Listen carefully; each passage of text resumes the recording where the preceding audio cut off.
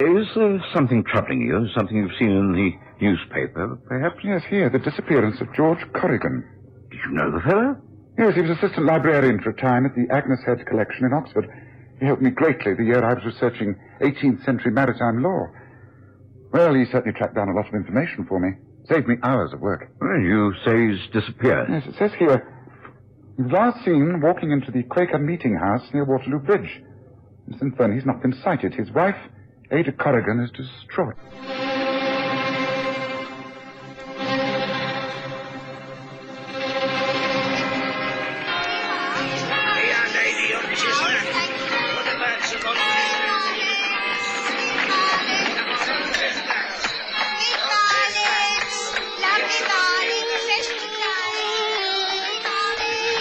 We present the stories of Sherlock Holmes.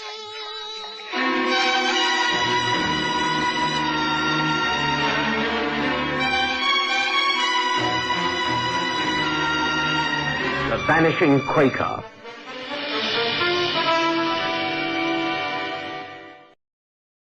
As far as I could recall, he was devoted to his wife Ada, who had not enjoyed good health. I well remember the pride he took in his role at the library. Delighted if he'd been able to locate a reference for me. His small, wiry figure, always busy going to and fro with armfuls of books. I had to admit to myself that I found the news of his disappearance quite disconcerting. I was on the point of suggesting to Watson that we pay a visit to Ada when the lady appeared in my rooms. Mr. Sherlock Holmes, we've never met before. I'm Ada Corrigan. Good morning, Mrs. Corrigan. Good morning. I was planning to visit you. I read about this unfortunate business only this morning. Could you let me have the details, please? Well, he's gone. He's vanished. Mrs. Corrigan, had your husband been receiving any medical attention before this happened? No, but he will when I find him. And I will. I'll leave no stone unturned. Mrs. Corrigan, please sit down and quietly and sensibly tell me all the facts. I'm sure we will arrive at an explanation. George would never go off and leave you. Well, he has. He's more than left. He's vanished. Yes, so you said. And under the most peculiar circumstances. It's hardly to be credited. I'm the laughing stock of the neighborhood. Oh, come now, surely not. Well, I am. And as a professional man, you must agree with me that I deserve to know the truth. Mrs. Corrigan, as a professional man, I am unable to pass any sort of judgment at all, unless you tell me the facts. Well, this is what has happened. As you may know, Mr. Holmes, we live in our own house in Faraday Road, near Waterloo Bridge. The house is in my name, left to me by an uncle. Well, it's a very comfortable home. Quite. Well, I suffer severely from ill health, and I rarely leave the house, just to do a little shopping and to attend church activities. George has to do the rest when he gets back from the office. I've always said that if the woman is ill... Mrs. Corrigan, please, try to get to the point. Which office? Where was George working? Well, they know nothing. They were the first people I went to speak to. It's an insurance office in Fenchurch Street. He's been a clerk there for a long time now. The last they saw of him was when he left, last Saturday. When did you last see him, Mrs. Corrigan?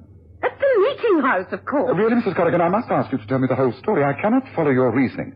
And I cannot help but feel that there must be a logical explanation to all this. There isn't a logical explanation. Well, in the simplest possible language, I'll tell you what happened. George and I have been going to the Quaker meeting house for many years. And last Sunday, we left the house as usual. A carriage calls for us by regular appointment, and we arrive there always on the dot of 10:45. On rainy days, we give our maid Gwyneth a lift. I've always insisted that whoever works for us must share our fate. Quite. Well, Sunday was wet, so Gwyneth came with us. We attended the meeting together. No, Gwyneth was sitting at the back, of course. We met with Mr. Symes. He's one of the elders there. Afterwards, and we were standing at the front having a talk. Very good to see you looking so well, Mrs. Corrigan. Oh, thank you, Mr. Symes. One does one's best. But I do find the weather gets me down. Yes. Well, we must hope that it improves soon. It's been quite dreadful, I do agree. But you said in this morning's meeting that one weathers the storm in order to spread sunshine. We appreciated that, didn't we, George? Oh, yes, indeed, my dear. I thought it was wonderful, Mr. Symes. Thank you, Gwyneth. Gwyneth, Thank you. go outside and see if the rain stopped. Yes, Mum. I'm afraid you'll find it's still raining, my dear lady. Pardon me for interrupting. I'm afraid I've left Ada's monthly meeting agenda. Excuse me, I'll just run off and fetch it. Excuse me, my dear. Really, George, you're becoming so forgetful. I won't be a minute, dear. Oh, he'll forget his head one of these days. He's getting old, that's what it is. He's getting old. And that was the last time I ever saw George. You're saying he went back inside the Quaker meeting house to get a prayer book, and that's the last time you saw your husband? That is correct. Gwyneth and I stood waiting while the rain poured down, and George did not come back. In the end, Mr. Symes searched the whole place, but there wasn't a trace of him. We searched and searched. No one saw him leave the building, and he certainly wasn't inside. Did you check the other exits to the building? The only other door, the door out of the back of the meeting house, was locked. I see. Well, eventually Gwyneth and I gave up and went home. I've been waiting in vain for his reappearance and explanation, but there's not been sight or sound of him. Very extraordinary. You say that you have been to his place of business? Oh, yes. I spent the day making inquiries there. No one has seen George Corrigan since the moment he disappeared inside the Quaker meeting house. He's vanished. Have you been to the police? Have you contacted the local hospital? Of course not. Can I say to the police? I should become an even greater figure of fun than I am now. Why should I contact the hospitals? He was in excellent health. There might have been an accident, madam. A fall. Amnesia. Oh, in the Quaker meeting house? No, this is a plot. A devious plot of some kind. And I am the victim, Mr. Holmes. I am the innocent victim. But I couldn't take the whole incident very seriously. I had little sympathy for Ada Corrigan, who seemed to be facing a loss in a strident and rather selfish way. She seemed less concerned with her husband's disappearance than with her own personal inconvenience. I was concerned, however, about the fate of my old acquaintance, George Corrigan. When Watson read out to me a pertinent piece from the newspaper, we were having a drink at the Wig and Pen Club. Extraordinary. It says here a man's overcoat, jacket, and a pair of shoes have been found in the Thames near Waterloo Bridge. A gold watch was found in the pocket of the jacket and is the property of Mr. George Corrigan of Faraday Street, Waterloo Bridge. I say, Holmes, isn't that the same man? Well, indeed it is, yes, Watson. Does it say that the body has been found? No, it says nothing about a body, although the inference of drowning is obvious. Let me see that newspaper article. The newspaper told me very little, but those were the clothes of George Corrigan without a doubt. It was expected that the body would turn up with the change of the tide. I didn't think it would. And it was whilst I was questioning my doubt about the possible death of Corrigan when Watson said, I've heard of this Quaker meeting house. It's quite a history connecting it to the River Thames. Well, no doubt the police will now carry out their investigations and solve the mystery, don't you think so, Holmes? No, I don't think anything of the kind. I think they'd make a great fuss for a few weeks and they'd put it down as another unsolved mystery connected with the River Thames. Oh, the man must be somewhere. The chances are that they'll drag parts of the river and find his body. I doubt that, Watson. I doubt that very much. Oh, why? He doesn't sound like the sort of man to disappear without a trace. Well, it must be foul play somewhere. He must have been abducted, attacked, the body thrown into the water. Again, I doubt it. What is the motive? Who knows? Robbery? Oh, come, Watson, come. A few articles of clothing are found in the water, and in order that identification is verified, a gold watch is left in the pocket of the jacket. Does that fit with robbery? A watch is usually worn on a chain attached to a waistcoat. It's all too pathetically obvious for words. My suggestion is that you come along with me and we start to find out something about Corrigan's private life. Did you not discover anything from his wife? That is a waste of time. She's a mass of contradictions. No, Watson, in any case, I don't mean his home life. I mean his private life. What, you mean the people he worked with? Yes, exactly. The people he spent his lunch hours with. I can't see him walking home and back each lunch hour, and Mrs. Corrigan doesn't give me the impression of being the loving wife who would take the trouble to make him sandwiches. Yes, I think we should try a local pub. The Red Cap is the most likely, on the corner of Paradise Road. Certainly, if you say so. Well, when would you like to go? Oh, there's no time like the present, my dear Watson. Let's finish our drinks and then take a cab to the Red Cap. I feel sure the local people will be eager to expand on the mystery.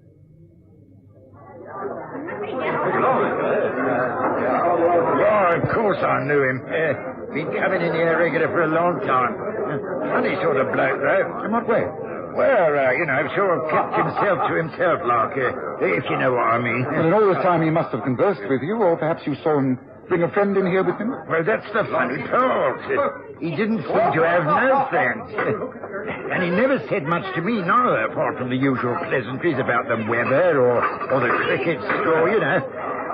No, he was definitely a dark horse, was that one. Oh, speaking of horses, there's a chap sitting over there that might be able to help you. There, the green table in the corner. It's Irish Mick, the bookie. Mr. Corrigan always had something to talk about with Irish Mick. I can't think what they had to talk about. George Corrigan hardly looked like a betting man. No, well, thank you very much. Come, Watson, let's move from the bar. Well, hello, Mick. I'm surprised to find you in this place. I thought you usually operate south of the river. Oh, hello there, Mr. Holmes. Nice to see you, sis, indeed. That's right about that one. Southwark used to be my pitch. That is, up to about 18 months ago when I ran into a spot of trouble, you might see it. Oh, nothing serious, I suppose? Oh, not at all, Mr. Holmes, not at all. It's all been well looked after. Now, I'm doing all right up here. Nice bunch of punters. I can't grumble. Talking of punters, Mick, I have 3 questions that I need direct answers to. All right. I promise you that none of this will go any further than myself. They concern George Corrigan. Fair enough, Mr. Holmes. I owe you. Though what is it you want to know? Just how clever a punter was George Corrigan? How many years had he been backing the horses? And how much do you think he's won recently?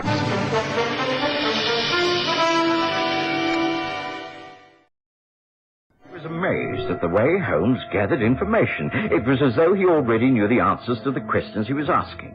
I'd seen it time and again. Irish Mick knew he'd be caught after he lied, and it was clear that he knew Holmes extremely well. Holmes explained it all as we walked away from Paradise Road to the Corrigan's house in Faraday Street. Yes, it was a stroke of luck meeting Irish Mick like that, Watson. It certainly put us on the right course. He's given me information before. He's 100% reliable. It's very surprising, really. George Corrigan is a sincere Quaker. He'd never drink and certainly never gamble. It's quite unheard of. Yet, according to what we've just been told, he was a most successful punter. It makes you wonder. He must have made quite a few £100, too. Do you think his wife knows anything about his activities? I'm sure she does not. I'm not going to tell her either. This must be the house. Come along. I think the ringing of the bell is a little unnecessary, Watson. The lace curtains in the front room were moving as we approached. There's no one at home. If the newspaper reporters, you can stay away. Mrs. Corrigan won't see anyone. We are not newspaper men. I am Sherlock Holmes. Mrs. Corrigan came to see me, looking for some assistance. Oh, better come in then. Thank you. You must be the maid, Gwyneth. This is Dr. Watson. Is Mrs. Corrigan at home? Yes, but I don't think you'll be very welcome. She's in a terrible paddy at the moment. The place has been besieged by newspaper men, and we're right fed up with it. I'm leaving her to it, that I can tell you, here and now. You are leaving Mrs. Corrigan's employment? How surprising. There's nothing surprising about it. I only stayed on here because of him. He's a nice, quiet, gentle person, he is. And now he's gone. Well, I can't put up with old prune face a moment longer. My man won't let me anyhow. Says I've got to leave. He's made all the arrangements to take me to Australia, he has.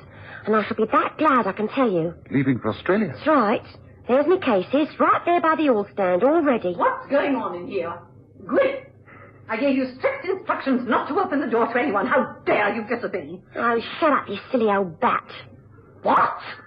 I don't have to listen to any more of your insults. You with your airs and graces trying to be a lady, pretending to be an invalid. I've had enough, and it's goodbye to bad rubbish.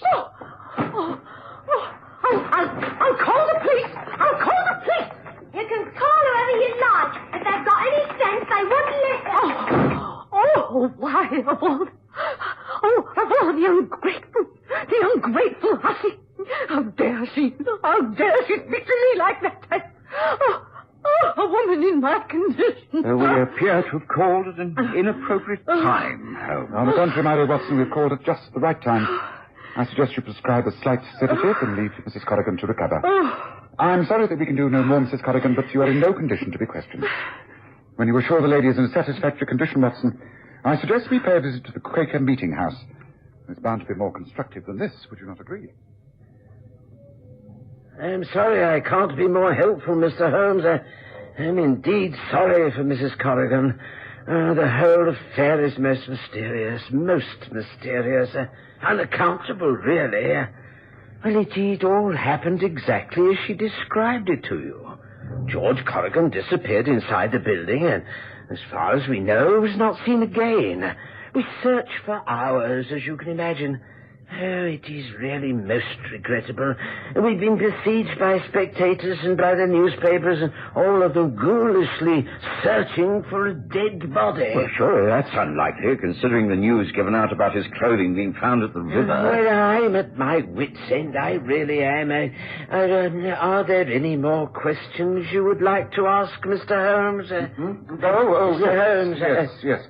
These manuscripts on your shelves dealing with the history of the Quaker meeting house. May I ask if George Corrigan ever took any interest in them? Oh, what an extraordinary thing to ask. Well, as a matter of fact, he did. He borrowed them to study on one occasion. Can you say how long ago that was? Oh, about 3 months or so, I suppose. He was most interested in the old legend that was buried treasure in the vault. Is that so? Yes. Was there any particular part of these manuscripts to take his attention? Well, I don't know. Those diagrams did, yes. He tried to puzzle out what they meant, but not without much success, of course. This diagram, may I please make a copy of it? Oh, gracious me, that is exactly what George Corrigan did. Yeah. Then we're on the right lines, are we not? I think this is all I need. Thank you, Mr. Symes. We shall not be bothering you again. I take it that the building is open and we may go inside? Oh, yes, of course, anyone may.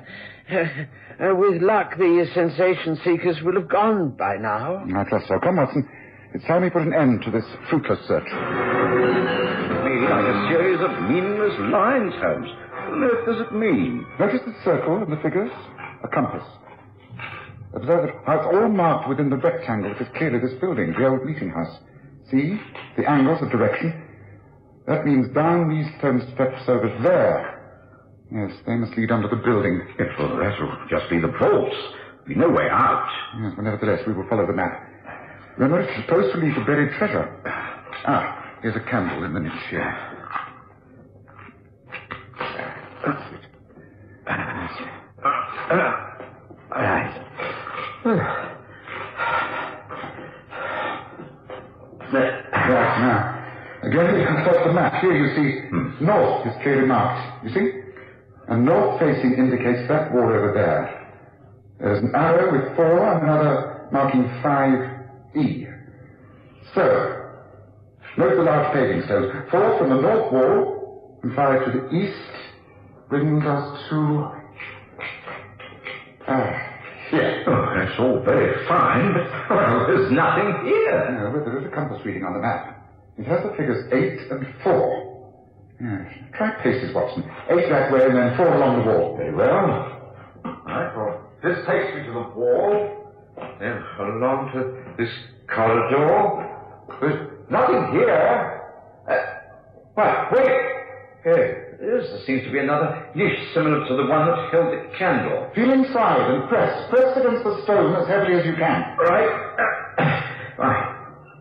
I think something's moving. Wait. That's it. More, Watson, more.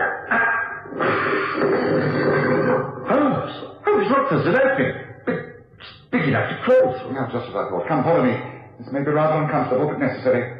We may have to go on all fours, but I think I can state confidently that this is the way George Corrigan disappeared last Sunday, and it will lead to the river. Of that I have no doubt. Come, Watson, after me. I followed Holmes in what was one of the most uncomfortable endeavours I've ever experienced.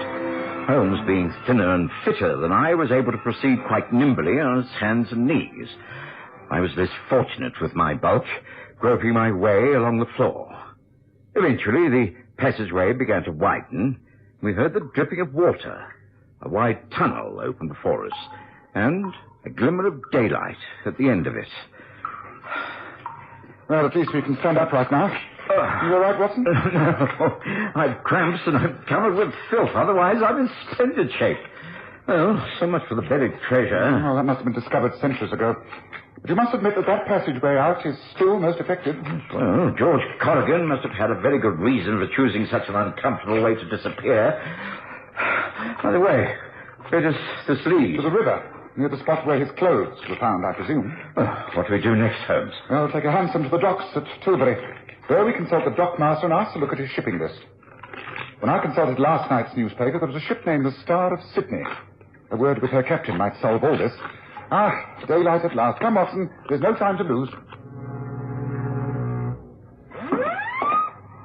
There's only one passenger cabin booked on the ship, sir. It's booked in the name of Bradshaw, returning to Sydney. This is it, sir.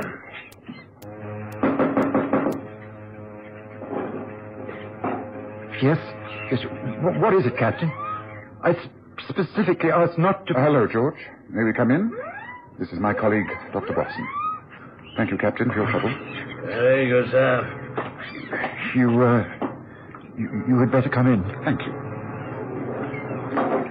Well, George, we've gone to a great deal of trouble to find you. What does all this mean? How did you find out I was here? Have the police sent you? Has Ada sent you? You must not give me away. You mustn't. One thing at a time. How we found you is immaterial.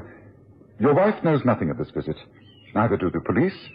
And providing you've committed no criminal act, then I see no reason why they should be told. Have you committed a crime, George? Something you are ashamed of? I'm only ashamed of living under Ada's thumb for all these years. The only crime I committed was to marry her for her money. I didn't even get that. I worked and slaved for her for nearly 20 years. And then I started to make a plan. I needed money. So you gambled, and you were a success? A few months ago, you hit a real jackpot, and that gave you enough to think about starting a new life in Australia. Is that not right? That is it, exactly. But I had tried to find some hidden treasure in the old Quaker meeting house. I thought that might give me the means of getting out of the country. But, of course, when I got there was nothing there. Only the escape route. And last Sunday, I did it. I did it, and I'm never going back to that old life. I'm free. Oh, Mr. Holmes, please keep my secret.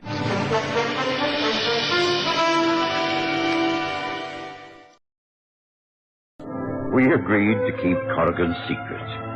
And on the way back to Baker Street, Holmes chuckled as he said, It wasn't really a case at all, Watson.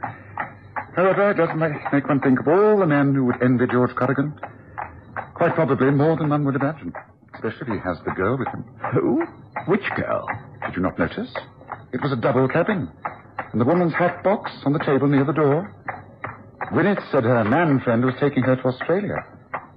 That's what put me onto the Star of Sydney. George Corrigan is the man friend. Well, there's a lot of truth in the old saying, still waters run deep. Wouldn't you agree, Watson?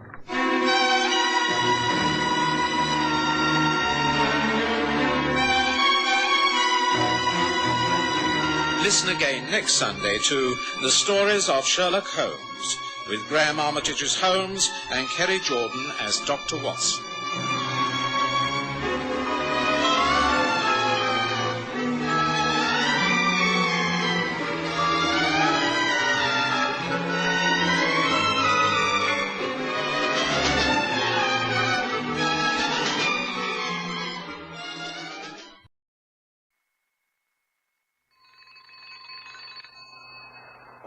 John, I'll answer it. This is a home of Dr. Watson. Pleased to help. Oh, come in. Come in. These are not surgery hours, but the doctor is in. I'm sure he'll see you. Come in. Let me help you. John, dear, a patient. Please come quickly. Hurry, dear. Hurry. I'm all right. Just to sit down. What is it, sir?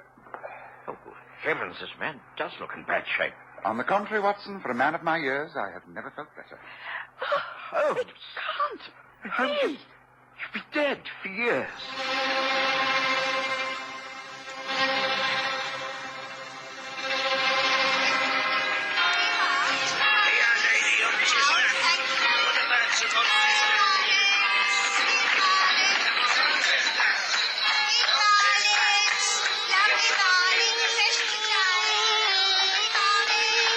We present The Stories of Sherlock Holmes.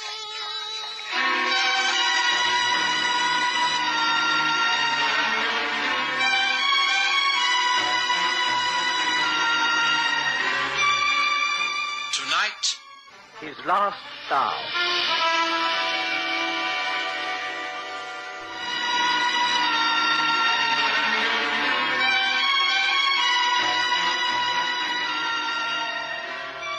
I'd never been so stunned with surprise in all my life.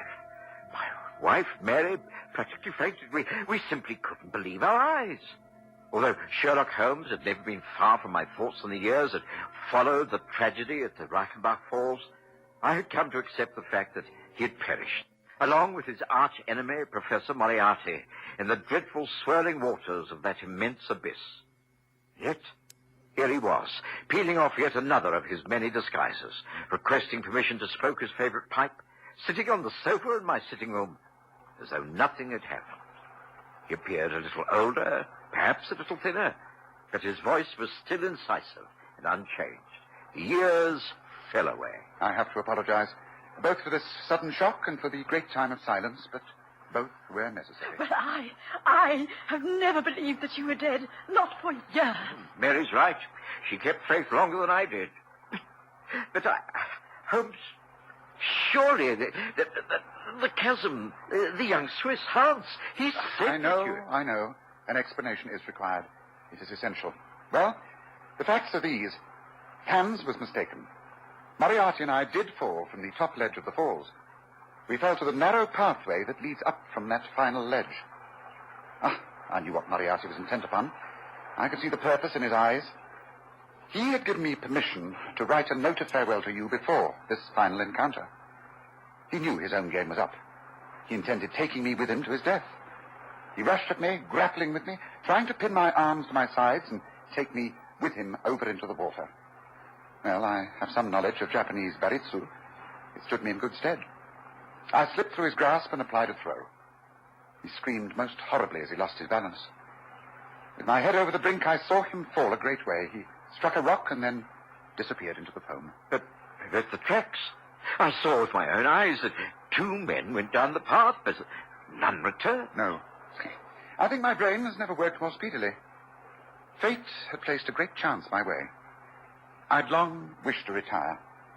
I knew that for as long as the world had faith in me and I lived in Baker Street, I should never be left in peace. Here was my great opportunity. If I could get out of the falls alive, then I could start a new life. I climbed the face of the cliff. That's impossible. The face wall is sheer. Not quite. I decided to attempt it. If I failed, then Moriarty would still win. If I succeeded, I could enjoy a life of retirement. And it was by far the hardest climb of my life. At times I imagined I heard Moriarty's voice screaming at me out of the depths. But I managed it. Well, I will not bore you with the details from then on. I took my time before returning to England. There was only one man who knew the truth. My brother, Mycroft. Oh, Holmes, don't you think that you could have... It wasn't that I didn't trust you and Mary, Watson, but I preferred it this way. We would have been bound to have taken up our friendship again. Others would have found out. Mrs. Hudson, Lestrade. I simply could not afford to take that chance. I still think... I don't care, John. I don't care. Whatever Mr. Holmes says is all right as far as I'm concerned. I believe him, and I stand by him. I will remain silent about all this. Oh, I'm so pleased. I'm so pleased and relieved. Oh, dear. I don't know if I shall laugh or cry. Oh, well, do neither, my dear. Why not go and brew us all a good strong pot of tea? I think that will do us all a power of good. Excellent suggestion. Oh, yes. Perhaps you're right, dear. That is a good idea. What a morning. What a wonderful, wonderful morning. Well, you seem to be well settled, Watson. The years have been kind to you. And Mary is unchanged. Yes, we have a lot to be thankful for. Oh, but now come, Holmes, to the second part of your explanation. Why now? Why suddenly, after all this time, have you come back into our lives? Good question. I made sure my retirement was complete. I lived the life of a hermit among my bees and books in a cosy cottage on the South Downs. But through Mycroft, the only man who knew of my existence, I've been forced into action again. You see, Watson, this is 1914. And in the summer of this year, war will be declared. The greatest war this world has ever known. A world war. Oh, Holmes, you can't be serious. Well, there are always rumors of war, always quarrels with Ireland, arguments with Germany, disagreements with the French, but an open conflict? Oh, never. How I wish you were right. But the Kaiser has already made his plans. You'd be amazed if you knew how riddled this country is with German spies. It is inevitable, Watson. And that's why for some months now I've been engaged in counter-espionage. I can tell you that at this moment 2 gentlemen are engaged in a most important conversation in the garden of a large mansion just south of this city. One is known as von Bork, a remarkable man, the most devoted of the Kaiser's agents. His companion is Baron von Herrling, the chief secretary of the German legation in this country. Now, they are putting the finishing touches to a plan that is the culmination of von Bork's work over the years. So far as I can judge the trend of events, you should be back in Berlin within the week. You will be surprised at the welcome that awaits you. Your work in this country is most highly thought of. The English are easy to deceive. I have achieved everything simply because I am a born sportsman. It is not a pose. I hunt with the English squires. I play polo. I match them at it every game. I box against the young army officers and sail against their best yachtsmen. What is the result? No one takes me seriously. Quite a decent fellow for a German, you know, old boy. And all the time in this quiet country house of yours lives the most astute Secret Service man in Europe. You are a genius, my dear von Bork. You flatter me, Baron, but I certainly make claims that my 4 years in this country have not been unproductive. I have never shown you my little store, have I? No. Would you mind stepping this way for a moment? Certainly. After you, Baron. Dankeschön. I must, of course, claim protection from the embassy for the important papers that I shall be taking with me. Oh, naturally. You have already been booked in the embassy entourage. There will be no difficulty for you or your baggage. Of course, it is just possible that none of us will have to go.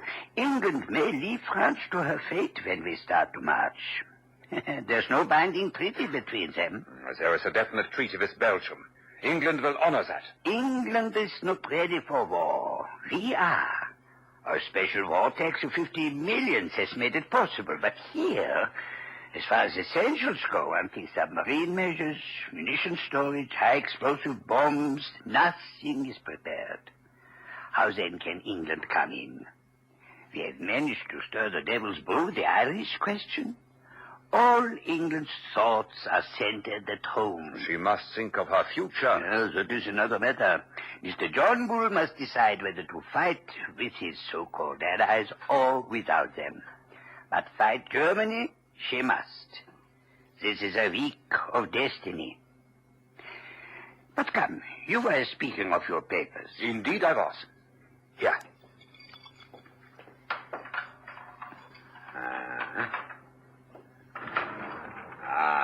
There. See, the safe is opened. And here, in neat files. See? Harbor defenses, aeroplanes, Ireland, Egypt, all under their headings. Portsmouth forts, the Channel. Each file is filled with papers and plans. Brilliant. Not bad for the hard-drinking, hard-riding country squire. But the gem of my collection has yet to come. It will go here under naval signals. But you already have a good dossier here. Oh, out of date and a waste of paper. Somehow the Admiralty got an alarm and the code has been changed. It was a blow to me. But thanks to my checkbook and the good man Altamont, all will be well tonight. Oh, a pity that I cannot wait. You can imagine that things are in an upheaval at the embassy. We must all be at our posts from now on. I had hoped to bring news of your great coup. Did Altamont name no hour? Here, read his telegram. Will come without fail tonight and bring new sparking plugs. Altamont. The sparking plugs? He poses as a motor expert, and I keep a full garage. In code, everything likely to come up is named after a spare part. If he talks of a radiator, it is a battleship. Of an oil pump, it is a cruiser, and so on. Sparking plugs are naval signals. I see. This was sent from Portsmouth at midday? Oh, by the way, what do you give him? In this case, £500. Greedy rogue. They are useful, these traitors, but I begrudge them their blood money. I grudge Altamont nothing. He has never let me down. I know him well. I assure you he is not a traitor. Yes, a very bitter Irish-American who is filled with intense hatred towards his country. Ah, Irish-American. With full Aryan blood on his mother's side. Must you really go? He should be here at any moment. I regret. I can wait no longer. Then we place these things away, and I will see you off. Thank you. Good. Come. I will walk to the gates with you to say goodbye. I shall call upon you tomorrow with the new, sparking plugs. Rest assured, we shall not fail, Baron. Oh, come in. Yes, Annie, what is it? Have they come? Lights of a car coming up the drive, sir. Must be Mr. Altamont, as you expected. Good, good. Then I go to welcome him. Thank you, Annie.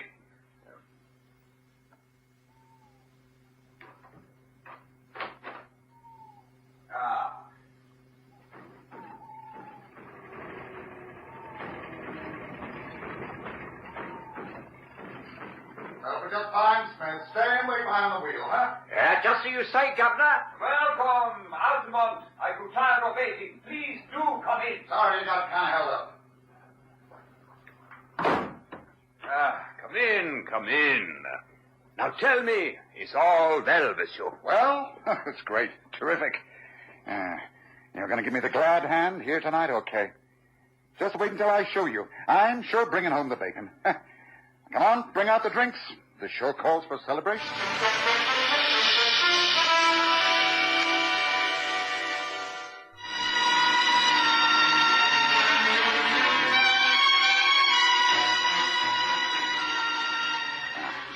Here's mutton, you all right?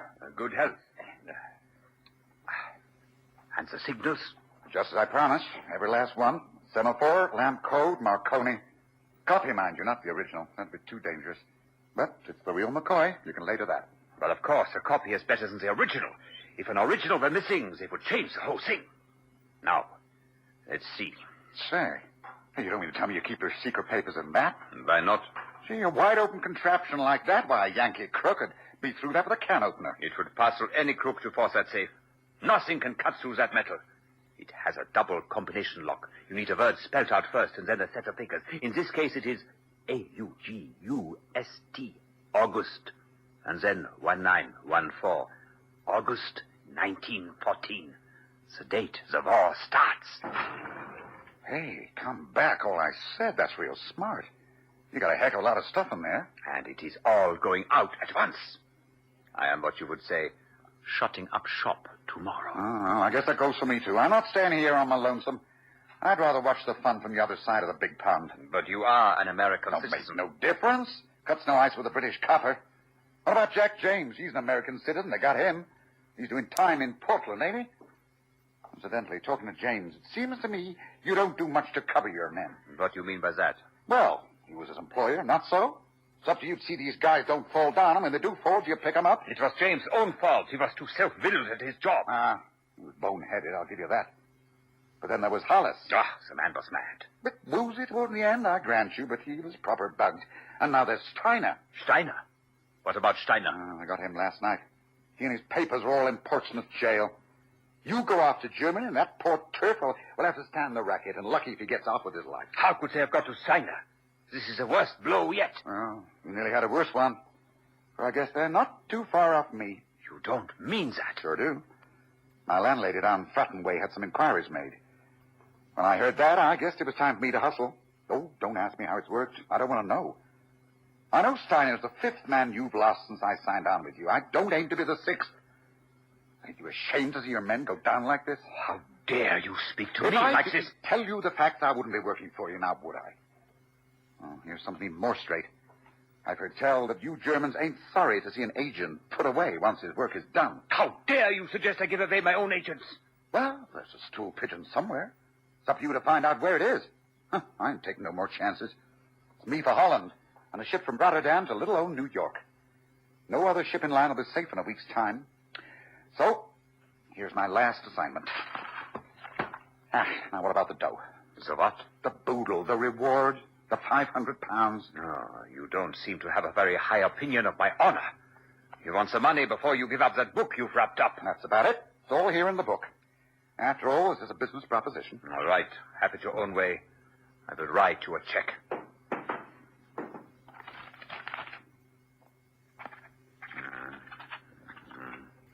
Here we are. This should be sufficient.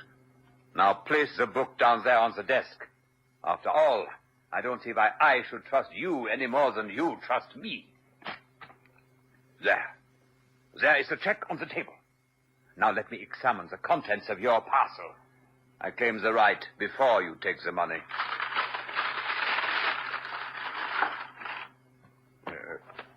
What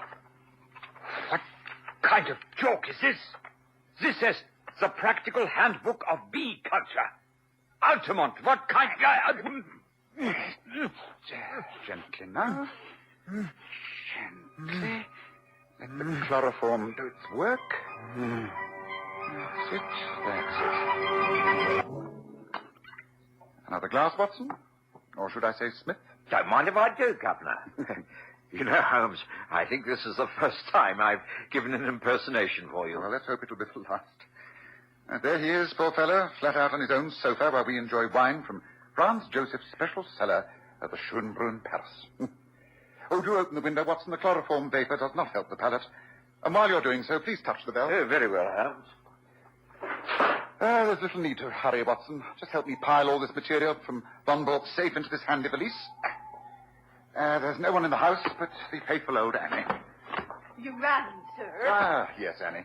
You'll be pleased to hear that all is well. Oh, I'm so pleased, sir. Oh, dear. He does look bad, don't he? Simply out cold for a short while, Annie. Nothing serious. Oh, he was quite a kind master, sir, within his rights, of course. He actually said he would pay for my passage to Germany. Can you imagine? Me living out there with all them Huns? It would hardly be suitable, would it, sir? Hardly. Thank you for your help. Now, would you be kind enough to take all these things and place them into my car? Also, telephone to my brother Mycroft and report that all is going exactly as planned. Very good, sir. It'll be a pleasure, sir. Are you sure you can handle his nibs? I think so, Annie. I think so. But that will be all. Thank you. Thank you, sir. Well, Holmes, so far so good. You must have been impersonating this American Altamont for some time to have ingratiated yourself so deeply in the favor of von Bork. It's taken nearly 2 years and entailed actually living in America. But now I can return to my books and my bees. Here is my magnum opus, my book on bees. I intend to write a second volume, Observations on the Segregation of the Queen. Have you never missed the old life, catching of ordinary, everyday criminals? Not really. The passing of Moriarty, I rather lost interest. It was only when the Prime Minister himself appealed to me, through Mycroft, to enter the game again and tackle this gentleman von Bork, that I felt any enthusiasm. Von Bork is a superb spy. He matched the English in everything. That's why I assumed the role of an Irish-American and was persuaded to join his team. Since then, I've managed to make most of his plans go subtly wrong, and I've placed 5 of his top men in prison. I heard that. I heard what you said, Altamont. Good. Because you, Herr von Bork, will be the 6th bird in the cage. I shall get level with you, Altamont. If it takes me all my life, I shall get level with you. That was the favorite remark of the late, but far from lamented, Professor Moriarty. Colonel Sebastian Moran was also known to have muttered it. Damn you, Altamont, for a double-dyed traitor. I am no traitor. Neither am I Altamont. Surely my speech now shows you that I am not an American. Altamont of Chicago had no existence, in fact. I used him and he is gone. Then, who are you? It's really immaterial to you, Herr von Bork. But I've had dealings with you and your kind. It was I who brought about the separation of Irene Adler and the late King of Bohemia. I also saved from murder Count von Grafenstein, your mother's elder brother. It was I... There is only one man. You are Sherlock Holmes. But they told me you died years ago. The High Command. It never does to believe the High Command. Now, if you'll be so kind, we shall take you to the car and then to Scotland Yard. You are not the police. You have no right under British law to threaten me and abduct me. You are kidnapping a German citizen and stealing his private papers. They will reject you. I will take that chance. Now, come. Watson, take the papers. Right. Von Bork, come. No point in resisting now. This is the end. No. Stay where you are. The almighty Sherlock Holmes. You chloroformed me, dragged me down here, and forgot to even see if I was armed. The revolver My German service revolver left in my inner pocket. Well, this is the end.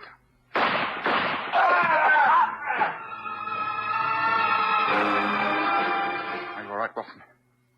Yes. Yes, I think so. I'm not used to these high histrionics, Holmes. Neither am I, but I had to make him think he was winning.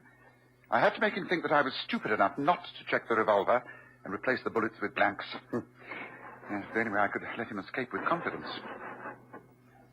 Ah, listen, there he goes. That's his car, not mine. Mine has a special geared-up engine, racing quality. Now, come on, Watson. This is the last time. My final bow. Now, let's get after him. He's the only one who can involve the Baron and lead us to the rest of the conspiracy. Holmes took the wheel of the motor car, and as we raced up the country lanes and out into the well-made roads, I pondered yet again on this strange twist to the autumn of our lives. Gone were the hansom cabs. Taxis were now replacing them. There were even motor buses, and the horse bus was fast disappearing. The Underground Railway tunneled its way under our very feet. What lay ahead? The hideous cruelty of a modern war with trenches and shelling, bayonet fighting, and even war in the air. It seemed that a curse of the Almighty hung heavy over a degenerate world, and there was a feeling of doom in the sultry and stagnant air. Holmes dragged me back to earth. There, look ahead. That's where Von Bork has left the car. He's rushed into the building. The lights are on. That means they can suspect nothing. Come, Watson. And careful now. The net closes for the last time. Careful. You are sure this is the truth, Von Bork? I am sure Baron von Herling will vouchsafe for every word. Of course. We are lucky to have discovered the truth in good time. And we are assured that this Sherlock Holmes and his colleague are dead. I shot them myself. But we must act swiftly. We must cancel all previous plans. Our information is false. If we act upon it... If we act upon it, the German war machine will start at a tremendous disadvantage. Herr Conrad, you must know as leader of the espionage unit in this country that Von Bork would never go to these lengths unless it were true. We must act now. I agree. The whole of our network is in jeopardy. I therefore disband this organization. You will all go your own ways, making for the fatherland with as much information as you can take. Get in there!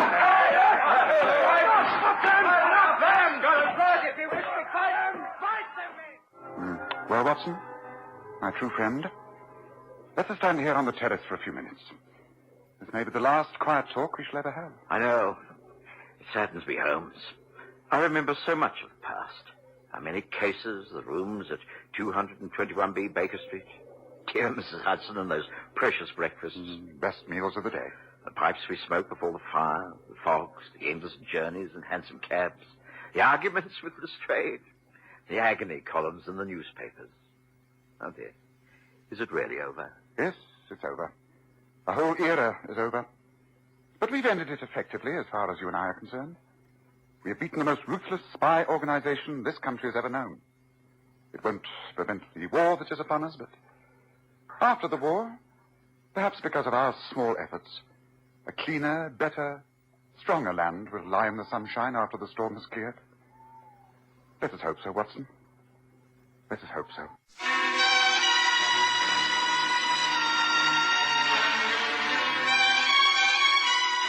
For 5 years, Graham Armitage has played Sherlock Holmes, and Kerry Jordan has taken the part of Dr. Watson.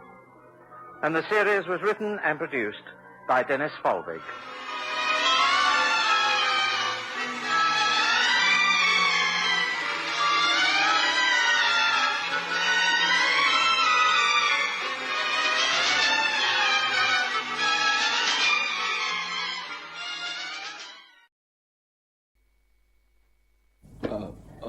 Are you sure that'll be all, sir? Oh, yes, thank you, Gilpin. I shan't want anything more. Oh, by the way, how's your wife? Is she recovering from the operation? Well, I'm happy to say there's progress, but it will be a long job, sir. Yes, yeah. Buy her something with this. Cheer her up. Oh, thank you, sir. You're most kind. I do appreciate it. Oh, that's all right. I hope things go well for you. Good night, Gilpin. Good night, sir.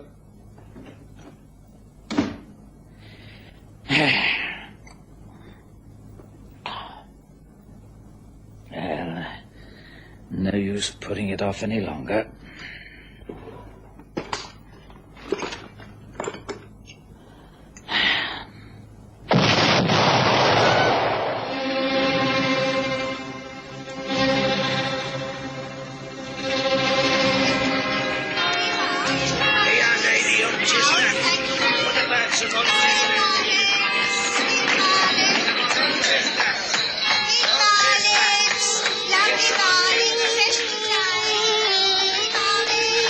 We present the stories of Sherlock Holmes.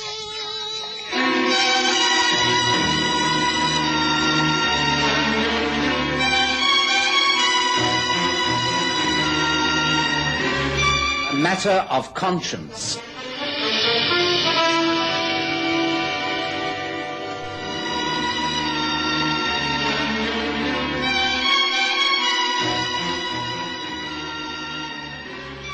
James Berisford's death by his own hand shocked the London business world. The rumours had been well-founded. Never smoke without fire, the financiers said over their whiskies and sodas. Berisford's notes had been going about the city at 40% discount, and there were no takers. Settling day was the very next day. He realised he was a completely ruined man, and so he took the only way out. James Berisford, the man who shot himself yesterday. He at least did not leave a wife and family. No, quite. Poor devil. I know the man was a gambler and probably wreaked a great deal of havoc through his ruthlessness in business, but I can't help feeling sorry for him. He must have been in a desperate state of mind. Indeed, yes. I met the gentleman on more than one occasion through my brother Mycroft in the Diogenes Club. He was on the surface a most amiable and fair-minded man. He was well liked by many and feared by most. A man like Berisford makes many enemies in the course of a lifetime. Well, you mean that his enemies may have brought about his ruin? Oh, undoubtedly. The point is that in order to outmaneuver his kind, one has to be within the inner circle, as it were. Well, I don't think I follow that, Holmes. Well, I mean only someone near to him, someone who held his confidence, would be able to trick him so cleverly that it would lead to total bankruptcy. But you think he was driven to this by the treachery of his friends? Oh, almost certainly. That may appear cynical of me, and I doubt if we shall ever learn the truth, but I should judge it to be so. How dreadful that any man can be betrayed to that extent. Quite. It is inhuman and immoral. But not a criminal matter, for no one has broken any laws. One can cheat a man quite legally by giving him false advice. If I sway your judgment to back a horse that has no chance of winning, well, whose fault is that? Yes, well, I see what you mean. But if Berisford was forced to kill himself by someone else, I wouldn't like to have that person's conscience. Ah, yes, a matter of conscience. Yes, that is a different matter. Ah, we have a visitor. I wonder who that can be so early on a cold November's morning. Now, if it's anybody important, you have no need to fear of my presence. I've sadly neglected my patients due to this flu epidemic, and I must be about my business. Oh, no, please don't go. I value your opinions. They give me the slant of the ordinary man in the street.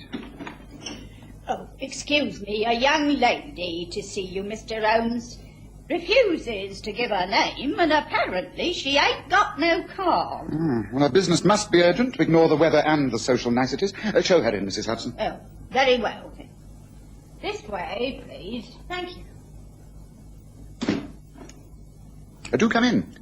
May I introduce myself? I am Sherlock Holmes, and this is my friend and colleague, Dr. Watson. How do you do? I know who you are. I have often seen you, Mr. Holmes. Do come nearer the fire. Take a seat. Some coffee? No, thank you. I cannot stop. And you will possibly ask me to leave anyway. You see, I want some advice, but I'm not prepared to give you my name or address. That is at least honest. You could have lied about those facts and hoped to get away with it. I don't lie. I always tell the truth. I want you to advise me on the correct course of punishing a man who has forced another man to commit suicide. Ah, that is a most curious request. Something which is both pertinent and topical. I take it that you're referring to the death of Mr. James Berisford. How did you guess that? It's really not at all hard. The case is splashed all over the newspapers. Watson and I were discussing the tragedy and the poor fellow's state of mind just before you called. Suicide while the balance of his mind was disturbed. That what you think? Nonsense. He was driven to it by Max Corbett. Max Corbett? Yes, they started as partners, is that not so? Very many years ago. An enterprise known as International Supplies. Very ambitious and very successful. It was all James Berisford's skill and business acumen. But Corbett and his cronies got to know more. They deceived him in various different ways under different names. Berisford trusted them. He was unaware, even up to the last 6 months, of the bitterness and hatred he was faced with. Can you believe it? Oh, yes. Please continue. You're telling me very little that I didn't know. Beresford was forced in the end to turn to moneylenders, only to find that they also were puppets of Max Corbett's men. Then came the final squeeze. It was cold-blooded and calculated, and at the moment these men are pretending to be heartbroken, but they are inwardly delighted. They should be punished. They must be punished. Particularly Max Corbett. Do you not agree with me, Mr. Holmes? My dear young lady, as I pointed out to Watson only a short while ago, this cannot be regarded as a criminal matter. Everything you say may be true. You may even be able to produce certain facts as proof, but there is no way that you're going to pin a crime onto Max Corbett. If you start to spread these rumors, you can lay yourself open to an action for slander. But Corbett is too clever to be caught like that. You mean that my hands are tied? That there is nothing I or anyone else can do? I didn't say that. I shall have to give the matter some thought. I wonder... Watson, while you're doing your rounds, will you be anywhere within the vicinity of the Diogenes Club? I can be, Holmes, yes. Then would you be good enough to deliver a note to my brother Mycroft? He's bound to be there around lunchtime. Excuse me a moment. Paper and pen. Envelope. Yes. Mr. Holmes, it is quite clear that my worst fears have been confirmed. I am doing no good here, merely wasting your time. I'd better leave. No, please don't go. There you are, Watson. Now, if you could see that this is delivered as soon as possible. Very well, I shall do my best. Oh, will you excuse me now? I'm a doctor and have to attend to patients. I shall call back later, Holmes. Good morning to you. Now, young lady, answer me one thing. If I agree to help you, you will give me your name and address here and now? I got to the Diogenes Club just before lunch and left Holmes's note for his brother. The place seemed unusually crowded. I met a few people I knew who invited me for a drink, and it being a cold day, I accepted gratefully. It was while in one of the rooms that I heard the name Max Corbett mentioned. Ah, Max. Max Corbett. Might have known that you'd be here today. Toasting to success? I don't know what you mean, Wilder. I came to collect some mail. And now I'm off to see my fiancée. That's worth a toast. Ah, yes, the Honourable Abigail Stratton. Yes, I read of your engagement. Congratulations. Thank you. But today is not a happy one. Not after hearing of poor Beresford shooting himself. Poor Beresford, indeed. Cut out the rot, Max. I happen to have been on the right side when international supplies went under, so I'm not complaining. But I'm not a fool. You and I and the rest of the crowd caused it to happen. That's a lie. It's true, and you know it. You put Beresford out of the game as surely as if you pulled the trigger of that revolver yourself. You played every dirty trick you could to beat him. I've got to hand it to you. You got what you wanted.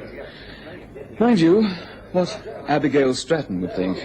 Well, lucky for you, she doesn't understand business deals. Now, you keep Abigail out of this. Oh, it doesn't matter to me. She's your problem. I wonder how you'll explain it all. Tell me something, Max. Were you very afraid of him? Afraid of him? Afraid of Beresford? No, of course not. Not in the slightest. Well, I'd say you were scared stiff. That's why you couldn't fight straight. You've made a fortune out of him, but you had to do it crookedly. James Beresford was a gambler, but a fair one. Something you'll never be, a fair fighter. Now, that's enough, Wilder. I'm not staying here to listen to this. And you'd better watch your step. You're right when you say I have influence now, more than I'd ever had. So be careful. You can't frighten me, Max. I've taken all precautions. Excuse me, Mr. Corbett. You called for your mail, but this one must have been overlooked. It was at the desk. How he got there, I can't say. Must have just arrived by hand. Oh. Well, thank you. Excuse me, Wilder. What? Well, that's strange. The handwriting, it looks like... Go on. Open it up then, old boy. Might be important. We can't end it like this. You cannot get rid of me. I shall always be near. I will call upon you at your home in Eaton Square next Thursday evening, exactly at 9 o'clock. You will see me. You cannot avoid it. Jimmy. Oh, what the devil? What's up, Max? You look as though you've seen a ghost. Not bad news, I hope. Something frightened you? Again? What is it this time? Something real or something imaginary? Or is it the fact that you have a guilty conscience? The next few days were very busy ones for me. I was either out in the cold, misty London streets visiting sick patients or attending to them in my surgery. I hardly saw Holmes, and when I did, he was usually coming in or going out of 221B Baker Street so muffled up that I could scarcely recognize him. Then, about 2 days after the inquest on the death of James Berisford, we had a caller. The morning was a foggy one. Gas lamps burned in the streets long after daylight. It was surprisingly cold, and Mrs. Hudson arrived later than usual. She was not pleased to receive a visitor in these circumstances. Oh, now, what on earth? Oh, it's going to be one of those days. Yes? I want to see Sherlock Holmes, come on. I'm not so sure that you can. Have you an appointment? No, but it's early. He must be at home. That is, if he isn't still in bed. Mr. Holmes is always up early, but he doesn't like to be disturbed at this hour. Now, if you give me... No, look here, that's enough. Let me in. I didn't come all this way to argue with a common washerwoman on a doorstep. Common washerwoman, indeed. The rooms are upstairs. Very well, I'll find my own way. You can't charge him like this, sir. You want to know who you are and what your business is. It's my job to look after him and see that he isn't put upon by the likes of people like you. Come in, quiet. Yes, what is it? This man pushed his way in, sir, and he demands to see you. Mr. Holmes, I couldn't keep him out. That's all right. Thank you, Mrs. Hudson. You may come back to clear breakfast in 10 minutes. Oh, come on, what a woman indeed. Come in, Mr. Corbett. Take a seat. You know Dr. Watson? How do you do? No, I don't know, Watson, but I'm glad to see you remember me, Holmes. We've met a couple of times at the club, haven't we? That is correct. May I ask the purpose of this surprise visit? Oh, it's all right. You may speak freely in front of my friend. I have no secrets from him. Well? I'm being persecuted, and I want you to put a stop to it. Persecuted? You mean someone is threatening you? You're in bodily danger in some way? A threat to your well-being? Then why not go to the police? Oh, no. There's nothing tangible for the police to get their teeth into. It's far too subtle. The fact is that since my good friend and ex-partner James Berisford killed himself, someone's been... persecuting me. I've received a note. Here, I'll show it to you. It was delivered at the club. It's a stupid joke, of course, someone with a perverted sense of humour. It's written, as you can see, as though it came from Jimmy Berisford. The handwriting is the same. My dear Corbett, if you know this is just a malicious trick, then why not burn it and forget the whole matter? Because it won't stop there. It hasn't. I'm being watched, followed. I know I am. And I've seen him. Not once or twice, but several times. Seen him? Seen whom? Well, someone, disguised as Jimmy. Okay, coming out of the fog. Why, only yesterday I banged into him. I could have sworn it actually was him. Tall, big, dressed in the way that Jimmy always dressed. Even the same cigars, the smell. The fact is that someone's trying to scare me, break my concentration. If that was the objective, it certainly succeeded. You seem very distrait. Well, it's getting on my nerves. Well, of course it is. I'm too busy a man to be bothered by such petty things. I'm going to get married soon. I don't... This going on a moment longer. You've got to stop it, Holmes. I fail to see quite what I can do. Well, catch whoever it is behind all this. I'll pay you any amount of money you want. Now, look, today is Tuesday. And in that blasted note, it says that whoever it is going to call on me at 9 o'clock on Thursday. Well? Well, here's your chance. You've got 2 days. Now, catch whoever it is that's tormenting me. Arrest him. Hunt him out. Scare the living daylights out of him. Warn him that if this persecution continues, he'll be dealt with. I don't quite know what methods you can use. I don't care. Just tell me how much you want to offer me complete protection. Mr. Corbett, I'm a private detective. I only deal in very important criminal matters. I am not a bodyguard. And cases like this are of no interest to me whatsoever. You mean you won't take the case? May I clear now, sir? I do not consider that there is a case, Corbett. Yes, Mrs. Hudson, you may take away the breakfast things and see this gentleman to his carriage. Oh, very well. But you'll be sorry for all this. And I don't need that creature to show me out. Goodbye.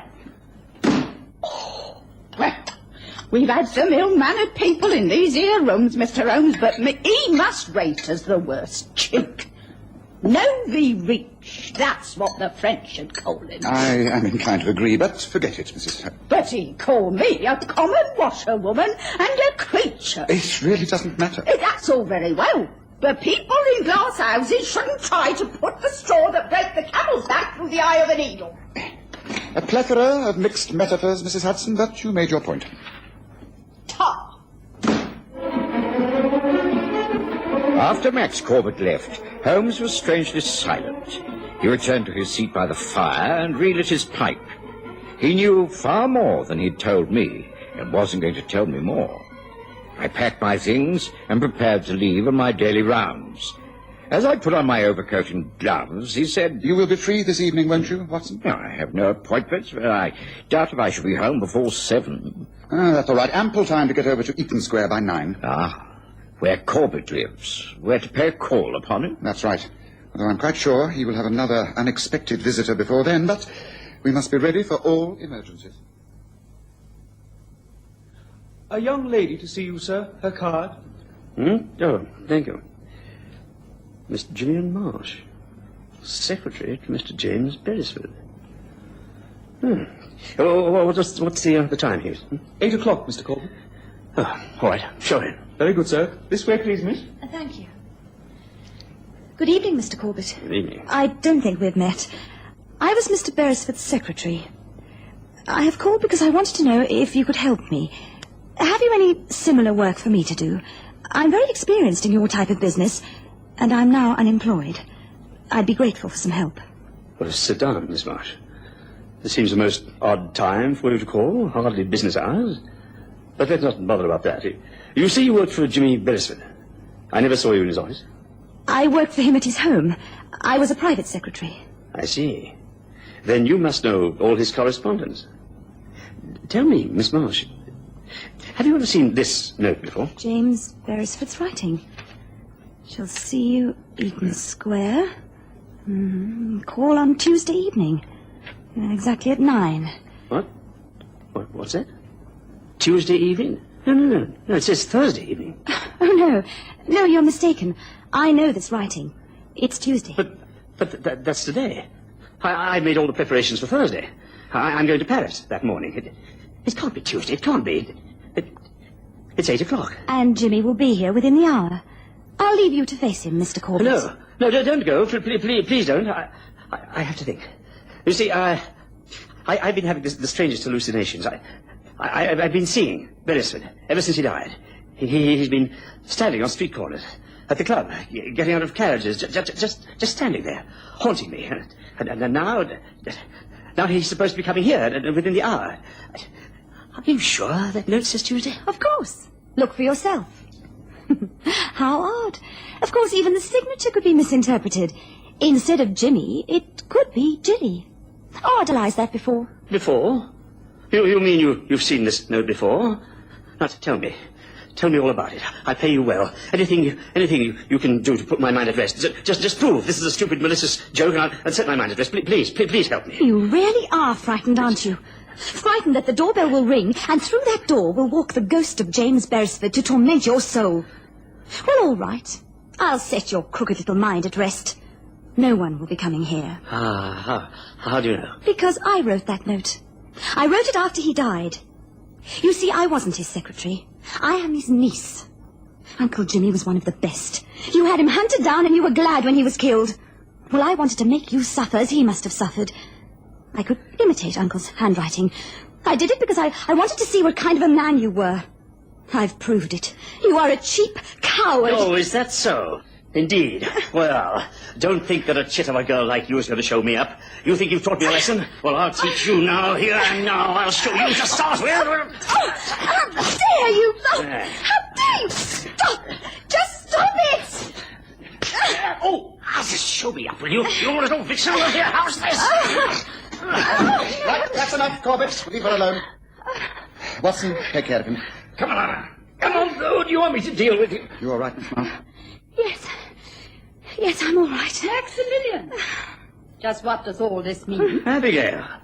Well, how did you... What... Why are you here? I was asked by Mr. Sherlock Holmes to come here this evening. He said I would learn something to my advantage. I seem to have done so. I'm leaving. I have nothing to say to you now, and I shall have nothing to say to you in the future. But I can explain all this. I can explain. It's a trick. Perhaps, Miss Stratton, you would like to take this note. It will explain that what you have seen was premeditated.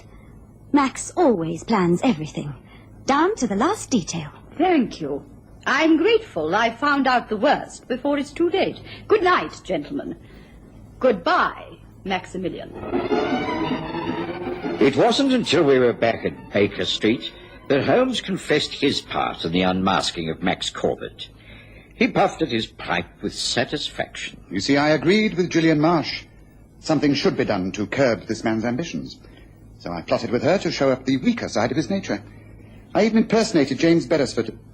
I'm quite good at disguises, you know, and could well remember how the man looked and walked. Then, when we had preyed upon his mind long enough, we brought things to a climax, making sure that his fiancée, Abigail Stratton, saw what kind of a man he really was. Now, rumours will spread after this. I should think it will be many long days before he dares show his face at the Diogenes Club, for instance. Hardly a criminal case, I agree, but one where I think justice has been done. Don't you agree, Watson? Oh, Joe, yes, very clever, although perhaps not entirely ethical. Well, the man is defeated. In a much more gracious manner than he has defeated many others. My conscience is quite clear.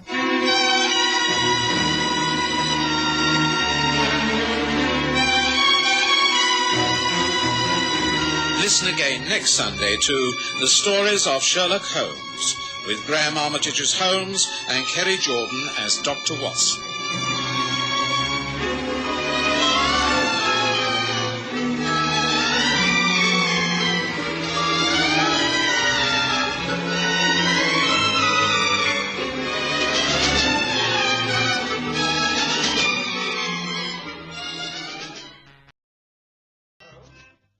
Are you back? Oh, Dr. Watson, you're back. Thank heavens for that. I wonder if I heard the footsteps on the stairs, if it might have been him. Oh, Mrs. Hudson, do you mean that he isn't home yet? No, not for 4 days and 4 nights he hasn't been here.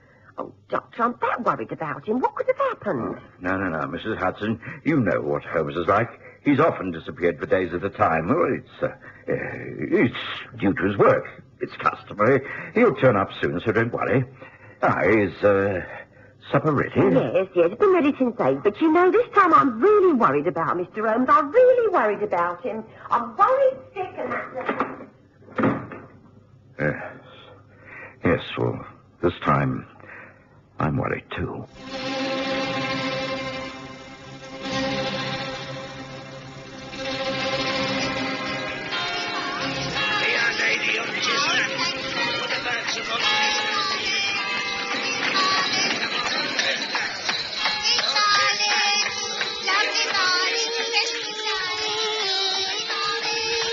We present The Stories of Sherlock Holmes.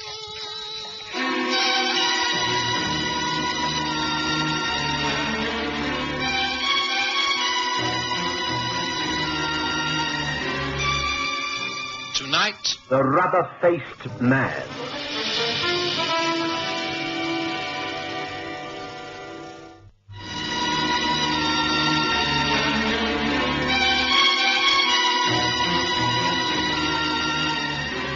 I was accustomed to Sherlock Holmes' sudden disappearances. I knew he had many private hideaways in various parts of London, rooms in lodging houses where he could assume another name and identity. A master of disguise, he could mix with any class, from the lowest beggar to the highest in society. Always, of course, it was connected with his work. And regarding his current case, he was very secretive. I told myself I should hear in due course and tried not to worry, but there was a nagging doubt in my mind that all was not as it should be. And so, later that night, when I heard a commotion upon the stairs, I naturally thought Holmes had returned, I'm but... so sorry to burst in like this, Dr. Watson, but Amy Castle is here and she says she must see you. Oh, yes, of course. I must apologise for calling like this, Doctor, but I am in very serious trouble. No, that's all right, Amy. Come in, and that'll be all, Mrs. Hudson. Thank you. Oh, yes, sir. All right. Right, now, come and sit down by the fire. Now, tell me what's troubling you, Amy. That husband of yours again? That's right, Doctor. It's the old business, the smoking. You've tried to get him to break the habit many times, but, well, it's the opium. Hugo's been away for over 2 days now. Well, you know what it's like. He can't keep away from the stuff. Of course, I've been making the usual inquiries, and I have traced him. Well, where is he? Well, he's in an opium den called the Green Pagoda in Upper Julius Street. You know the road that runs parallel to the river off Bell Lane. I want to go and get him out, but I daren't, not on my own. So I thought, well, if you came with me as his physician, you could get in there and talk some sense into him. Well, I'll come with you if you like. Well, I don't think that would serve any useful purpose, Amy. It would only distress you. I'll order a hansom and get over there straight away. Now, you go home and wait. I'll find Hugo for you, so don't worry.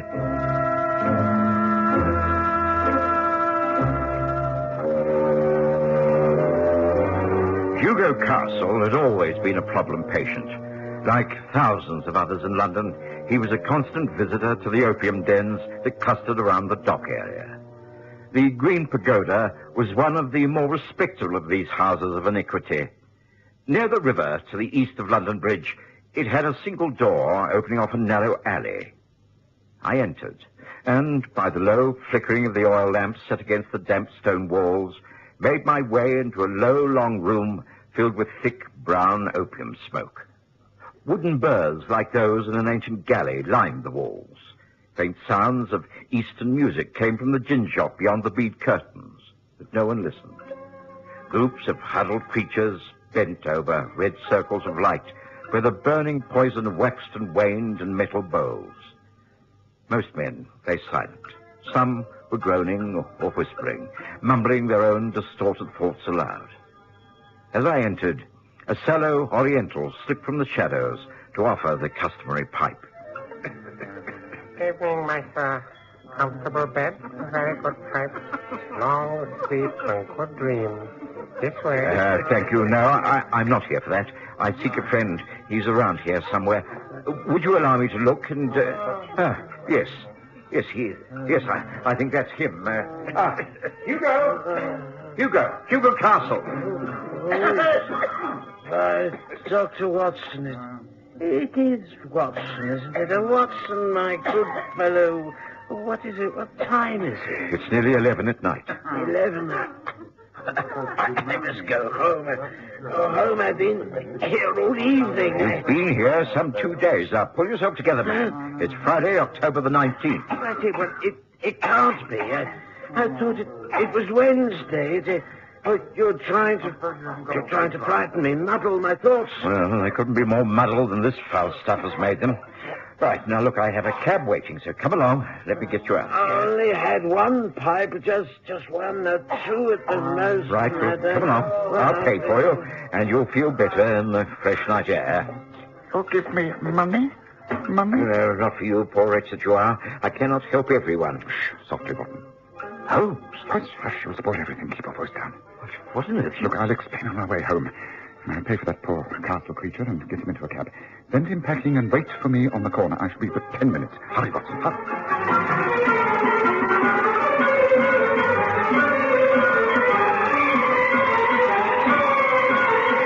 I did as Holmes requested. Hugo Castle made no protest as I bundled him into a cab and, paying the driver, gave Hugo's home address. I was confident that Amy Castle would take good care of him, and once he'd recovered, give him a sound talking to. I would call in the morning and do my best to make him break the pernicious habit. Meanwhile, I waited on the corner. Holmes arrived, still dressed in beggar's rags, and joined me in another hansom. As we clattered our way homeward, Holmes said with a chuckle, If you could have seen your face in the lamplight, Watson. I suppose you think I've added opium smoking to the long list of my other vices. Well, I assure you that, like you, I was visiting the Green Pagoda in order to find someone. You found Hugo Castle. I, unfortunately, have not found the man I was after. May I ask who you were looking for? A man called Maynard Gurley. He came to live in London several years ago. He led a checkered, colourful existence, having been an actor, a seaman, and a tobacco importer.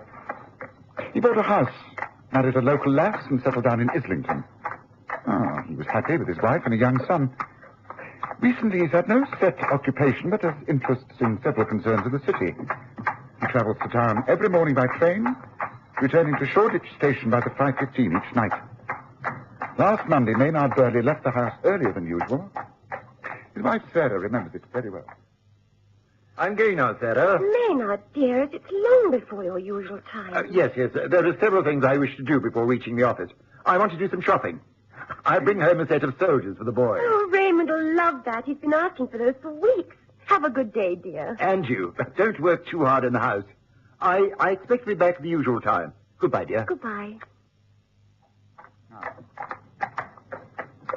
Now, shortly after her husband had left that morning, Sarah Burley received a telegram saying that a parcel of considerable value that she'd been expecting from her family in Australia had arrived at the offices of the Tower Shipping Company. So after lunch, she went to the city. She did some shopping and collected the parcel. Walking back to the station, she crossed Bell Lane, and at the corner of Julia Street, looked around hoping for a vacant cab. She waited and looked up at the opposite building. To her horror, she saw at a high-barred window the face of her husband staring down at her. She couldn't believe her eyes.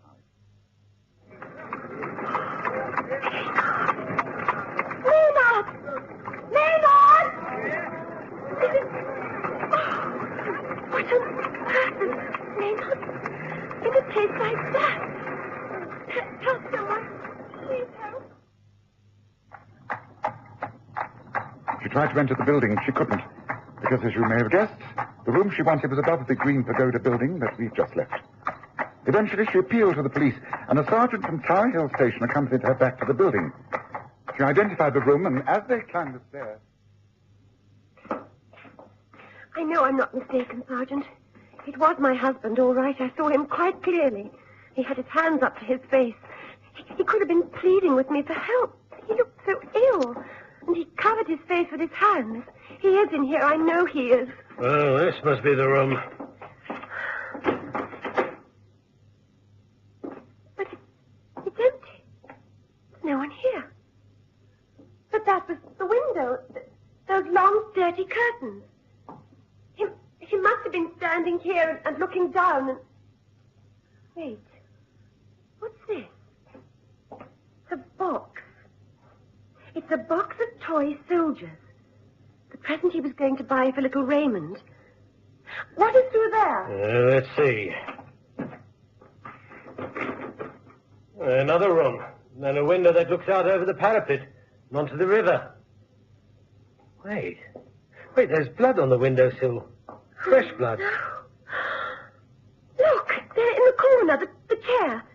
Those clothes. When I saw him at the window, he was wearing a shirt but no tie, but these are his clothes. The clothes he was wearing when he left this morning. I know they are. Leave this to me, Mrs. Burley. I'm convinced there's something really wrong here. I'll go and question other folk who may be living on this floor. You stay here with the clothes. I'll better get you out of this place as soon as I can. No place for a lady of breeding. What have we here? What are you doing, sleeping on the stairs? I ain't doing no harm. Just leave me be. You've been here quite a while. Have you seen anyone come down this way, from the rooms above? No one at all. Wait a minute, I know you. Mike the peddler. Beg on the streets. Pretend to sell matches, but you're a beggar, aren't you? Work a beat from here to Threadneedle Street. Have you been upstairs? No, I swear I haven't. I don't know nothing. No? Come on, up you get. What's this? Huh? Blood. Blood all over the cuffs of your shirt. Well, you've got a lot to answer for, Mike Beale. Come on, come along with me. And only this evening I have learned from men in the Green Pagoda that Maynard Burley's overcoat has been found in the Thames. I'm afraid it's a case of murder. I feel I've failed, Watson. What am I to tell that poor woman? It was late when we got back to Baker Street, and I went straight to bed. The lights remained on in Holmes' room, and I knew he was far from satisfied with the way things had worked out. Over breakfast the next morning, he seemed morose and disinclined to talk. We'd finished breakfast and were lighting our first pipes of the day when Mrs. Hudson bustled in. I've come to clear away, but there's a lady waiting on the landing, a Mrs. Burley. She says it's urgent. Well, then show her in, Mrs. Hudson, show her in. Leave the dishes. You can fetch them later. Just as you say. It's through here, please, Mum. I'm sorry to arrive so early, Mr. Holmes, but I had to speak to you. That's quite all right, Mrs. Burley. Please do sit down. Some coffee? Oh, I don't think you know my friend and colleague, Dr. John Watson. How do you do, Doctor? No, I won't have any coffee, thank you. I suppose you've heard the news. They found your husband's overcoat in the river. The police have it now. You may be required to identify it. Strange enough, the pockets were filled with odd coins. Loose change, mostly pennies. It looks very serious, I'm afraid. You think that Maynard was attacked by that peddler named Mike, or some other thugs, and his body thrown into the Thames? I'm afraid it is more than likely. But you appear unafraid. Mr. Holmes, Maynard is alive. I know he is. You see, I've just received a letter from him. You have? You brought it with you? Yes, here it is. Ah. Now, let us see. Well, the handwriting on the envelope is not the same as the note it contains. No, but the note is in Maynard's handwriting. Yes. My dearest Sarah, please not despair. I am alive and will make sure all ends well. There has been a grave mistake. It may take time to correct. Please have patience, my darling Maynard. It is Maynard's handwriting. I'd know it anywhere. It's written in pencil on the flyleaf torn from a book. The envelope. It seems that the person who wrote it wasn't sure of the address. The name has been blotted first and the address added later. It was posted in Gravesend by a man with dirty hands, and the gum flap smeared by someone who chews tobacco. Yes, your husband gave the note for someone else to address and post. There's something else contained in this envelope, wasn't there? I can tell by the imprint of a circle of creases on the paper. You're very observant, Mr. Holmes. Yes, there was a ring. A signet ring. I have it here. It's Maynard's. Ah. Then we must accept the fact that this message is genuine. But if your husband is alive and well and able to write to you, why does he not return home? I cannot answer that. He must have some unfinished business that he has to attend to. Either that or he can't return. He's incapable of doing so. Now, let me refresh my memory. To start with, your husband did not at any time show signs of taking opium? No, never. He hardly smoked tobacco and rarely drank spirits. When you saw him at the upper window of the Green Pagoda, the window was open. He made some sort of gesture with his hands? Yes, he gave a hoarse sort of cry and his hand flew up to his face. I'm sure he was signaling for help. Although it could have been a cry of surprise, astonishment at seeing you. It might have been, yes, but it was over so quickly. He disappeared immediately. Ah. He is alive, and yet his overcoat has been found in the river. The pockets filled with pennies and small coins. Strange. Very strange. Well, Mrs. Burley, will you consider leaving this note with me? Take the signet ring, of course. But leave the note and future investigations in my hands. I will communicate with you later in the day with, I hope, encouraging news. Just as you say, Mr. Holmes. But now I know that Maynard is alive, all I want is that he should be found. Please find him, Mr. Holmes. Please find my husband.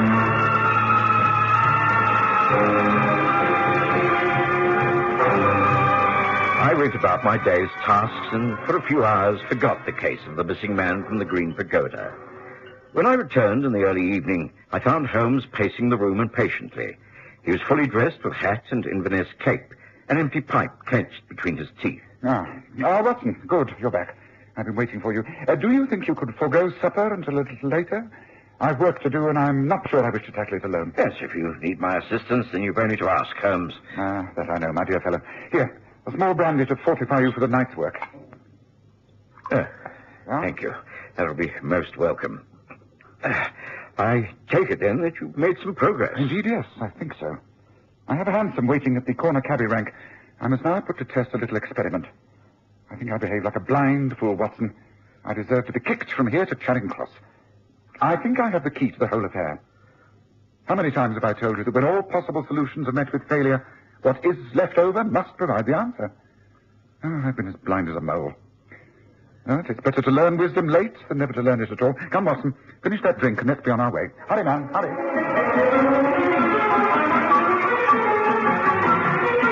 Within minutes, we were in a cab and pounding our way across London. The horse buses were filled with folk on their way home. The shopkeepers were about to put up their shutters. The gas lamps glowed at every street corner, and Holmes muttered angrily at the slow progress we were making. I could tell from the direction we were taking that Holmes was playing the game by the correct rules. We were heading for Tower Bridge and the police station. Sergeant Bennett, who'd been with Mrs. Burley on the Monday's raid on the opium den, was on duty. Evening, Mr. Holmes. Well, what can I do for you? I've called about Mike Beale, the beggar who was questioned regarding the disappearance of Maynard Burley. Have you held him for questioning? He's about to be remanded on a full charge. At the moment, we know he's still in his room above the Green Pagoda. The place has been closed down. It's under surveillance night and day. No one allowed in or out. I see. So Mike the peddler is virtually a prisoner in that place? Oh, put it that way if you wish. Of course, there's no way we could forcibly hold him. But he knows if he as much as puts his nose out from the street, we shall grab him on some charge or other. Can't let him slip through our fingers. No, of course not. If he left that place, he could vanish in a couple of minutes into the dock area on a ship and out of the country in 24 hours. That's why we've got him shut up in there, pending further evidence. Once we find the body of Maynard Burley, we'll slap a murder charge across Mike Beale quicker than lightning. Well, you may be bending the law a little, Sergeant, but I'm very grateful for it. Yes, I suspected as much. That's why I'm here. You see, I want to ask Mike the peddler a few questions. I knew I should be unable to get in to see him without you. Can you arrange to have Watson and me let into that building? Oh, I'll do better than that, Mr. Holmes. I'll come along with you. Constable, I'm off on the Burley case. Expect me when you go off duty. Very good, sir. Come on, Mr. Holmes. I'll have the station wagon get us there right away.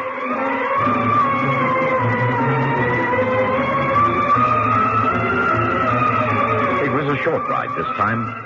Within a matter of minutes, we drew up outside the dark alley that led to the Green Pagoda. This time, all was still. There was just the music wafting in from the gin shop next door. But the opium den was deserted. It still smelt of smoke and filth. By the light of a lantern, the sergeant showed us the way through and up the stairs to the sleazy rooms above. He's got to be in here.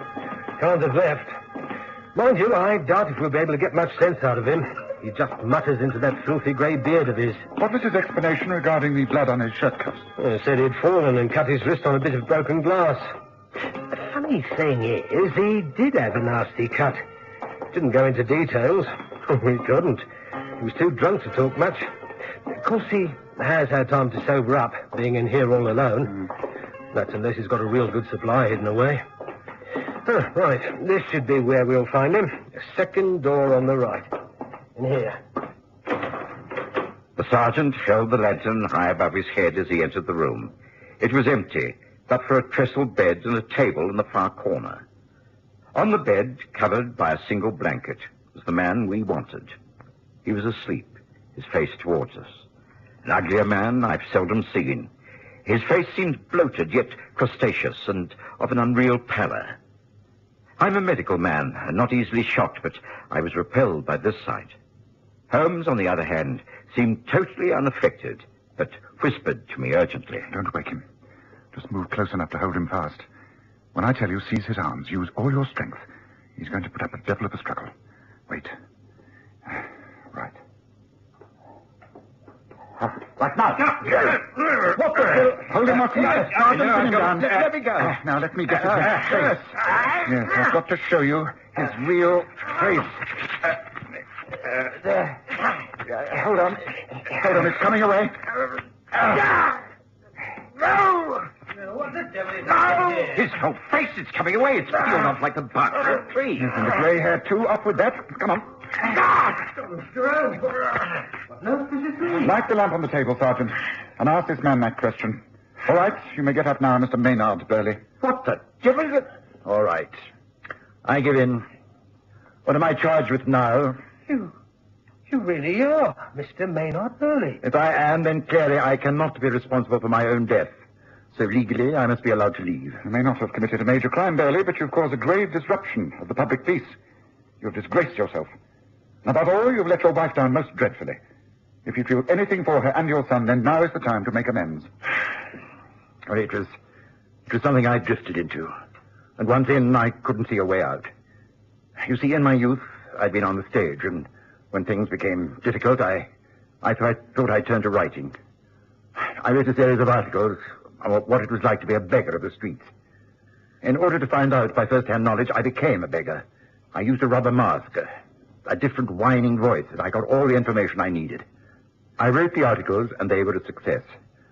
Then times changed. I found I could make more money as a beggar than I could as an honest journalist. I could make over £1 a day by whining and begging.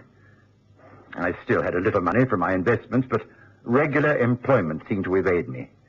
I took to begging as Mike Beale as a profession.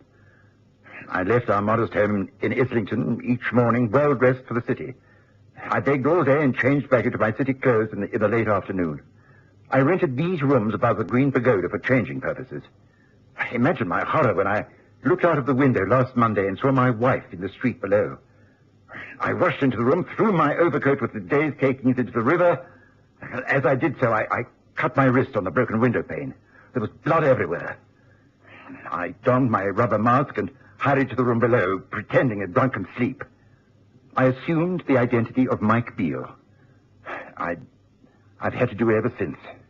I've been waiting for the chance to slip away, go back to Sarah and my young son. Yes, you were worried about them. That's why you arranged to send your wife that note and your signet ring, posted by one of the inmates of the Green Pagoda before it was closed down. As well, Mr. Burley, it seems to me that you have a great deal upon your conscience. You obviously cannot be held for the murder of Maynard Burley, but how you'll be able to face up to your wife again is something I shall never know.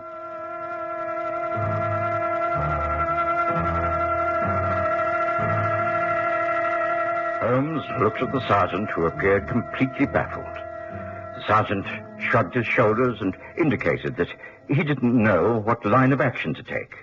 It was Holmes who took the initiative. If the police manage to hush this up, Burley, well, there must be an end to this. No more begging, no more Mike Beale. I swear by the most solemn oath that it shall be so. Then I think you should tell your wife everything. If she is the lady I think she is, then she will find it in her heart to forgive you. I promise you that we shall be silent. The rest is up to you. Well, now, Watson, how about that supper waiting for you back at Baker Street? Shall we get back to it straight away?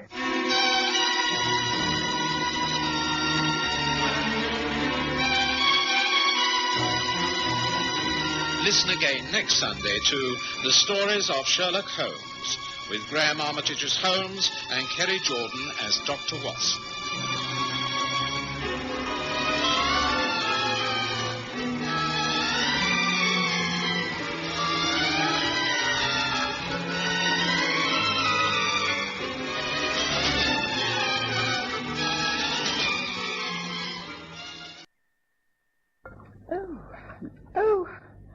Oh, how wonderful. John, I've got a letter from my brother Percy down at Nettlebed. Oh, what of it, Mary, my dear? I hope he's well. Yes, he says everything in his parish is going very nicely. But he recalls that next weekend is our anniversary. And he suggests that we go down to stay with him at the vicarage for the weekend. Oh, and you rather like the idea. Oh, yes. We could go to church on a Sunday at St. Anne's, where we were married just a year ago. Oh, John, dear, do say yes. Very well, my dear. If I can arrange it, I agree. And Percy also extends an invitation to Mr. Sherlock Holmes. John, dear, do you think you can persuade him to accept? Wouldn't that be quite splendid?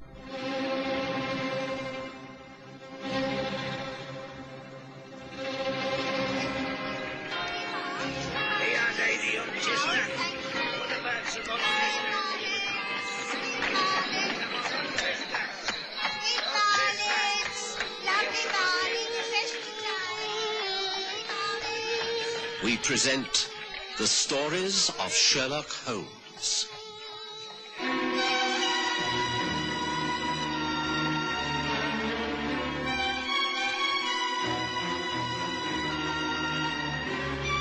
Tragedy at Nettlebed.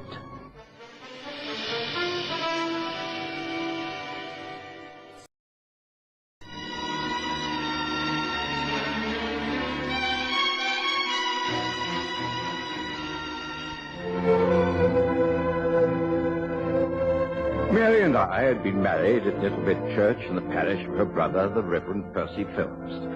She'd now been Mrs. Watson for a year, and the most happy year it had been. My only regret during all that time was that I'd been forced to leave Sherlock Holmes alone in the rooms at 221B Baker Street. Of course, I never lost touch, I saw him several times a week and was still able to give him assistance whenever he asked for it. I wondered if he wouldn't be bored by the prospect of a weekend in the country, but I was duty-bound to ask him. I knew I'd get a direct reply to my invitation. Your anniversary, is it, Watson? I'm so sorry I'd forgotten. Time passes so quickly, and the last year has simply flown by. It's very generous of the Reverend Phelps to extend the invitation to include me. Well, I'll quite understand if you simply say that you don't want to go, Holmes. I shall explain that you're too busy. Although if you can manage it, it'll make Mary very happy. I have very many happy memories of Nettlebed. It's within the area of Great Paddock, isn't it? Yes, now that rings a bell. Let me see, where are my scrapbooks? Yes, I think this is the one. Now, let's see. If you recall, I started making up these books some years ago. They're press cuttings of many unsolved murders. I think just about 6 months ago, there was a most interesting case. No one ever caught a man who strangled his wife in one of the woods. I think it was Great Foxwood. And the man's name was Perryman. Yes, now let's see. Perryman. Yes, here we are. Yes, I was right. Some 7 months back, Arthur Perryman, yes, that was the man's name. According to all these reports, he found out his wife had been unfaithful. One night he simply ran amok, and following her to an assignation in Great Foxwood, he strangled her and then disappeared. The police traced him to Southampton, where he gave them the slip, and it's assumed that he managed to get out of the country. One of the few unsolved murders of the year. Interesting. Yes, I did read something about it. I know. Mary was rather upset as it occurred on the lands of Sir Rodney Trimble, who happens to be a great friend of her brother's. Well, frankly, she hasn't been back to Nettlebed since that tragedy occurred. And yet, of course, she's prepared to now. Well, this is a very special occasion. She wouldn't want to turn down the Reverend's invitation if she wanted to. She's a god to go. Well, the whole thing is most understandable. And, of course, I shall be happy to accompany you, Watson. Holmes, you will, but that's excellent. We shall all be so pleased. Now, I doubt if I shall be able to leave until lunchtime on Friday. Mary will probably go down a day or two earlier, so can you manage the 2:30 train from Euston on Friday, Holmes?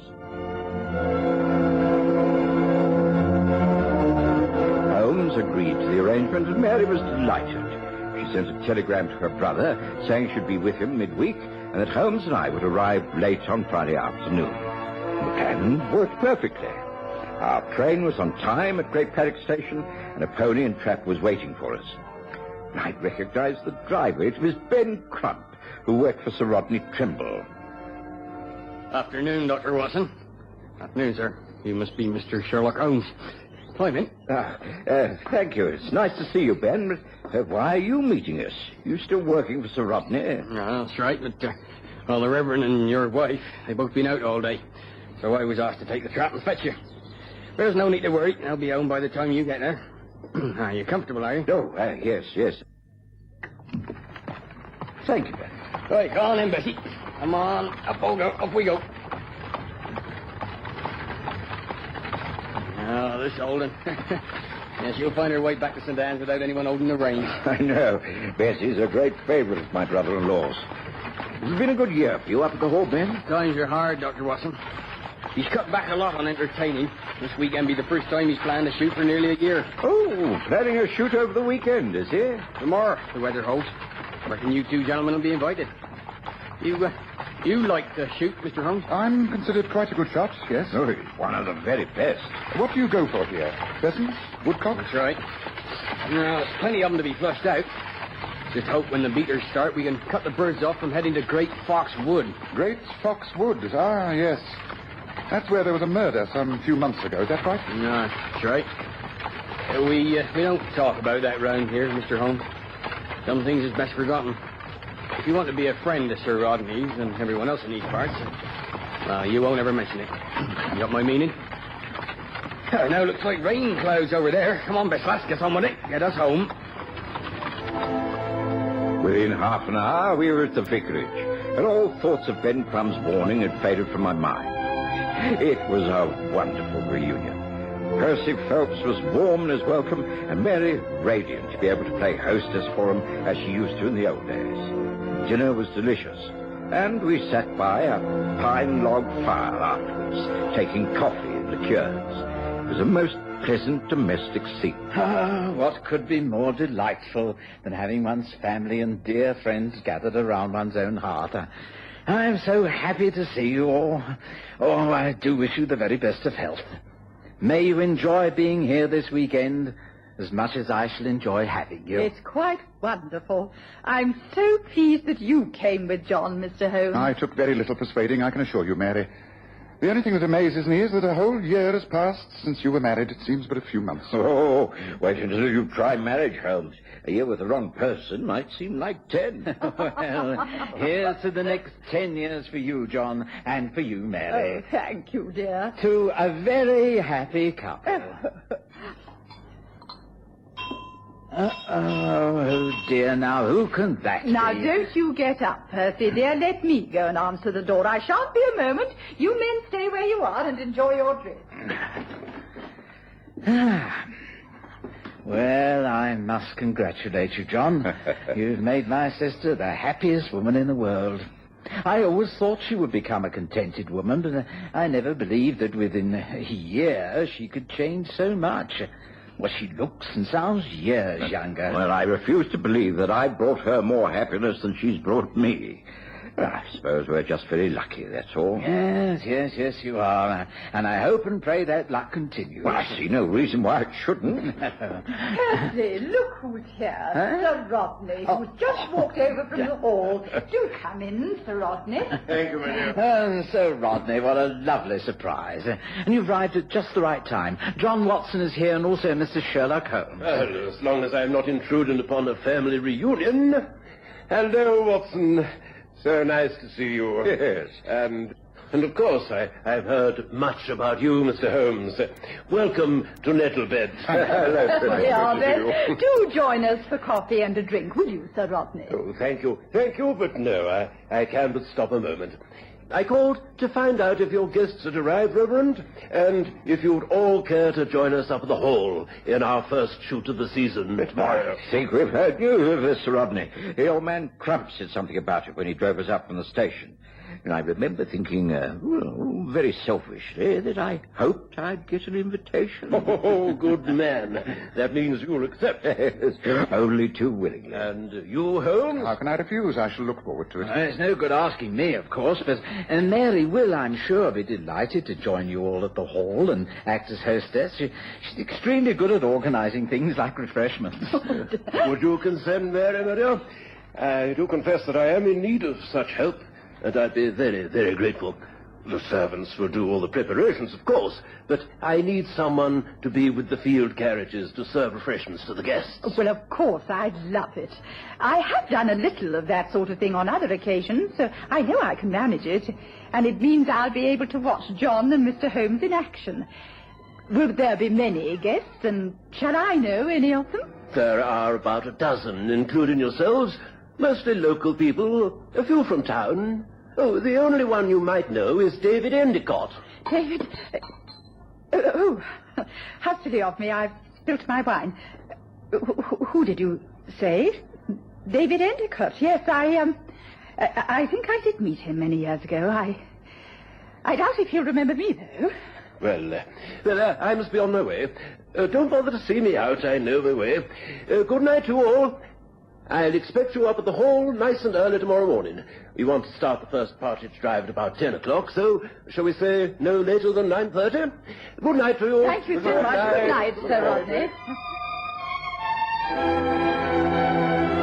After Sir Rodney had left, the talk became general. But I noticed that Mary was very quiet. We retired early, and the moment that we were in our room, she gave a little sob and placed her arms round me. Oh, John. Mary, my dear, what is it? Oh, John, I didn't think it would ever happen. You remember many years ago that I told you I was engaged to be married and that the man walked out on me. I was jilted. Davis, that was years ago. What does that matter now? We're happily married. You've put all that behind you. No, listen to me, please, dear. The man I was to have married is this man, David Endicott. He will be at the shoot tomorrow, and John, I am so afraid. So very afraid. afraid? You mean you're afraid of meeting this man from your past? Yes, I am. Afraid of what might happen. You think you might still feel attracted to him? Oh, no, dear. No, nothing like that. No, it's just that I have found out so much more about him, and John, I'm convinced that he is evil. David Endicott is an evil man and can only bring tragedy to Nettlebed. I'm sure of it.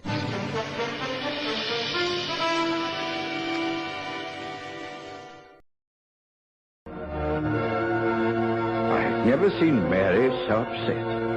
Of course, she'd explained to me before we were married that she'd suffered an unhappy love affair years ago, but I'd never inquired the man's name or asked for any details.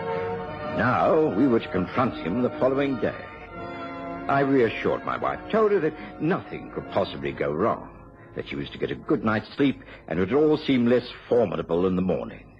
But I was disturbed in my own mind, and I should have been even more so if I'd known what was going on at the hall that very evening. Ah, now that's better. David, I think the time has come for us to have a little talk. Yes, Sir Rodney, what is on your mind? Surely you don't mind me helping myself to a slight nightcap? Oh, no, not at all. Although I think I should be honest and say that you seem to be drinking far more heavily than ever. It's no way out, you know. No way out from what?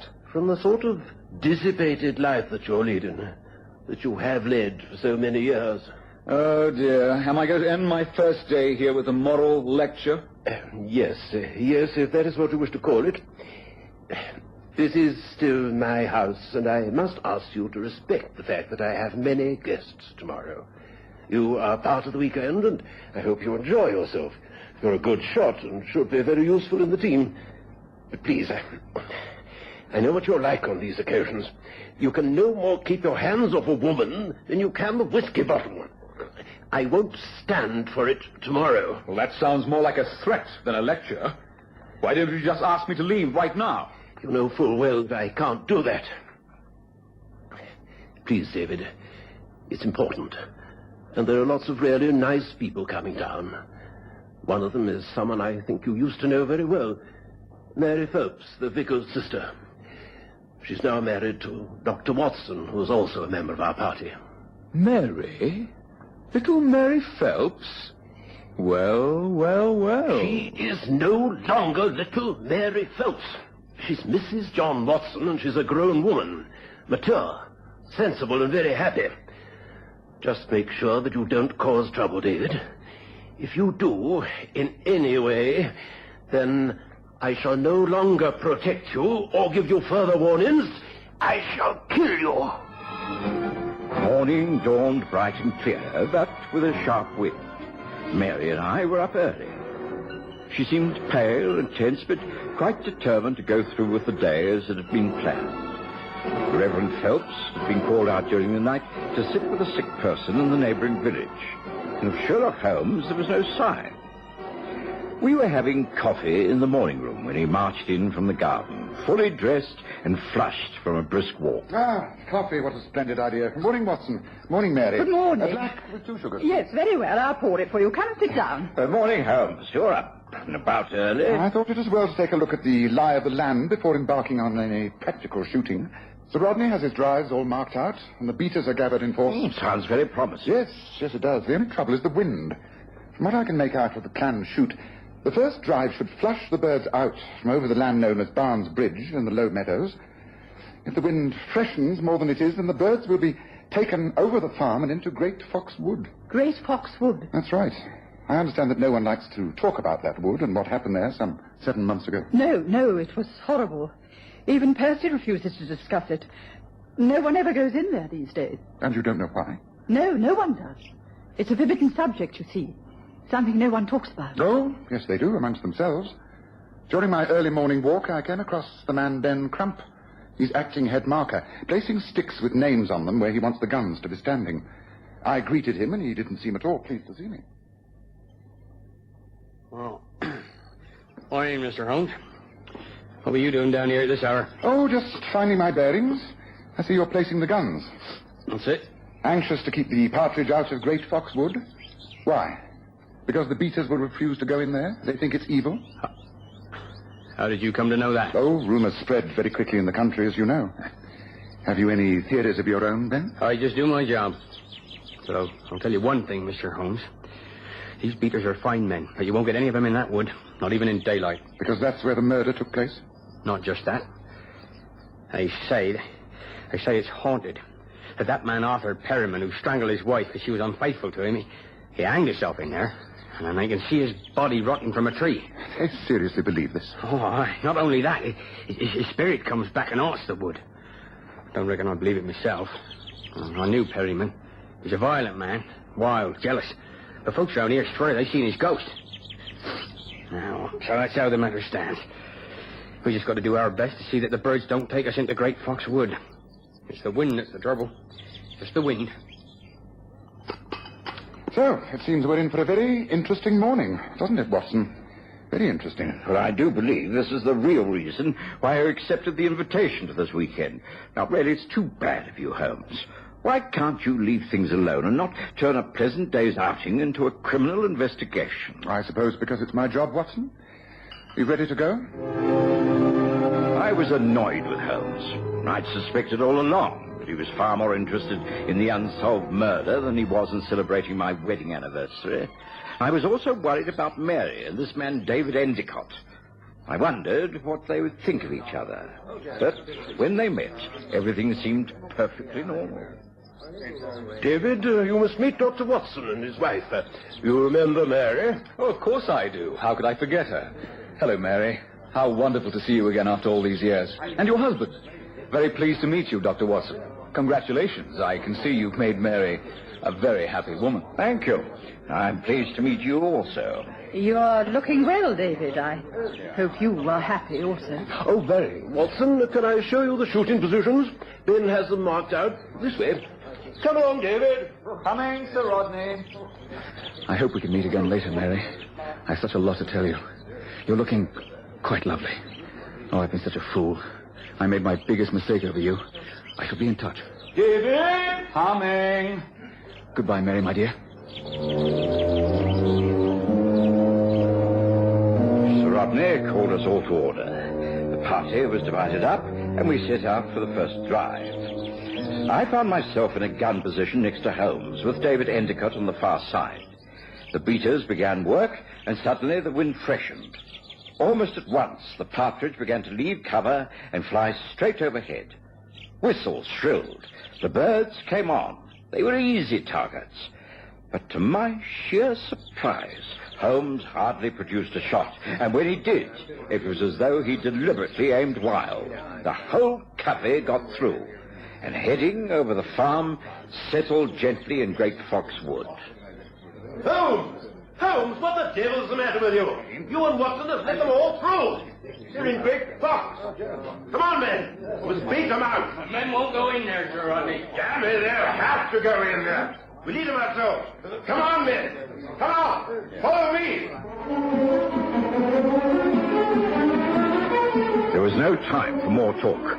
We all felt pretty guilty at this failure, and I was determined to see that it didn't occur again, even if I had to drop Holmes' birds myself. But once we landed in the woods, we found it more difficult than we'd thought. Every possible tree seemed to have been planted there. The place was overgrown, and one could scarcely get through the jungle-like foliage.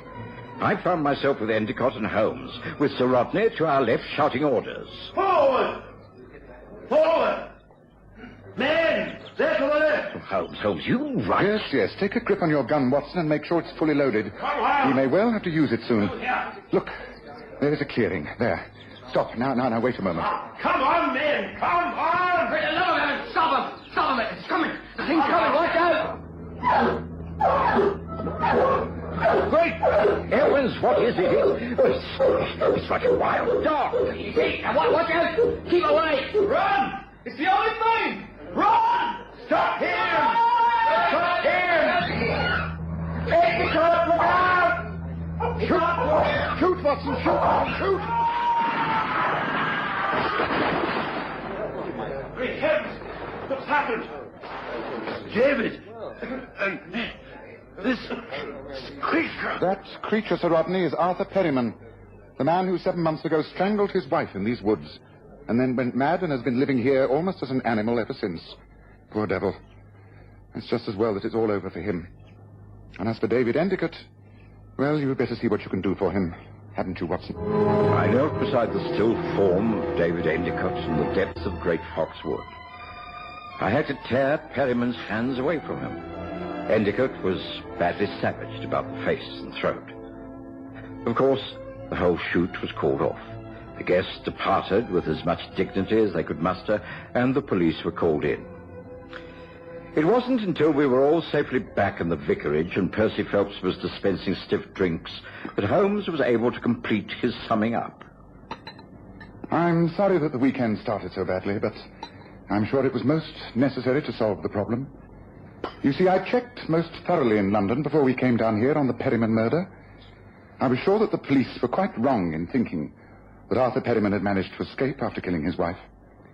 He hadn't left the country, yet no one had picked up a hint about him for over 7 months. There was a rumor of a ghost in the woods. Could it be that Perryman was still there? There is a disused hut in the clearing. He'd lived there, crazed and wild. It was necessary to bring matters to a head. Of course, when he recognized David Endicott, his murderous intent flooded back. For it was Endicott who was his late wife's lover, the cause of his breakdown. It was Endicott who had a hold over Sir Rodney and was sponging off him, bleeding him white. And it is Endicott who now lies very ill in Great Paddock Hospital. I think that justice has been done, and perhaps many doubts removed from everyone's mind. Don't you agree, Watson?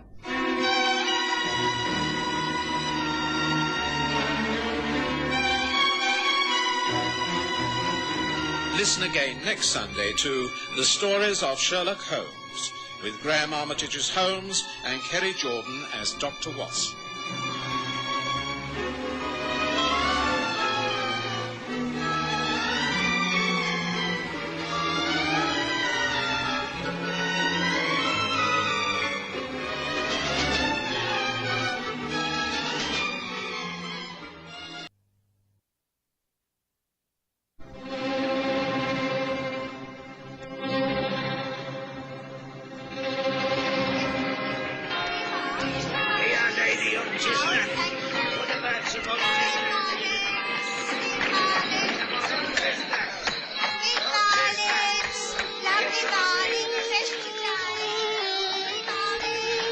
We present The Stories of Sherlock Holmes.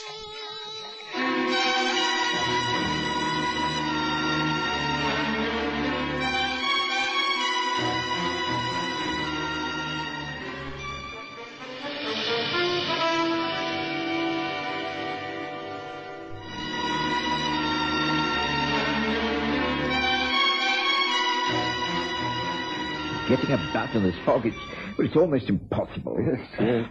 I've been fortunate in not having to move from this most comfortable fire. Give me a day or two in which to get my records straight. The indexes were sadly out of date. Anything of interest in the papers? I imagine this fog has stopped a great deal of the crime in the city. On the contrary, it's made a lot more possible.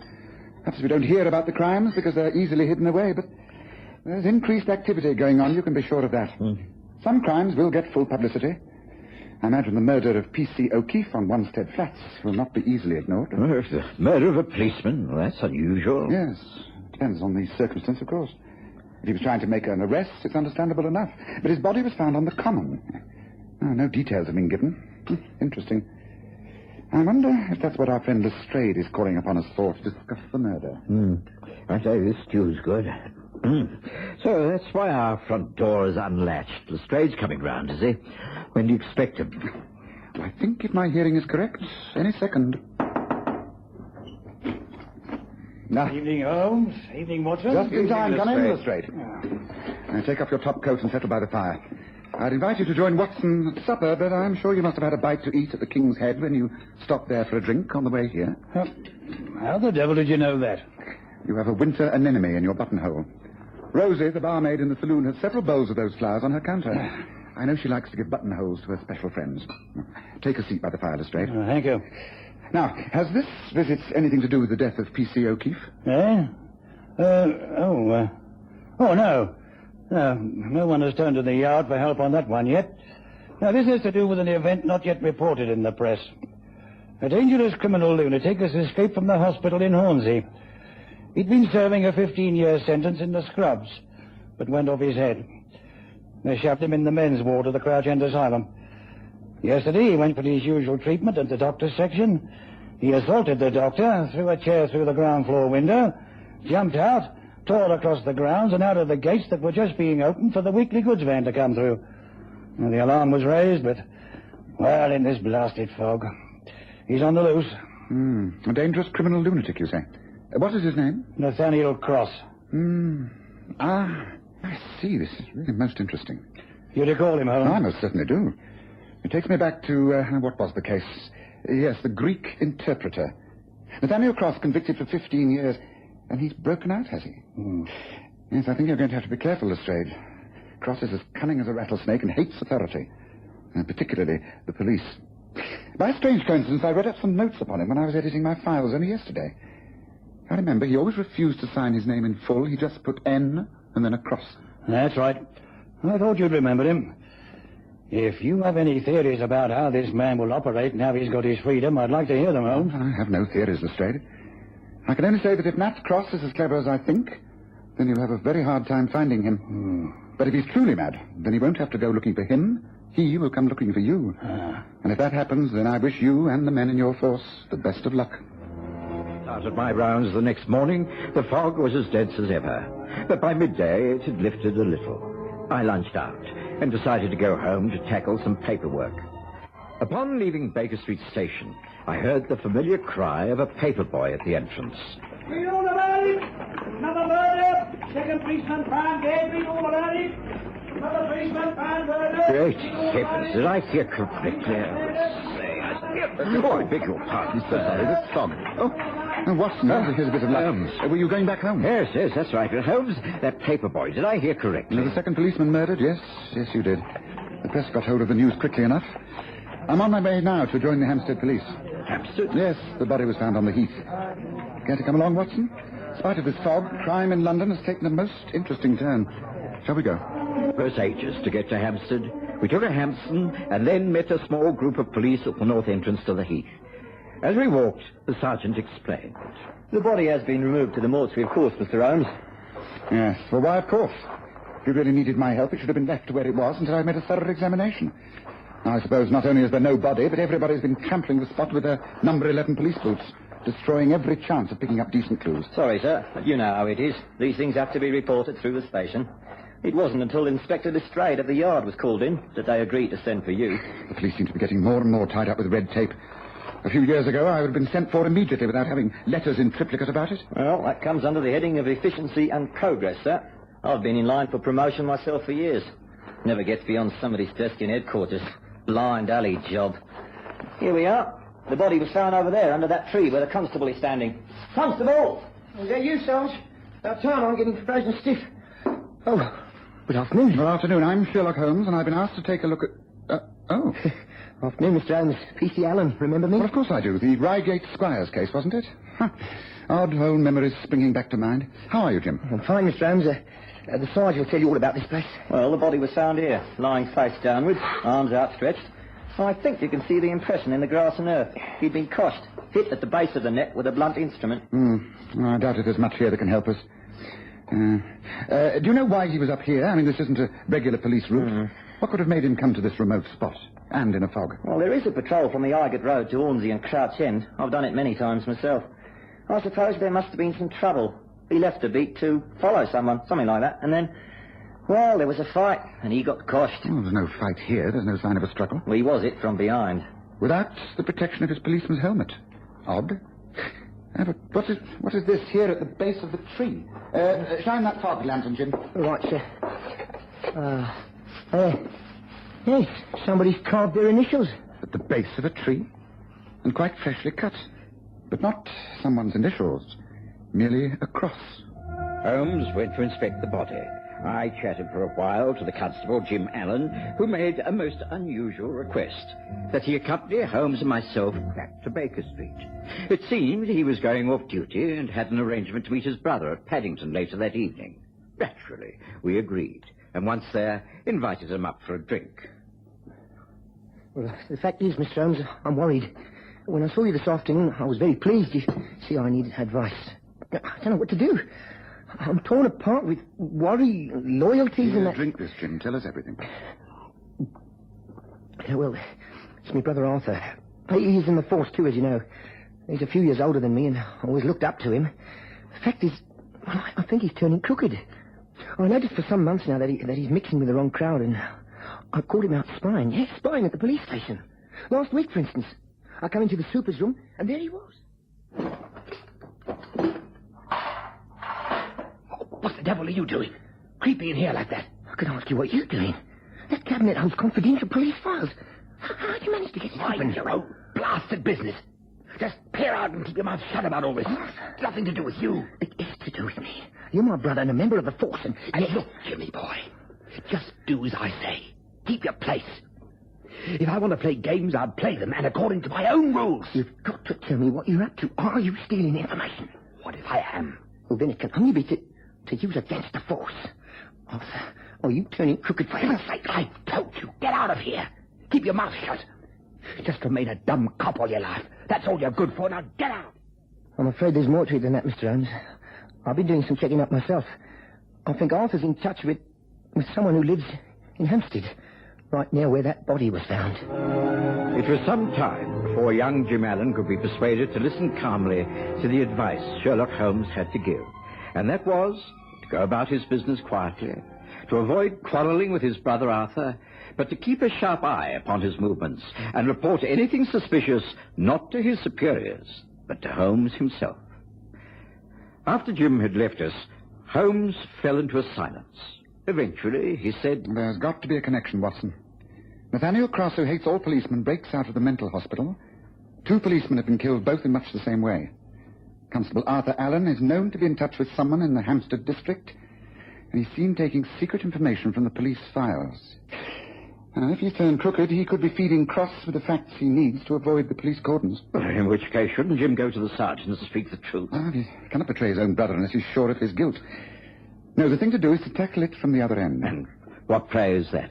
Find Nathaniel Cross, of course. But the police must be working full out on that, Holmes. I know it's almost impossible to search everywhere in this darn fog, but they have the organization for big searches. Well, you can't help them much. I'm not so sure. Information is what we need. In the underworld, the news of Cross's escape must have spread like wildfire. A man with his record has plenty of friends, but also plenty of enemies. He's been behind bars for 9 years. That's a long time. People forget. Other, smarter people come up in their places. Yes, I think that's the first priority. Find Nathaniel Cross. The fog persisted, and there was still no news. I was busier than ever, attending a growing number of patients with flu, bronchitis, and whooping cough. On my feet all day, I saw Holmes but for a few minutes to ask how he was and envy him the comfort of our fireside. Then, about 3 days later, I was appalled to read in the newspaper as I reached home that there'd been yet another murder. A young policeman had been found in Eltham Park in southeast London. I immediately went in search of Holmes and found him in the saloon bar of the King's Head, sporting one of Rosie the barmaid's buttonholes and talking to a very dubious-looking character. That's all I can tell you, Mr. Holmes. No one don't know nothing about these murders. And mind you, I must be honest, even if they did, they wouldn't say. But I don't really think the copper murders are the work of any one gang. And Nathaniel Cross? Well, of course, here's another matter. Conflicting rumours, as you might say. Them who've never met him, they say he couldn't be getting out of sternness, starting murdering. But he's always been a bit crazy. But them who do remember him say he's just waiting. Waiting? Waiting for what? For a ship, of course. Waiting to get out of the country. And what's more, they say it'll be here at the end of the month. Half brig to Rio. And he'll be smuggled aboard it. Half brig? Do you know the name of her? No, but rumour has it again that she'll be loading from the Surrey docks. So if I were a knowledgeable man, which I'm not, of course, I'd say I'd think of looking somewhere around Rotherhithe than that cross, wouldn't you, Miss Holmes? Well, thanks. Thanks for the tip. Here, buy yourself a drink and keep those roomy eyes of yours open. Here. Thank you. Holmes! Holmes, I wondered if I'd find you here. Now, is it true? I mean, a third police murder? Yes, I'm afraid so, Watson. Come on, let's get out of here and walk back home. Is the fog just as bad? Yes, I'm afraid it is.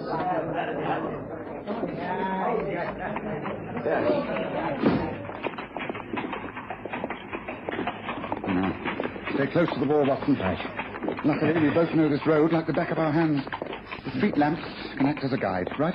Yes. I can find my way back, all right. Don't worry about me.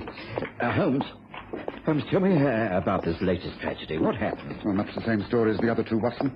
A policeman on the beat, on duty, killed by an injury to his spine and a broken neck. Clutched in his hand was a sheet of notepaper. Nothing on it but a large cross. Oh, gracious, this really is the work of a madman. Yes, I think it is. The crimes are without motive. The only factor that links them together is that they were all policemen. And this man, Cross, hates the police. Oh, Holmes, they've got to catch him soon before he kills more than him. Watson, I think we should cross over. Nice. Oh, that's strange. There's a light on in Mrs. Hudson's room. Oh? She must have come home suddenly. Come on, Watson. Let's find out what happened. I'm sorry, Mr. Holmes. I know it's a cheat, but when I saw Mrs. Hudson come home, I asked if I could come in and wait. Oh, don't apologize, Jim. Obviously, you wouldn't turn out in this weather unless it was important. What is it? Has anything happened? Well, yes. I've done exactly as you advised. I haven't spied on my brother Arthur, but on the other hand, I haven't trusted him. Of course, I didn't tell the sergeant of my fears regarding his conduct, but I did check up on him. He's been avoiding me. He's not on the same schedule as I am. He's working at Clapham Police Station at the moment. Today, I went to make a few inquiries, and the sergeant, you know him, Sergeant Morrison, and to my amazement, he said... You know that your brother Arthur is resigning, Jim? What? I can't believe it. When did he tell you this? But why? I don't know why. But he asked for an interview, and then when it was over, he came in here and said he was leaving the force at the end of the month. I would have thought you'd have known about it. Oh, no. It's a total surprise to me. It seems that he's thinking of going abroad, leaving England for good. Said something about a ship to South America at the end of the month. What could I say? Nothing, except to wish him luck. He might be doing the right thing. I don't think they have pea soup fogs in Rio de Janeiro, eh? No doubt he will come to say goodbye. I don't know what I should do, Mr. Holmes. If Arthur's been up to something shady, then perhaps I should speak up now and have him stop him from leaving the country. What do you think? I think it's time we had an open confrontation with this brother of yours, Jim. Where did you say we could find him? I don't rightly know. I don't know his lodgings, but Clapham Police Station could be a good place to start. Right. Now, come on, Watson. Let's see if we can get ourselves to Clapham. It took simply hours to get to Clapham due to the fog. And then when we did arrive, a completely unknown inspector greeted us with news that could hardly have been worse. I'm sorry, Mr. Holmes, Dr. Watson, and you, Constable. But the fact is that there's been another of these terrible killings, discovered not an hour ago. A constable on the beat stumbled over the body. It's the same as the rest. Bludgeoned to death and a cross mark in chalk near the body. Here, the body is right here under the sheet on this dresser table. See for yourselves. But it's Arthur. It's Arthur. It was after midnight before we all got home. Lestrade was called down to Clapham and took over the case. And eventually we persuaded Jim Allen to take the spare room. I gave him something to calm his nerves and induce him to sleep. I almost felt like taking some myself. The next morning, Lestrade called round, and a very stern-faced and determined Holmes held a council of war. I think the time has come for some straight speaking, Lestrade. Between us, we've made a thorough mess of this case. Oh, I've been fooled as much as you have, and I thoroughly admit it. But now, let's start by forgetting any preconceived thoughts about Nathaniel Cross and his murderous instinct. Just let's look at the facts. On the day that Cross escaped from the mental hospital, the first policeman was killed here, Wanstead Flats. Now, the second, which is when Watson and I were called in, was here, Hampstead Heath. The third, here, Eltham Park, South London. And Arthur Allen was killed here in Clapham. Now, 4 different parts of London. They almost make a square, don't they? But Now, if you draw a line through them diagonally to make a cross, what do you find? Let's see. And a large cross. And at the centre, what? Surrey Docks. Holmes, this is all very intriguing, but I don't Wait a minute. I think I do. Who's a murderer who makes crosses of 4 policemen And killed? the 5th will die in the centre of that cross you've just drawn. There is a 5th murder planned near the Surrey Docks. That is what I believe. Then let it be me. Let me patrol the Surrey Docks beat. Can that be arranged, Inspector Lestrade?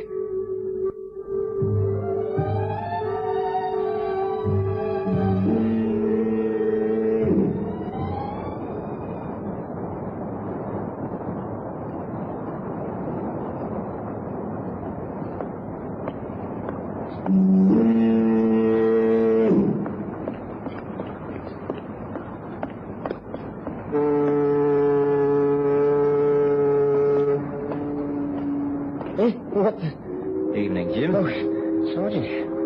What are you doing here? Been sent to keep you company. Reckon it's too dangerous on your own. You can't know the beat very well? It's this way. We take the first turning, and that leads us round towards Bermondsey, and then back the Rotherhithe way. That's the ticket. Round here, you say? But this is just a blind alley here. Yes, a blind alley. Ready for you, like your brother.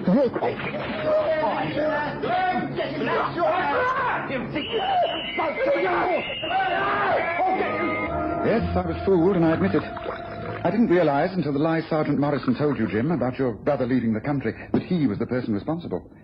It was one madman living out another madman's threats. The report will show that Morrison was a depressive maniac. Someone thwarted in ambitions and the force. His hatred turned against his younger colleagues.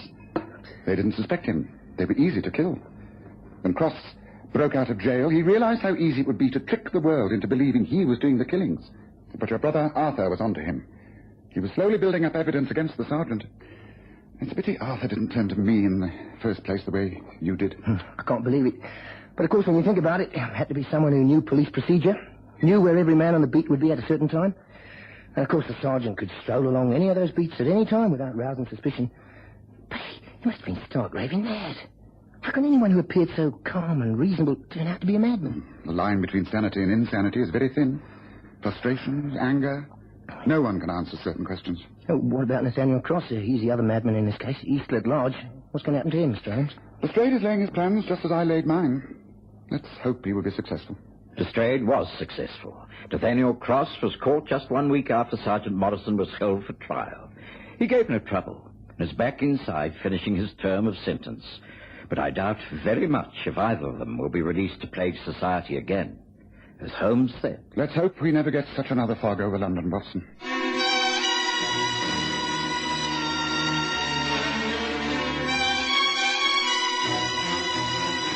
Listen again next Sunday to The Stories of Sherlock Holmes, with Graham Armitage as Holmes and Kerry Jordan as Dr. Watson.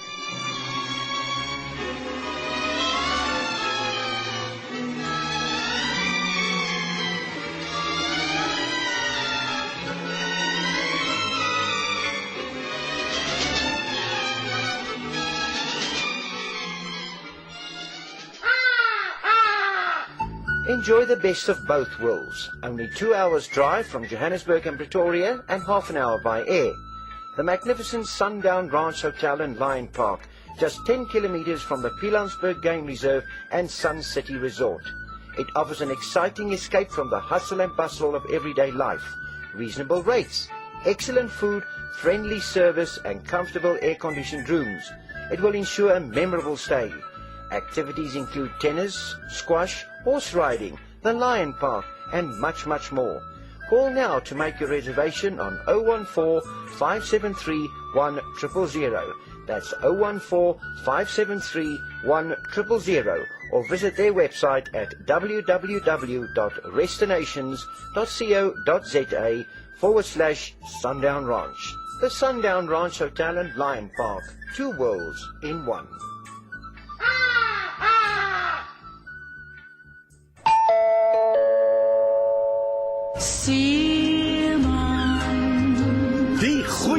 dae van Springbok Radio is terug.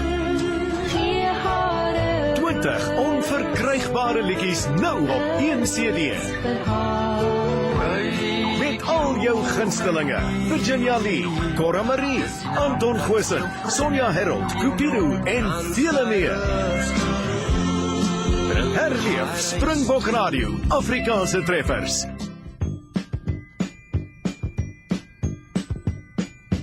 Though it hurts to go away, it's impossible to stay. But there's one thing I must say before I go. I love you. I love you. You know, I'll be thinking of you in most everything I do. Now the time is moving on, and I really should be gone. But you keep me hanging on for one more smile. I love you. I love you. All the while. With your cute little way, will you promise that you'll say your kisses for me? Save all your kisses for me. Bye bye, baby, bye bye. Don't cry, honey, don't cry. Gonna walk out the door, but I'll soon be back for more. Kisses for me, save all your kisses for me. So long, honey, so long. Hang on, baby, hang on. Don't you dare me to stay, 'cause you know I'll have to say that I've got to work each day, and that's why I go away. But I count the seconds till I'm home with you. I love you. I love you. It's true. You're so cute, honey G. Won't you save them up for me? Your kisses for me. Save all your kisses for me. Bye bye, baby, bye bye. Don't cry, honey, don't cry. Gonna walk out the door, but I'll soon be back for more. Kisses for me, save all your kisses for me. So long, honey, so long. Hang on, baby, hang on. Don't you dare me to stay, 'cause you know you've got to save your kisses for me. Save all your kisses for me. Bye bye, baby, bye bye. Don't cry, honey, don't cry. Won't you save them for me, even though you're only 3?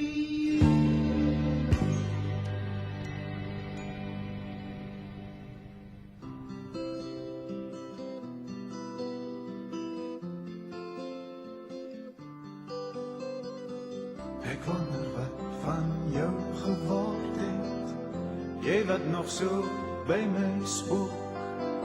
Ek weet net ons het die vuur gemaak, die wêreld aan die brand gestook.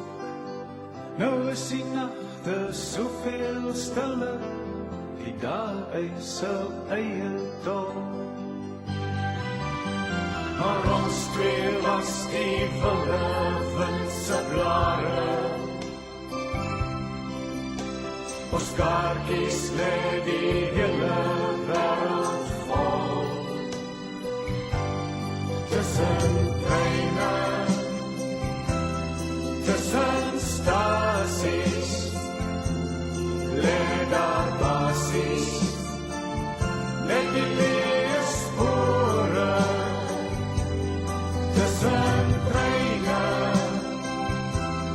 tussen stasies, lê die leë spasies van die onskuld nou verlore.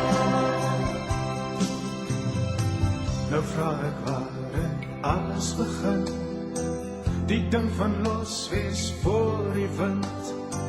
Onthou jy ook die rook, die yster, die lig wat in die verte blink. dan dink ek terug aan soveel dae, soveel stawe op die spoor. En ja, daar was voorheen 'n tyd van treine, waar en wanneer het ons dit verloor. Tussen treine, tussen stasies, lê daar basies, net die leë spore. Tussen treine, tussen stasies, lê die leë spasies, van die onskuld nou verlore.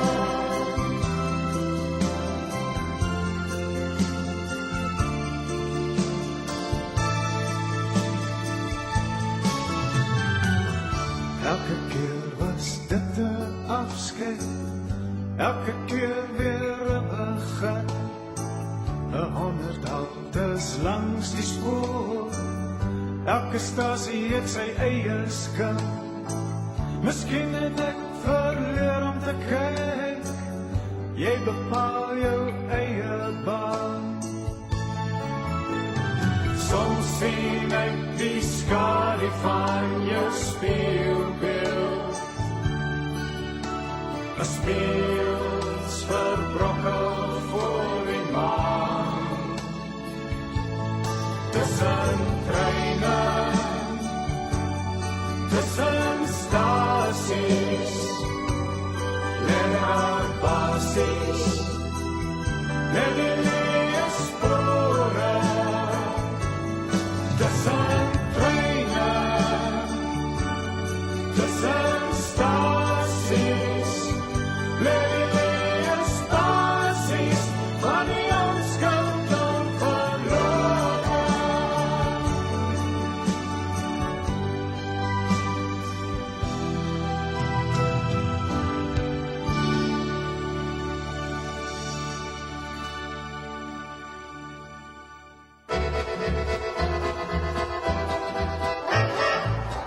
U is ingeskakel op die internetradiodiens van springbokradio.com.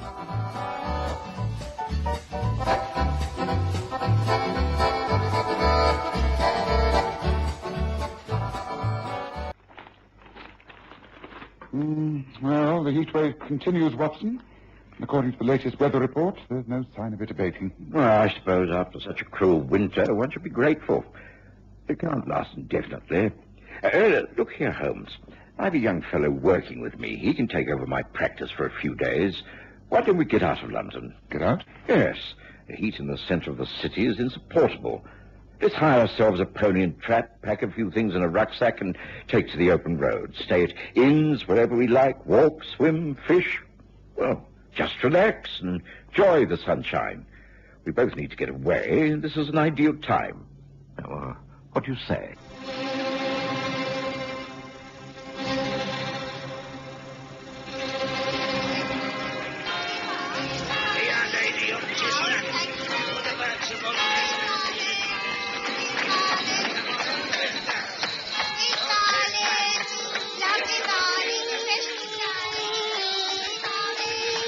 We present the stories of Sherlock Holmes.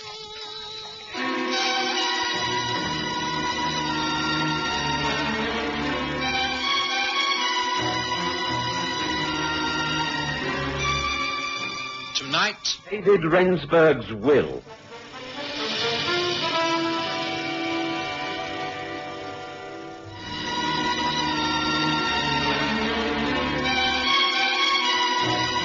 Summer of 1886 was indeed one to remember.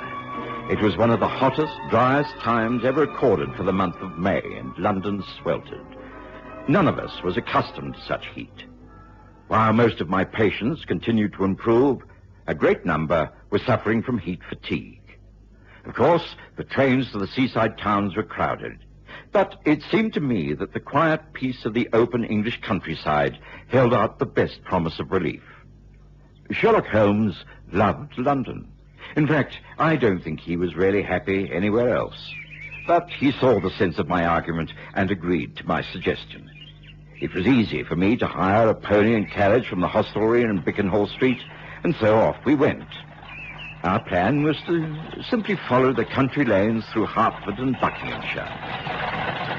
Now, you must admit, Holmes, that this is a splendid idea. Just look around. Wild roses are already out on the hedges. Birds are singing. The wild grasses shimmering on the banks each side of us. Not a cloud in the sky. It is, of course, very beautiful. It's downside better than those pea-soup fogs and the bitter cold of a few months ago. Thank goodness all is peaceful here. I don't know about you, but I'm getting quite an appetite. Well, surely you must come across a country inn very soon. Well, according to this map, we're some miles from a village called Little Sutton in the Wold. Well, that may be it, down there. What a view. Shall we stop for a few minutes, Holmes? I could do with a breather. Oh, very well. I'll take the reins later. There. Whoa, go. Oh, let's get down and stretch our legs. Well, certainly a great sight. An undulating patchwork of different-colored fields stretching as far as the eye can see. Ah, golden corn and sweetest breeze bring peace and quiet to an English heart. You wax very poetic this morning, Watson. I appreciate the tranquility of all that lies before us, but I do confess that to live amongst all this for very long would become unsatisfying. One needs mental stimulation. Oh, I should have thought you had had enough of that to last a lifetime. And thank goodness we've escaped from crime and violence, at least for a short while. Personally, I've seen so much pain and suffering that I could cheerfully... Some travellers are in a hurry. The road is quite narrow. Good job we pulled off to the side. What was that? Holmes, the driver's lost control. Get me to that horse.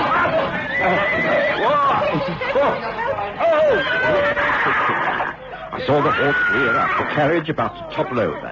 The driver lost the reins, and unless the animal was controlled, I knew there'd be a dreadful disaster. Instinctively, and almost without thinking, I threw myself forward, grabbing at the horse's head. Found the bridle and hung on. My weight slowed him down. I was conscious of being dragged forward. There was a pain in my shoulder. My arms seemed to be wrenched out of their sockets. Suddenly, I felt a searing stab of agony. Mercifully, all went dark and silent.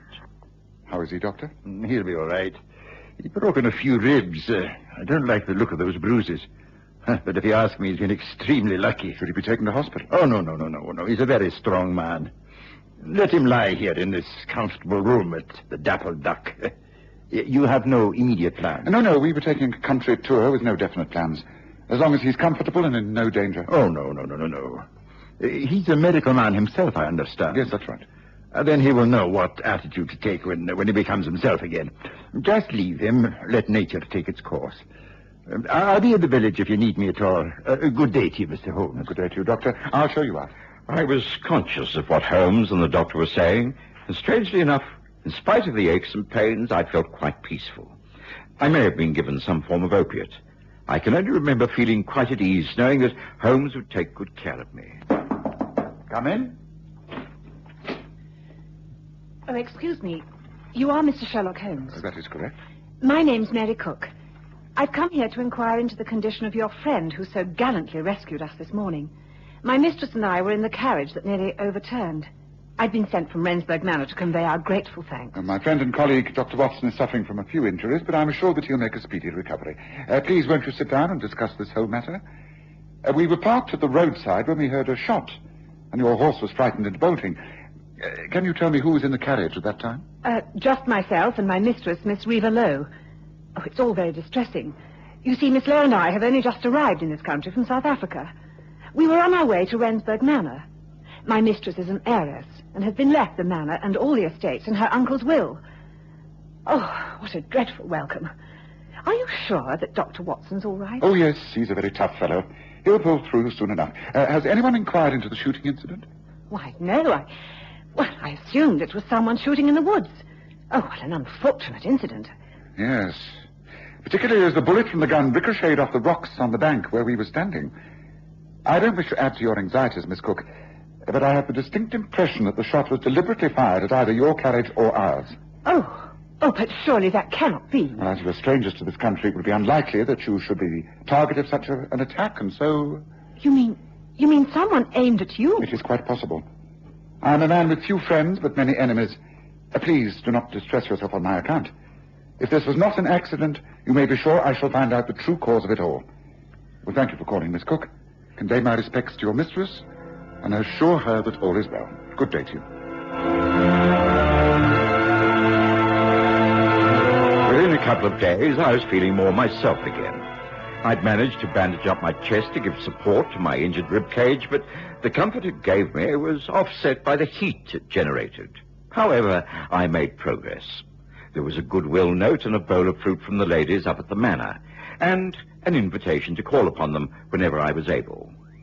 For most of the time, I sat in the small back garden of the Dappled Duck Inn under the shade of the large oak tree. Sherlock Holmes disappeared for hours at a time. I was surprised, as he seemed cheerful and enjoying himself no end. Then, on the third day, he suggested a quiet drive up to Rensburg Manor. The mistress of the house, Reva Lowe, received us graciously. Oh, Mr. Holmes, Dr. Watson, how good of you to call. We've been so anxious about you, Doctor. Are you recovering from the accident? Yes, I shall be myself again quite shortly. There's nothing to give concern. Well, I think you're a very brave man, and we are much in your debt. May I introduce you? This is Harley Albright, our family lawyer. How do you do? Neville Newman, the Squire of Little Sutton. And Mr. Robert Higgins. How do you do? Mary Cook, my companion in the carriage, you already know. She's just as grateful to you as I am. Mary, have we sherry and biscuits to offer our guests? Yes. They're there on the side table. Oh, thank you. Mr. Albright, I wonder if you'd be so kind. But yes, of course. Allow me. I do trust that things will settle down for you now, Miss Lowe. You have inherited these estates, I understand. Under the terms of Uncle David's will, yes. I must say I don't understand it very clearly. In these matters, I am totally in the hands of lawyers. Well, as Squire, I can state most definitely that you couldn't be better represented. Albright has handled my affairs with great skill for many years. Yeah, mine, too. Not that a hard-worked farmer like myself is a great deal to handle. I've enough to do trying to make the land pay for itself. I'm sure you manage admirably, Mr. Higgins. If the farmlands about here belong to you, then you've something to be proud of. I've never seen such a green land. Thank you, Miss Cook. I'd like to show you around them sometime, but I think we'd do better to start by calling each other by our Christian names, don't you? Should we not take our refreshments into the garden? It's still so dreadfully hot. There are shady umbrellas under the trees. Can you manage, Dr. Watson? Oh, yes, quite easily, thank you. Allow me to help you, Doctor. And I, too, if I can be of any assistance. I'll be getting back shortly. How about you, Albright? Oh, yes. I have a great deal to do. Perhaps a few minutes in the garden, then back to work. Papers to prepare, you know. Well, that leaves us together, Miss Lowe. I understand you come from South Africa. A most fascinating land. What part do you come from? The Cape? Natal? Natal. My family were amongst the early settlers. This is the first time I've been to England, actually. There's such a contrast. That was a most agreeable visit, Holmes. I think Reva Lowe and her maid companion are delightful. The Squire and Robert Higgins, too, very pleasant. A happy community. Pity we can't stay longer. But I'm quite able to travel. No, Watson. Huh? I said no. You are incapable of enjoying a further holiday and reluctant to return to the heat of the city. I suggest we stay where we are. Holmes, there's more to this than meets the eye. Now, just what are you up to? Why do you really wish to remain here in Little Sutton? I wish to remain, Watson, because I know all is not happy. If I stay, I may put a stop to a miscarriage of justice. I may be able to prevent a murder. I looked at Holmes in sheer amazement. I knew that he longed for the excitement of the city and his routine of continual investigation, but surely, here in the peace of the countryside, he had to be mistaken. But he was quite serious. Oh, yes, I am quite serious. This isn't daydreaming on my part. You see, I've been wondering about that accident. It was caused by a shot from the woods on the other side of the road. It might have been an accident, a poacher, a wild shot at a rabbit, something like that, but I don't think so. It was deliberately fired at that carriage. It could not have been meant for us. No one, not even Mrs. Hudson, knows we're here. While you've been lying down recovering, I've been making a few inquiries. Oh, you mean into the affairs at Rensburg Manor? Yes, I found that David Rensburg died under very strange circumstances. He was found dead after taking a jump whilst out riding one morning. He was alone and there were no witnesses. He was an expert horseman and had cleared that fence most days of his riding life. The horse was found grazing some mile away. Nothing wrong. It must have been an accident. Well, these things do happen. Why should it arouse your suspicion? Because he made a will. It was a most strange one. I cannot find out the conditions, but I think there's going to be some controversy within the next few days. I can spell danger, Watson. I'm a man who deals only in facts, not suspicions, but I smell danger. I had learned never to take Sherlock Holmes' views lightly. He was a man who rarely wasted time, and if he felt the need to stay on down at Little Sutton, then I was quite agreeable. In any case, I was still in great discomfort, and it was easier to convalesce on the countryside than back in the city. But it was some days later before Holmes' fears were confirmed. Miss Reva Lowe called at the inn, and it was in the early evening. I'm sorry to arrive like this, Mr. Holmes, but I took a chance on the fact that you might still be here. May I talk to you in confidence? By all means. Do take a seat. Thank you. I hardly know where to begin.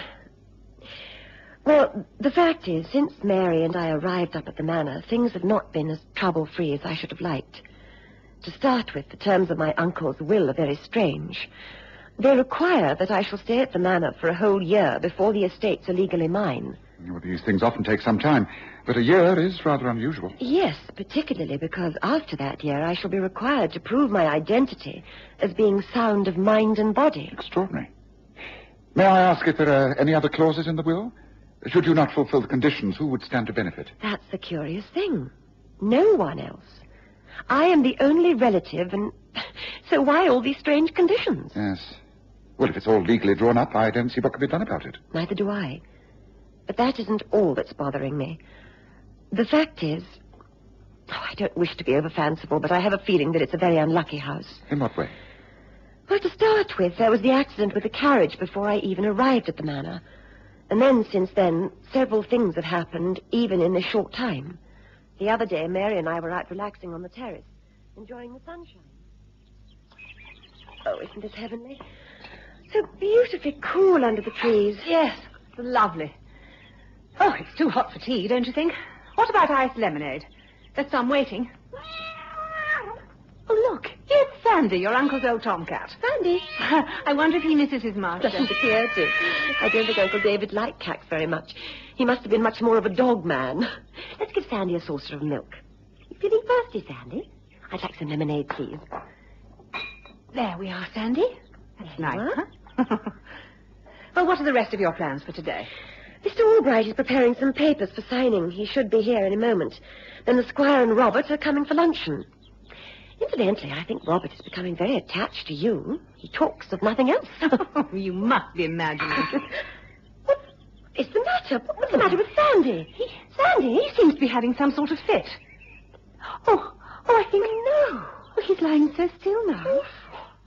I think he's dead. Oh, no. Of course, Sandy was a very old cat. He hadn't been well, and we were told that he was subject to fits, but the incident was upsetting. We naturally called the servants and retired into the house.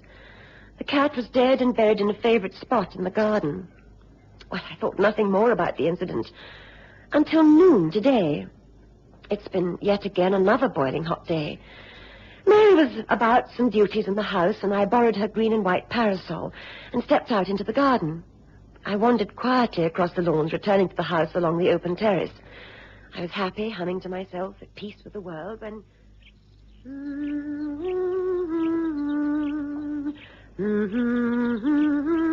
Mary? Mary? Is that you up there?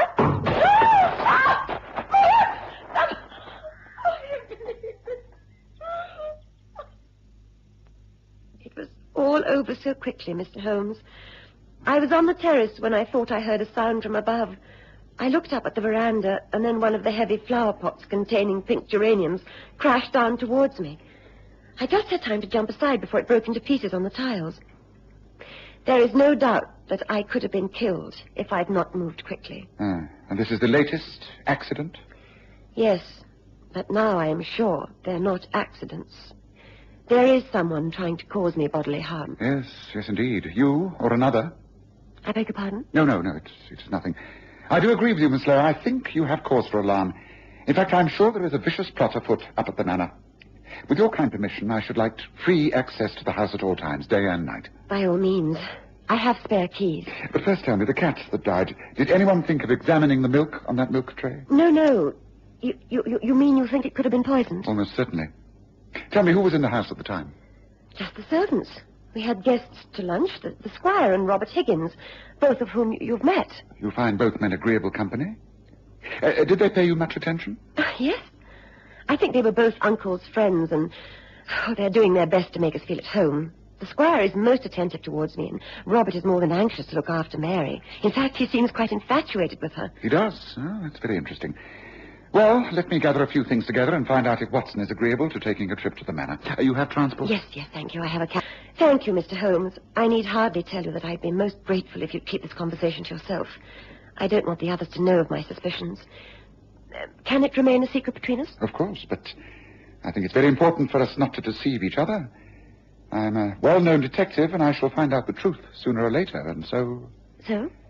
So why don't you stop all this deception and tell me the whole truth, here and now?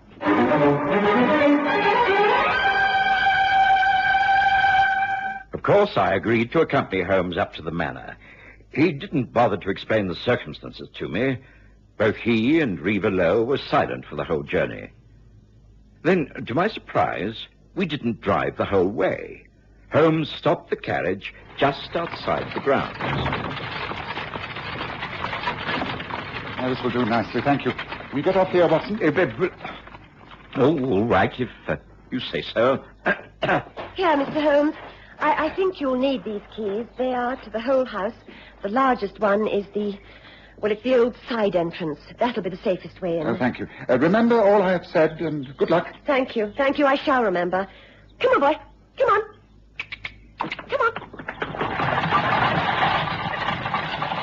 Now, look here, Holmes. I'm accustomed to being kept in the dark about quite a lot, but I really must insist that you give me some information. How am I supposed to help if I don't know what's going on? All will be revealed to you shortly, Watson. The fact is that I was right. There is a murder planned. So far, a few attempts have been made under the cover of an accident, but those have all failed, and I have reason to think that there'll be a more serious attempt made this very night. Come, we have a long wait ahead of us. The lights were ablaze at the manor, flooding through the open windows and spreading across the lawns.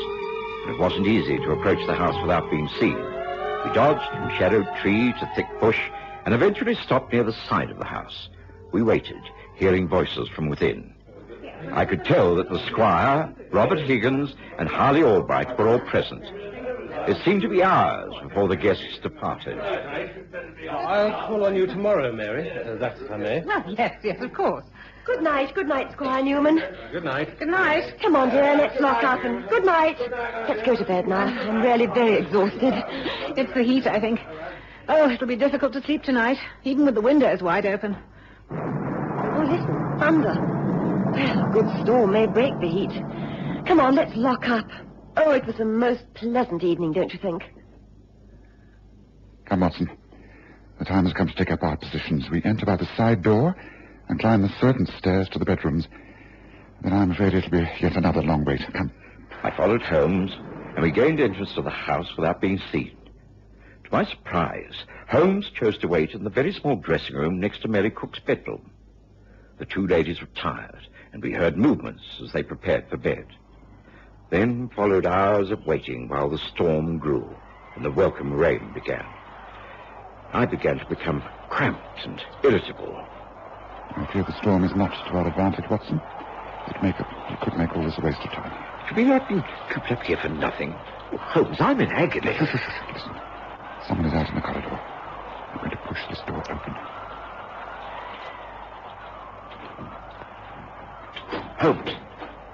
Holmes, this is Mary Cook's bedroom. Surely if there's danger, we should be guarding Reva Lowe. Shh, quiet.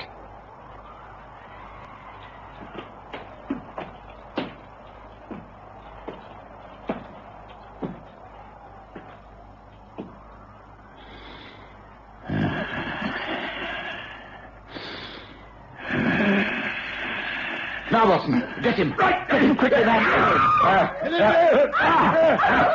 Instantly, my cracked ribs and aches and pains were forgotten. I threw myself into the room. Mary Cook jumped from her bed, and Holmes and I grabbed at the man who loomed over her. He struggled manfully, but he was no match for the pair of us. Overpowered, with wrists tied behind his back, Harley Albright, the lawyer, glowered at us as Reva Lowe entered the room. Just what do you think this means, Mr. Holmes? It means that you will be facing a charge of attempted murder, Albright. Mary, are you all right? Yes, thank you, dear. And the game's up, Albright. I knew there was something wrong from the moment these ladies arrived in this place. Incidentally, I think I better explain, Watson. The two of them changed places. This is really Reva Lowe. And this lady who posed as the heiress is a hired protector. You are a brave woman. Thank you. It was a job. Reva approached me because she'd received a letter in South Africa from her uncle saying that he thought someone was trying to kill him. He was killed by Albright's loosening the girth of his saddle before he went jumping. Then when you arrived, he set about trying to kill again. Only he knew the switch had been made, and the person he wished to kill was known as Mary, not Reva. The parasol you borrowed made him think it was Mary underneath the veranda. And that's why we guarded this room tonight. Watson and I caught him red-handed. It had to be him. It couldn't be anyone else. You killed to cover up for all the money you've been swindling out of the estate, isn't that right, Albright? Oh, yes. There's no need to reply. You'll have plenty of opportunities for that at your trial.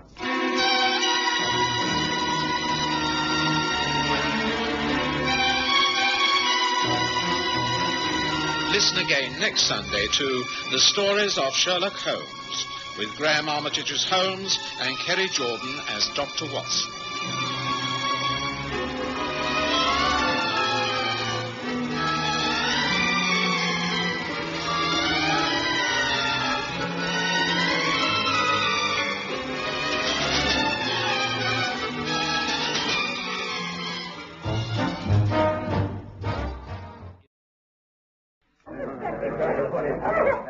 I think a pint of ale, don't you, Holmes? It's a warm evening, yes. A sound choice, Watson. 2 ales, please, barman.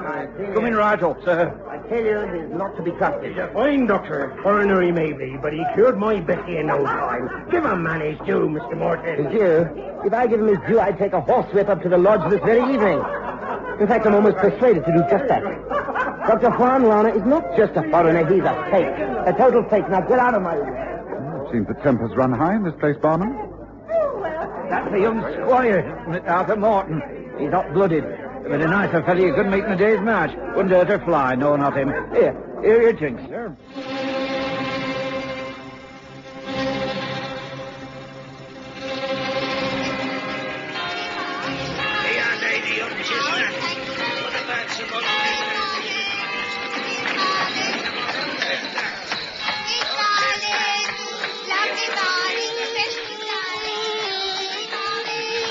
We present The Stories of Sherlock Holmes.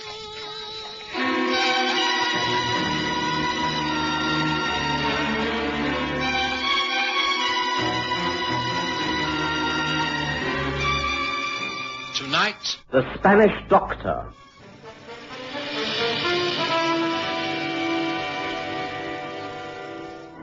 Sherlock Holmes and I had been in Yorkshire, where Holmes had successfully dealt with the case of the Whitby widow. We'd been a little delayed in our plans to return to London, and feeling tired and a little weary, we'd agreed to stay overnight at the Mitre Inn in Bishop's Cross before catching the train from York. Bishop's Cross seemed a pleasant enough village, and the inn was old-fashioned but comfortable. We had a pleasant supper and retired to the bar for a cool drink to end that summer evening. Holmes had always maintained that if you wished to know what went on in country places, the way to find out was to listen to the talk in the local bar. We did, and found it quite interesting. But as we were to leave the following morning, we took scant notice. We retired to our rooms quite early, and I slept almost at once. It was quiet and blissfully peaceful until... Watson, wake up. Wake up. Holmes? Holmes, what's the matter? Wake up, Watson. I've just been called by the local police. It seems there's trouble at one of the local estates. Someone has been killed, and knowing I was staying here, they've sent for me. Come, I've no wish to tackle this alone. You must get dressed immediately. Hurry, Watson, hurry. I was in no way pleased, but dragged myself from the comfortable feather bed and washed the sleep from my eyes. 10 minutes later, we were in a dog cart with a young farmhand urging his pony forward through the morning mists. Sorry, I can't tell you more, Mr. Holmes. The inspector, he just said I was to get you up to the lodge right soon. The lodge? Is that the home of Dr. Juan Lana? Right. How come you know that? Thought you'd be a stranger in this part. I am. I just happened to have overheard the name mentioned in the bar last night. Mr. Morton, I think it was, who seemed to dislike the good doctor. Ah, they ain't friends. Never since the doctor broke off his engagement to Frances Morton, Arthur's sister. Be the doctor who's dead, so I understand. Dead in mysterious circumstances, I take it. I don't know any details, sir. You'll have to be asking Inspector Berry about that. Ah, there be the lodge. Won't be long now. The Spanish Lodge, as it was called locally, was a small wooden-built house on the hillside above the village. Well kept, with neat lawns and flower beds, it was obviously the home of someone of comfortable means. We made our way up the stone steps and into the hall, where a police constable stood on guard. An inner door opened, and a plainclothesman bustled towards us. Holmes. Sherlock Holmes? Remember me? Inspector Berry. Later K Division, East Ham. Seconded to York over a year ago. Of course I remember you, Berry. Good to see you again. I hear you were staying overnight at the Mitre, and I hope you don't mind this early call, but it seemed an opportunity not to be missed. Dr. Lana, who owns this house and practice, has been killed. I think it must be murder. When did this happen, and what caused his death? Well, come and see for yourself. Oh, good morning, Dr. Watson. I'm sorry to have appeared to ignore you. I value your visit. You may be of great help. Good morning, Inspector. Yes, if I can be of any assistance, then of course. Well, this way, then. The room we were shown into was large. It contained a sofa and easy chairs, a large desk, and bookcases round 3 walls. There was a stone fireplace, many rugs across the wooden floor. Leading from the room was a small dressing recess with wash bowls and toilet facilities. It was obvious that the doctor used his study for professional purposes. As for the good doctor himself, at the side of the table, away from the window, he was stretched upon his back. No doubt that he was dead, and that it was a violent death. One of his eyes was blackened, and there were marks of bruises about his face and neck. The thickening of his features suggested to me that the cause of death had been strangulation. He used this room as a home surgery, it seems. That's right. That's the outside door. It's clear that someone entered from there, killed the doctor, and escaped unseen. That the assailant was a man is certain from the footprints outside and the nature of the injury. Yes, it's very seldom that I have the opportunity to examine a murdered man in these circumstances. I shall make a thorough investigation of the body and this room. How many people live in this house? Oh, just an elderly manservant who attends to the house. The cook, housekeeper, the coachman, and the surgery boy sleep out. Did the manservant hear anything? I believe so. His name is Blobbs, but he's still in a state of deep shock. Perhaps, once you've completed your examination, you'd care to join me in questioning him? Yes, certainly. I shall be about half an hour. Have Blobbs wait in the hall. Find out if there were any visitors last night, and patients who were expected to call. Names and addresses of everyone he saw yesterday. Meanwhile... yes, this is very interesting. I'd often watched Holmes at work, but rarely had I seen him so thorough. He examined the body and every inch of the rugs and carpets surrounding it. Then he went into the washing recess. I watched with amazement as he picked several items out of the basin with tweezers and placed them in an envelope. He spent a long time looking at the dead man and was clearly puzzled. Then, locking the door behind him, he walked across the hall to where an elderly gentleman in a state of deep shock was seated by the hat stand. I can't believe it, sir. It's not possible. A good master's dead. You must try to recall all you can about last evening. Now, when did you last see your master? Oh, about 9:30, sir. I went in there, and he was writing at his desk, and I bade him good night and went about my duties, and it was about 11 o'clock when I went to go upstairs, and a short while later, I thought I heard a cry or a call of some sort, and I went back down here, and I tapped on the door. Doctor! Hey, doctor, sir, are you all right? Who is that? Who is that at this hour? Well, I'm here, sir, Bloggs. I beg that you leave me in peace. Go back to your room this instant. Well, I thought I heard you call out, sir. Is everything all right? Perfectly all right. Go. Go to bed. Go, leave me. Oh, very good, sir. Now, let us solve this whole matter once and for all. How dare you come here and cause this trouble? There was someone in there with him, sir, and I couldn't tell who it was. I went back to my room, but sleep came hard. And about an hour later, I can't be sure of the time, but I got up to open the window a bit wider, it being such a hot night. And did you see anyone in the grounds? Well, come, man, come, speak up. Well, yes, there was someone, a man, walking away from the house, from the surgery door. I couldn't be sure who it was, but it was bright moonlight. You thought you recognized the man? Well, I can't be sure, of course, but, well, yes, it looked to me like young Arthur Morton.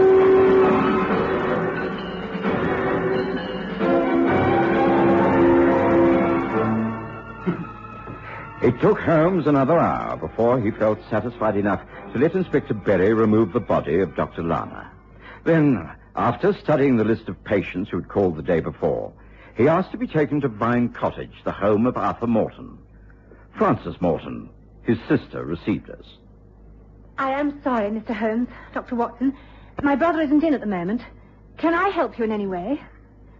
Obviously, you've called regarding the dreadful death of Dr. Lana. We're all very, very upset. Yes, I'm sure you are. Please do tell me everything you know about this man. Am I right in thinking that you knew him extremely well? Was there perhaps some emotional tie at one point? Oh, you're very astute. It's no use pretending. You'll find it all out quite soon. So, yes, I will tell you all I know about Juan Lana. Please do. Leave nothing out, however unimportant it may seem. Well, Juan came here to Bishop's Cross some 10 years ago. He was of Spanish blood. Some even say royal blood. He'd lived for years in South America, and quite naturally the villagers resented such a grand foreigner. But he was a doctor of medicine, and a very brilliant one. He established a practice. It took years for him to win the confidence of the people, but he did. He was eventually well respected and even well loved. When did you yourself become acquainted with him? About 2 years ago, when I returned from Europe. We fell in love. And 6 months ago, we announced our engagement. I find this most painful, you see. Please, take your time. Tell me all you can. Well, Juan's attitude suddenly changed. He became morose, withdrawn. It was as though he was suddenly frightened, living in fear of the future. Then, without any reason at all, he broke off our engagement. He said he couldn't marry me, and that for my own good, he wished me to be free. Oh, I can't tell you how rejected I felt. How miserable and jilted. And now he's dead. He's murdered this man. Well, it appears that he died as a result of wounds sustained in a fight. Tell me, Miss Morton, and you may as well be quite frank. Have you any idea who could have done this deed? Oh, no. No, of course not. What did your brother feel about Dr. Lana? Did they not hate each other? Oh, it wasn't Arthur. It couldn't have been. It wasn't Arthur. Please believe me, it wasn't. Oh, tell me it wasn't Arthur.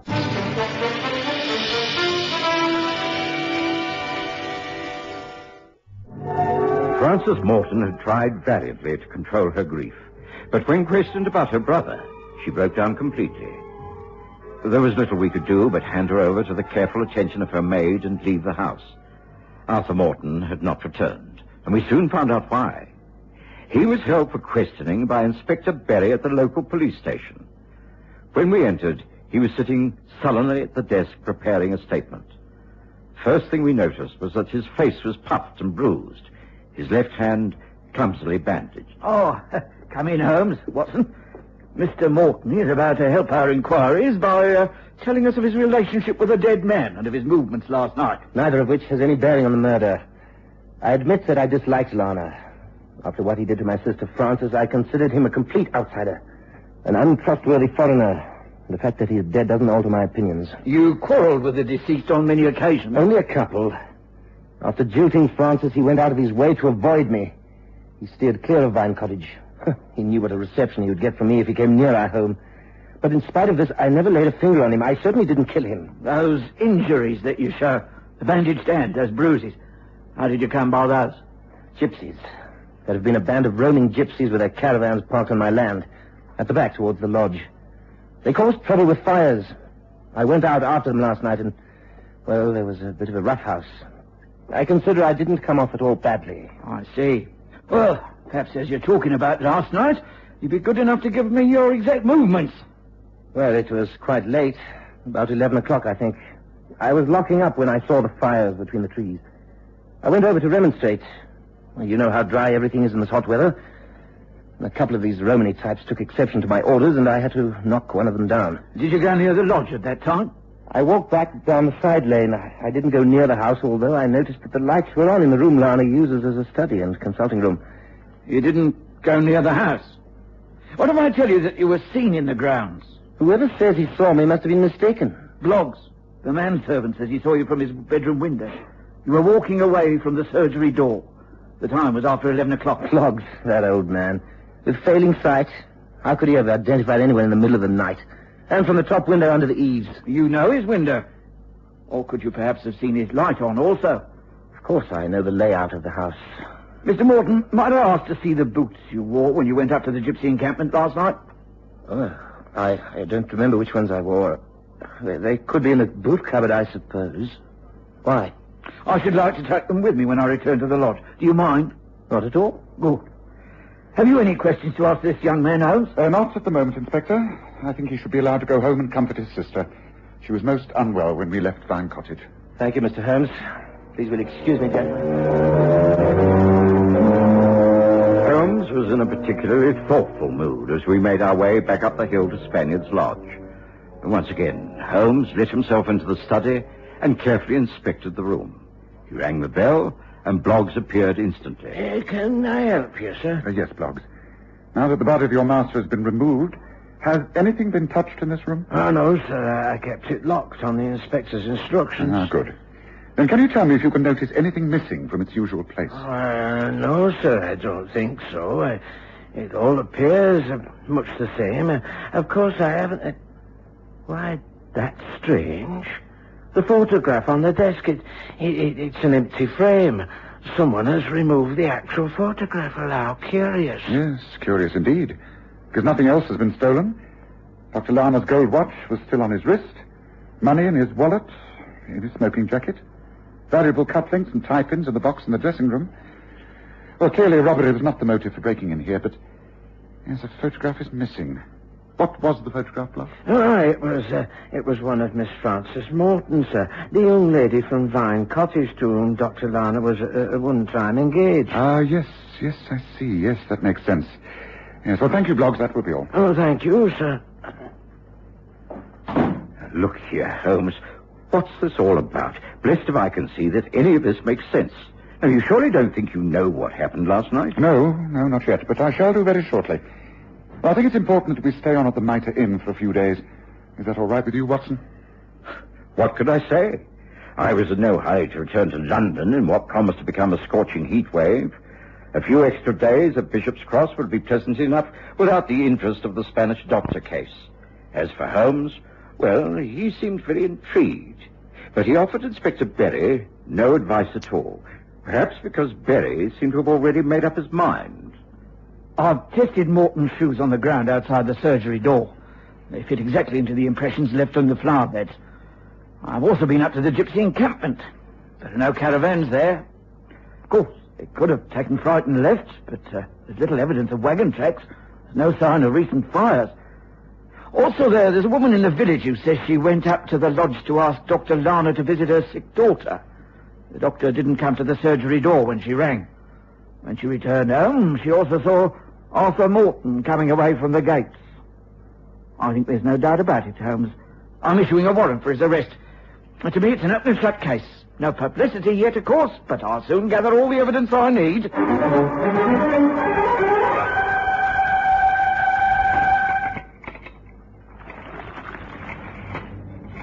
Great heavens, Holmes. I thought Inspector Berry said no publicity. Just look at this. Great banner headlines about the murder and an early arrest of the local squire. Well, I believe that the news has spread quite far afield.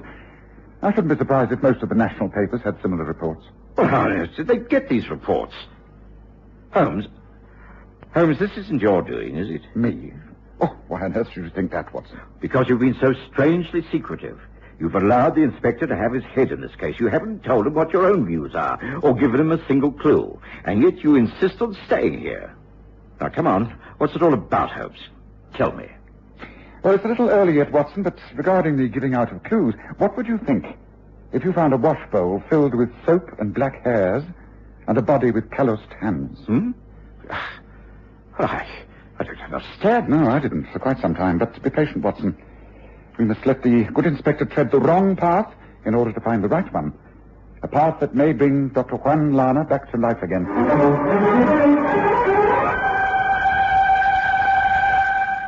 Damn it all! I don't understand it, Holmes. I've been made to look a cracking ass, all right. Here it is, spread all over the newspapers, and I haven't got my case together yet. I should be a laughing stock. How did the news get out? I don't think you should despair, Berry.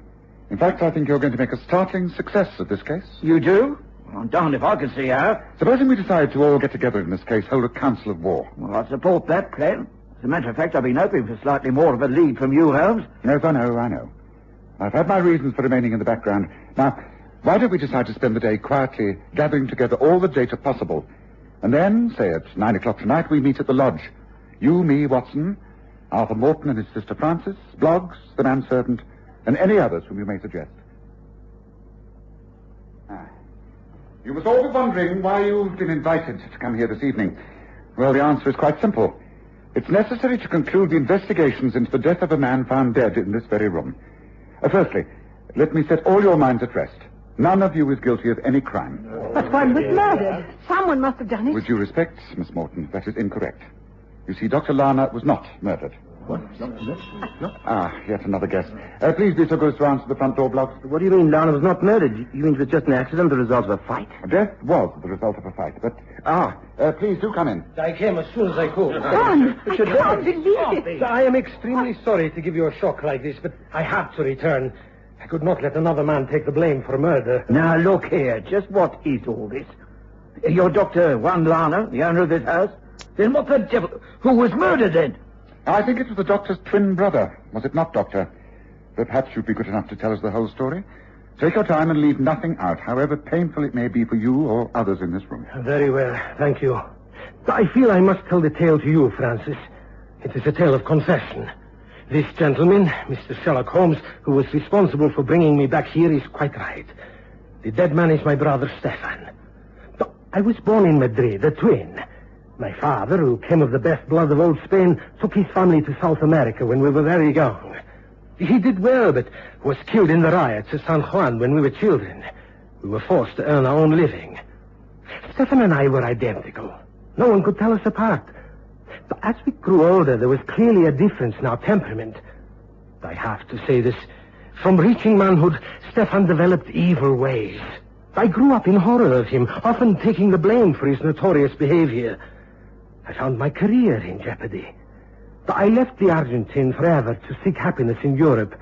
I worked hard, got my degrees, and came here. For years, I thought I was free of Stefan. I found you, Francis, and fell in love. I am still in love. Oh, Juan, my dear. Then, some while ago, I received a letter. Stefan had traced me. He was coming to see me. I immediately knew that the terror of my childhood would be repeated. He would bring disgrace upon me by impersonating me, borrowing money, causing scandals. I had to protect the one I loved. I broke off our engagement. It seemed the only thing to do. Why the devil didn't you tell us all this? Now come clean. I am of proud Spanish blood. I am not an Englishman. Oh, get on with what happened, Doctor. The other night, he arrived. He had walked from York and said he was tired and ill. I was shocked at his appearance. He was just the same, apart from sporting a thin moustache.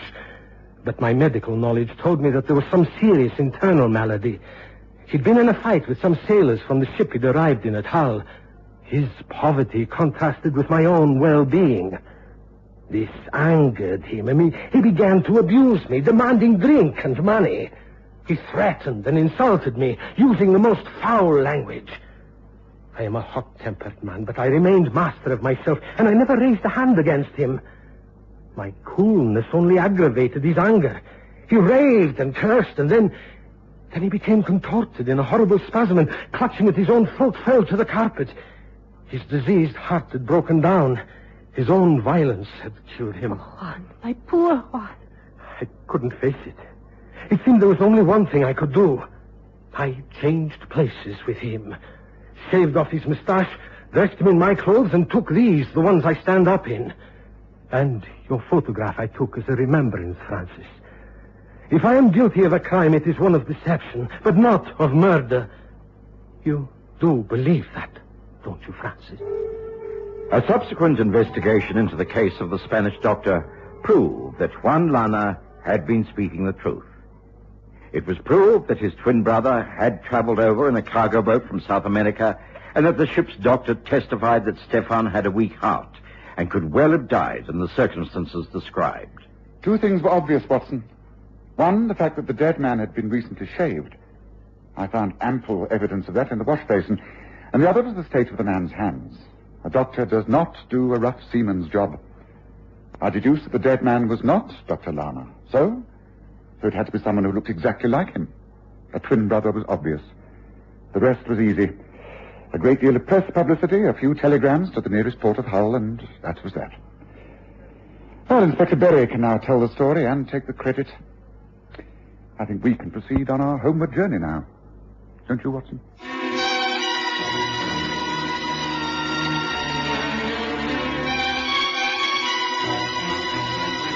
Listen again next Sunday to The Stories of Sherlock Holmes, with Graham Armitage as Holmes and Kerry Jordan as Dr. Watson.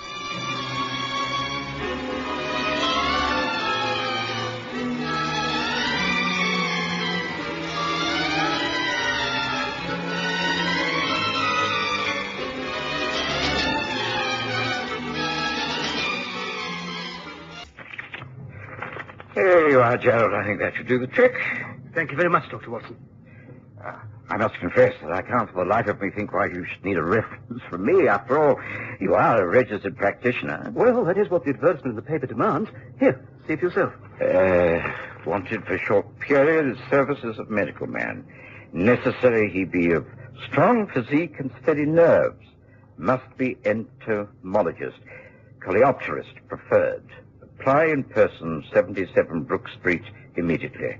A reference from other medical man essential. What a curious advertisement. I wish you well with your application. But if you get offered the post, I advise you to go into the position quite thoroughly before accepting it. Good luck, Gerald.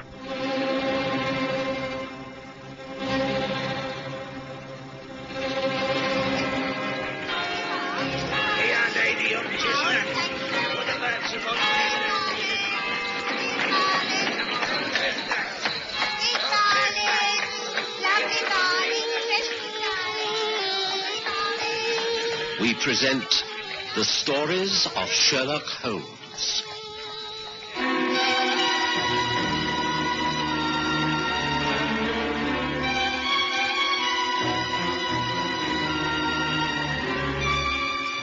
Tonight, The Man Who Loved the Beatles.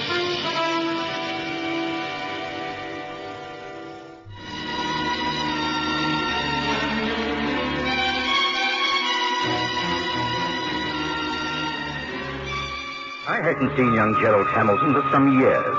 I'd taken quite an interest in his career, simply because he was a distant relative and the only member of my family who'd decided to take up medicine. I knew he'd done quite well, passed all his finals with flying colors. He was ambitious and was intent upon specializing, but was wise enough to get in as much general practice as possible beforehand. A strong, handsome young man, he was particularly interested in entomology, believing there was great need for medical research and the spreading of diseases by insects. Of course, I gave him a splendid character reference when he applied for a post with Lord Linchmere at 77 Brook Street. We neither of us were to know what a trail of bizarre events were to start with this initial meeting. You've come in answer to my advertisement, Dr. Hamilton, and do you fulfill the conditions which are laid down? I think so, yes, sir. It would seem satisfactory from your references. Have you ever been exposed to imminent physical danger? I can't say that I have, but I believe I would react with promptness and keep my head in such circumstances. Certainly appears strong enough. So far, so good. And now, what about beetles? Beetles, sir? Yes, you say you're interested in entomology. Can you talk at all about beetles? Well, I cannot profess to have anything original to say upon that creature, but I have a small collection for study. And I did contribute a small medical article regarding him in the Journal of Entomological Science. Oh, you were a collector. Splendid, quite splendid. You know the very man for my purpose. You must have heard of my brother-in-law, Sir Thomas Rossiter. One of the greatest authorities on the insect. You've not met him? No, sir. Ah, but you shall. I must tell you that my sister, Lady Elaine Rossiter, is abroad at the moment, and I have to stay with Sir Thomas over this next week. He's interested in nothing but his recent studies on the South American beetle. It will greatly aid me if you will accompany me to Delamere Court at Pangbourne. That is my brother-in-law's country residence. Would that be convenient? If it falls within the scope of my duties, yes, of course. But with respect, sir, you have yet to outline those duties. Oh, yes, quite. I should require, Dr. Hamilton, that you put yourself absolutely at my disposal. For as long as you're with me, and particularly this coming week, you must remain by my side. You must promise to do, without question, whatever I may ask you to do, however unreasonable it may appear to be. That is asking a good deal. Could you not elaborate a little? Unfortunately not, as I do not know what turn matters will take. You may be sure that I shall not ask anything criminal. You may well be proud to have been concerned in a good work if it all ends happily. It sounds extremely vague. May I ask the term? Yes, £20 a day. £20 a day? Yes. Lord Lynchmere, you may rely upon me. No, good. Then the matter is settled. Consider yourself engaged as from this very moment. I will have a necessary contract of employment drawn up, should you desire it. Meanwhile, let it be a gentleman's agreement. And shall we shake hands on it, Dr. Hampton? By all means. By all means.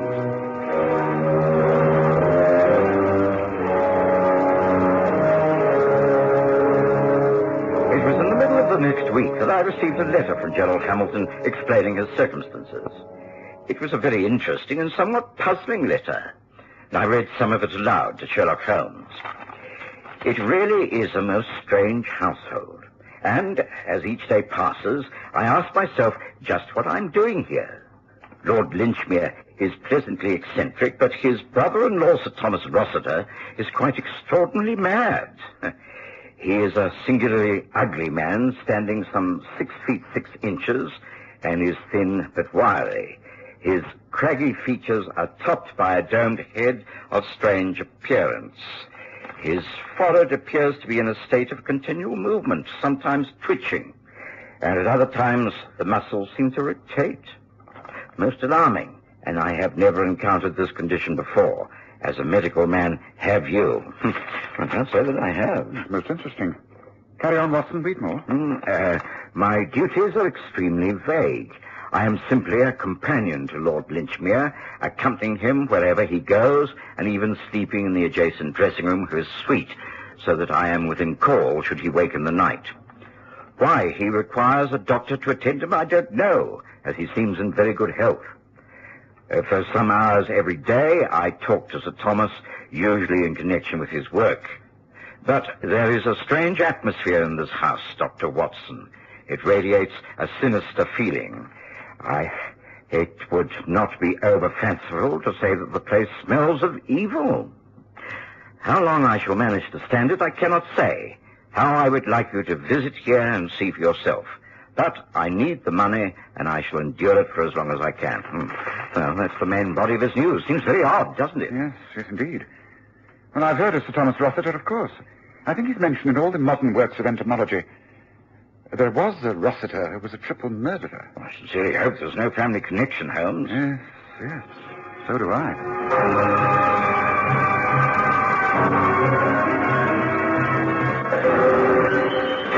Another 2 weeks passed, and there was no more news from Gerald. And then I came down to breakfast one morning to find a telegram propped up by the coffee pot. Holmes had finished his meal and was puffing away at his first pipe of the day when I opened it. Good gracious. Oh, something serious must have happened, Holmes. This is a telegram from Gerald Hamilton. He's in trouble. Listen. Please come Delamere Court, Pangbourne, soon as you can. Murder imminent. Bring Holmes. Despair for sanity. Hamilton. Yes, well, what do you make of that, Holmes? No more or no less than what it says, Watson. Lord Lynchmere warned the young man of danger from the very beginning. Shall you go down? Yes, of course. Will you accompany me? Oh, by all means. I've already looked up the times of the trains and discovered that the best inn in the district is the Drover's Arms. How could you have anticipated this, Holmes? The postmark on the telegram is Pangbourne. It's marked urgent. Must be a cry for help. Only your young prodigy could have sent it. Shall we hurry and catch the 9:45, Watson?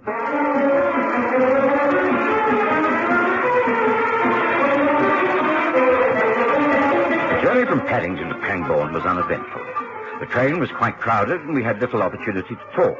We took a donkey cart from Pangbourne Station to Delamere Court, and the driver of the cart seemed ill-disposed to chatter. As we clattered our way over the uneven dirt road that dwindled into a single track, I looked around the bleak countryside. The skies had clouded over and threatened rain. The leaves of the trees seemed to be grey and not green. The foliage of the hedges was dank and gave off an unpleasant smell. It was indeed a most depressing vista. And Delamere Court, grey-stoned, bleak and depressing, peered from the hillside with gloomy foreboding. What a miserable-looking district, Holmes. Not a great deal of cheer about it, is there? That, I take it, is the home of Sir Thomas Rossiter. Oh, it must be. Is that Delamere Court, driver? Aye, that be it. And I'll be dropping you at the Drover's Arms as we arranged. I ain't going to drive up to that place no matter how much you pay me. Oh, now, why should you say that? Because it's haunted, that's why. That place is haunted. By the dead and by the undead. You take my advice, steer clear of it. There's many who set their foot in there and never been seen again. Just be warned. Stay clear. Aye, well clear. Staying clear of Delamere Court was the last thing we had in mind. We signed in at the inn and immediately changed into our country boots and set out to walk across the fields to join the driveway of the estate. We were crunching our way towards the house when... What the devil? Stay quite still, Watson. Make no attempt to take cover or move in any way. That shot was meant as a warning. What may I ask you two doing here? Can you not read the signs? Trespassers will be prosecuted. Turn immediately and leave my land. You are Sir Thomas Rossiter? What if I am? I am Sherlock Holmes, and this is Dr. Watson. We've come to visit Lord Linchmere. Well, this is my land. Don't want any strangers here. I don't care who you are. Name Sherlock Holmes doesn't give you any more rights than anyone else. No, I agree. On the other hand, the name Sir Thomas Rossiter does compel me to thank you for your book upon the Coleopatra. I found your chapter on the better-known species of British scarabaei quite fascinating. Oh, it's a rare thing to meet a man who takes an intelligent interest in such matters. If you wish to speak to my brother-in-law, perhaps we could discuss this matter on the way to the house. Oh, certainly. But surely this is Lord Linchmere approaching. Ah, yes, it is. But come, let's not bother about him. Now, what is your opinion upon the life cycle of the golden-brown raspberry beetle? Thomas! What is this? Who are these men? Mr. Sherlock Holmes and Dr. Watson called to see you. Mr. Holmes is about to give me his views on the Berisford acid. Please do not interrupt us. Now, you were saying, Mr. Holmes... Well, a most fast-running active creature... Dr. Watson, and you've brought Sherlock Holmes. Oh, thank heavens for that. Thank heavens. Please promise you will stay with me. Please promise me that you will never leave my side. Promise.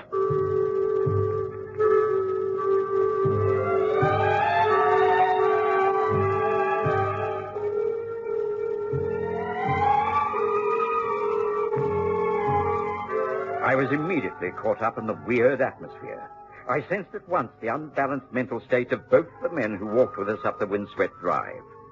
Sir Thomas Rossiter appeared only calm and reasoned when he was discussing his work. When talking about beetles, he was thoughtful and rational. On other subjects, he was quite distrait. As for Lord Linchmere, he seemed beside himself with fear. Once inside the house, Sir Thomas made for his study with no word of explanation. Linchmere took us through to the sitting room and offered us drinks. I know it's early, but I feel the need. Will you join me? Thank you, no. Not for me, thank you. Lord Linchmere, I feel I must explain our intrusion. The fact is that we've been sent for by my young friend and colleague, Dr. Gerald Hamilton. He seems to have been in some trouble. Hamilton, Dr. Hamilton. Well, yes, he isn't here. Not here? But you mean he is out at the moment? Yes, since the morning, this morning, early.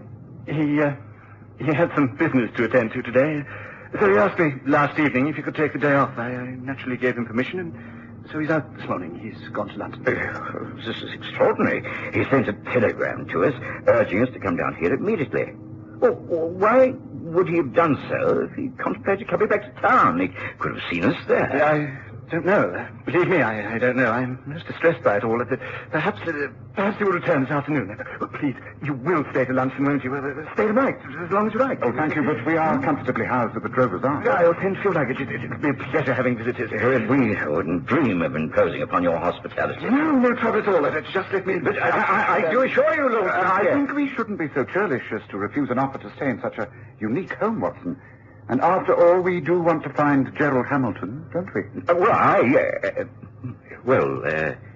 Yes, I suppose you're right. Capital.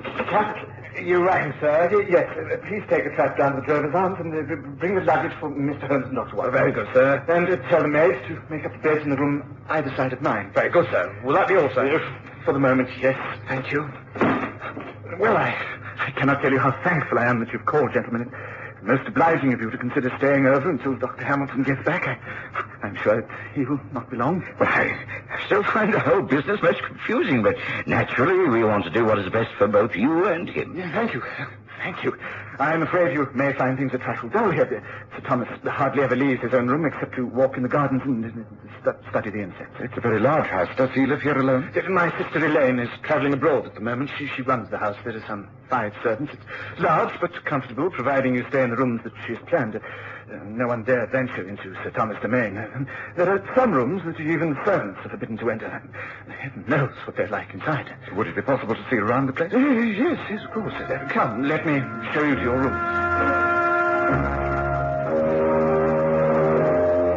We were carefully shown over the house, seeing, I suspected, only what Lord Linchmere wanted us to see. I could tell that Holmes was very intrigued. Although he kept up an endless stream of small talk with our host, he was noting every square inch of the rooms and corridors. That is a door that can never be opened. It leads into Thomas's private quarters. As for the rest, well, it is at your disposal, gentlemen. Certainly roomy. I hope I can find my way about. No, stay close to me. That is all I ask. My bedroom is here. Yours, Dr. Watson, is this one. And on the other side, that is yours, Mr. Holmes. There are connecting doors to my own room, and I beg of you to leave them open tonight. I have a morbid fear of being alone, even when I'm sleeping. Shall we return to the sitting room? There should be a pleasant fire there by now. Oh, we can talk quietly into lunch. Begging your pardon, my lord. Could you please have a word with cook about meals? They have to be changed now. She wants definite instructions. Oh, dear, how tiresome. Yes, I suppose I'll have to do so. Oh, if only Elaine were here, things would be so very, very different. Will you please excuse me, gentlemen? Go down to the sitting room again. I will join you there in just a few moments. Yes, very well done. Bother about us. We can find our way. Now, quickly, Watson. This may be our only chance to talk. Lord Linchmere is going to stick to us like glue. Holmes, what is going on here? I can't understand. I think it's very clear that Gerald Hamilton has not left this house. If that's the case, then he must be here somewhere and held against his will. We've just got to put up with all this quaintness until we can find him. How? How will you do that if we're never left alone? Look, after lunch, stick at Lord Linchmere's side. He's so scared that he's wearing himself out. Stay with him. Encourage him to relax. I shall make a thorough search and somehow or other get into Sir Thomas Rossiter's apartments. We think that he's being held in there, but why? No, well, in this house there could be many reasons. But I'm certain that he is here. Somewhere beyond that closed door he's being held prisoner. One doesn't like to think of what might be happening, but we must find him. Come. Let's get back to the city.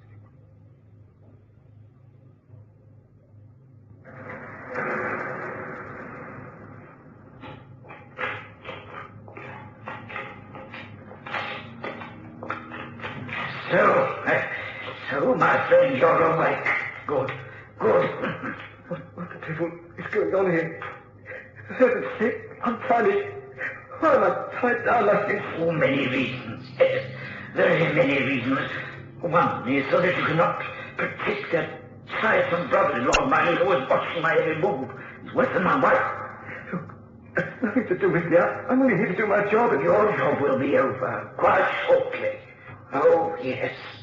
You'll not be needed after tonight. But meanwhile, I'm anxious to try a small experiment. I am sure, with your interest in the South American beetles, you will agree to this in the cause of science. I have a theory that the large red Montevideo thrives on human blood, in much the same way as leeches draw blood. And so... Get away! You must be mad! I have many of them here, in this large glass container. I shall open your shirt. so. Get away! She must be mad! Take those blasted things away! Now remove the top, so. There, and now... Placing it upside down on your chest. There, the little ones will fall. Ah, yes, they have fallen onto your skin. Oh, they're confused. They run backwards and forwards over your flesh. This is coughing off me! The baby's maniac! Take him away! Oh, no, I have cords on either side of the glass container. When he's caught, I can fasten to your wrist. So, and again here. There, I have the glass case will now be secure. The experiment now begins. How long before they start to take your blood, I wonder? Yes. How long? There must be! I can't stand it! I can't stand it!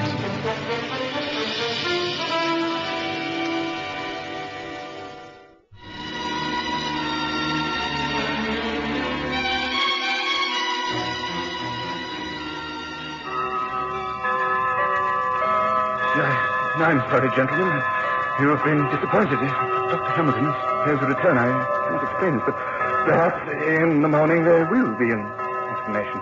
Meanwhile, the only thing I can suggest is an early night for us all. And, Sir Thomas? We've not seen him all day. He has food sent through to his quarters. He is more than happy to be alone with his work. May I suggest a nightcap? Not for me. Oh, excuse me. As for the country air, I think your suggestion of retiring is a splendid one, Lord Lynchmere. Then may I lead the way upstairs? Rogers will put out the lamps. Come this way, please. And please do remember to sleep with the communicating doors wide open, won't you? I simply loathe the feeling of being alone in the dark. If you hear anything at all, however slight, then wake me. You will promise, won't you? Wake me if you hear anything during the night. Promise.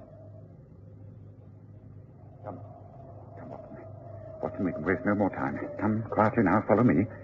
Fortunately, I packed a dark lantern with my things. Come this way. Holmes, where are we going? We're surely not outside. That's right, it's the only way. Careful. Now, the door.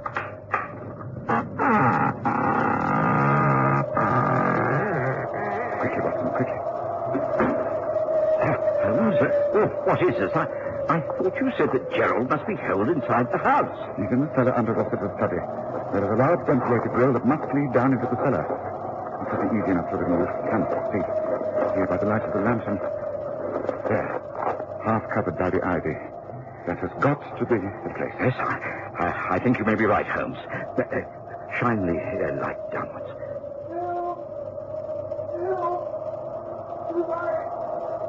That's him all right, Watson. Come on. Use the strength of yours. Get that grid up. Come on. It took us nearly 20 minutes with all our combined strength to ease the iron grill work away. A few minutes later, we were in the cellar unfastening the bonds that tied Gerald Hamilton to the table.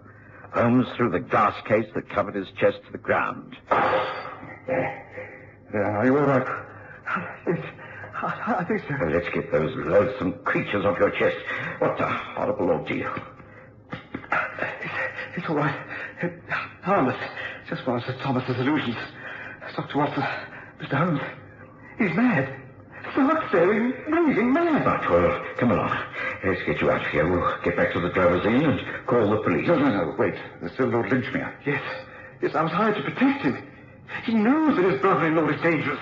Yes, well, there's no time to wait. Come, let's get out and into the house. There may still be time. Hurry now, both of you. Hurry. Careful. Softly now. Quiet. Right, through here into my room. It leads to Lord Lynchmere's. Shh. Yes, I think it's all right. Yes, he's still asleep. Careful now. Wait. Listen, someone's coming. It's Rossiter. It must be. Back into the shadows. See, the lamp still burns on the table. Wait. No! I'll get you,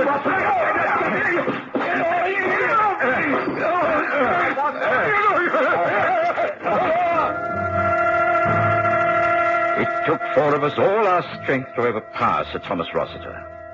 The lamps were then lit and order restored. Rossiter lay back in a chair, his arms securely tied with the sash cord from the windows. One glance was enough to prove that he was a most dangerous maniac. Gerald Hamilton found his doctor's bag and administered an injection that took immediate effect. Later, downstairs, Lord Linchmere explained. My poor brother-in-law is stricken with a disease. He comes from a stock which is deeply tainted with insanity. He has these periodical outbreaks in which he will attack anyone who seems to interfere with his work. We tried for years to conceal this. My sister has led a dreadful life, and we realized that it could not continue. He grows worse each time. That's why I sent Elaine away and hired you, Hamilton. I needed protection and also a witness. A witness who was a doctor and could testify that Thomas is unbalanced and quite certifiable. We have had ample proof of that tonight. Thank heavens you came, Mr. Holmes. Watson has been more help than I. It was quite easy to discover the layout of the house and realize there had to be a cellar beneath the study. Well, you had a dreadful ordeal, Hamilton. I sympathize completely. The fact is that I've never been able to bear beetles. I think it's time we went home.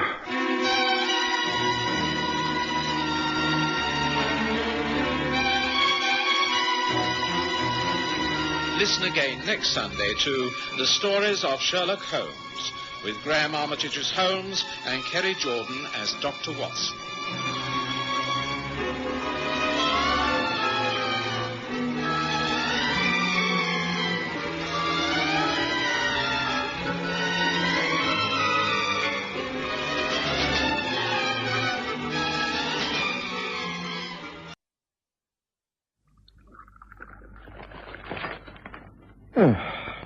Anything in the newspaper of interest, Holmes? I'm rather worried about the floods in Scotland. What? Oh, the floods. No, not much about it. Water appears to be subsiding, torrential rains abating, local people stoic in the circumstances. Well, thank heavens there seems to be an end to it all. I have old friends who are farming in that area. Oh, that's interesting. I'm sorry to interrupt your train of thought, Watson, but I just spotted something rather intriguing. Oh? Lady Jane Berisford has had the famous Sarusi pearls stolen whilst giving a house party. And who do you think is in charge of the case? I can't imagine. Our old friend Inspector Thorne from Scotland Yard. What's the betting that he'll be around here before lunch? Oh, not to ask advice, of course, mark you, but merely to drop in for a cup of coffee, swapping stories, you know, that sort of thing. I lay 10 to 1 that we find ourselves involved. What do you say?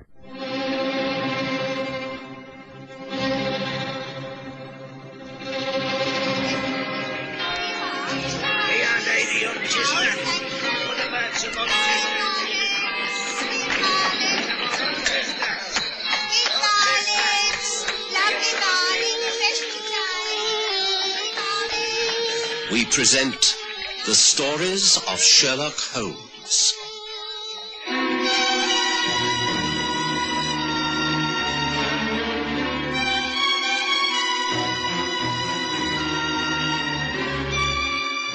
Tonight, The Sarusi Pearls.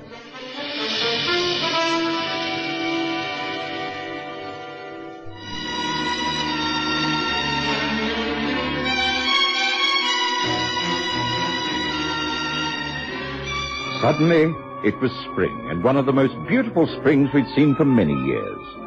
It was the more appreciated as it followed a severe winter with serious flooding in the north. The parks and gardens began to stir with life. Overnight, the air became warm and soft. Blossoms filled the trees and shrubs. In the city, children were bowling their hoops and playing hopscotch in the alleyways. In the country, house parties could now be arranged with tennis and croquet for the guests. I was always happy at this time of year. There would be fewer cases of illness owing to the winter cold. Even Sherlock Holmes, who professed never to care a jot about the weather, appeared to respond cheerfully to the changed conditions. On this particularly bright morning, we'd hardly finished breakfast before there was a ring at the doorbell. And some minutes later, Mrs. Hudson showed in Inspector Thorne of New Scotland Yard and his assistant, Detective Sergeant Pollock. You're bright and early, Thorne. Enjoying the change in the weather? Pray do take a seat. Will you have some coffee?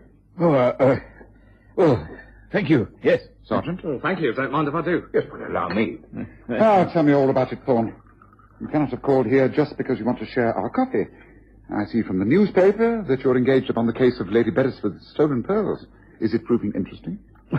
It's always difficult when one's dealing with the aristocracy. It can be rather embarrassing. It's uncomfortable to question a lord or a baronet, and, this case is nearly a dozen of them. Here you are. Your coffee. Well, Duke's all about Yes, pray do. But first, let me refresh my memory regarding your central character, Lady Jane Berisford. She is a widow, is she not? Lord Berisford died some 6 years ago, leaving her the ancestral seat of Ashwood Hall in Oxfordshire. She's an extremely rich lady who entertains lavishly and owns the famous Cerusi pearls. It's something from this collection that is missing? A tiara. Ah. It seemed she opened the country season with a house party. 12 house guests. All top drawer, naturally. Guest list reads like who's who. I was sent to Oxfordshire the moment the yard was called in. Lady Beresford insisted that the local police should not be called in. She wants the whole matter handled with the utmost discretion. As little publicity as possible. How the morning papers got hold of the news, I can't think. Anyhow, Pollock and I went up there, and of course we were granted an audience with Lady Beresford at once. She was extremely upset. This is very considerate, Inspector. I do appreciate it. It's a most delicate matter, you see, and I'm sure you'll be most discreet. You can be sure of that, my lady. Now, please tell us all the facts, right from the start, leaving nothing out, however insignificant. Well, a month ago, I sent out invitations to a dozen or so friends of mine. The list is there on the side table. I've had my secretary prepare it for you. Thank you. I see there are 14 names here. Did they all come to the house party? 2 were unable to. The Earl of Baronsmere and his wife. They were stranded in Scotland in all that terrible flooding. The others all came and stayed here, naturally. On the Sunday evening, we had a recital. A string quartet from Oxford. It was a great success, and the guests all retired around midnight. It was quite formal, evening dress, of course. I wore a lavender gown and the tiara. Any other jewellery? With the Cerusi pearls, Inspector, any other jewellery would be quite out of place. Quite. Well, please carry on.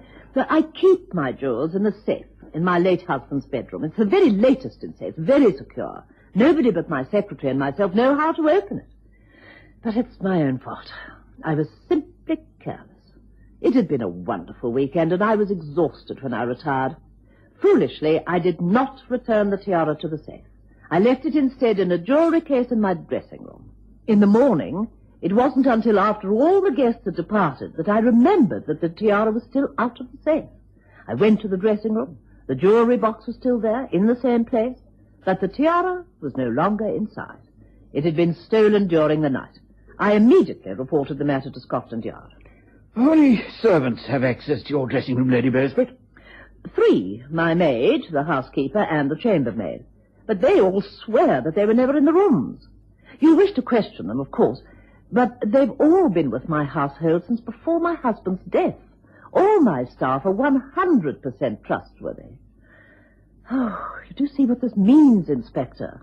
If no one living here stole the tiara, then it must have been one of the guests. The cream of British aristocracy is on that guest list. How can I let any one of them believe that I think them to be a cheap thief? It's unthinkable. And yet the theft took place. I don't know how you're going to investigate this, Inspector, without bringing shame and humiliation to all of us. It's quite dreadful. Dreadful. Of course, I questioned all the servants. The impression I got was that they were totally loyal to Lady Beresford and quite horrified that this should have happened. I made an examination of the rooms and the grounds. The dressing room in question is a corner room. Outside there's just one floor and then the ground floor. There's a large creeper growing along the wall. Clear evidence that it had recently been climbed. There were marks made to cover up the ground at the roots, which may have shown footprints. So you're fairly certain that entry was made from the outside during the time Lady Beresford was sleeping, by a person or persons unknown? That's right. Now, we can discount casual robbery.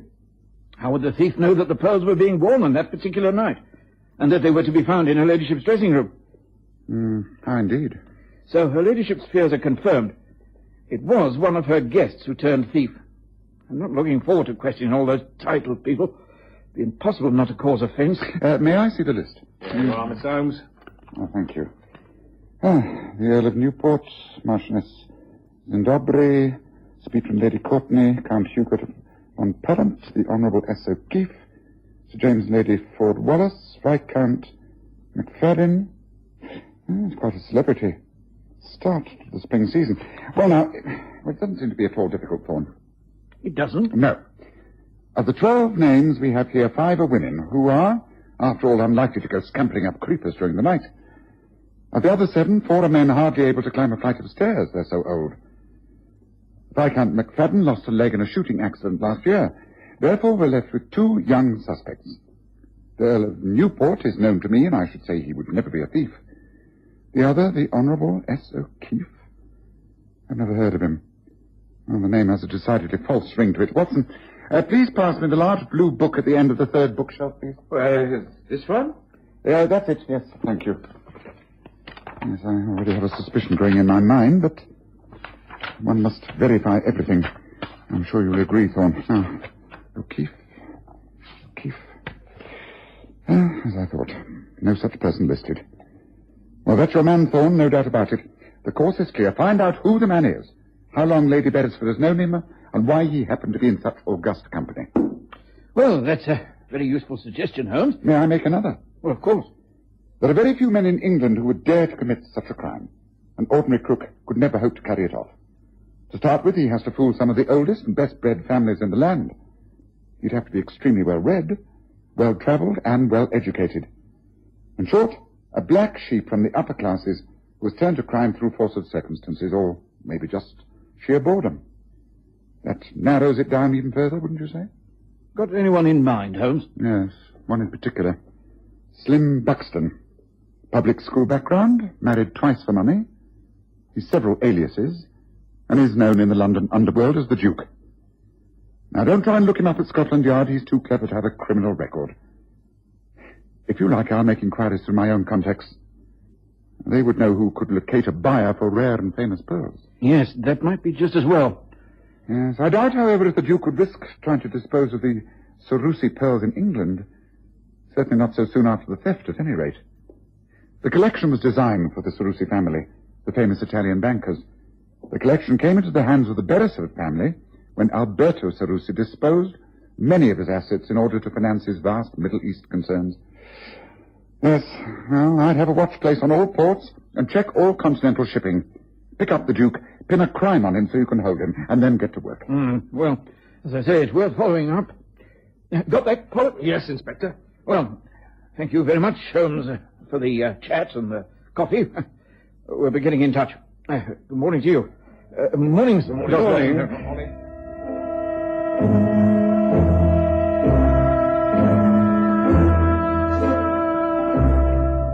While Thorne and the detective sergeant had been with us, Holmes seemed to view the whole matter with an air of slight amusement.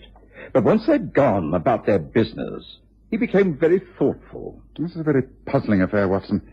Simply does not make sense. There's far more to it than Thorne thinks. Well, if he does take your advice and manages to catch the Slim Buxton fellow, then it'll be entirely due to you, Holmes. It'll take a smarter man than Thorne to catch the Duke out. Well, I shall be out all day, but if you're here this evening, I expect to have news. You're going to pursue the case? You're going after this man, Slim Buxton, yourself? Oh, no. I shall let Thorne do all that. I expect him to be successful up to a point. No, I shall be tracking down the real criminal.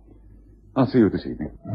Sherlock Holmes' attitude of being one step ahead of everyone else could be extremely irritating. But he was so seldom wrong that I'd learned to live with it, and I must admit that I looked forward to hearing the progress both he and Thorne had made during that day. When I returned to Baker Street that evening, I found Holmes seated by the open window, a sheaf of telegrams on his lap. He looked up cheerfully and said, "Listen to this, Watson. Your supposition's entirely correct. Slim Buxton identified as Honourable S. O'Keefe, booked under his own name, passage on SS Emerald Isle from Portsmouth to Dublin this evening. Pollock and I will be on board. Hope for catch red-handed before stop at Liverpool tomorrow. Regards, Thorne." I must say things are moving, Holmes, but why are Thorne and Pollock boarding the ship? They know the man's guilty. Why don't they hold him on suspicion until it's all been cleared up? It's quite simple. They hope to catch him on board with the pearls. If they move in too soon, they might get their man, but they will have no proof. Thorne thinks he's playing a very clever game. Oh, well, it sounds astute enough to me. I just hope he can pull it off. I should be very surprised if he does. A trip to Liverpool might prove most interesting. How are you placed, Watson, for a couple of days? Yes, I suppose that'd be all right. I could, Well, I think it might take longer. If we go over to Dublin, if you could spare the time and the interest, I promise you will not be out of pocket at the end of the trip. Shall I make the necessary arrangements? The SS Emerald Isle will be at Liverpool tomorrow, so we must take the first train. Will that be all right with you?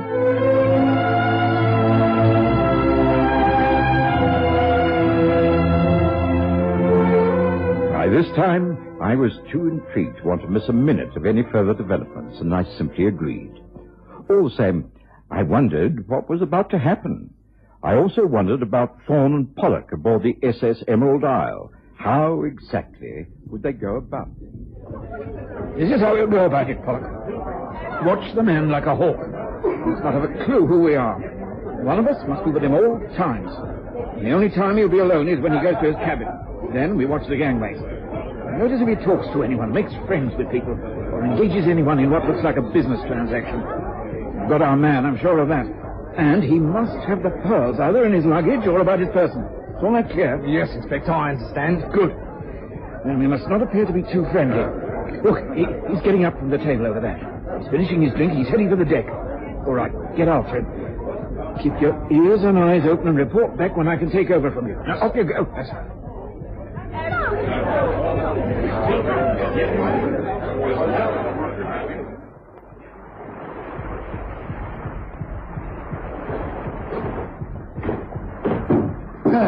You wouldn't happen to have a match on you, would you, old chap? Yes, I think so, sir. Oh, thank you. Oh, deuced rude of me. Would you care to smoke? No, thank you, sir. Calm sea, lovely night. Should be a good crossing tomorrow. Going far on this trip? Well, no, that is... Well, I don't think so. Like that, is it? You know, you really should make up your mind. After all, it is the public's money you're spending, is it not? What? What do you mean? I don't understand. I don't know what you're talking about. Oh, come on now. Credit me with a little more discernment. Perhaps it is just as well that we can have this little chat, and it saves so much time, you know. My name, as you know, is Slim Buxton. I don't know yours, but you really should cut along to your superior, the worthy inspector, and tell him that this trip is a complete waste of time and money. I rather object to a nice sea crossing being spoiled by being treated as a common criminal. I have not committed a crime, and you will never be able to prove that I have. So be a good man and leave me alone, will you? Now, I think I will retire for the night. Good night. I hope you sleep as well as I know I shall.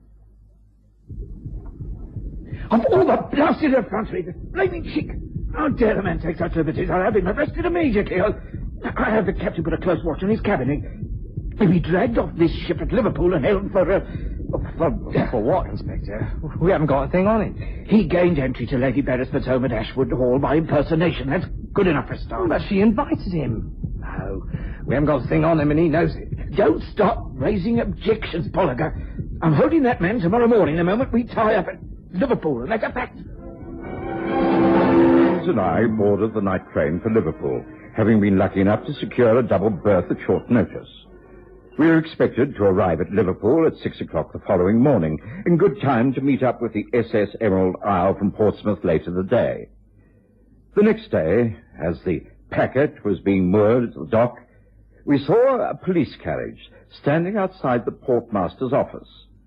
Inspector Thorne was already at work upon his victim. It's no good, Inspector. It's no good. There's nothing here.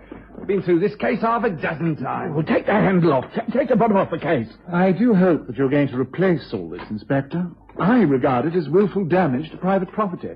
I know you carry a warrant to search, but not to destroy. May I get dressed now? You may, but you're not leaving England. I can detain you under my special powers, and I shall do so now. I know you're at the root of all this trouble, and by heaven, I'll stick at it until I have proof. Well, the best of luck to you. Since I have been deprived of my rights of travel and my belongings are in tatters, I take it you will be good enough to escort me back to my London home, where I can at least change into decent clothes before taking this appalling business any further. Very well. Come with me. Sergeant, get all this stuff together. Come along there. Hurry, man. Hurry. To my surprise, Holmes seemed little interested in Thorne's interrogation of Slim Buxton. He merely requested that the sergeant stay with us at Liverpool when the official police party took the impeccably cool suspect away to London. Holmes boarded the SS Emerald Isle and had a word with the purser. The cabin allocated to Mr. Slim Buxton. I'm afraid it's been given to somebody else, sir. It just isn't free. No, that is a pity. Mr. Buxton then just left the ship. I'm a bad sailor, and I thought I'd like a cabin for the crossing. Oh, I'm sorry, sir. You see, there was a lady, and she had her name on the list for cancellation. It's a Signora Claudia Gamboli. So you see, you're just too late. Oh, very well, I understand. It's not all that important. Can you point the lady out to me among the passengers already aboard? Oh, why, yes, sir. Let's... Oh, well, there she is, there. There, in the dark brown coat, with a brown hat and veil. That's her. That's Signora Gamboli. Oh, good. Thank you. Now, Sergeant, you see the lady we've been talking about over there? She's about to go below. Yes, sir, I got her. Well, just stay well out of her way until we reach Dublin. I don't think there'll be any difficulty. She will go below, I imagine. And we shall spend most of the pleasant crossing smoking our pipes and enjoying the calm seas. What do you say, Watson? Well, I can't think of a more enjoyable way of spending the day. Good, then. Let's go and get ourselves a decent spot by the rails.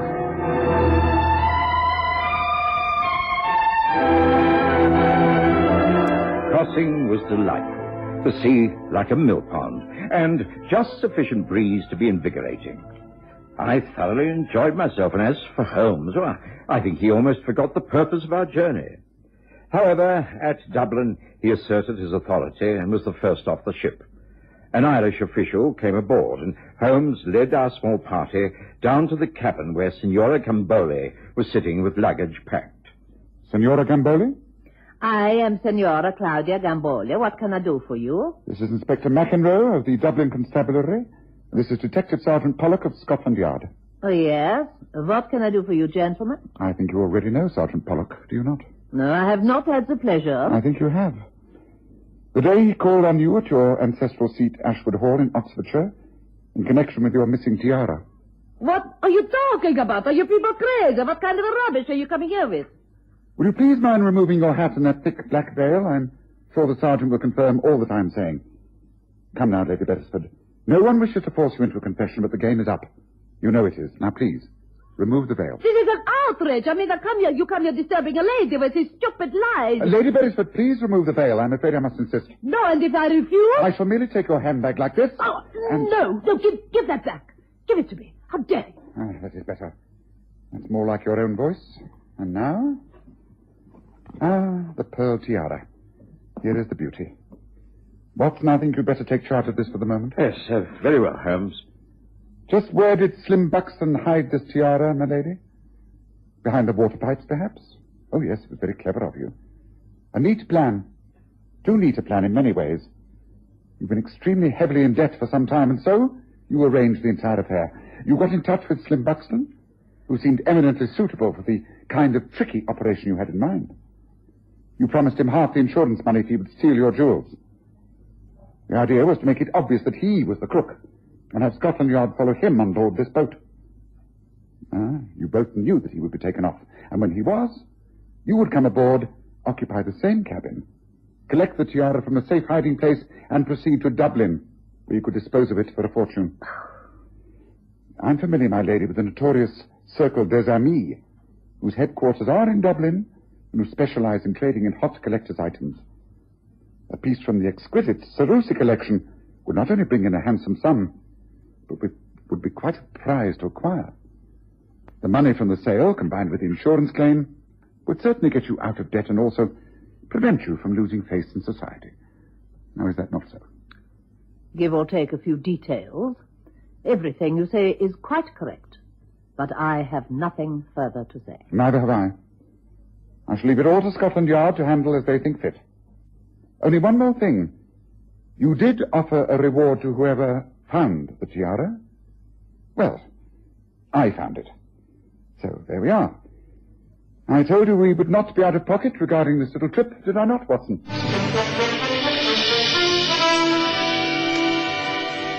decided to stay in Dublin for a few days.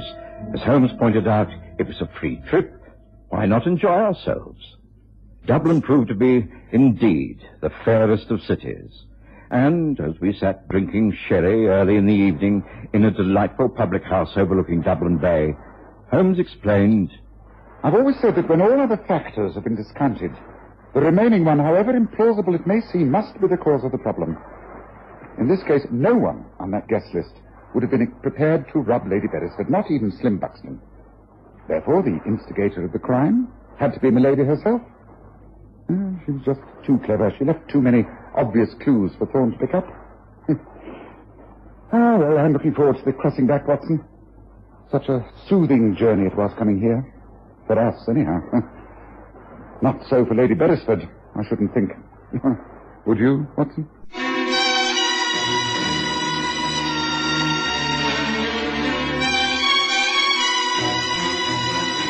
Listen again next Sunday to The Stories of Sherlock Holmes, with Graham Armitage as Holmes and Kerry Jordan as Dr. Watson.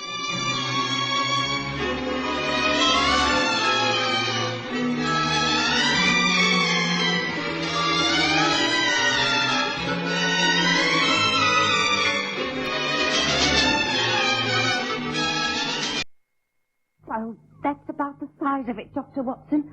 I just have to travel north to Cumberland, and I simply can't take young Harry, my grandson.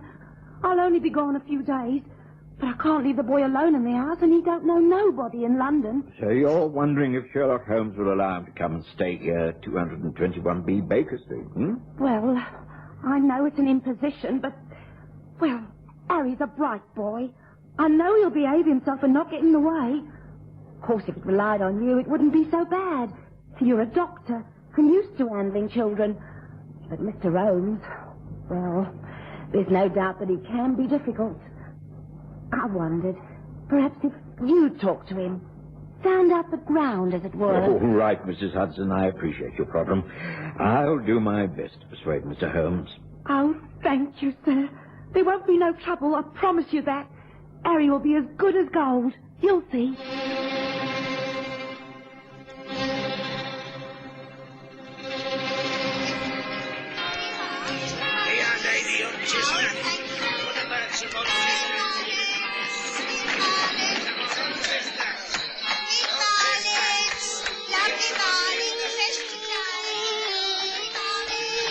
We present The Stories of Sherlock Holmes.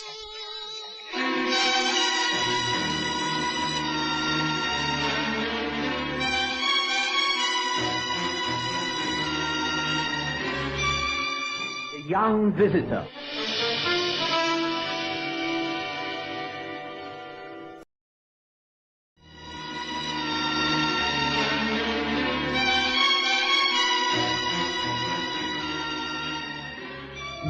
I knew that to put up a lively young boy in our rooms for any length of time would cause untold trouble. But I didn't see why we shouldn't try to help for a short while. There was a small box room at the top of the house that had a trestle bed in it. It could be made quite comfortable. The only difficulty was Sherlock Holmes and his work. He was the last man in London to want a small boy under his feet while he was engaged upon a case. I broached the subject carefully the next morning. Much to my surprise, Holmes agreed to the arrangement quite amicably. Mrs. Hudson was delighted, and on the Friday afternoon showed him the lad, all dressed in his Sunday best and schooled in the proper behavior. Come in now, Harry, and say hello to Mr. Holmes and Dr. Watson. How do you do, sir? Very pleased to meet you, Doctor. So, you're Harry, and you're to be our young visitor for a few days. Yes, sir. Thank you very much for letting me stay here. Harry's a bright lad. He won't make any trouble. I mean, he isn't rowdy or anything like that. As long as there's plenty of books for him to look at, he'll be as quiet as a mouse. Well, there are plenty of those, although perhaps you aren't quite grown up enough for most of them. Well, young man, sit yourself down. It's a bit early for tea. Gran's shown me where everything is, sir. I can get it for you any time. Well, not yet. Well, come on, sit down and tell us something about yourself. Oh, there isn't much. I'd sooner hear about you, Mr. Holmes. Do you really catch criminals, murderers, and people like that? And do they fight to the death at the very end? Well, not very often. Detection isn't all blood and thunder. It's a question of observation and thinking in the right manner. But I'm not working on any case at the moment, so you needn't bother about disturbing me. Oh, that's a pity. I think I'd like to be a detective when I grow up. Well, there's plenty of time for that. Now, what would you like to do this weekend? Play games? Visit the zoo? Not really. You know what I'd really like? No? What? To go down Charing Cross Road and look at all the second-hand bookstores. Now, that will really be a treat. Well, if that's what you want, that's exactly what we shall do. We shall do so tomorrow morning. How's that? It's a promise. Wow! I think I'm really going to enjoy it here. I really do. Things had got off to a most pleasant start. It was clear that Holmes liked the boy, who was quick-witted and not over-familiar. True to his promise, Holmes ordered a hansom cab the next day, and the two of them started off for an exploration of the London bookshops. Charing Cross Road was the obvious start. Holmes knew every store intimately, and one in particular, Nesbitt & Son, was a great favorite. Well, now, Mr. Holmes, found anything to your liking? Not at the moment, Nesbitt, but I'll browse around if you don't mind. Make yourself at home, sir. Make yourself at home. Mr. Holmes, just come and look at what I found. What is it, Harry? Look! It's an old book all filled with maps and drawings. Look! Sailing ships and pirates and all the voyages marked out. Called E. White Cosgrove. Travels of imagination and exploration. What's that? Gracious me. Nesbitt, what have you got an old Cosgrove out here on the straw pavement for? What's it marked out as? 5 shillings. It should be worth far more than that. Well, I don't know. It came in with a job lot from a Mr. Robert Johnson of the Manor, Lake Radlett. It's in a poor state. Many pages missing, and the cover is stained and warped. It's a pity. It's rare enough, but I doubt if it could be restored. Please, may I buy it? I'd love to start a collection with this. I've got half the money. If you put the other half, I promise I'll pay you back. That's all right. Wrap it up, Nesbitt. The young man's found what he wants. Very good, Mr. Holmes. We must encourage a budding bibliophile, mustn't we?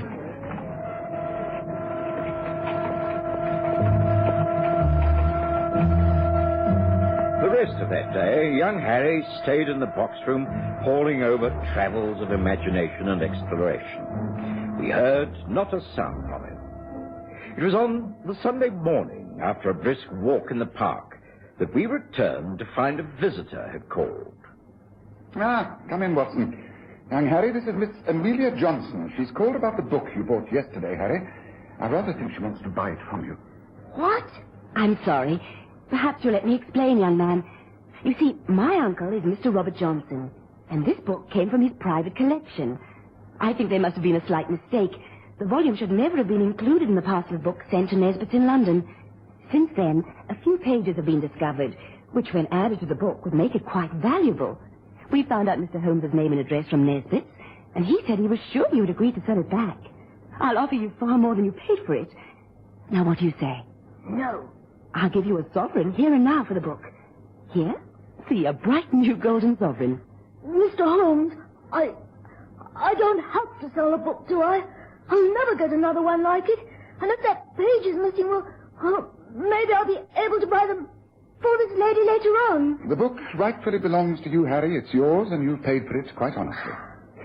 Of course, Miss Johnson, the missing pages may deal with the island of Corsium and the legend of the dinosaur. There is a reference to that later on in the book, isn't that so? Exactly, Mr. Holmes.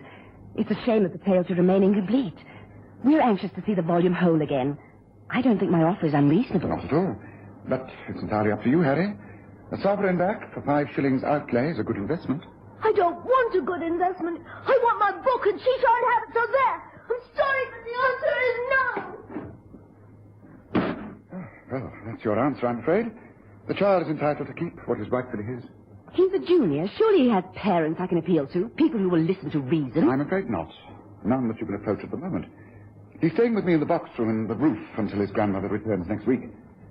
But Harry is a strong-willed boy. I doubt if anyone will make him change his mind.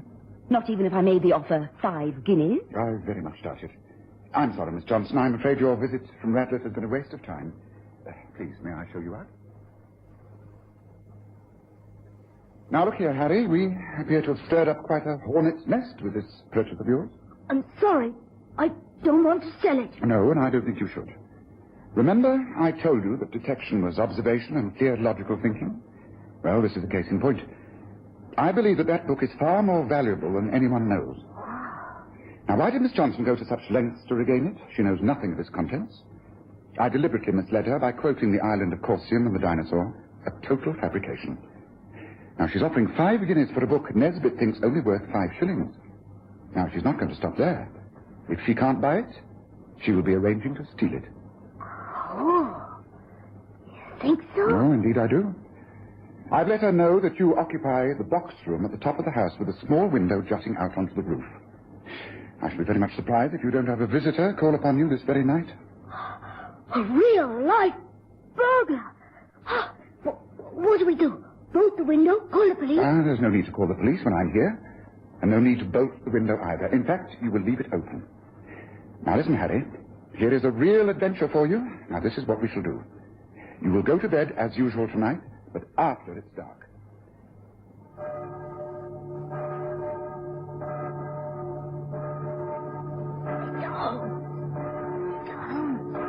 You're still awake, sir? Yes, Harry. I think this is proving a washout, Holmes. It's very late. Listen. Someone's outside on the roof. Wait. Right, Bert, easy. This is a window. Here.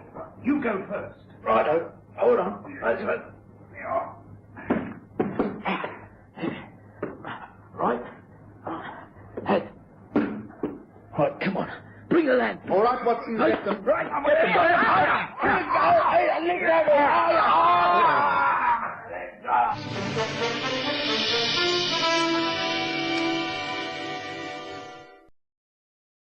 After the initial tussle, the 2 men who had entered the box room from the roof gave up.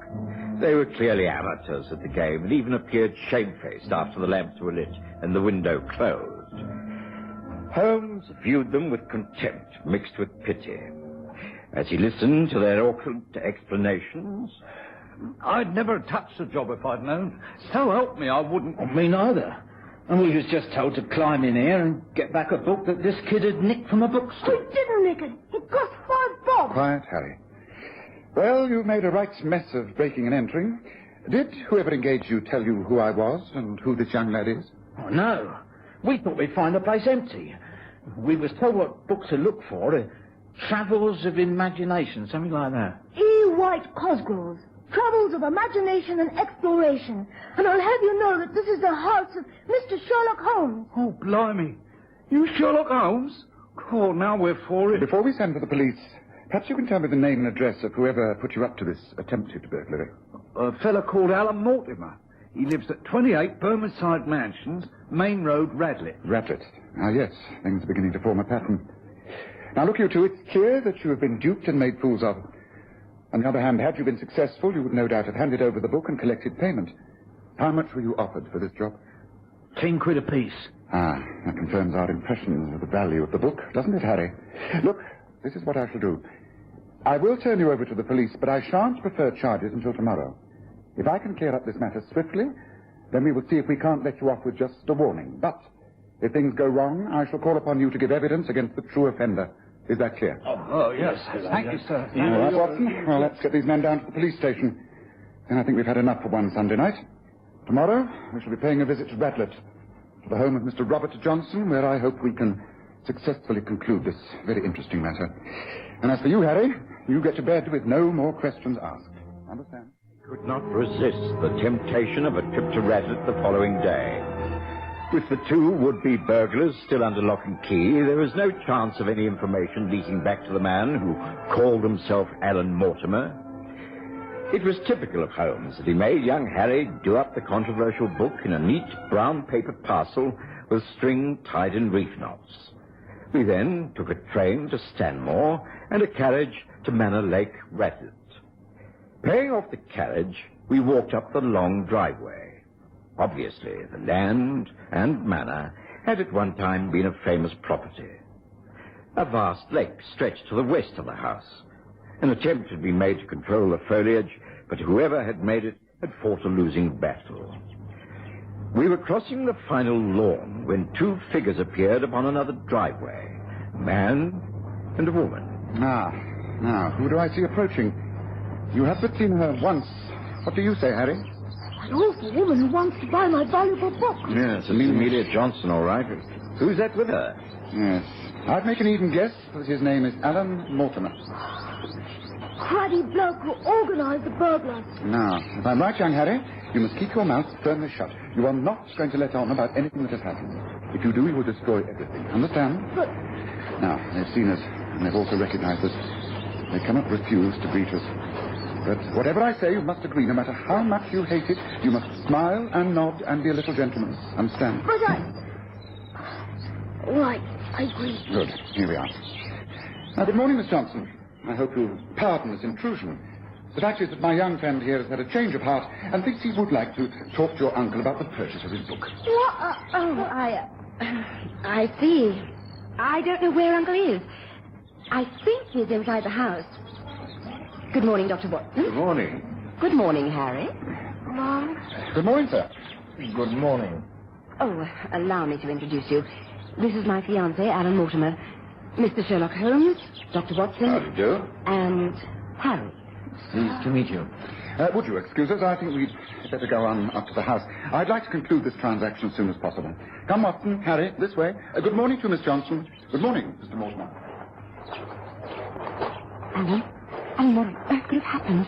I thought you'd arranged everything, but there was no need to worry. Something must have gone wrong. Those men have bungled it. Well, what do we do now? If Uncle gets that book back, that man, Sherlock Holmes, is quite capable. We shall just have to wait. If Holmes does work things out, it will go very heavily against us.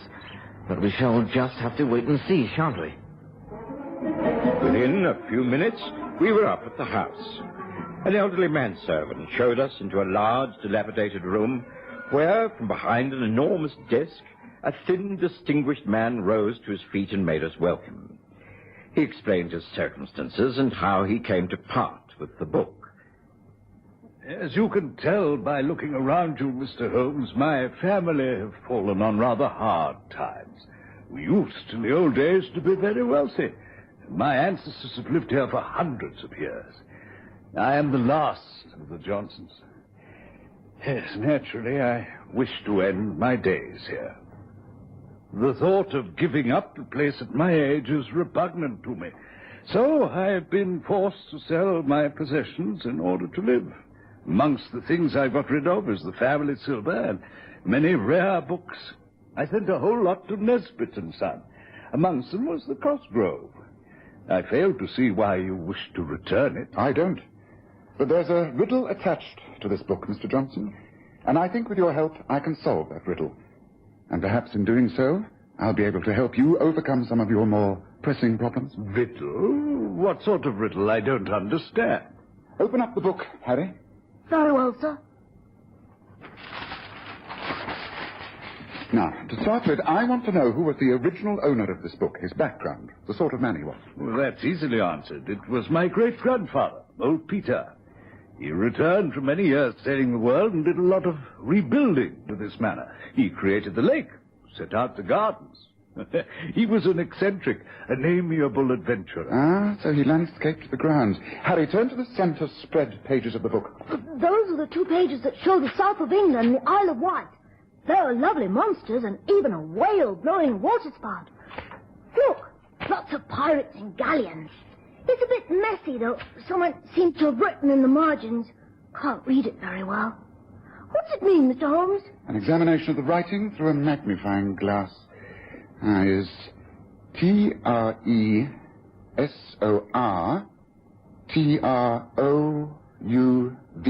Oh, trésor trouvé. Treasure found, or as we say, treasure trove. Yes, and it's on the island marked with a cross, very near to that water spout. A treasure! On the Isle of Wight? I think not. Let's come to the window. You see the French windows open out with a view across the lake. Now, do you see anything unusual about it? Oh, best that I can. Well, it looks a bit overgrown. That's if you forgive the observation, Mr. Johnson. Oh, I agree, but personally, I've never liked that lake. It seems so oddly designed. No symmetry, just everything thrown together. Look more closely at the small island towards the far end. I think if we had a bird's eye view of its shape, we would be reminded of something. Now, does it mean anything? Well, I must confess I don't know what you're getting at. Well, what about you, Harry? Come along, you're a bright boy. What does it remind you of? Well, funny. I've got it. It's the same shape as the map. The Isle of Wight, like in the book. Ah, exactly. But I don't understand you. You mean that old Peter landscaped that lake and island to resemble this map? That's it. Now, wait a moment. There must have been a reason. But the treasure trove. You think that there's some sort of treasure hidden on that island out there? Well, one can but assume that old Peter worked all this out for that reason. It explains why this book is so valuable. I presume that you have a boat that can get us across to the island, Mr. Johnson? Well, there's an old rowing boat moored down there. Oh, I haven't been across to the island for months. Old Giles, my manservant, will know if it can still be used. Good, then I suggest a trip to the island and a little exploring, don't you? Wow! Buried treasure! The boys at school are never going to believe this. Come on!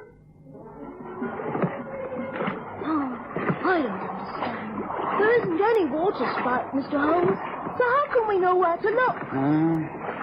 What's that half hidden in the reeds and bushes? Looks like a sort of fountain. Hey, a water spout! Pull up alongside it, Watson. Right,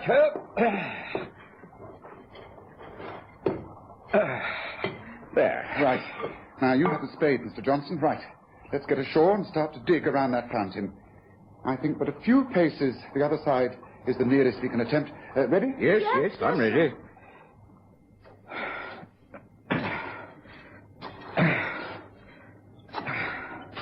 There's something here. It's metal. Joe, look. There's a small metal box. Now, come on, give me a hand. Smooth away the earth, Harry. Right. Right, open it. Yes, it doesn't appear to be locked. If it is, prise it open, Watson. Right. Wow. Oh, just look at that.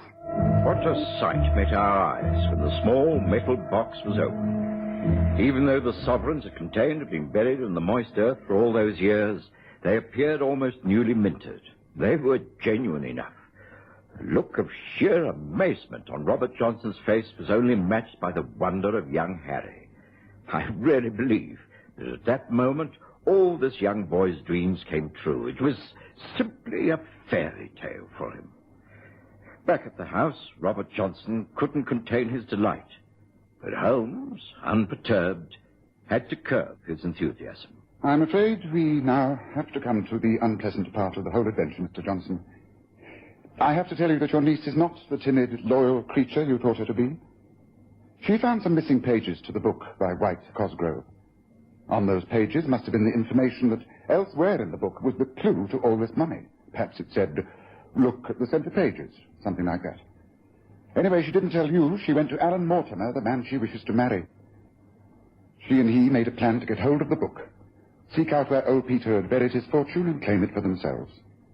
They would have tricked you out of this money. I think when you confront them with this treachery, they will be unable to deny it. If they do, well, I have proof. Witnesses now under lock and key. Get rid of both of them and enjoy your old age, Mr. Johnson. I don't know how to thank you, Mr. Holmes.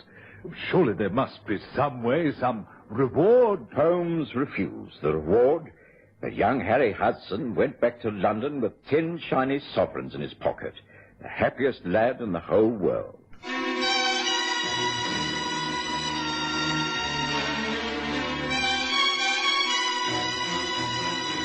Listen again next Sunday to The Stories of Sherlock Holmes, with Graham Armitage as Holmes and Kerry Jordan as Dr. Watson.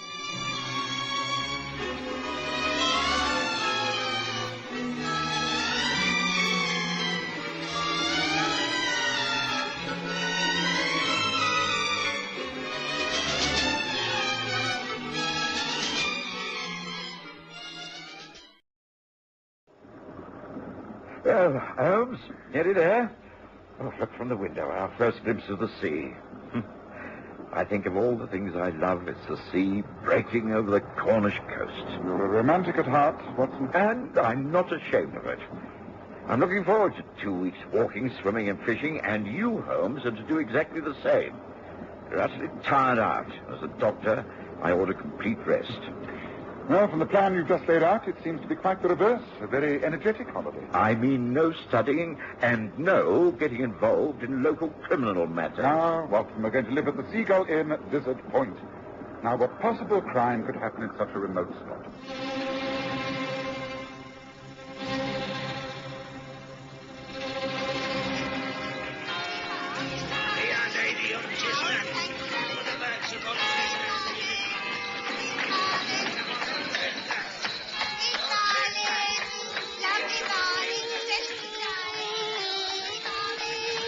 We present the stories of Sherlock Holmes.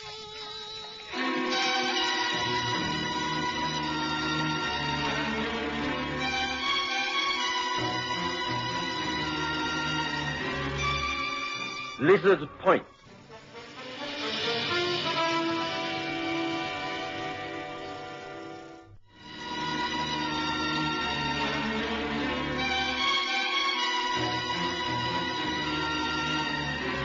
In the spring of the year 1897, that Sherlock Holmes' iron constitution showed some symptoms of giving way in the face of constant hard work of a most exacting kind, aggravated perhaps by occasional indiscretions of his own. But he was induced at last to give himself a complete change of scene and air. And so it was that we found ourselves entrained for Lizard Point, the southernmost tip of Cornwall. A carriage was waiting at the Falmouth station, and I thoroughly enjoyed the long ride to the Seagull Inn. It was out of season, and I thought that perhaps we would be the only guests. However, there was another smart, foreign-looking gentleman signing the register. Please sign here, sir. Thank you. Will you be staying with us very long? I do not know. It depends upon so many things. Perhaps a week. I should not think any longer.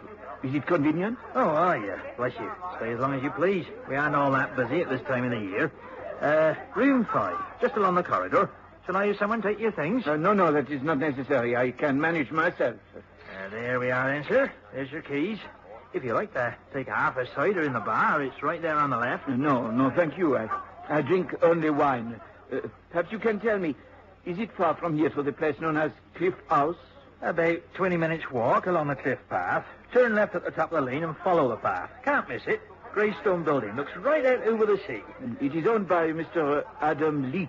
Is that not so? That's right. Why, Adam's right there in the bar at this very moment. Then perhaps I shall take a drink. After all, thank you.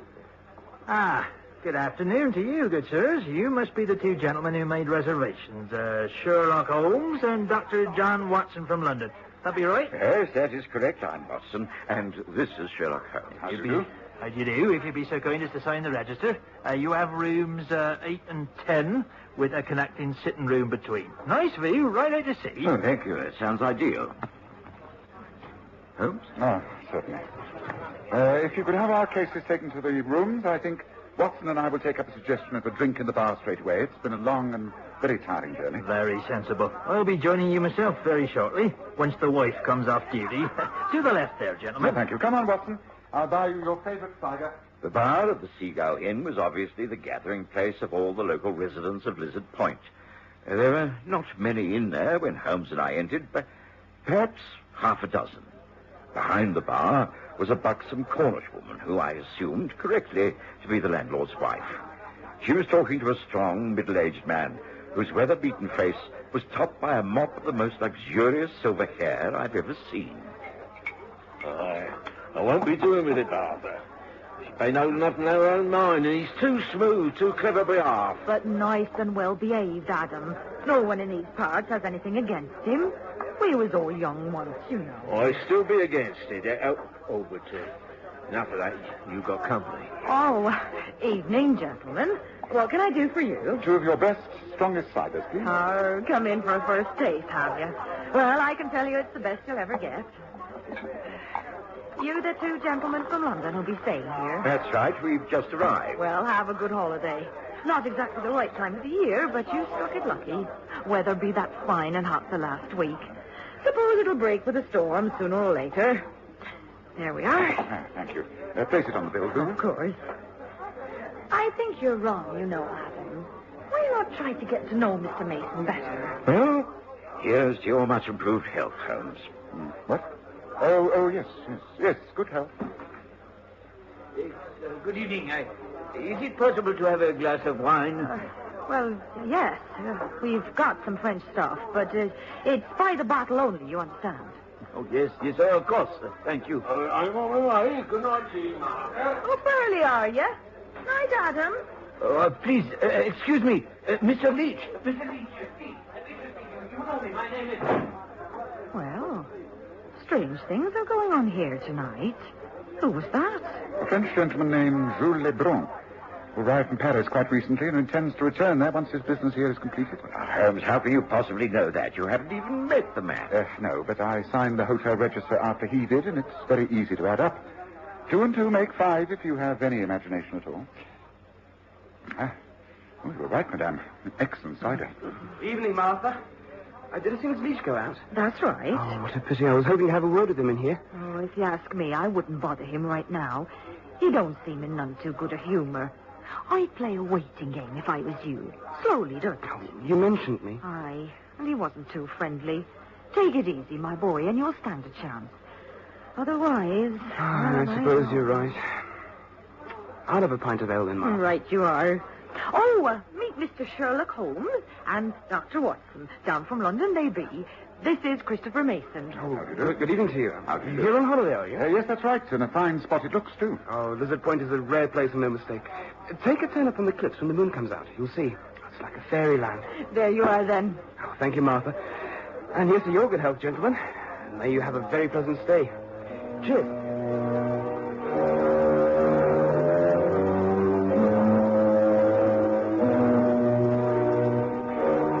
Christopher Mason was an agreeable young man. He sat chatting to us for half an hour or so, and then the landlord came through to advise us that supper was ready. Afterwards, we took Christopher Mason's advice and strolled the cliffs. The moon was up, far out over the silver water. It was enchanting. That young man was right. The visual effect from here is amazing. Breathtaking. I don't think I've seen anything like it. Well, that I take it is Cliff House. That's where the man Adam Leach must live with his daughter. Oh, his daughter? Yes, of course. Christopher Mason is in love with her, and the old man doesn't approve. That much of the scenario is clear already. Holmes, you'll never change. Here we are in a wonderland of scenic beauty, and you're already more interested in the ordinary problems of the local people. Oh, come on. Let's walk back to the inn. Well, you think I exaggerate, Watson? Then look carefully down there. There, on the beach path. 2 lovers, if ever I saw a pair. No? I followed, Holmes pointing fingers. And yes, there, sure enough, was a man and woman held in tight embrace. Well, they had an ideal setting for their romantic evening. I wished them happiness. We turned, walked swiftly back to the inn, had a nightcap in the sitting room, and said good night. I think I slept better than I had in years. I know Holmes did, because he was still sound asleep when I rose to bath and shave. The morning was quite glorious. We decided upon a walk before breakfast.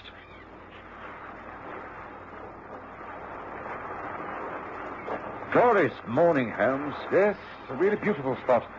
Yes, I'm glad you recommended this, Watson. Well, 2 weeks of this, and you'll be a new man. Ah, look, we aren't the only ones about. Here comes that French gentleman. What's his name? Jules Lebrun. Yes, it seems he doesn't wish to greet us. He's turned and deliberately gone the other way. Oh, well, he's probably quicker back by the path he's taken. Shall we walk down to those rocks? Seems that they form a natural pool.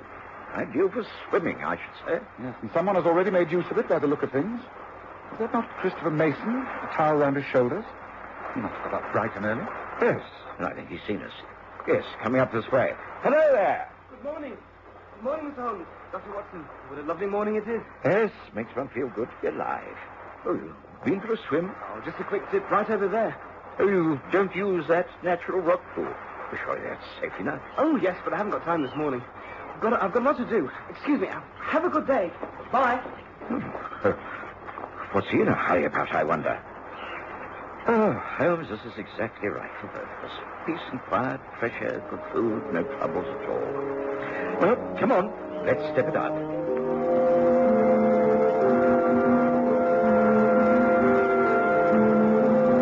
This is the rock pool. we climb down slippery. Just look at the colour of the water. It's all kinds of... Watson, you may not be correct in saying all is peace here. Look, there on the beach between the rocks. Great heavens, it looks like a man's body floating face down. Quickly, Watson, quickly. Down here, the beach.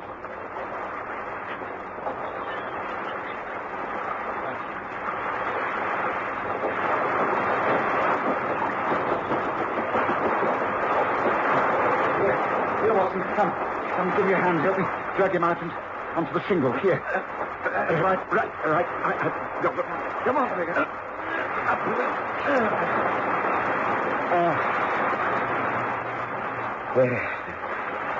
That's it. Oh, heavens, Holmes. The fellow, he's dead, I'm afraid. No point in trying to revive him. Drowned, of course. Oh, not at all. It's the old man, Adam Leach, killed by a vicious blow at the back of the head. Not the traditional blunt instrument either. Look at that wound. Surely it could only have been made by something like a pickaxe. For one moment I stood and stared at the dead man. I've seen some dreadful wounds upon the human body in my time, but never one of such a peculiar nature. It was, as Holmes said, the sort of injury that would be sustained by a blow from a pickaxe. I found it puzzling, but there was no time for speculation. We raised the alarm immediately. Men were summoned from the inn, and the body, covered in canvas, was removed to the local mortuary.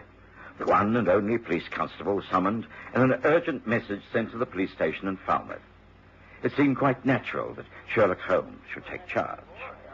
It seems that you've all heard of the unfortunate death of Adam Leach of Cliff House. I must ask you all to remain calm.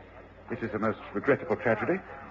One can only assume that he went for his usual morning swim and was overcome with cramp, and while floundering, crashed his head against the rocks and drowned. Aye. Adam, he always took a morning swim down there when the weather was good. Like you say, Mr. Holmes, we must all be calm. Inspector Brendan from Falmouth will be here soon, and he'll take charge.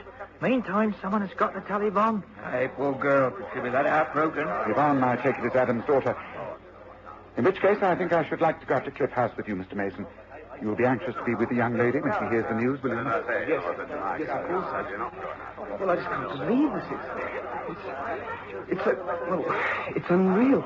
Yes, of course I must go to Yvonne. Right. Constable, perhaps you'll wait for the inspector. Come along. I'll do that. Let's get up to Cliff House.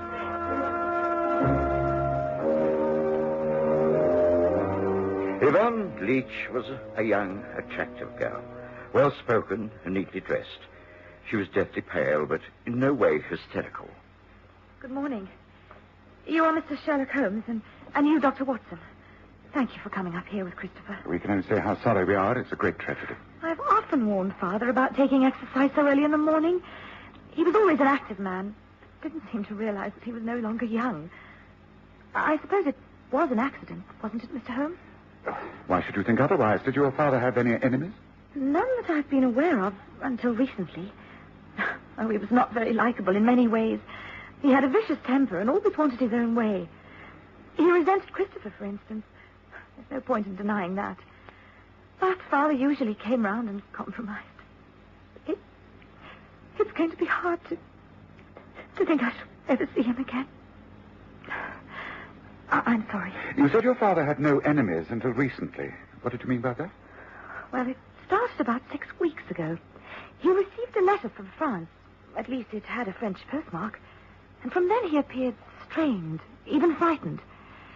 And then last night he had an unexpected visitor. I was in my room. I didn't hear the man arrive, but I did hear voices coming from here, this room. I wondered who it was and if Father needed anything. So I left my room and came down here. I didn't enter because it was quite clear that they were quarreling. I heard Father say... You shan't get a penny. Hear that? Not a penny. An unwise decision, Leach. You know that you will have to pay in some way or another. I think paying in money is better than paying with a year or so in jail, don't you? I refuse. Not a penny. I don't believe you have any evidence at all about what happened in Paris. In any case, that was so many years ago that no one will take the slightest interest in your feeble accusations. That I should not bet on. The families who suffered are still alive. They will remember. They will demand retribution, whereas if you agree to the sale of the letters, then all will be peace and quiet once more. After all, what is £100 to a man like you? No. I say no. Here, look, the letters. That's got it now.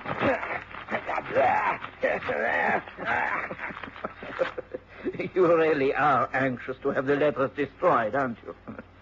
You don't think I'd be stupid enough to bring them with me tonight, do you? These are only the empty envelopes.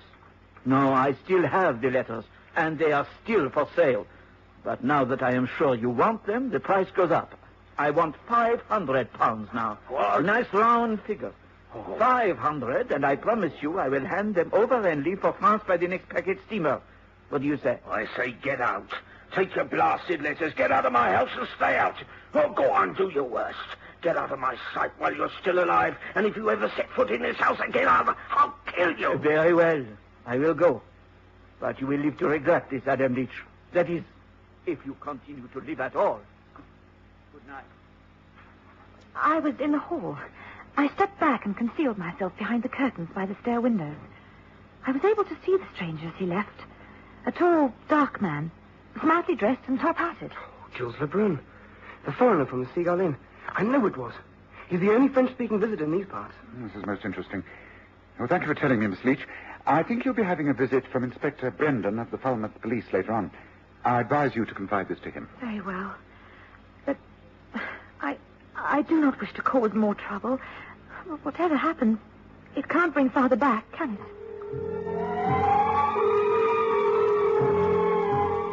I could tell that Holmes already scented a crime. As we walked slowly back to the inn, he hardly spoke.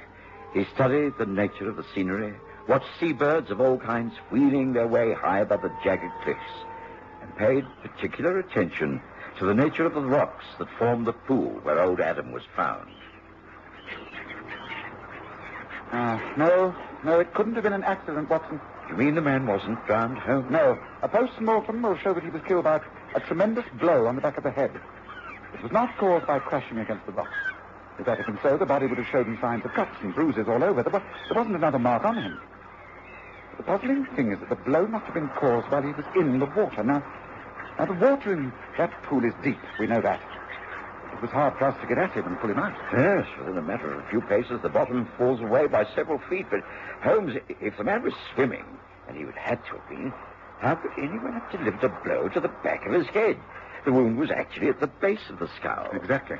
Well, that means that if he was swimming when it happened, he would have had to be swimming underwater. Yes, exactly. Yes, this case grows more interesting the more one studies it. But could anyone have thrown anything like a spear, a fisherman's gaff? Can't see where they could have thrown it from. No, I don't think that's the answer. I have a theory. It's just a theory, but... Well, enough of this speculation. Let us return to the inn and see if the good inspector has arrived. The inspector had arrived and was in the process of interviewing the local inhabitants. None of them could throw any light upon the tragedy. All gave testimony to the rather violent character of the dead man and agreed upon his physical strength and habit of taking regular early morning swims in that particular part of the beach. Then the inspector was told by the landlord that Jules Lebrun, who had said he might wish to stay for a fortnight, had requested his bill. He wished to leave immediately. I wish to leave. Why I have shortened my stay here is really no one's business but my own. I go back to Paris as soon as possible. Well, I suppose we can't stop you, monsieur, but I'd be grateful if you could answer a few questions. The dead man, Adam Leach, you knew him? No, that is only slightly. I had some business dealings with him years ago. I came into the bar last night. He was just leaving. I followed him out into the lane. We greeted each other, had a few moments' conversation, and then we parted. I have not seen him since, and know nothing about how he was drowned. He was not drowned, monsieur. He was killed by a blow at the base of his skull. Good morning, Inspector. I'm Sherlock Holmes. And this man is lying. He came here for the express purpose of blackmailing Adam Leach. He went up to Cliff House last night, and there was a violent quarrel between the two men. His daughter Yvonne overheard the whole affair. He ended by threatening to kill Leach. He was also on the beach this morning shortly before Watson and I found the body. Oh, is that so? Well, in which case I'm afraid I shall have to insist that you do not leave here, monsieur. On the contrary, I'll have to take you and You have to come to Falmouth for questioning right away. Oh, this is ridiculous. I deny it all. You cannot hold me against my... Lebrun was led away protesting vehemently. Holmes seemed quite satisfied. And when the carriage taking the Frenchman left for Falmouth, Holmes went with it. He didn't ask me to come with him, and I knew this was one of those occasions when he wished to be alone. I didn't mind. The sudden tragedy had put a blight upon the day. I decided upon a long walk across the cliffs to clear my mind and restore my spirits. And by the time I got back, it was late in the afternoon. To my amazement, I found Holmes, the inspector, and Christopher Mason in the kitchen of the inn. A large side of ham stretched on a table. Holmes was in the process of tying something to the ham. Ah, Watson, good. There is some time to witness an experiment that may clear up our mystery. Holmes, what is this?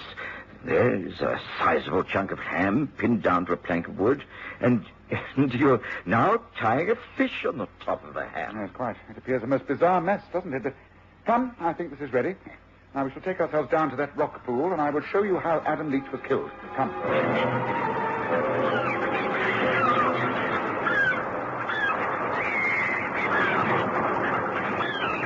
Now, you see, we float this strange contraption out into the calmer waters of this large rock pool. Now, see, it floats just below the surface. Only the silver glint of the fish appears visible. Come, stand way back, and wait and watch. Now, look here, Mr. Holmes. This is some kind of joke. Not at all. The local man, you must surely have guessed at the solution. Might I remind you of two things? Adam Leach, although an elderly man, was mightily strong. He used to do a great deal of underwater swimming. The sitting room of his house is filled with precious shells gathered from the bottom of the sea. He dived many times, searching with his head just below the surface of the water.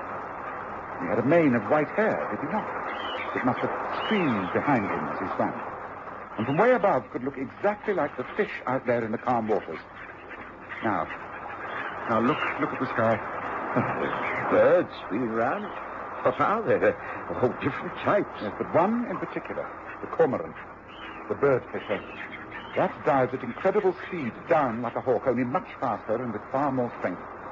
It crashes through the waves and takes the fish in its beak. If anything stands in its way, well, look. Now, look.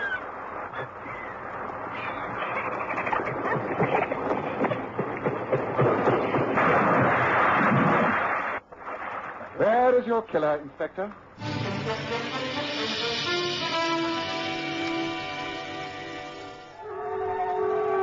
It was some hours later that, back at the inn, Holmes went over the whole case again in detail. We had all assumed that Adam Leach's death had been part of the local intrigues, his daughter's forbidden love affair, the treacherous blackmailing of Jules Lebrun. But it simply wasn't so. I've always said, Watson, that when everything else has been ruled out in a case, whatever is left, however impossible, must be the answer. In this case, no one could have delivered that death blow. We've seen, from examining the side of ham, that the gash caused by the enormous beak of the diving cormorant was exactly the same as the wound at the base of the dead man's neck. It's quite the most extraordinary death I've ever heard of, Holmes. But, I'm glad it wasn't murder, as I thought. Justice will be done. Lebrun will be let off with a warning. And Yvonne Leach will doubtless marry Christopher Mason. And we, my dear Watson, will be able to resume our holiday. And now, enjoy it to the full.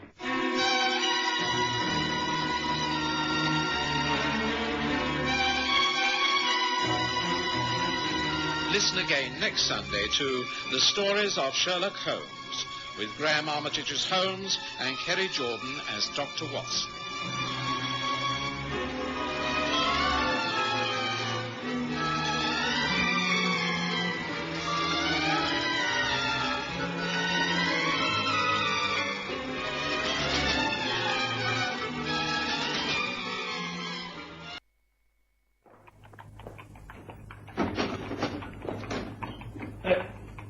Hey, anyone in here?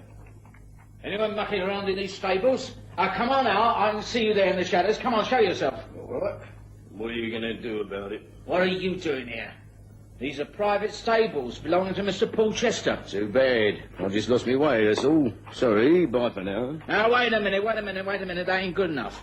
I'm sending for the police. You won't cause any trouble if you're wise. No? Well, we'll see about that. You asked for it, mate. Right.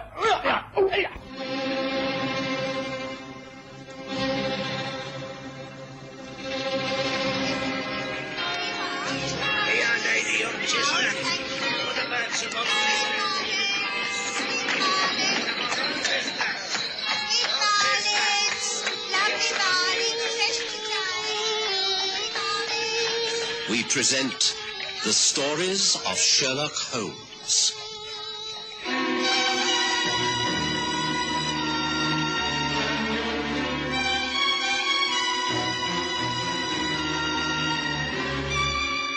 The Porter Mews Mystery.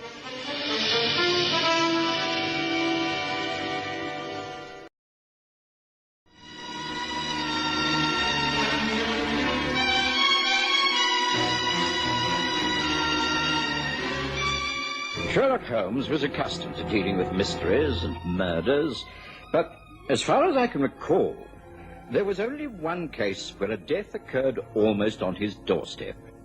You see, running parallel to Baker Street is Chiltern Street, and in between, at the back of number 221B, there is a small mews, Porter Mews. The stables are clearly seen from our back bedroom windows. Number 108 Chiltern Street is owned by Paul Chester, an Under-Secretary at the Admiralty, and it was in his stable, in the mews, that the body of his coachman, Ben Mead, was found that autumn morning. Naturally, someone thought of Holmes immediately, and, not stopping for breakfast, we both hurried to the scene of the crime. Constable, good morning to you. Oh, good of you to pop over, Mr. Holmes. Lindsay's the name. I'm standing guard here until the inspector arrives. Nothing's been touched since the alarm was raised. Good, good. One of those rare occasions when I'm first on the scene and not the last to arrive. This is the man, Ben Mead. Yes, I've often seen him at work down here. Tell me, has Mr. Chester been informed of this? Mr. Chester doesn't seem to be at home, sir.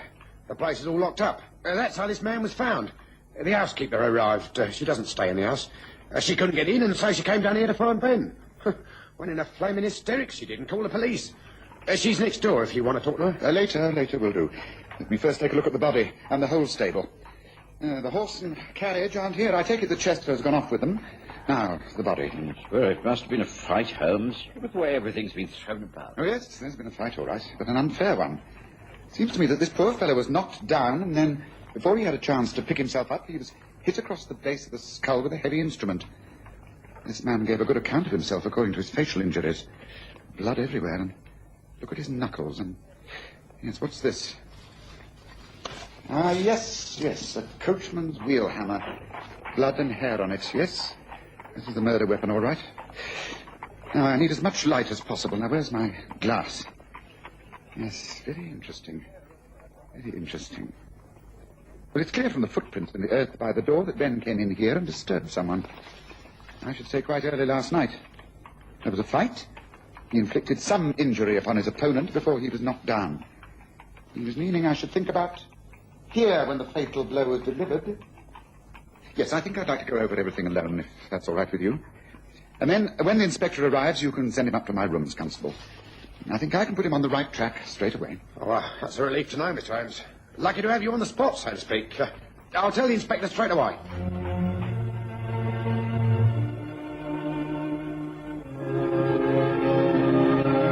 And so, about an hour later, as Holmes and I were finishing breakfast, Mrs. Hudson showed in our old friend, Inspector Lestrade.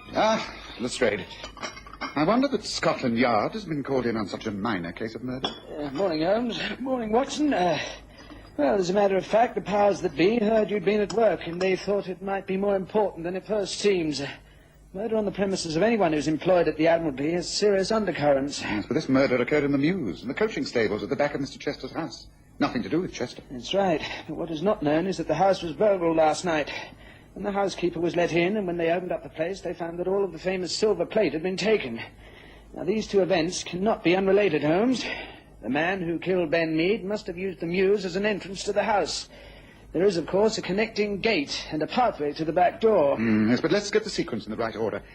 Ben Mead investigated the coach house, was killed by an intruder, who then took Mead's key and went into the house and stole the silver plate? Oh, no, I think not. Well, I don't know what order it happened in, but the two events must be connected. The coincidence is too great, don't you agree? Oh, yes, I do. Well, Holmes, where do we start? Any ideas? Oh, yes, plenty. It's a question of marshalling my thoughts. Now, let's take the death of the coachman as a start.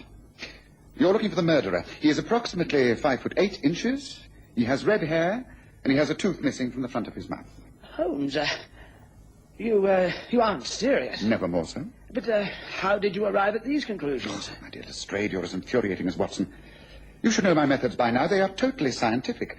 Nothing that I say is guesswork. I examined the coach stable in great detail. I found evidence. The fact that the dead man had put up a fight was very clear. He was bruised about the face. Now, bruises are very strange things. They come about in various ways. After death, for instance, they do not grow into blueness. The blood is not circulating. You understand? That's how we can tell the time when death occurred. Now, the knuckles of Ben Mead's hands showed definite, clear cuts. He'd landed several blows. Adhered to the blood on his hand were various hairs. I have them here in this envelope. They are, as you can see, rather vivid red hairs. Yes, I see. All right, Holmes, carry on. There's a broken tooth in that envelope also. I picked it up from the straw. It must have been from the man Ben was fighting, as Ben's teeth are quite intact. Also, on the beam of the stable, there were similar red hairs. They are also in the envelope. They show that if the man was hit and staggered back, his head would have hit the post at roughly 5.5 feet from the ground. That's reasonable to assume, therefore, that he is a small man. He must have had red hair and a beard. It's all quite elementary, really. Well, it's something to go on, isn't it? Oh, I think so. Now, London must have hundreds of men with red hair, but not all that many who also had broken front teeth. It narrows down your search somewhat, you must agree. Now, I've suggested in view of the fact that there was also a robbery, that the man was hired to do this job, therefore he is a professional and an experienced crook. May I make one final suggestion? By all means. Try Limehouse. There's a gin hall near the river. It's called the Waterman's. It's a place where all kinds of seamen gather. At the back of the hall, there is an old coach house which is used as a boxing hall and gymnasium. I've long suspected that it's merely a front cover for various smuggling activities. If you can get a couple of plainclothes men to dress as seamen and ask a few questions, you could pick up a lead on the man you're after. Well, that's a great help. Thanks, Holmes. I'll do exactly that. Good. Well, the best of luck, Lestrade, and keep me informed, won't you? Lestrade left, feeling rather pleased with himself, and I knew that if he succeeded in making an early arrest, Holmes would take none of the credit. In fact, Holmes appeared to lose all interest in the case, until later that day, when Mrs. Hudson showed in yet another visitor. This time, it was a man of considerable importance, Sir William Benningfield, of the Admiralty. Good day to you, Holmes. I don't know if you remember me. We met a couple of times at the Diogenes Club. Your brother Mycroft introduced us. Of course I remember, Sir William. Pray do take a seat and tell me why I'm so honoured by this visit. Thank you. Well, the fact is that we seem to have hit a spot of trouble. This is, of course, in the strictest confidence. Naturally. It's my assistant, young Paul Chester, the fellow who lives just at the back of here. The gentleman whose coachman was killed in a fight last night. Yes, that's right. I don't know if that has anything to do with my problem. I can't see how it can have. But anyway, the fact is that Chester has disappeared. He can't be traced at all. But he should have been in the office at the Admiralty yesterday and today. There's not a sign of him. We're very worried. You think he also might have been attacked? Huh? Oh, no, I don't think so. The fact is that for some time now we've been aware that certain information has been passed on to foreign powers. Very vital information regarding the latest naval armory. As you know, we in Britain pride ourselves on our secret service as best in the world. Information coming back to us leads us to believe that someone in the Admiralty has turned traitor. And you suspect it's Paul Chester? Oh, grave accusation, Holmes. I hardly like to put it in so many words, but the possibility does exist. Recently, I've been watching Chester. Only he and I have the keys to the safe, where the codes are kept. Very few of us handle the top secret stuff. The codes are continually being changed. Now, I know Chester has been at work on certain papers. I am reasonably sure that he has been passing copies on to a contact in Austria. Your brother Mycroft is over there at the moment and has confirmed that the information is being leaked out there. And you think that Chester may have got wind of this, that he might be aware that you suspect him? That's right. I fear that he may be skipping out of the country with the latest plans. It's important that we find him and stop him. You say that he's been missing for 2 days. And he could easily be aboard a ship or even across the channel. Could be. But we must check. The point is, Holmes, will you help us? I'm sure Mycroft would wish you to. Yes, of course. I shall do everything I can, Sir William.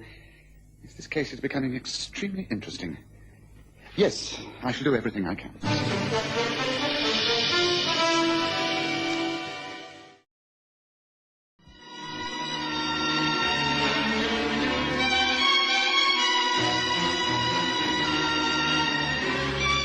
Sir William Benningfield left, and I went about my own business. I had a large number of calls to make and didn't return to Baker Street until early evening. But Holmes was not at home. Mrs. Hudson had set the table for supper, and there was game pie and vegetables hot on the stove. I was helping myself to this when the door opened, and a shabby old tramp let himself in. Look here, my man, what do you mean by calling in here? How did you get in? Who are you, anyway? You must be the doctor. Dr. Watson, ain't that right? That is correct, but answer my questions. Who are you and what do you want? How did you gain entrance to these rooms? You really are my best audience, Watson. I always feel my disguise is a foolproof if you're taken in by them. Holmes, well, I must say that this is one of your better attempts. I was completely taken in. Well, what have you been up to this time? Well, I thought I'd do a little checking up around the Limehouse district myself. Lestrade's men stand out like sore thumbs down there. I spotted them in the Waterman's gin hall immediately. Fortunately, they made my own investigation pass unnoticed. Yes, I found Ben Mead's murderer, all right. You have? Oh, yes. A very undesirable creature by the name of Joe Crumb. He's exactly 5'8", has red hair and a beard and a front tooth missing. I've advised Scotland Yard, and Lestrade should be about to make an arrest, I should think. That's fast work, I must admit. Holmes, is there a connection between that man's death and the disappearance of Paul Chester? I believe there must be. It's far too coincidental. Missing papers from the Admiralty, an under-secretary who disappears, silver plates stolen from his house, and his coachman is murdered all at the same time. No. There must be some link. But what is the link, Watson? That's the point. It's a far more complicated case than it appears. Now that, unless I'm very much mistaken, will be our old friend Lestrade. Would you be so good as to let him in, Watson, while I change out of these things? Give him a glass of brandy and invite him to take supper with us. I shall not be long. I did as Holmes instructed, for it was indeed Inspector Lestrade waiting outside on the doorstep. He accepted my offer of food and drink gratefully, and over supper told us of his success. We arrested the man, Joe Crumb, Holmes. He's now in jail, and we're pushing forward his trial. But, frankly, I'm wondering if the evidence will hold. He's rather too circumstantial. Men have been hanged on far less evidence. He is the murderer, I've no doubt about that. Providing you have a good prosecuting counsel, I think you should get a conviction. No, I'm not so sure. The man's attitude is so darn confident. He doesn't say much, just does a sly, lopsided grin. Refuses to comment at all. Simply says he's innocent, and that's that. He is not innocent. He is guilty. I've been down to Limehouse myself and picked up quite a few tidbits of information. Nothing that I can pass on to you to be used as evidence, but from what I learnt, it confirmed all my suspicions. Joe Crumb killed Ben Mead, and all that remains is for you to prove it, Lestrade. Now, would you like a little more game pie? Holmes promptly dropped the whole case. Several times I asked him if he was making any progress with his investigations into the disappearance of Paul Chester, but he merely said that the time wasn't right. Sir William Benningfield called a couple of times and was given more or less the same answer. I could see that he was disappointed in Holmes, but Holmes didn't let that worry him. He was concentrating upon other matters. Days went by and even weeks, and eventually Joe Crumb appeared in court on a charge of murder. Naturally, Holmes and I attended the trial. The defense was conducted by Hugh Starcross, a most able man. Members of the jury, you must be amazed at the weakness of the case you have been brought here to judge. In all my long experience, I have never known a criminal charge supported by such flimsy, scanty evidence.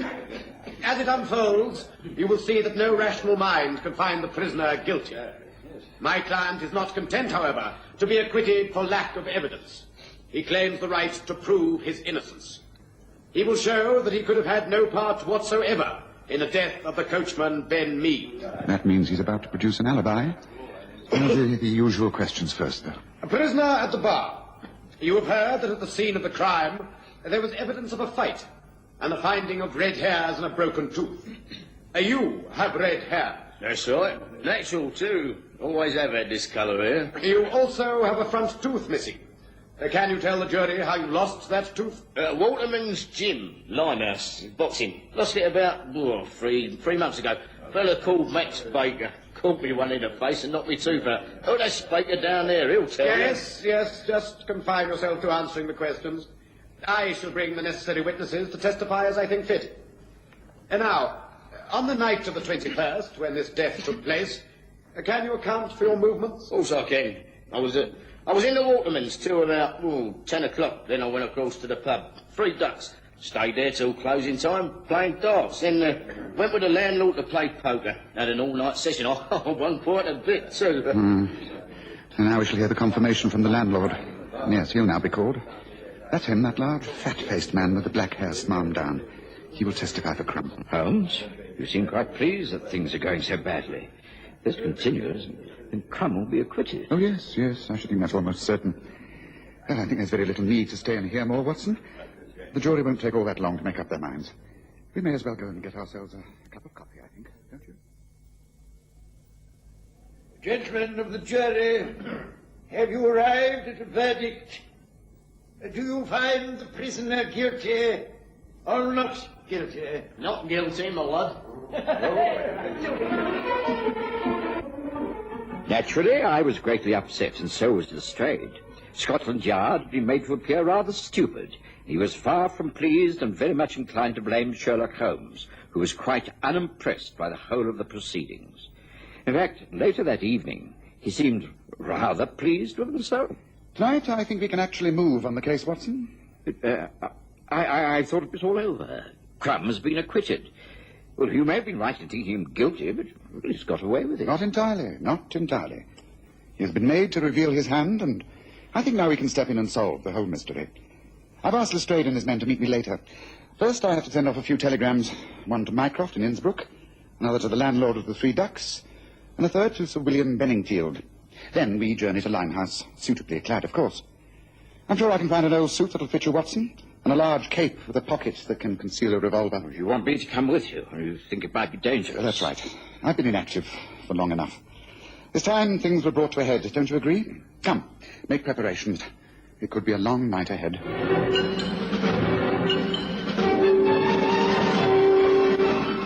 And so, on a rainy, windy night, Holmes and I took a cab to the East End of London and made our way by foot to the 3 Ducks public house. We didn't go in. It was nearly closing time. We waited down a side alley, and after about half an hour, 2 men left by the back entrance. I could tell by the light of the gas lamps that they were Joe Crumb and the landlord. Swiftly and silently, we followed. They made their way down towards the river, and at St. Catherine's Wharf they stopped and entered a small disused warehouse. Holmes seemed to know the way, and catching me by the sleeve, guided me through the darkness. The 2 men lit a lantern. There's he. They're kneeling on the floor, about to open a trap door in the floor. Holmes, what's all this mean? Shh, you'll find out very soon. Wait. Gotta check out, though. Can't be too careful. Here, give us a hand. Ready?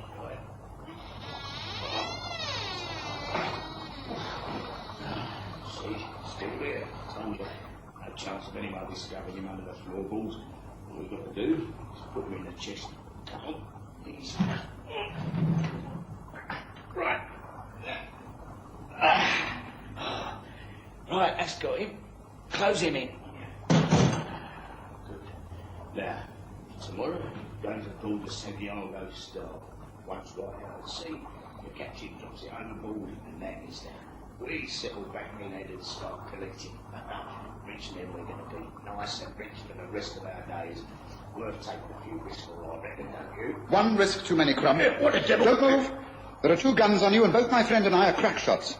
Cover them, Watson. Let's get Lestrade in here. He and his men have been following me.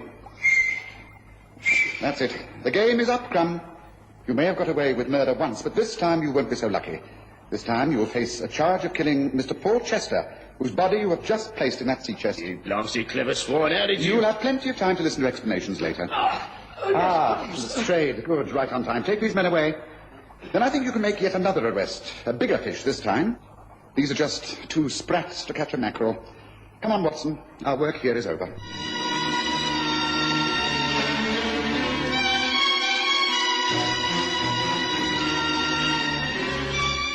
After the arrest of the two men in that warehouse, events moved at a bewildering pace. The body of Paul Chester was found, wrapped in canvas. It was clear that he'd been murdered, his throat cut from ear to ear.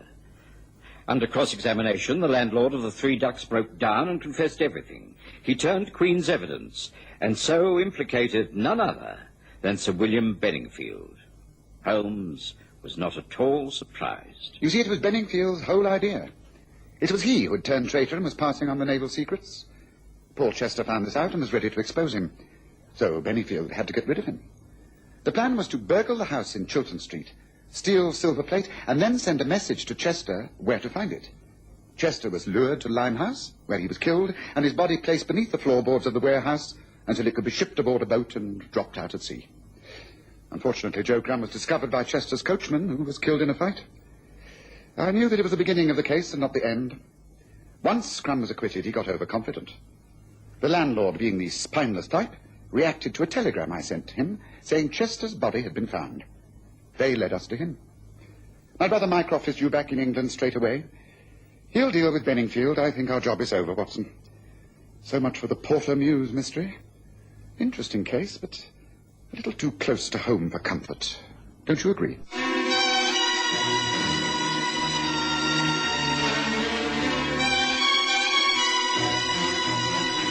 Listen again next Sunday to The Stories of Sherlock Holmes, with Graham Armitage as Holmes and Kerry Jordan as Dr. Watson.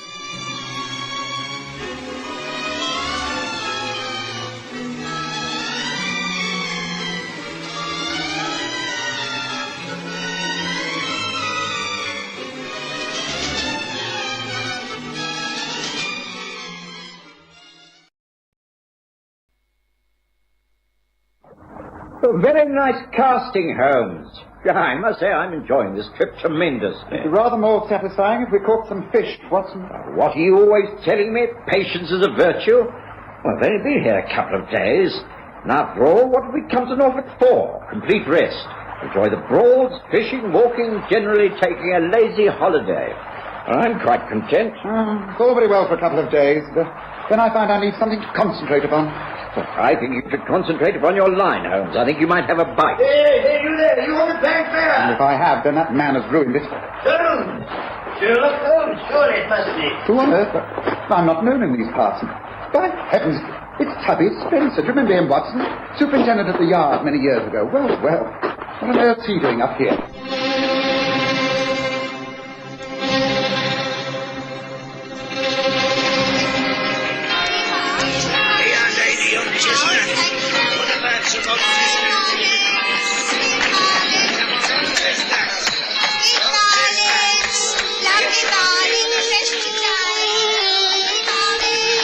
We present The Stories of Sherlock Holmes.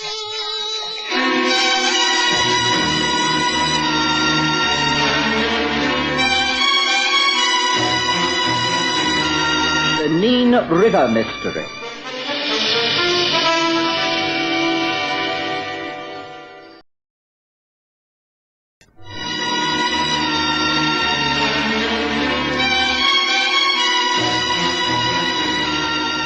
The summer of 1889 came very late, but it suited me quite well, for I'd been busy the whole of August, and it wasn't until September that I had time on my hands.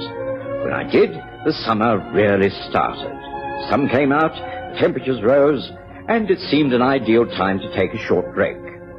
Most holiday makers had gone home. The resorts were deserted. I persuaded Holmes to join me for a few days on the Norfolk Broads. We'd found a small inn which was reasonably comfortable, and for 2 days we'd enjoyed the walking and the scenery.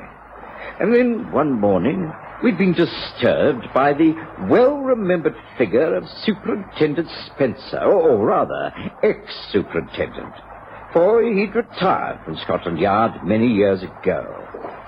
Holmes, Watson, well, this is a wonderful meeting. I inquired at the inn, and they told me I'd find you on the river. Tubby Spencer, this is a surprise. Good to see you. Hey, Watson? Yes, certainly is. You're looking well, Superintendent. Oh, no titles, please. I gave that up years ago. Just played Spencer. Or Tubby, if you like. What are you doing in these parts? The wife and I bought a pub when I retired. The Anglers' Rest at South Wootton, near the mouth of this river. Nice spot. We're well content there. How did you find us? Oh, your fame spreads far and wide, Holmes. Once I'd heard the name Holmes and the description of a tall, angular fellow who walked the fens in a deerstalker hat, accompanied by a burly fellow who was a doctor. I knew who it was. Well, it's splendid to see you again after all this time. Good to see you. Tell me, are you satisfied with your stay at the local inn? It's the Wheat Sheep, isn't it? Yes, that's correct. I think we can say that they're making us comfortable there. Don't you agree, Holmes? Oh, yes, I've no complaints. But perhaps you have a reason for asking that question, Tubby. Although South Wootton is but a short way off, you've travelled here at some haste to find us, have you not? Now, how did you know that? You were always a very careful dresser. Your outfit is still smart. You've not become slovenly in any way. Yet your boots are badly tied, your socks don't match, and your tie is inside out. You dressed hurriedly. You've even taken to horse to reach us, hence the riding crop in your hand. Why the haste, Tubby? Something wrong? I can see that you are just as observant as ever, Holmes. Yes, I heard that you were here for but a few days, and I was anxious to see you before you departed. Well, we've a couple of days more left of the holiday. You needn't have hurried. Oh, that's good. Then perhaps I might make a suggestion. If you care to see a little more of the district, why not leave the Wheat Sheep and come across to my place? Well, there is free accommodation for you at Fisherman's Rest. My wife will be glad to meet you. She's a rare cook, I can tell you. And you'll have plenty of time to explain to us just what it is that's worrying you. What is it, Tubby? You say that you're no longer a member of the force, but you're still interested in crime, aren't you? And it is a crime that you wish to discuss, isn't it, Tubby? Tubby Spencer simply grinned and inclined his head. That was enough for Holmes. He had exhausted all his interest in fishing. The mention of the word crime was a bait far more attractive to his mentality.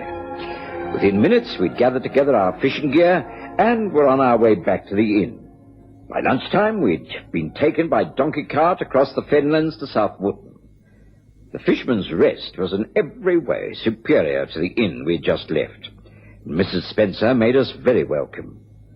After a fine meal, we retired to Tubby's parlour, where we lit our pipes and sat near the open windows that looked out towards the river's mouth. Well, come on, Tubby. This is the ideal time to explain what it's all about. Well, now, Holmes, you've got to understand that South Wootton is a very small place. Not much goes on here, and the population is sparse. So, as most villages, gossip is part of the day-to-day diet of most folk. But recently, something has happened that's caused a real stir. Two people, the man and his wife, have simply disappeared. Disappeared? Margaret and Bill Easton. Well, they live in a large cottage right up near Goose Fen. They've been married some 8 years. She was born and raised here. He's a Londoner she met and brought up to Norfolk after their marriage. He got a job as a salesman in King's Lynn. He's been doing very well. There was talk of him opening his own business, and then something must have happened. The plan was abandoned. Bill used to go away on trips connected with his work. Left 3 days ago, they both did. No one's seen them since. But 3 days is no time at all. They could turn up at any moment. What makes you think that anything is wrong? Surely it's far too early to become anxious in any way. Oh, I hope so. That's why it's not been reported officially. But the Eastons have always been a bit of a mystery couple. Keep themselves to themselves. And this mystery has been borne out by Luke Merivale. Who's he? He's their lodger. A rum sort of cove. He arrived in these parts about a year ago. Works at the local garage as a mechanic. Oh, there's nothing known against him, but he's not liked.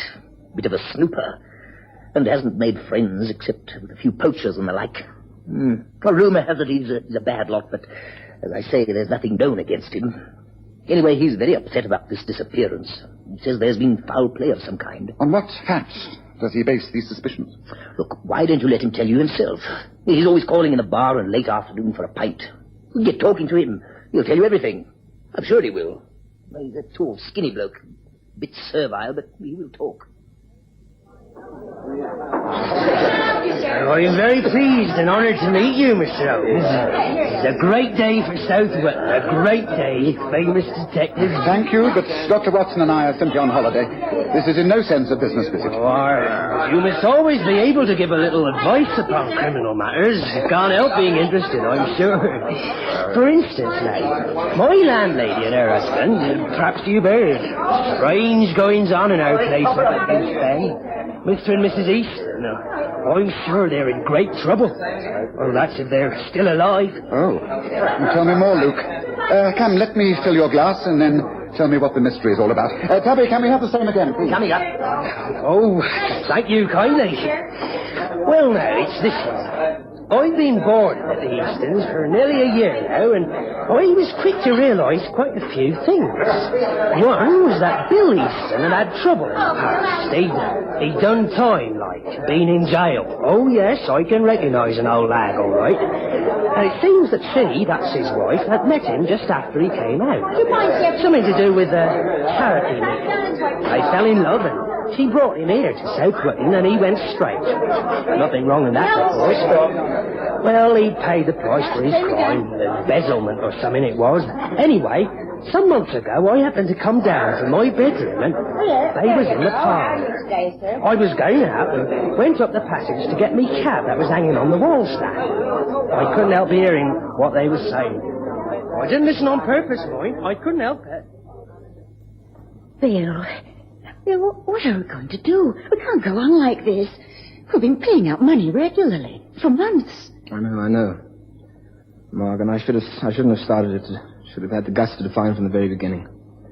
But I thought he would honour his word. He swore that if I gave him a few £100, then he would go abroad, leave us alone, instead of which he's still here. Well, we could go to the police. Blackmail is a foul crime. But then it would all come out anyway. Worse than anything he could do if he talks.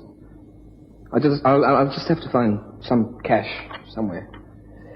When I give it to him, I'm going to tell him it's the last he's going to get. He can do his damnedest. Oh, Bill, will it do any good if I saw this man? No.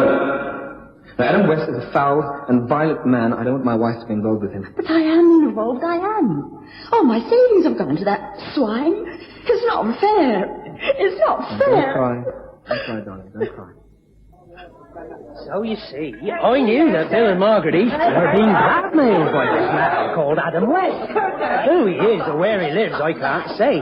Anyway, it accounted for the strange sort of atmosphere that's been in the house. And then, only a couple of nights ago, I was going upstairs when I overheard them talking once again. This time it scared me a bit. I knew he kept a revolver in his bedroom, but I'd never seen him use it. I'm going to put a stop to this, Marge. Even if I have to use this. Bill, no. You can't. You can't think of such a thing. The man is a coward. I know in his heart he is a coward. No one would have done what he has unless he's a rotten coward. This will scare me into silence. I know it will. I'm meeting Adam West late this evening. And I'm going to put a stop to this once and for all. Bill, don't, please. Let me try. Let me meet him, please. Please. So you see, Mr. Holmes, it's clear to me that Bill and his wife both went off to tackle this blackmailer, Adam West. They had a gun and they was going to meet. Well, they haven't come back, so I reckon there's something tragic happened, like. Now, what do you think, eh? Well, it certainly bears investigation, Luke. Did they not say where this meeting place was? No, I didn't hear no places mentioned. But I reckon... Hey, look, everyone, look at this. This Billy Suzette, found down by the river mouth, and it's got a bullet hole through it.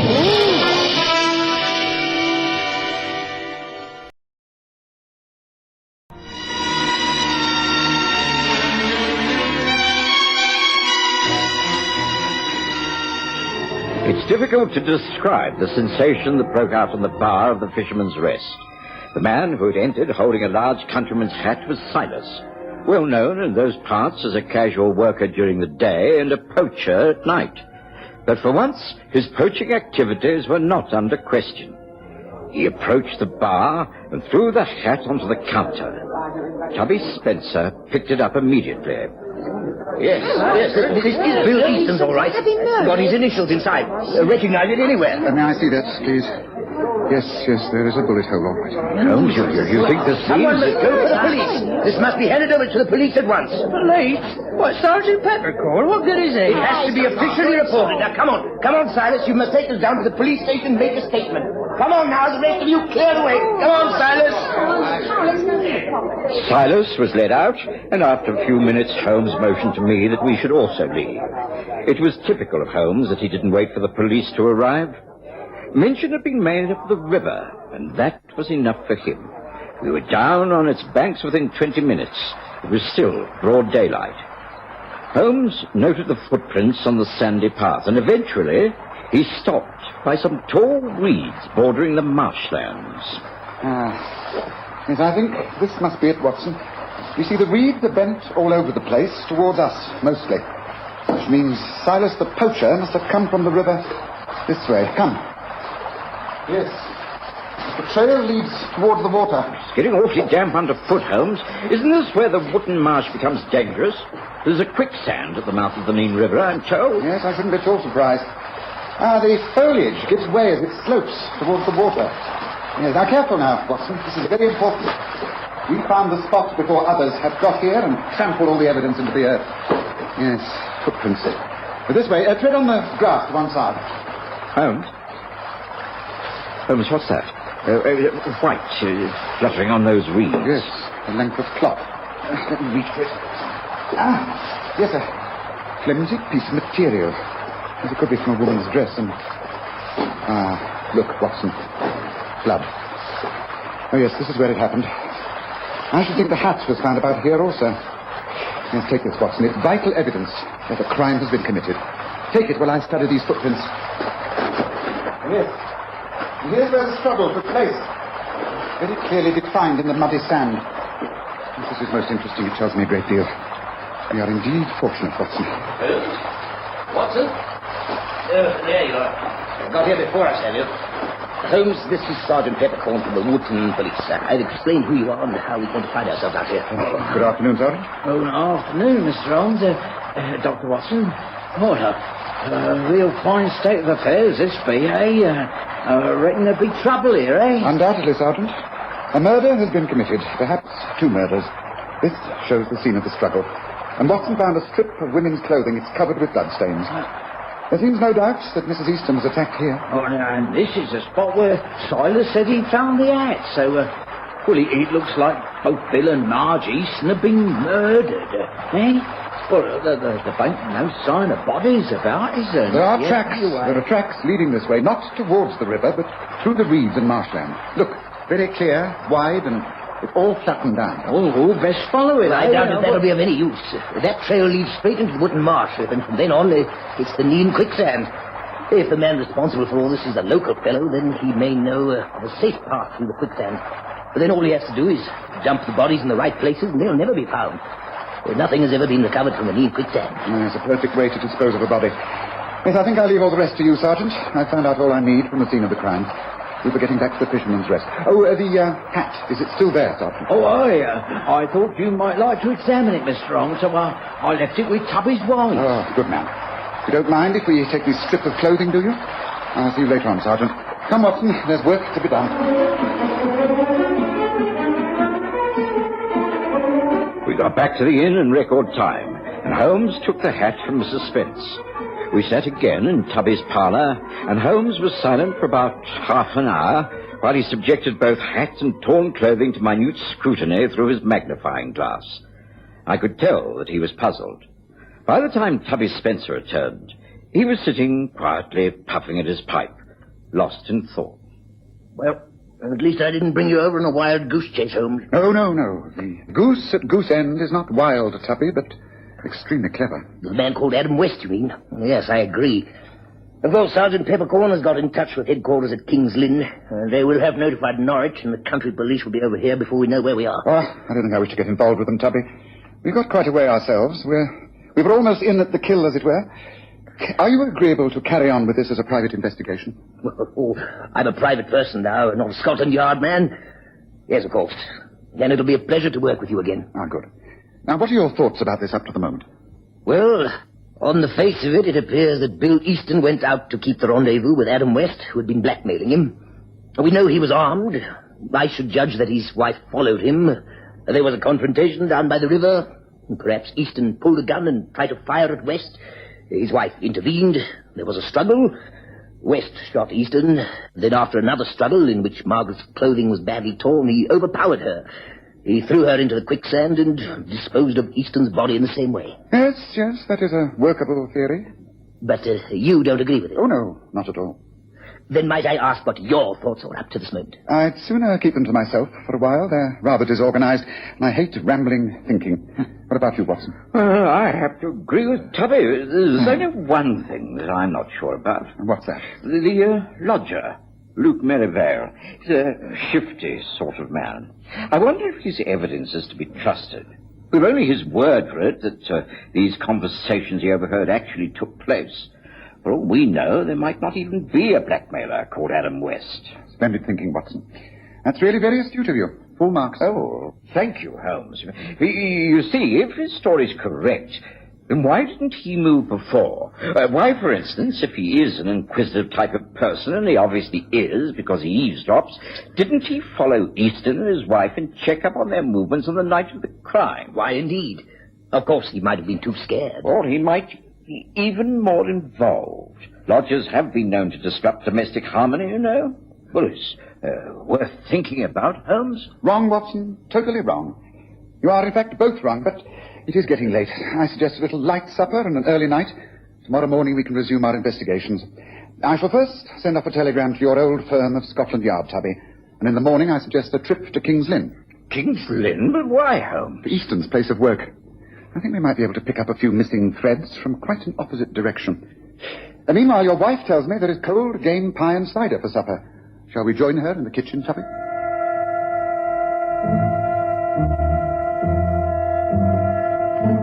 I knew from Holmes' attitude that we should get no more out of him that night. And next morning, after an excellent breakfast, the three of us, for Tubby refused to be left out, journeyed by pony trap to King's Lynn, where we easily traced the firm of Churchman and Sons where Bill Easton used to work as a salesman.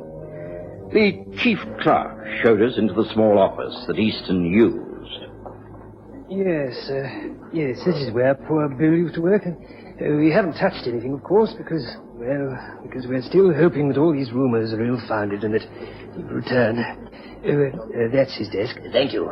I'm afraid the chances of you seeing Bill Easton again are very remote. But I'm glad you've left everything undisturbed. Thank you. I shall be in my office if you wish to discuss anything further. Excuse me now, please. Rest if I can see what's so important about searching his place of work, Holmes. I should have thought a search of the house would have been more profitable. Not if there was something he wished to conceal from his wife. There's this, for instance. A wallet. And in the wallet's letters. Yes, one letter in particular. Listen to this. My dearest Adam, just a short note to say that I shall be waiting at the same place for you. I love you and will wait for you for always.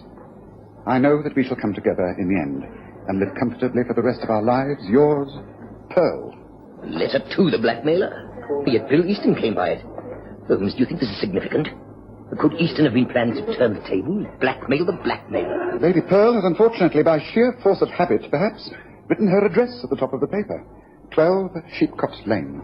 Well, our next port of call is clearly indicated. Come, gentlemen, let us visit this Pearl lady. I think we're nearing the end of our chase. Sheepcote Lane was on the other side of the town, but we found it quite easily. Holmes walked rapidly up the steps, and a buxom young lady answered the door. You are Pearl?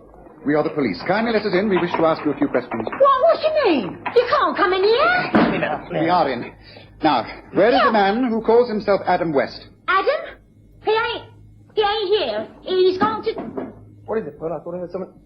Bill Easton. That is correct. Bill Easton, who served his first term of imprisonment as Adam West, and who will now hang for the murder of his wife, Margaret Easton.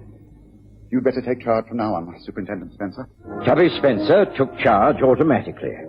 Easton broke down once he realized he'd been caught. Holmes drove the pony cart back to the Fisherman's Rest and explained. You see, Watson, there were two things that simply didn't fit in with Tubby's theory, that a blackmailer had murdered both Easton and his wife. The first was the scene of the crime. That struggle clearly indicated only two sets of footprints, a man's and a woman's. There was no third party. Hence, the struggle was between Easton and his wife. The second was the hat. Easton fired a bullet through his own hat to make everyone think that the bullet had lodged in his brain and the body thrown into the quicksand along with his wife's. But he made a big mistake.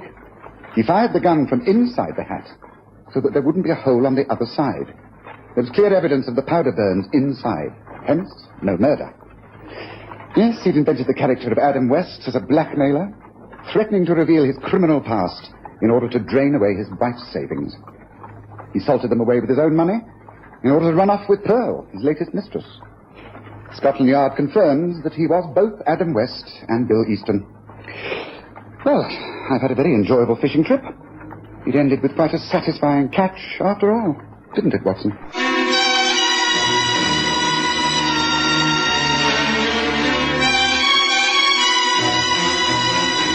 Listen again next Sunday to The Stories of Sherlock Holmes, with Graham Armitage as Holmes and Kerry Jordan as Dr. Watson.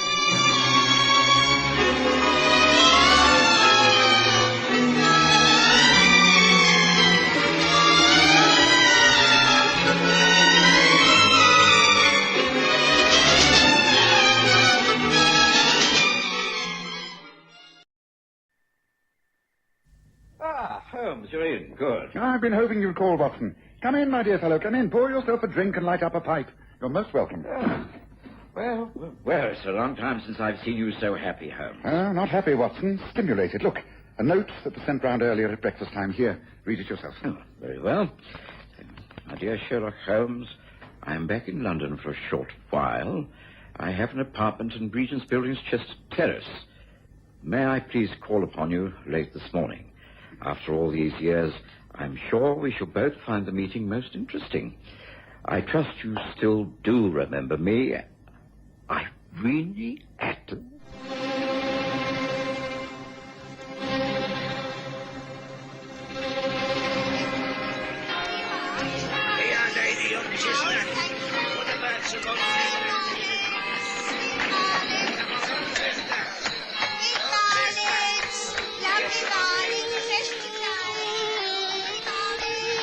We present The Stories of Sherlock Holmes.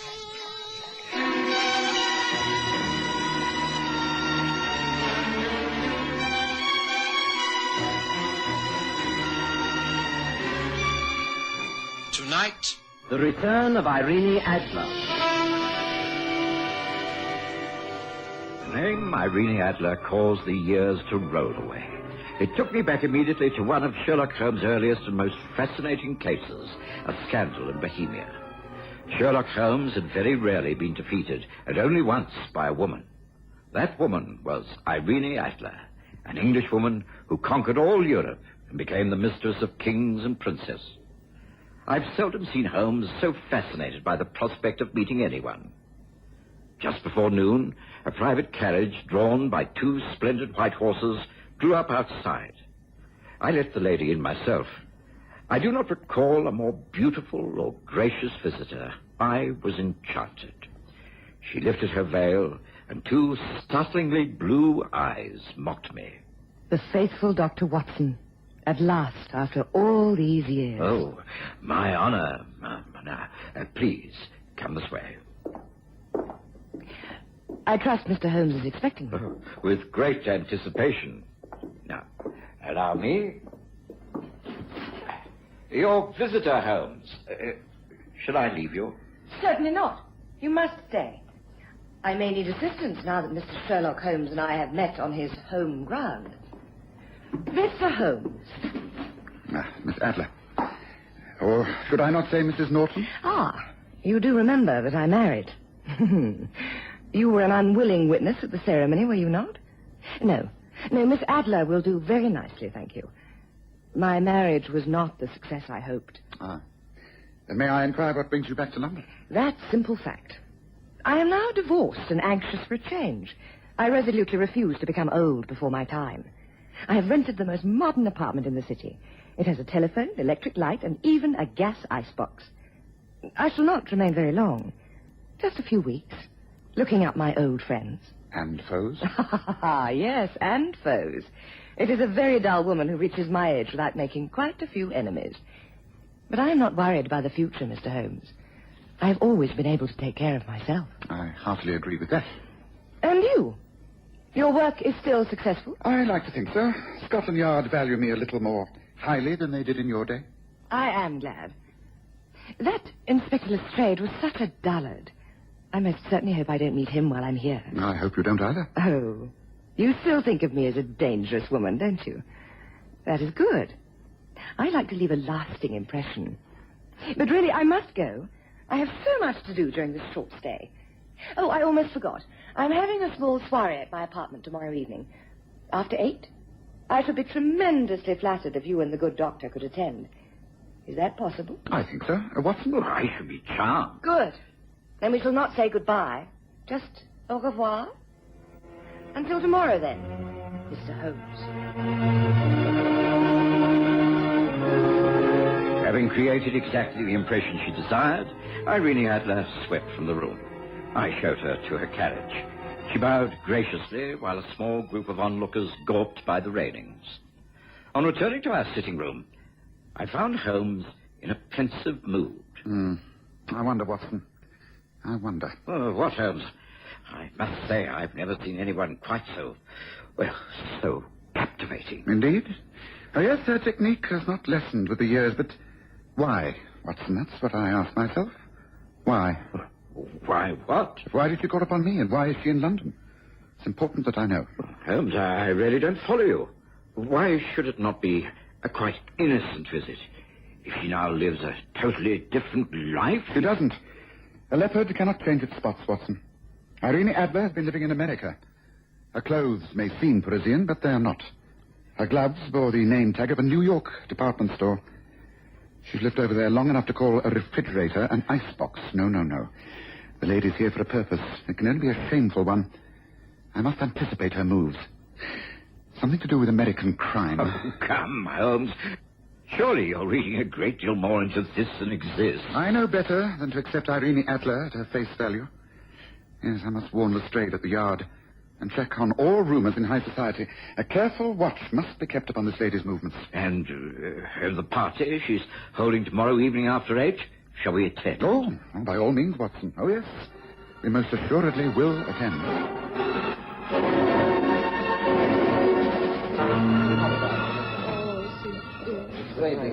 Mr. Holmes. Dr. Watson, how good of you to call. Do come through and meet everyone. Allow me to introduce you. Colonel Harris. I have to admit, your lady friend sure is a nerve, Hank. How come you allowed her to invite a detective here? Quiet. Keep your mouth shut.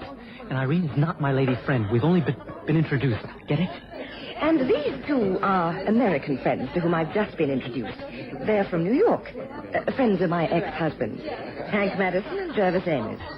Mr. Sherlock Holmes and Dr. John Watson. Pleasure to meet you. How do you do, Miss Madison? Is this your first visit here from America? Yeah. As a matter of fact, it is. It feels kind of strange, but delightful.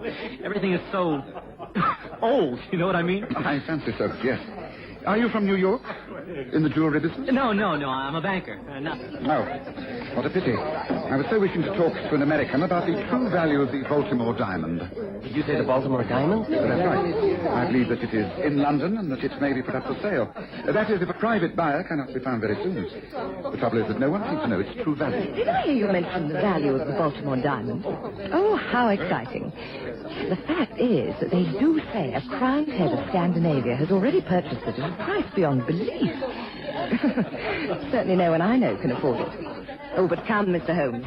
I will not have you monopolized by anyone. I must show you the rest of the apartment. But first, a drink? I know you will not like fancy drinks. But something cool, perhaps. Most pleasant. And here, help yourself. See? The cupboard that contains the decanters has a small icebox. Open it and... there are round trays which are filled with ice. Isn't that so very convenient? Small enough to pop straight into a glass. I love this apartment. And here, my elegant golden telephone. By turning the handle several times after lifting the receiver, you can ask the operator for any number in Greater London. Isn't that so exciting? Do you think you will ever catch a criminal by making a telephone call, Mr. Holmes? Oh, is that drink to your satisfaction? Because if so, do come and meet me. We didn't stay at the soiree very long. It was the sort of gathering that Sherlock Holmes despised. A number of false people wearing set smiles, engaging in small conversation with earnest intensity. I wondered it would have been at all worthwhile. In the hansom going home, Holmes answered my unspoken thoughts. I think it was worth going to, Watson. It's extremely tiresome, of course, but it served its purpose. Oh, you really feel that, Holmes? Well, I confess I've never felt more like a fish out of water. I gleaned a few interesting facts. I was right, Watson. There is mischief afoot. It concerns that man, Hank Madison, and the Baltimore Diamond. Yes, I don't know what form the trouble will take. It's not my job to police the whole of London, but Scotland Yard must be alerted. A crime is about to be committed. Lestrade at the Yard has a job of work to do. For the next few days, Holmes was engaged in serious discussions with Scotland Yard. He used to return home in the evenings irritable and frustrated. Lestrade refused to take his warnings seriously. In the end, Holmes gave up. He'd done his best. Matters came to a head 3 days later, when Lestrade burst into our sitting room. Holmes, it's happened. Curse it, I was a blind fool. You were right, damn it. You were right all the time. Come in, Lestrade. Now, do calm down. Tell me what brings you here in such a sorry state. It's the Baltimore Diamond. It's been stolen. Now, calm down, Lestrade. I can understand your frustrations, but as the deed has been done, we must now apply our minds to a solution.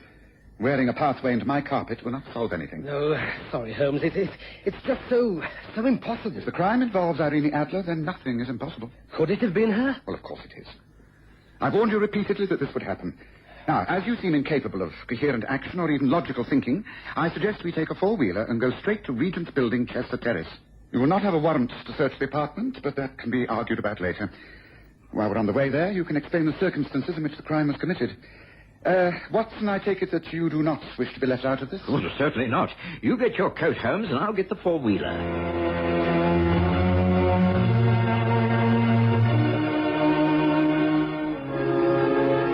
Within minutes, we were out at Baker Street and into a cab, topping our way down Park Road. Lestrade, who had been impressed by Holmes' clean-cut decision, pulled himself together somewhat and answered the questions that were thrown at him. Knowing Irene Adler, the robbery would not be an armed one. It would be a case of deception with a deal of audacity. Not so? Quite correct, Holmes. As you may know, the Baltimore Diamond was sent to this country to gain a European sale. It's been held by Samuel Twiggs of Bond Street. Though Twiggs handles the select transactions himself. He has private rooms above the shop with a strong room. A few days ago, Madame Louise Dubois suggested and requested an interview and asked to see the Baltimore Diamond. And she gave full credentials, which were extremely impressive. Twiggs unlocked the safe and showed her the jewel. It is exquisite. Quite exquisite. I am determined to possess it. Oh, I'm sure Madame will wear it with a great distinction. I think as a pendant. A single setting to lie low on the neck. Monsieur, I shall, of course, not carry out this transaction by myself. I have the patronage of the young Earl of Sandown. It is a delicate matter, you understand? Our relationship? Oh, yes, I think so. Complete secrecy must be observed. The Earl's family. May we consider a rendezvous? The Earl, myself, yourself, and the diamond. Oh, I have no doubt it could be arranged. It would have to be at a discreet venue. The Langham Hotel, perhaps. The small private business room? That is easily planned. Oh, at your convenience, madame. I think Friday afternoon at 3 o'clock. Can you manage that? Oh, I shall make a point of it, of course. Very good. That is decided. Oh, there is one small matter. Mm-hmm. The Earl is very young, very well known, and naturally this purchase must be conducted discreetly. He will not use his own name when you meet. He always calls himself Dr. Westbury when he travels incognito. Oh, very wise, very wise. I often do that myself. Twiggs of Bond Street is also too well known. I am known as Mr. J. Marsh, a commercial traveller when undertaking delicate missions such as this. Oh, that is most satisfactory. May I then arrange for a meeting at the Langham Hotel on Friday at 3 between Dr. Westbury, Mr. J. Marsh, and myself, not forgetting the small article that lies in the case before us. Thank you so much, Mr. Twiggs. I do hope the transaction is successful. Yes, Irene Adler, all right. Blonde wig, French accent. She could fool anyone. After all, she was a famous theatrical star. Well, go on, Lestrade. What happened next? Clearly, there was no Earl of Stanhope. No, but there was and is a Dr. Westbury. And according to him, a French lady, Madame Louise Marsh, visited him in his consulting rooms in Harley Street that same day. She was very distressed. It was regarding her husband. It really is so embarrassing, Doctor. You see, my husband, he is suffering from the brain fever. I do not know what I can do. He acts quite normally until these attacks, and then afterwards he... Please do not distress yourself, Madame Marsh. Tell me frankly all about your husband. Well, I am a Frenchwoman. My husband, he is English, and far older than I am. You will appreciate that there are difficulties in such a marriage. I am able to deal with most of them, but lately James has been suffering from delusions. He keeps wishing to give me gifts, expensive ones that he cannot afford. He imagines he is a wealthy jeweler. He really believes he is such a man. Oh, if you could only speak with him, see his state of mind for yourself. Why did you not bring him along here today? Oh, but that is impossible. He would never consent. But perhaps if we met privately, a friendly meeting to humor him. Let him talk of selling jewelry. He is harmless enough. But you could observe his behavior. Perhaps prescribe something to calm him when he talks wildly. I really love him very much, but I cannot continue like this. Please, won't you help me? Of course I will, Madame. Now, when can I see him? Well, we are at the Langham Hotel for a few days. If you could call there on Friday afternoon, say at 3 o'clock, I could introduce you as a friend. We might have tea served in one of the private rooms. You could talk together. I could leave you alone to speak privately. Is that satisfactory, Doctor? Could you manage Friday at 3 o'clock? Oh, yes, it's Irene Adler, all right. The meeting was held yesterday afternoon, not so? Both the jeweler and the doctor, dazzled by Madame Dubois' charm, didn't doubt her sincerity. They all three met as planned with the Baltimore diamond. That is so. Both Twiggs and Westbury, aware that they were dealing with the most delicate problem, were most cautious at their meeting. I can well imagine it. Irene Adler at her theatrical best, playing her cards with consummate skill. So you two have met at last.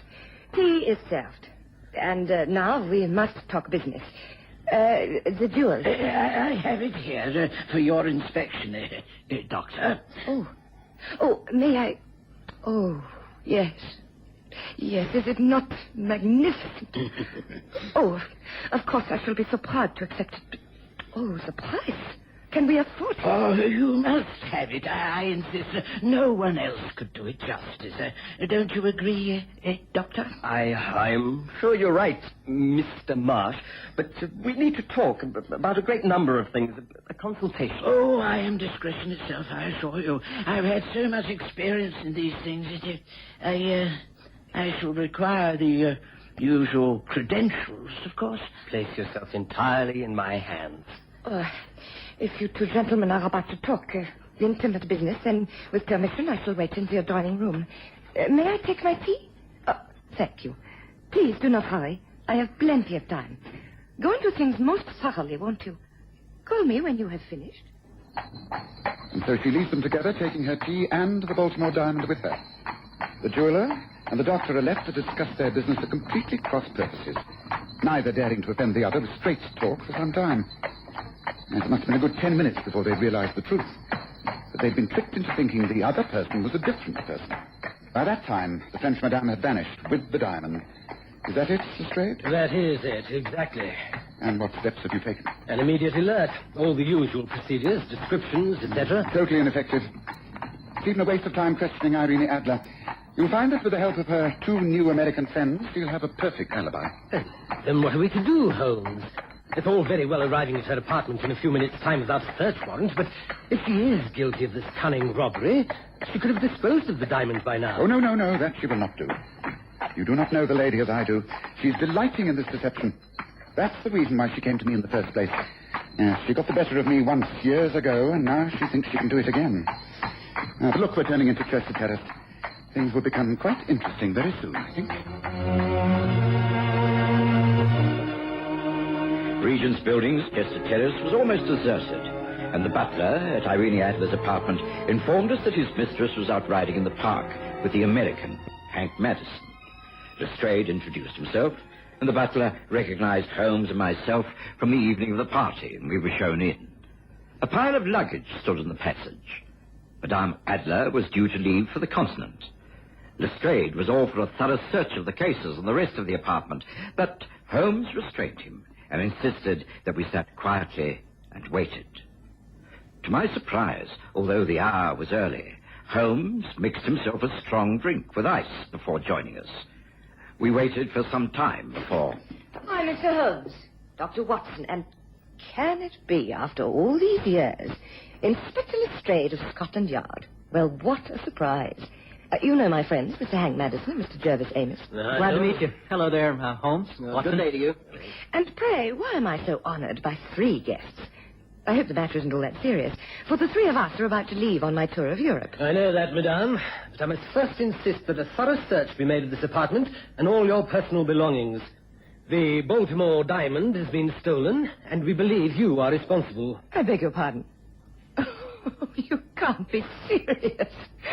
Oh, but of course you may search as much as you please. Tell me, when was this diamond stolen? Yesterday afternoon at 3 o'clock from the Langham Hotel. Indeed. Oh, that must have been while we were riding in the park. I guess so. I called for Madame Adler at 2:45. We were out in the park until after 4. Many people saw us. I was looking at my best, I think, in a green and yellow gown with white accessories. There were photographers out there. I refused to pose, but they must have photographed us in the carriage. So you see... I told you that Madame would have an alibi. And I really do think it will be a waste of time to conduct a search. It's both inconvenient and undignified. Do please continue with your investigations in the manner you think fit, Lestrade, but allow Watson and I to retire. I shall say goodbye now. Goodbye, Irene Adler. I think it most unlikely that we shall ever meet again. Are you ready, Watson?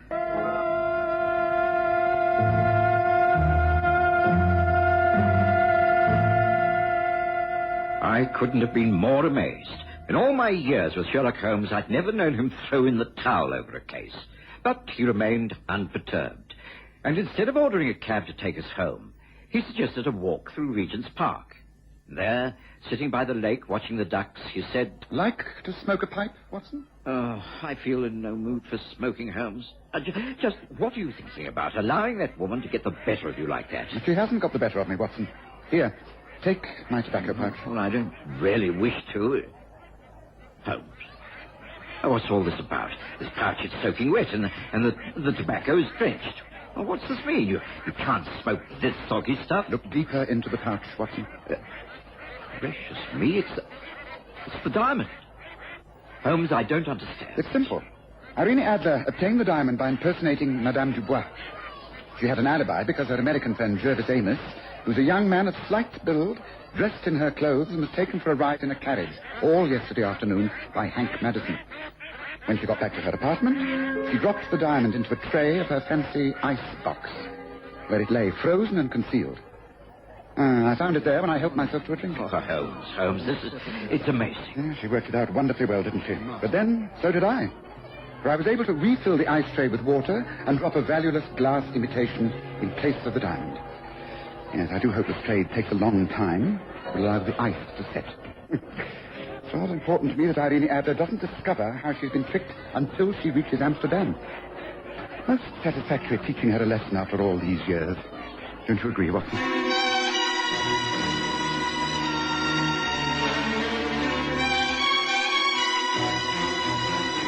Listen again next Sunday to The Stories of Sherlock Holmes, with Graham Armitage as Holmes and Kerry Jordan as Dr. Watson.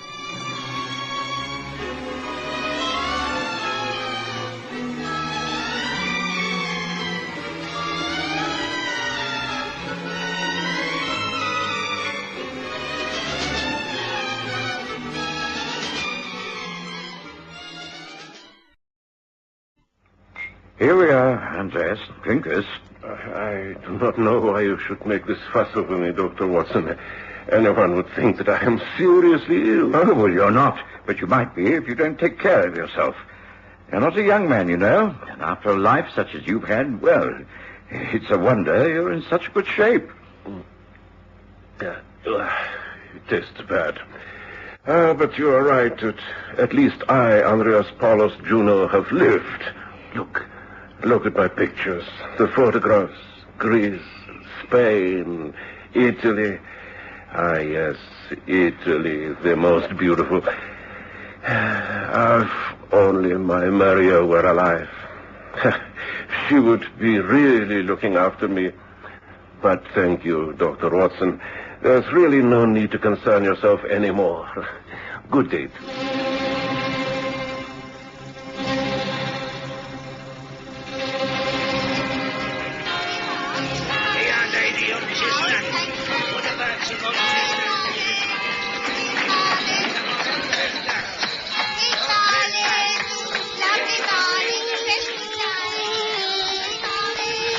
We present the stories of Sherlock Holmes.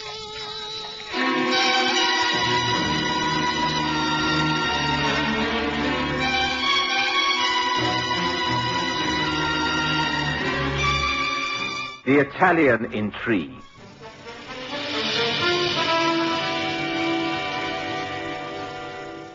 Sherlock Holmes was never a man to believe in luck or in coincidence. As a medical man, I suppose I should have been equally scientific, but my long travels in the East, mixing with strange fakirs and mystics, had left me with a form of ingrained superstition. I became aware of this once again in the summer of 1891, when I attended one of my most colourful patients in his small detached house in Moorfields. Andreas Juno was a wonderful man, filled with a zest for living at every moment. He'd married an Italian girl, Maria, and they had one son, Rico. They were supremely happy.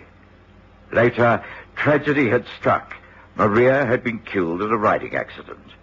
Andreas showed his courage then by the way he forged ahead, heartbroken but strong. These thoughts had been uppermost in my mind as I drove back to Baker Street. And somehow, I wasn't surprised to find a well-dressed, foreign-looking woman outside our home. Scusate me. Oh, please, but this is the house of Mr. Sherlock Holmes? That is correct. My name is Dr. John Watson. I share rooms with Mr. Holmes. Can I be of any help to you? I wish, please, to be interviewed by Mr. Holmes. I have no appointment, I'm afraid. Well, let us go inside. I'm sure if Holmes is free, he'll talk to you. Come this way. Oh, grazie. Sherlock Holmes was free. He was sitting by the open window reading a book. When we entered, he looked up and greeted us both with a thin-lipped smile. Ah, Watson. I observed you arriving by hansom and wondered if you'd be kind enough to bring up this young lady. She's been hesitating outside for some little while. Please do be seated. I observe that you have travelled a long way. I'm very flattered. You are an Italian? You come from Naples, perhaps? And you are not familiar with our English currency. You have difficulty paying the cabbie. That is quite correct, Mr. Holmes. Although how you can tell at just a glance, I really do not understand. Oh, it's really quite simple. Please do be seated. Your very appearance says that you are not English. There's always a style about continental women that shines in our drab London streets. You're wearing a locket round your neck, which is unmistakably Italian. I think, if my memory serves me correctly, it is the charm of Naples. Only people born and bred in that city are allowed to wear it. It's supposed to bring good luck. That is also correct, but I'm afraid the luck, it is not with me for a long time now. I am in trouble, Mr. Holmes, and that is why I come to you. My name is Lucia Cataldo. I'm not married. Until recently, I lived with my father, Marco Gino Cataldo. He was the prosperous merchant. Then a year ago, there was trouble. Things in the business, they go wrong. We lose the money and the prestige. My father, he suddenly sells most of the own, and then he disappears. I do not know where he is. Friends, relatives, they do not know. I must find out what has happened. Well, if I can help you, you may be sure that I shall, Signorina. But tell me what brings you to England. I hear from a friend of the friend that Papa, he took the boat from France across the channel. That was some months ago. I have little money, but I come to try and find him. But London, it is so big. I don't know how to start. Well, of course, there is your own embassy. Oh, that I have tried.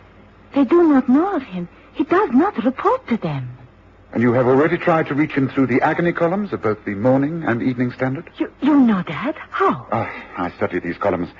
Recently there was an appeal for a Signor Cataldo to reply to an urgent appeal. The moment you mentioned your name, I knew it must be the same family. So what can I do? I must find Papa. Well, of course, I shall make all the inquiries I can.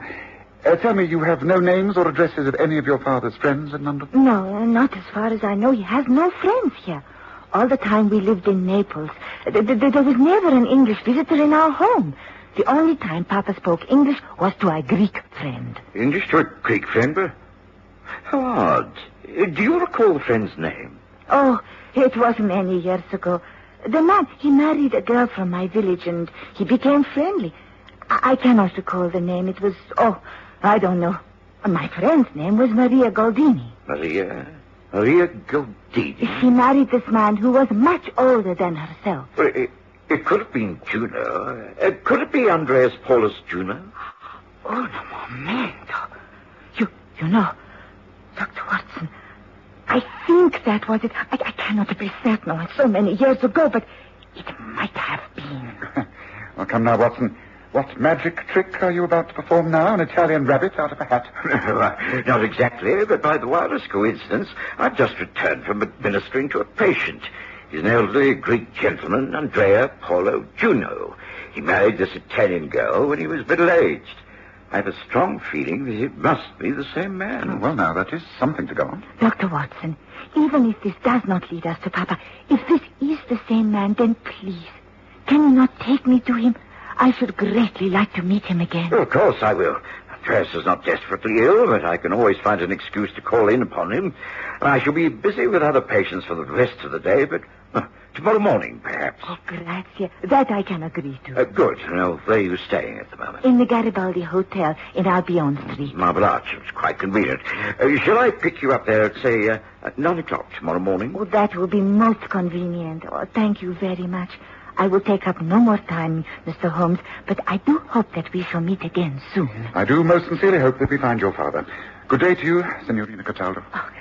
I saw Lucia Cataldo downstairs and into a hansom cab. When I returned, Holmes was seated at his desk, one of his innumerable research folios open in front of him. I do not seem to find what I'm looking for, Watson. Well, might I ask what it is? The name Cataldo. It has a definite ring about it. I thought when I saw the agony column the other day that it was to do with the criminal element associated with Palermo in Sicily, the treacherous organization known as the Mafia. You're not suggesting that Lucia Cataldo's family are criminals, are you, Holmes? I didn't say that, but ask yourself one thing, Watson. Why has this man uprooted from Naples and come to England? And without explaining the reason to his only daughter? It's the act of a desperate man, a man afraid for his life. You mean he's been hounded out of his own country and is hiding over here? He doesn't want to acknowledge the fact, not even to his own daughter. Yes, exactly. He might even think the advertisements appealing to him in the newspapers are a trick to get him to reveal his whereabouts. I see, and I don't fancy our chances of tracing him. Oh, I wouldn't be as pessimistic as that. Follow up on the visit to your Greek friend in the morning, but keep your eyes and ears open, Watson. There could be a great deal more behind this than first appears. The rest of that day passed uneventfully enough. The next morning dawned bright and clear, and Lucia Cataldo was waiting for me at her hotel. She spoke little on our drive out to Moorfields. It was clear that she was extremely worried. But when we were shown into Andreas Juno's house, it was Rico, his son, who welcomed us. Ah, Dr. Watson. How pleased I am that you have called. Father was taken quite bad during the night. I was wondering how to get in touch with you. Do come in. Oh, allow me to introduce you. This is Lucia Cataldo. She believes that her father and your own were friends many years ago in Italy. I'm very pleased to meet you, Signora. And are you? It was lucky that I called here yesterday afternoon. As you know, my job takes me all over the country, Doctor. I'm rarely home more than a few nights every month. Will you please follow me? Well, what appears to be wrong with your father, Rico? Oh, he has the pains in the chest and can't breathe very well. I gave him some of the medicine you left yesterday, but he didn't sleep at all. If I didn't know him better, I would think he was imagining it all. He seems to be worried about something. quite unlike him. In here. Dr. Watson to see you, Father. And also a friend from Italy. Italy? A friend from Italy? I am Lucia Cataldo. I wondered if you were the friend who used to visit my father, Marco, in Napoli. Lucia, I cannot pretend. Oh, si. Oh, but what are you doing here? I think before you start to explain, Signora, I must attend to this gentleman. Would you mind? Rico, please, now that the Signora knows your old friends, won't you take care of her until I've examined your father? No need. I'm all right. You are not all right. You're clearly in great distress. I must take your temperature and listen to that chest of yours. Do as the doctor says, Father. Come, Lucia. I may call you that, mayn't I? Come this way. Now, let's get one thing clear. If I have any more of this nonsense, I shall have you removed to a hospital. You won't like that, so you'd better do exactly as you're told. Now, open your mouth and don't talk. I gave Andreas another thorough examination. His condition was much the same as it had been the day before. I could detect no marked deterioration. All I could do was leave more medications and order him to take a complete rest. Then I allowed Lucia Cataldo back into the room and left them together. So you see, Signor Juno, I must find my father. I must know what all this means. You are the only person I know in England who may have heard from him. Ti prego, have you seen him? Has he been in touch with you? Tell me. My dear, my heart, it bleeds for you, but from the little I know, I can only advise one thing. Go back to your own country. Cease this search for your papa. It is a hard thing for me to say, but if you stay here, continue to ask the questions, you will only make things far worse. Go, while there's a chance. Go, leave now. Leave me in this house and never come back. Understand? Never. Lucia Cataldo was with Andreas for only about 20 minutes. When she came out of his room, she was pale and trembling. She refused to talk about their conversation and begged me to go about my daily business. I was reluctant to do this, but when Rico Juno said he would take her back to her hotel, I was forced to agree. We said we'd keep in touch, and I assured Rico that I would call upon his father within 2 days, and that I was available on the telephone should he want me before then. The next afternoon, just as I got back to my surgery... Call for Dr. John Watson. Watson speaking. Hold the line, Dr. Watson. You're going through. Hello? Hello, Dr. Watson. This is Rico Juno speaking. Oh, good afternoon, Rico. What is it? Anything wrong? Yes, there certainly is. It's father. He's been attacked. I went to my office this morning, and when I returned about noon, I found him lying on the floor of the sitting room. Someone must have got in and beaten him up. He's in a bad way. Gracious, where is he now? In the Moorfields General Hospital. They say he'll be all right, but it's very worrying. Oh, I'll get over there as soon as I can, Rico. Thank you for letting me know. Now, try not to worry, and I'll be in touch with you later. Thank you. Goodbye. Goodbye. It was later that afternoon before I managed to get across to the hospital. I was allowed to see Andreas because I was his doctor, but I knew that it was useless to question him at any length. He was extremely badly beaten. And although no bones were broken, there was obvious concussion. And a lot that he said didn't make sense. Don't get away. No right to be here. Well, won't tell you a thing. Where am I? Andreas, this is Watson. Can you understand me? Now, I am here. You be all right. Just try to lie quietly. Dr. Watson, yes. Not made a very good job of this, have I? You've been attacked. Can you tell me how it happened? Broke in.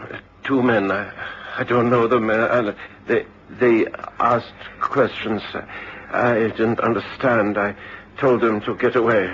Get away. No right in here. Won't tell you. Never heard of the man. No one here called Marco. It was clearly a waste of time to stay further. I had a talk to the doctors and nursing staff and left knowing that Andreas was in good hands. I tried to concentrate upon my work for the rest of that day, but I couldn't get my mind away from what had happened. Holmes was out when I got home. He came in later for supper, and I explained as best I could what had happened. It seems very clear that things are moving to a climax, Holmes. I'm sure that it's all connected with the disappearance of Marco Cataldo. It's got to be. Otherwise, why did Andreas keep muttering his name in protest? Yes, that's obvious. Well, I'm afraid the time has come for us to take an active hand in all this, Watson. Although it's getting quite late, I feel we must delay no longer. Well, if you're willing, I think we should call a cab after supper and get over to Moorfields immediately. I presume that this young man, Rico, will be at home? Yes, I think so. They won't allow him into the hospital at this hour. I doubt if his father will have visitors for some days. Well, Holmes, I agree. I should be grateful for your advice.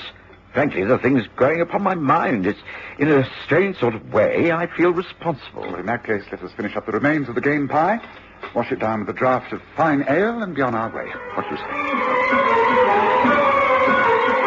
Within half an hour, we were in a hansom and clattering our way across London. By the time we got to Moorfields, it was quite dark and the streets were deserted. The lights were on in the downstairs windows. That at least showed us Rico Juno was at home. He received us with delighted surprise. Oh, come in, come in. How nice to see you, Mr. Holmes. I take it that Dr. Watson has told you of our latest trouble. Yes, I'm very sorry. Perhaps if I'd taken a more active hand earlier, I might have been able to prevent this.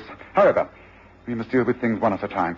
You say that you rarely spend much time in this house? No, I feel a little guilty about it, but I travel a great deal in my job, all up and down the country. Father is left alone for days and nights at a time. You have someone who comes in and cleans and cooks? Oh, yes, Mrs. Lawson. She comes in 3 times a week, has her own keys. Been with the family for years, quite trustworthy. When you do stay here overnight, do you ever notice anything strange? Noises, movements that you can't account for? Oh, well, I am usually so exhausted from my day's work that I go to bed quite early and sleep very soundly. But, well, sometimes I do get the feeling that all isn't well. It's an old house, of course. Stairs creak a bit. I'm not the nervous type.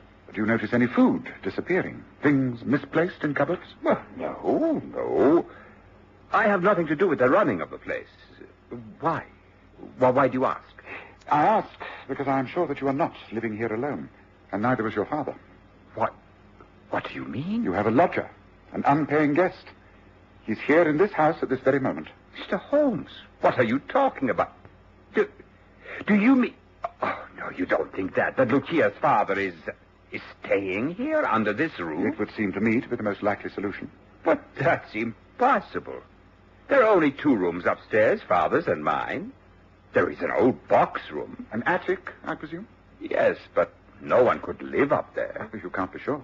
There's only a couple of foot of space between the ceiling and the tires. It is impossible. Nonetheless, I think we must investigate, and I think we must handle this very gently. Now, come, take me to the top of the house and let us take a look at this attic. Lead the way, please, Rico. Ah, yes. You see, there is the hatch to the attic. A small plank of wood about 3 feet square. And here, see the top of the stairs? If one stood on the rail of the top landing, one could easily reach the hatch, remove it, and pull oneself up. Yes, and look, you see marks upon the rail here. Yes, that is exactly what has happened. Now, give me a hand, Watson. I'm going up. But this is ridiculous. There is nothing up there.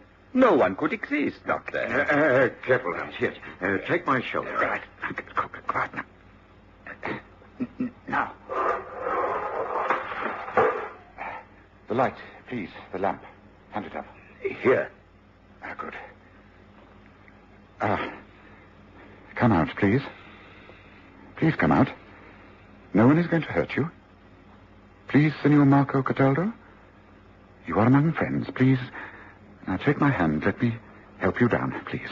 I cannot. I cannot. Yes, you can. You can come along now. You can do it. Come along now. That's it. Gently now, gently. Careful now, legs. What happened next was one of the most bizarre sights I can ever remember seeing. From the small aperture came the emaciated legs of a tiny, filthy, frail creature who hardly resembled a human being. His staring eyes were wild with fear. He was shaking with ague. A man hardly in his right mind. Holmes handled him like a child. Soon we were back downstairs. Drinks were poured, and Marco Cataldo was persuaded to sip a small brandy. Gradually, we managed to get some sensible words out of him. I had to hide there. It was the only place I could find. Andreas, he did not know. I came here. The cleaning woman, she let me in. I pretended to go, not to wait. I said goodbye, closed the front door loudly, and crept back up there till I found a place to hide. Yes, you did that because you thought there were no friends here. But there are. Andreas is your friend, and so is Rico, his son. His son? Yes, and your own daughter, Lucia. She is here in London. Lucia? Here? Oh, no. Oh, Lucia. Now listen to me. I am Sherlock Holmes, and this is Dr. Watson. I have great influence with the British police. I can guarantee your protection. All you have to do is to tell me who your enemies are, and I shall do the rest. Now come. Will you tell us the whole story? Marco Cataldo did exactly that. He described how back in Naples he'd been accused by the mafia of betraying them, when in actual fact it was his cousins of the same name who were guilty. He'd been blackmailed by them, forced to pay protection money, and eventually flee for his life. Now they had followed him to England, and he'd been forced into hiding. Holmes listened to the story with the greatest of interest. I was able to use my influence to get Cataldo admitted to the same hospital as his friend Andreas. I knew he'd be safe there. The following morning, Holmes announced over breakfast. If you go to read the agony column of the Morning Standard, Watson, you'll see that Marco Cataldo has come out into the open. He's appealed to his daughter to call upon him at a certain address in Elm Park. He even stated the time, 8:30 this evening. Gracious, Holmes, how extraordinary. Is it wise? Well, I hope so. The apartment of Inspector Gregson of the Yard. Yes, I think our mafia friends will be unable to resist this invitation. Young Rico Juno is going to help by impersonating Marco. Shall we also attend? It'd be rather gratifying to be in at the kill, as it were. And so it was arranged. There were several of us concealed in Gregson's flat that evening. The front door was conveniently left unlatched. The light was dimmed. Rico Juno, conveniently slumped in a chair by the fire, could have been mistaken for anyone. There was not long to wait. Leave all this to me. This time we shall not fail. See, it must be over and finished. Hey, there by the fire. It is him. So, Marco, you think you're kind of scared, eh? No, not our vengeance. This time you die before you can tell the truth. You die swiftly with the knife in your throat. It was all over in a matter of minutes. The two would-be assassins were arrested and led away. Much later, Lucia was reconciled to her father, who made plans to immigrate to America, taking her with him. But this plan did not materialize, because... I shall not be leaving London after all, Father. Rico and I are in love. He has asked me to marry him, and I have accepted. Oh, sono così felice.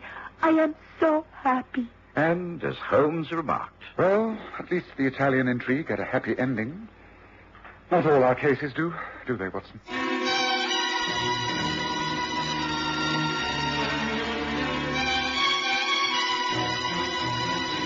Listen again next Sunday to The Stories of Sherlock Holmes, with Graham Armitage as Holmes and Kerry Jordan as Dr. Watson.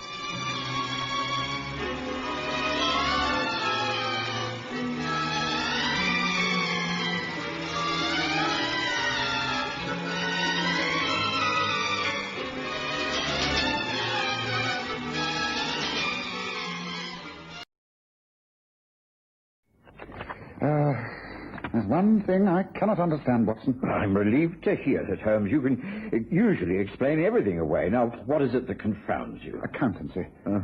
I've often thought it to be worth my while to engage a lady secretary who could put my affairs in order, but... I do confess I cannot cope with balancing these bills. You're in financial trouble, Holmes? I don't think so, but then you see, I understand these banking statements so little I can't be sure. Oh, well, I shall simply have to rely upon my bank manager's judgment. What a bore earning a living is.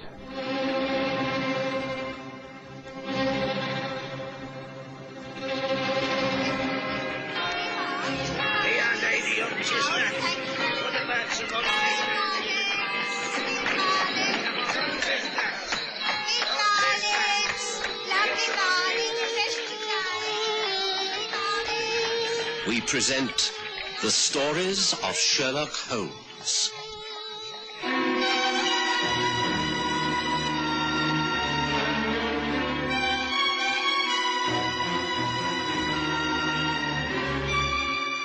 Tonight, the unpaid debt.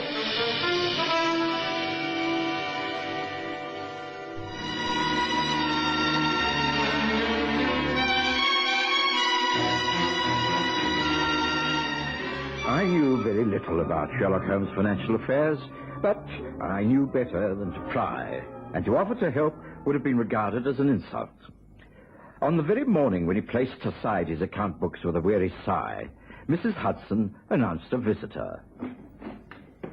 Lord Edgerton to see you, sir. Oh, he's not made an appointment, but I think I have the time. Ask him in, will you please, Mrs. Hudson? Please come this way, my lord. Thank you. Mr. Holmes, I'm so sorry to call without making an appointment, but I was passing this way and rang the bell upon a sudden impulse. If this intrusion's inconvenient... Not at all, no, not at all. This is my friend and colleague, Dr. John Watson. Good morning. We work together on many of my cases. Please feel free to speak openly in front of him. Very well. Do sit down. Smoke if you wish. I'm about to enjoy a pipe myself. Thank you. Now, I can tell that something's disturbing you. What made you rise so early and walk here through Regent's Park? Do you normally suffer from insomnia? Gracious. How could you have guessed that? Your boots are muddy. Earth clogged under the instep. Earth that has dried with leaves and the seeds of shrubs. Only one place near here where you could have picked those up. We had a shower early on, about 7 o'clock. Since then, it's been a fine day. So, you must have walked out early as your coats and hats are still damp. You cut yourself whilst shaving and you're wearing cufflinks that do not match. All this indicates a distressed state of mind for a man of your station. Can I help you, my lord? I sincerely hope so, Holmes.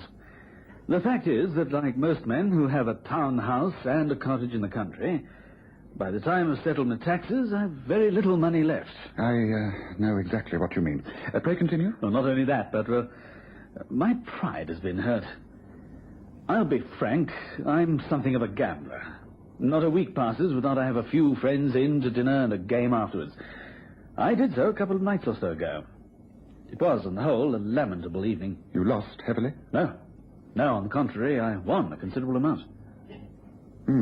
Perhaps you better start from the very beginning and tell me everything that happened. You knew the people with whom you played? Oh, yes, quite well. The party consisted of 2 men, a woman, and myself. We were playing poker. One of the men was an American friend, Joe Van Heimer, over here on a short stay. The other man was Ernest Hardcastle, the son of a very old friend, Lionel Hardcastle. The lady was a charming widow, Mrs. Amanda Vane. We spent a most pleasant evening, the play going one way and then another, and the hour grew very late. Eventually, we decided upon one last game. Then came the time to settle up.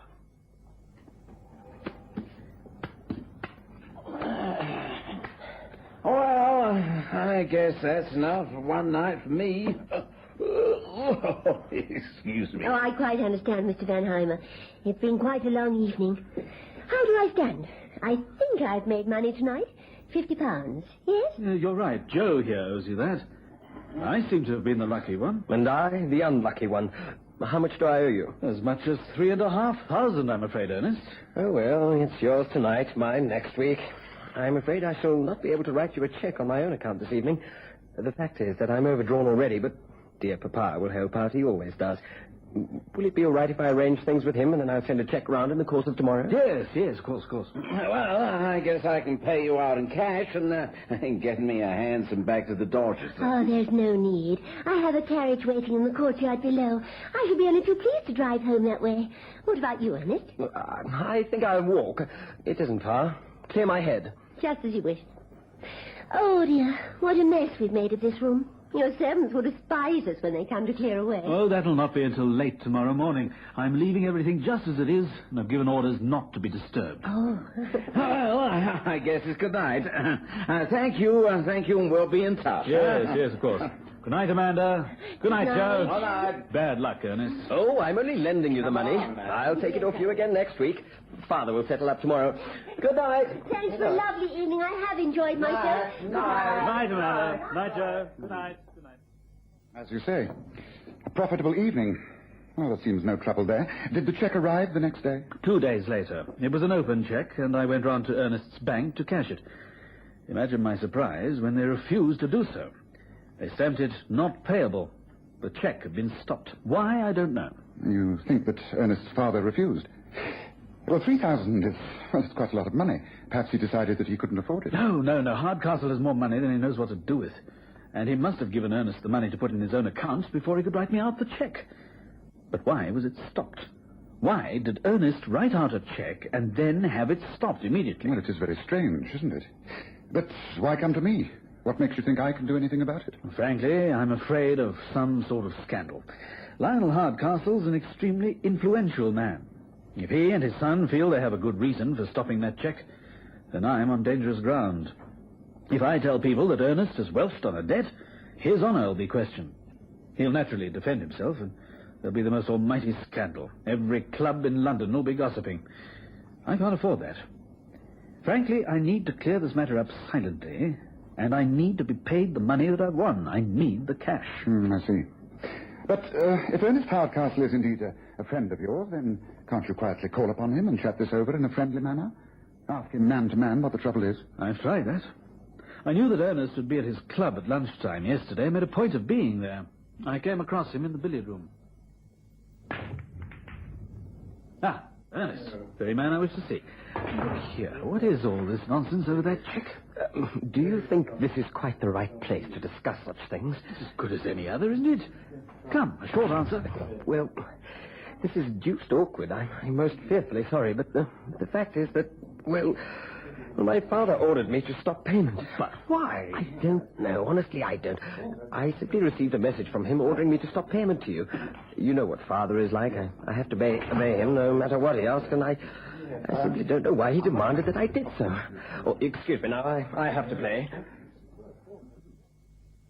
And that was that. I don't feel like having an open confrontation with Lionel Hardcastle himself. And I thought I'd call on you. You have a reputation of solving delicate problems with discretion. Thank you. Then, will you help? I will try. I have my own methods, of course. I must be allowed complete freedom. No, you shall have it. Regarding payment, as I've told you, I am rather hard up at the present. That's why I need that cheque. So... The debt is for 3,500, not so? I take it that you would be happy with the round figure of 3,000. My bank manager would be pleased to accept the rest. Good day, Lord Edgerton. I couldn't help smiling at the way Holmes neatly adjusted his bank balance that morning, for I'd no doubt that he would succeed in straightening matters out. It was a simple matter for a man of his reputation to gain an audience with the millionaire Lionel Hardcastle. Glad of this opportunity to make your acquaintance, Holmes. Wish it could have been made in other circumstances. Thank you. I've been as frank as I can. I'm representing Lord Edgerton, who feels too embarrassed by the circumstances to call himself. Appreciate that. If the expression does not appear too jocular, I shall lay my cards on the table. At the general settlement of that poker game, your son had to pay Lord Edgerton £3,500. He agreed to pay the debt. You advanced him the money which he placed in his account. He then wrote out a cheque and delivered it. But suddenly you demanded it be stopped. Now, to my mind, someone must have influenced you in that decision. Oh? Of course. It could surely have been one of only two people. The other two seated round that card table. Joe Van Heimer or Mrs. Amanda Bain. Mr. Van Heimer is about his business. According to the Dorchester, a very busy man. That leaves Amanda Bain. Now, what did she say to you that made you stop that cheque, Mr. Hardcastle? You're as astute as they say you are, Holmes. You are quite correct. Mrs. Vane wrote me a note informing me that, in her opinion, the game had been a cheat from beginning to end. Ah, that is as I thought. Do you know Mrs. Vane very well? I can't say that I do. I have met her, say, half a dozen times, but that's all. And yet you are prepared to accept her accusation against the sound reputation of Lord Edgerton, a man you have known and been friendly with for many years? How very extraordinary. It's not extraordinary at all.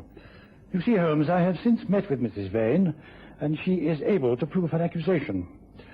The games in which my son lost that considerable amount of money were played with a rigged deck of cards, and Lord Egerton used them to cheat him. I'm prepared to remain silent upon the matter, provided that Egerton drops it at once and never asks a member of my family into his home again. Perhaps you'll be good enough to convey that message back to him. Good day to you, Holmes. When I got back to Baker Street that afternoon, I found Sherlock Holmes awaiting me with some impatience. He was dressed very smartly and obviously about to go out. He insisted that I went with him. It was the last thing I wanted to do, but he was adamant. I was forced to wash and change and accompany him to Eaton Square, the sumptuous home of Mrs. Amanda Vane. I found her totally enchanting. She smiled her welcome and assumed the role of a shrewd hostess. I take it that this is a business visit, Mr. Holmes, but that is no reason why you should not enjoy it. There's whiskey and soda here, and cigarettes at your elbow. I'm sure the doctor would approve of a little stimulant after a hard day. May I have a small whiskey? Yes, of course. Well, thank you, Mrs. Vane. But before going any further, I must point out that you've put yourself in something of a predicament. Oh, good. Really, life is so boring for me, doing the same dreary social rounds, that any kind of predicament sounds most exciting. And I must admit that I'm completely thrilled at meeting so famous a detective. I shall dine out on this for weeks. Your drink, ma'am. Oh, thank you, Doctor. Oh, do help yourself. Thank you. Thank you very much. Just right. Now, Mr. Holmes, please explain my predicament. I feel I should know what it is. You wrote a note to Lionel Hardcastle regarding a certain poker game. Later you visited him and told him that the game was a crooked one. Due to your visit, Hardcastle ordered his son to stop payment on a cheque for his debts. Now, the inference is that Lord Egerton is a cheat. Now, have you heard of the laws of libel and slander, Mrs. Vane? If this comes out and you cannot prove your accusation, a suit against you would cost you a great deal of money. Why, no. I was aware of that before I did what I did. But what else could I do once I was convinced that the game was cheated? How do you know it was? What is your proof? Well, it's really all rather simple. You see, I have no reason in the world to complain. After all, I won £50. From whom? Joe Vanheimer. And he paid me there and then in notes. Lucky me. To tell you the truth, I was thrilled a bit. I'm normally not very lucky at cards. I do better at love, I must admit. Anyway, the game broke up very late, and I gave Mr. Vanheimer a lift back to Dorchester in my carriage. And when I was in the carriage, I realized I'd left my vanity bag behind. So silly. I remembered exactly where I'd left it. I put the money Joe had given me in my purse, and my purse in my large handbag. That one hanging from its strap over that chair. But my vanity bag I'd left out. Well, the very next morning, I was leaving from Euston to Tring on the early 7:20 train. I had to virtually pass the Egerton home. I stopped my carriage and called. I know it was very early and hardly the done thing, but I knew only the servants would be up. Fortunately, old Harris, the handyman, was there. He let me in. He knows me, so it was all right. I told him I'd find my own way out. So I went into the room where we played cards the night before. It was exactly as we left it, even to the empty glasses and the smell of stale cigarette stubs. I found my bag, just where I knew it would be, and I was about to leave when... Yes, go on. Well, the early morning sunlight was streaming through the lace curtains, and it fell across the card table and illuminated the back of the cards, lying just as we left them, scattered across the table. I picked one up and looked at the glazed back of it. Then I picked up another and studied that. And then another. They were all marked. Marked? Yes, very cleverly marked, with pinpricks along the edge of the borders. Tiny pinpricks, which you could hardly see, unless you looked for them. But if you were dealing, I knew you could tell the value of the cards by touch, providing you knew the code. I see, how very clever. And then? Why, I stood there for some minutes, trying to take it all in. Then I examined the other cards. They all carried some kind of small indentation. I didn't know what to do. Then I made up my mind. I took 5 or 6 cards at random and left the house. Later, I wrote to Mr. Hardcastle and took those cards along to show him. I left the decision to him. He stopped Ernest's cheque. And really, I don't think anyone can blame him. Sure you won't have another drink, Mr. Holmes? Holmes declined a drink and wished Amanda Vane a good evening. He was silent as we walked down into Sloane Square and hailed a hansom cab. And it wasn't until we were clattering our way up Sloane Street that he broke the silence. It won't do, Watson. It just won't do. It's a sad state of affairs for Lord Egerton. Mrs. Vane acted very well within her rights. After all, Holmes, what else could the lady do? That is exactly the point, Watson. I'm a man who deals in facts, a man who searches for clues. But clues aren't necessarily all material ones that can be studied under a microscope. One can detect from people's behavior. And Mrs. Vane's behavior was extraordinary. I thought she was a perfect hostess. I mean when she applied to the facts of the card game. For instance, why did she go to Hardcastle Senior about the cheated game? Surely the man she should have gone to is the man she played the game with. The man who stood to lose £3,500. Ernest Hardcastle is a grown man, but he's a very spoilt puppy and very much under his father's thumb. But he was the one directly involved. Why didn't you go to him? Well, perhaps she did. If she did, he'd know the reason for stopping the cheque. He says he doesn't. I don't understand. Amanda Vane didn't go to Ernest and tell him the game was a cheat. And she didn't go to Joe Vanheimer either. Now, why? Because it was necessary to their little plot that there should seem to be no collusion between them. Collusion? What? Between Mrs. Vane and Ernest Hardcastle? Oh, yes, of course. What, you mean that the whole thing was an elaborate trick? Look at it this way, Watson. Lord Egerton told us that Lionel Hardcastle was accustomed to paying his son's gambling debts. He's a millionaire. He's not going to have society saying his son cannot pay his way. But clearly Hardcastle knows of his extravagances, so he keeps him on a short supply of money. So short that Ernest feels that sometimes he has to trick his father into giving more. I still don't understand. I'm sorry. Ernest and Amanda Vane worked it all out. They go for a poker game at Lord Egerton's as partners. If they both won, then of course it would be all right, but Ernest loses heavily, and the party breaks up. Amanda Vane leaves her vanity bag behind on purpose. Next morning, knowing the habits of Egerton's household, she goes round there and gets herself admitted by Harris, the handyman. She sends him about his business, saying she'll let herself out. In the card room, she finds her vanity bag. From it, she extracts a slender hatpin and quickly makes a series of marks on the cards in front of her. It'll be easy. A matter of 10 minutes at the outside. Then she takes some of the cards and leaves. Well, Holmes, is this possible that beautiful-looking woman, so charming? Unlike you, I've never allowed my mind to be swayed by a woman's looks. She went to Lionel Hardcastle because she knew his reaction would be to order Ernest to stop payment on the cheque. Holmes, but surely you could be wrong. I mean, well, I can't believe that Amanda Vane is a liar. I think she's worse than that. And she gets her facts wrong. I know the train's out of Euston on a weekday morning. There is no train on the main line to Tring at 7:20. The northbound expresses don't stop at Tring. The first train out of Euston that does is the 10:05 for Coventry. It's a small point, but significant. Oh, Holmes, if you are correct, then what are we to do? Well, I think if they can cheat, then so can I. Driver. Yes, sir. I've changed my mind. Not Baker Street. Take us to Hanover Square, number 5, the home of Lord Arthur Egerton, and smartly, please. Upon arrival at Hanover Square, Holmes asked me to stay in the cab. He ran up the steps, rang the bell, and was admitted by the butler. 20 minutes elapsed before he returned, a grim smile of satisfaction on his face. Climbing into the cab, he said, well, that's that. It'll cost his lordship another £100 and the hire of the Rose Room at the Dorchester, but I think it will be worth it. You have an interesting evening out in front of you for tomorrow, Watson. Baker Street now. Thank you, driver. I knew better than to question Holmes when he was in one of his secretive moods. I would have to be kept in the dark along with everyone else. But I did make sure that I was free the next evening, and once again, suitably attired for the occasion, I accompanied him to the Dorchester Hotel. We were shown to the Rose Room, and there were Lord Egerton and the American, to whom I was introduced, Joe Vanheimer. We were given drinks, and then Hardcastle and his son arrived. I really don't understand all this. What is it all about? I received your telegram, Holmes, but... Oh. Egerton. I hardly expected this. Good evening, Lionel. Good evening, Ernest. I don't think you know Mr. Holmes and Dr. Watson, do you? Good evening. Look, what does this mean? If there is no explanation, then I think we should go with Watson. Please don't go before our last guest arrives. Ah, here she is. Please come in, Mrs. Vane. Good evening. I came in answer to your telegram, Ernest. I didn't expect a gathering like this. What does it mean? Oh, come along now.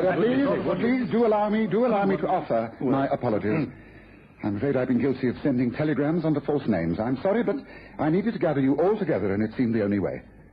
I think we all know now of the trouble that arose out of the poker game held at Lord Edgerton's the other evening.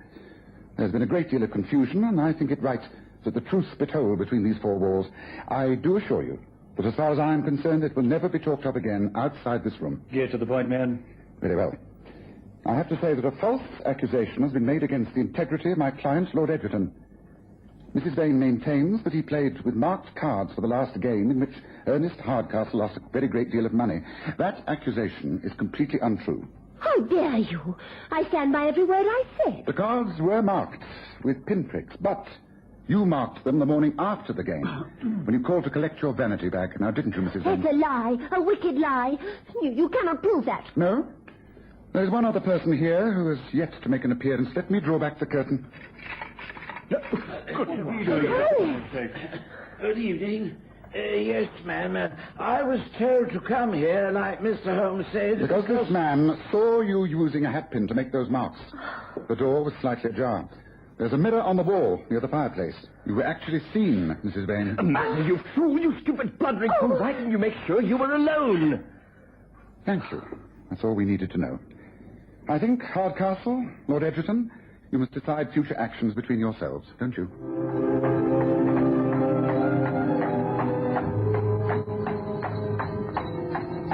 Of course, Ernest knew that once the money was in the bank, his father would never ask for it to be returned, so he was £3,500 to the good. He isn't now, but I'm £500 better off. And the man, Harris? He is £100 to the good. You will notice, Watson, that he didn't actually lie at all. He just had to appear. I did the lying for him. Mrs. Vane's reaction and Ernest Hardcastle's sense of guilt did the rest. Yes, quite a profitable investigation. I'm sure my bank manager would be very pleased.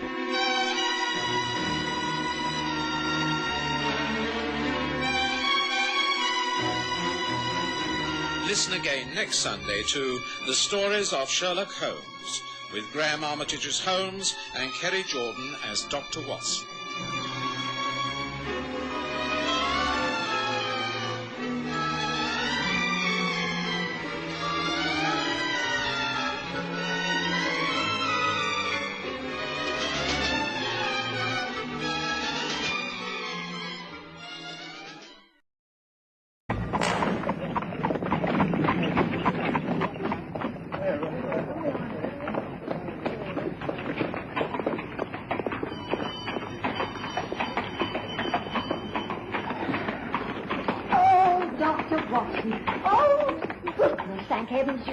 What is it, Mrs. Hudson? I came immediately. I received your message. What's wrong with Sherlock Holmes? Well, I think he's busted an ankle, sir. He's had a nasty fall right here outside the house. I managed to get him up to his room, but oh dear, you know what he's like. Do come in. Perhaps he'll listen to you. He won't take a blind bit of notice of me. Come in. Do your best with him.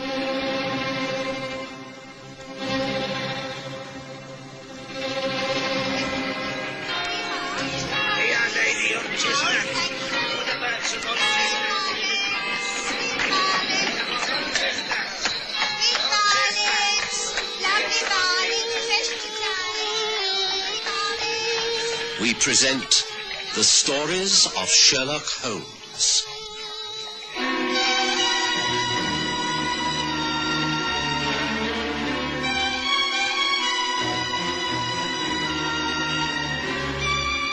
A matter of deduction.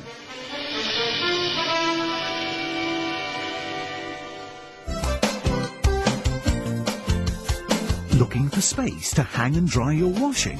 Washline distributors have the solution. Their rotating and fold-down wash lines take up the smallest spaces. Ideal for townhouses, simplexes and balconies at affordable prices. Galvanized or powder-coated and available in 5 different colours. For 24-hour delivery, installation, reliable and friendly service, phone Washline Distributors on 011 792 2486. That's 011 792 2486. Wash lines for every space and need. Die volgende klassieke advertensie van Springbok Radio se verlede kom met die vergunning van die Springbok Radio Bewaringsvereniging van Suid-Afrika. Net meer as 'n dekade gelede het 'n paar versiende Suid-Afrikaners bymekaar gekom en die enorme uitdagings van die internasionale oliehandel aangedurf. Vandag, met 'n topgehalte brandstof, 'n volledige reeks olies en reeds meer as 300 volstasies tot in die verste uithoeke van ons land, bied Trek jou die een bymiddel wat regtig saak maak. Trots, want Trek is ons eie. Trek in by die kwagga en maak vol met trots.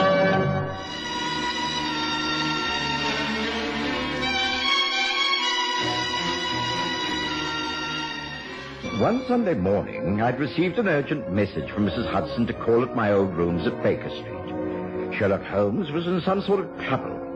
Naturally, I dropped everything and hurried round. I found my old friend lying on the sofa in the sitting room with his right ankle up on a cushion. He refused to take his injuries seriously, but I insisted on a thorough examination. I told Mrs. Hudson not to bother you, but you know what she's like.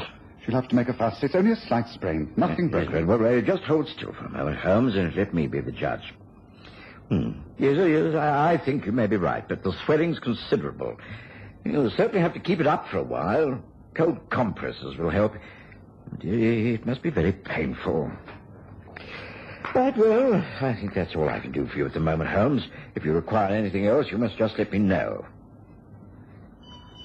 Oh, seems we have another visitor. Now, whoever it is, don't let them get you up and about. The more you rest that ankle, the quicker it will take to mend. Now, you must promise me to be sensible about this, Holmes. I know what a bad patient you can be, so just try and curb your natural impatience, won't you? Excuse me, Mr. Holmes. Inspector Lestrade to see you. Is it all right if I let him up? Of course it is, Mrs. Hudson. I'm not at death's door, you know. Oh, and put the kettle on, will you? I might as well have a nice hot cup of tea. Tea is already on the way. You will stay for a cup, won't you, Doctor? Oh, yes. Thank you, Mrs. Hudson. That would be most agreeable. Very good, sir. This way, Inspector. Holmes, Watson, quite like old times. I heard that you had suffered an injury, Holmes. Nothing serious, I trust? Very minor, I'm glad to say. Watson's just attended to me and agrees that it's nothing to worry about. Sit down, Lestrade. Now, tell me what brings you here. Surely it can't just be to inquire about my health. Oh, I was passing this way. Thought I'd drop in. I see that you've been busy reading the papers. What do you think of this body on the train? There's hardly sufficient data in this newspaper report. It merely says that upon the arrival of the 2:30 train at Tilbury yesterday, a porter discovered the body of a dead man in a first-class carriage.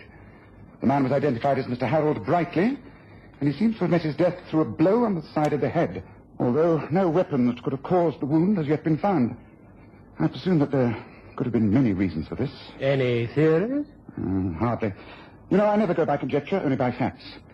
Brightly could have been struck by an assailant who left the carriage at an earlier stop, taking the murder weapon with him.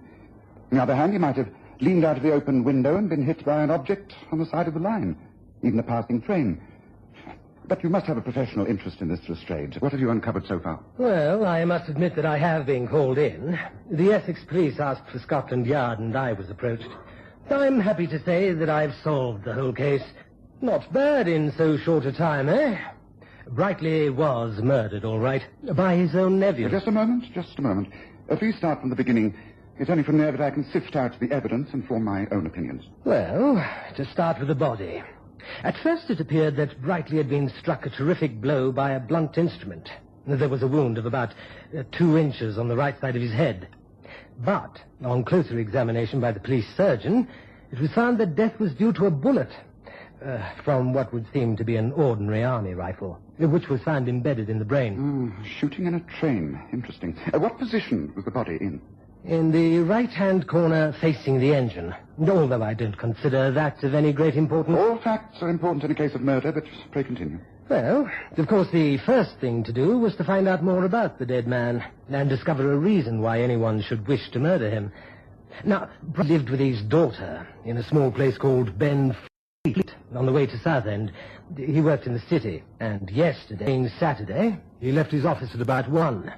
He lunched at a restaurant near Fenchurch Station and took the 2:30 train. Brightly was in business with his nephew, importers. A young fellow called Roy Simmons. Roy Simmons' mother was Brightly's sister. Been dead for a couple of years, and in the... Brightly was a very aristocratic man. Travelled first class. Simmons is a bit of a wild type. Not much cash. Always travels third. He almost missed the train. Jumped aboard at the last minute. He knew his mates in the army were in the carriage higher up, and so... And this is the interesting part, Holmes. He admits to having scrambled along the footboard outside the train to the third-class carriages. The workman on the line reported having seen a man in uniform with a rifle on his back hanging on to the outside of the train. Ah. So you think he was able to shoot his uncle through the open carriage window and then join his friends in the moment the inquest is over, I shall issue an order for Roy Simmons' arrest. And although I say it myself, I think it's extremely quick work. Oh, it's quick all right, Lestrade. There's no doubt about that. But is it correct? That is the point. Here you are, sir. Tea. A timely interruption, Mrs. Hudson. Would you like to pour, Watson? I'm somewhat incapacitated. Oh, and Lestrade, do promise me that you won't make any move on this rather unusual case until I've given the matter far more thought, won't you? 2 sugars for me, as usual. Thank you, Watson. Holmes managed to steer the conversation away from Lestrade's latest case, but I could tell that his interest had been fully roused. He motioned me to stay on after we'd taken tea, and when Lestrade had left, he once again picked up the newspaper and studied the account of the murder. Singular case, Watson. Of course, Lestrade is flushed with pride, and I suspect that he only called in here to show me that he was in complete command of the situation. Well, he does seem to have a very good case, Holmes. I question that, Watson. Unfortunately, I'm unable to carry out a full investigation. I can only think the matter out from this couch. As you know, I always like to visit the scene of the crime personally and collect my own facts from first-hand observation. But this wretched sprained ankle prevents any such course. I can but rely upon second-hand evidence. You wouldn't be prepared to act for me on this matter, would you, Watson? Well, I'll do everything I can, Holmes, but as you know, I've not your powers of observation and deduction. I could very easily jump to the wrong conclusion. Not nearly as readily as our good friend Lestrade, I do assure you. So you will help? Well, if I can, of course, yes. Good. Then the first thing I would like you to do is this. Oh, dear. Does seem to be my morning for visitors, doesn't it? Mrs. Hudson will be asking for weekends off in future. Ah, she won't while you're laid up. She's far too loyal. Would you rather I came again later, Holmes? No. I should prefer you to stay if you have the time. Oh, very well. Excuse me, Mr. Holmes. Young lady and gentleman to see you. Mr. Roy Simmons and Miss Joyce Brightly. Ah, this becomes most interesting. Pray do come in, both of you. Meet my friend and colleague, Dr. Watson. Excuse the fact that I cannot stand. Oh, thank you. I'm sorry to have called without an appointment, but this really is a most urgent matter. May I introduce Miss Brightly? Please be seated. Thank you, Mr. Holmes. I think I can tell why you're here. You've been interviewed by Scotland Yard, have you not, Mr. Simmons? And you fear an immediate arrest for the murder of your uncle. Oh, that's true, Mr. Holmes. But I didn't do it. I swear I didn't do it. He didn't, Mr. Holmes. I know he didn't. Oh, please, can't you help us? I will certainly try my best. If it's any consolation, I must say straight away that I believe you are entirely innocent, Mr. Simmons. I'm quite sure of that. But how can we prove it? That is the tricky question, isn't it? Only by finding the true murderer.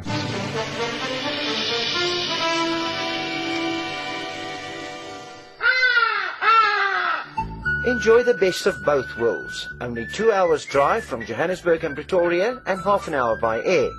The magnificent Sundown Ranch Hotel and Lion Park, just 10 kilometers from the Pilanesberg Game Reserve and Sun City Resort.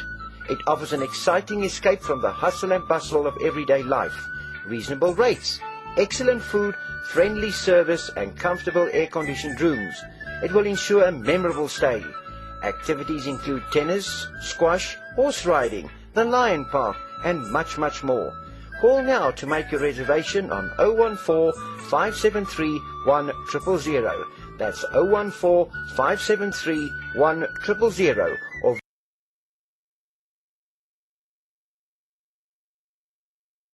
visit their website at www.restinations.co.za/Sundown Ranch.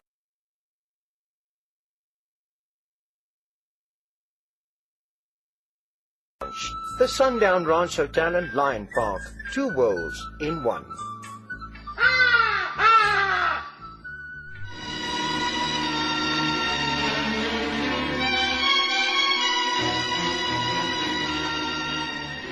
I had a chance to study the young couple, and quickly formed the opinion that, although they were cousins, they were very fond of each other. They made no secret about this. Roy Simmons explained. I think I must explain, Mr. Holmes, that one of the reasons that I didn't get along very well with my uncle was the fact that Joyce and I have been in love for some while. There was a resentment upon his part. We tried to explain. He wouldn't listen. He was always a very stubborn man. He was against cousins marrying, and, well, I know he thought I just wasn't good enough for Joyce. I think that had he lived, he'd have come round to accepting us together. But then this dreadful tragedy occurred, and for the way that Scotland Yard works it out, things look very black for us. That's why we decided to come to you. Oh, please, you say you believe in Roy, but that you have to find out the true murderer. But how can you do so, Mr. Holmes? There is simply no one who has a motive to kill my father. How can there be? All this will be revealed in good time, Miss Brightly. I've requested Inspector Lestrade of Scotland Yard not to make any positive moves against Mr. Simmons until I've had time to collect many more facts. Tell me when the inquest will be held. On Tuesday morning. It means we have so little time. I suppose you'll be unable to be present, Mr. Holmes. My good friend Dr. Watson tells me that I must remain here and not put any weight upon my injured ankle. I regret that all inquiries will have to be done for me by Watson. However, I see no reason to despair. I take it that you can hold yourself available for any interviews or journeys that I can arrange on your behalf, Mr. Simmons? Oh, yes. Yes, of course. Here's my card. I live in a small apartment in Ashworth Road, Paddington. I'll be at home from now on. I shall be back at the family home at Benfleet. Please feel free to call me at any time, Mr. Holmes. It's imperative that this dreadful tragedy is solved immediately. I shall certainly do my best. Just a few questions before you leave, and then the investigation will be taken over by Dr. Watson. Now, a detailed account of your movements from the moment you caught that train in your soldier's uniform, if you please, Mr. Simmons. Roy Simmons gave us a clear account of his actions of the previous day, and I could tell from the frank and yet clumsy way he told his tale that it was the truth. It was a confession of some bravado, but I believed every word of it. Holmes sat back on the sofa, the tips of the fingers of each hand placed gently together, his eyes half closed as though picturing all he was told. Eventually he smiled and dismissed the couple, promising them that he would take action immediately. When they'd been shown out by Mrs. Hudson, he made several immediate requests. Firstly, Watson, my books. Railway timetable and ordnance maps from the shelves by the fireplace, if you don't mind. Yes. This case is becoming remarkably interesting. I think you'll find the red bound books are the ones. A 6-inch survey map that covers the countryside from Raynham to Purdham. Let's see. These the ones you want? Yes, those are they. Yes, now this is what I'm looking for. Come, study this with me, Watson. You see, here is the railway, and here, running alongside, is the country road. Now, it breaks way round about here, as it enters Raynham Marsh. There are rifle ranges there, and here. Now, this presumably was where the reserve soldiers were doing their afternoon practice. Roy Simmons must have been shooting on this one. Yes, this is most interesting. I'm afraid I must ask you to take a trip down to Raynham, Watson. I want as much information as can be obtained from the warden in charge of the ranges. Take Roy Simmons with you. He'll know the terrain. And while you're at it, I think you should go by train from Fenchurch Street, occupy a first-class carriage, sit on the right-hand side facing the engine, and carry out a simple experiment. Will you?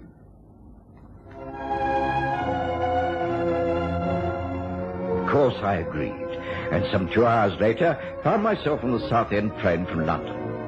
I had the maps open upon my knee, and Roy Simmons explained the countryside in great detail. I was very conscious of my own inadequacies, realizing that Holmes would make far more out of everything than I could. But I tried to follow his instructions as carefully as possible. Now, what I wish you to do, Simmons, is to stand up over there by the opposite window and hold that walking stick as though you would a rifle. Now, point it at me. Now, hold your aim as steadily as you can. Very well. I think it won't be easy. I might add that I'm not the best of shots. That's why I was part of the team that had to put in extra practice. However, here goes. Yes. Now, you mean like this? That's it, as though the stick's coming through the window. Tricky. Oh. How's that? Yes, I think I see what Holmes is after. You're having a hard time pointing that stick accurately. And if you were outside on the running board, holding on with one hand, it would be virtually impossible to aim accurately through the window. The motion of the train would have thrown you off. Well, that's one theory taken care of. Thank goodness for that. I don't mind admitting that I was scared stiff hanging on out there anyway. It was only my mates cheering me on that kept me going. But, Dr. Watson, my uncle was killed in this train. I didn't do it, so who the devil did? Well, I can't answer that, but a glimmer of light is beginning to dawn. Perhaps after we've visited the rifle ranges, we shall have a better idea. How much farther to the stop where we get off? And will there be anyone there on a Sunday afternoon?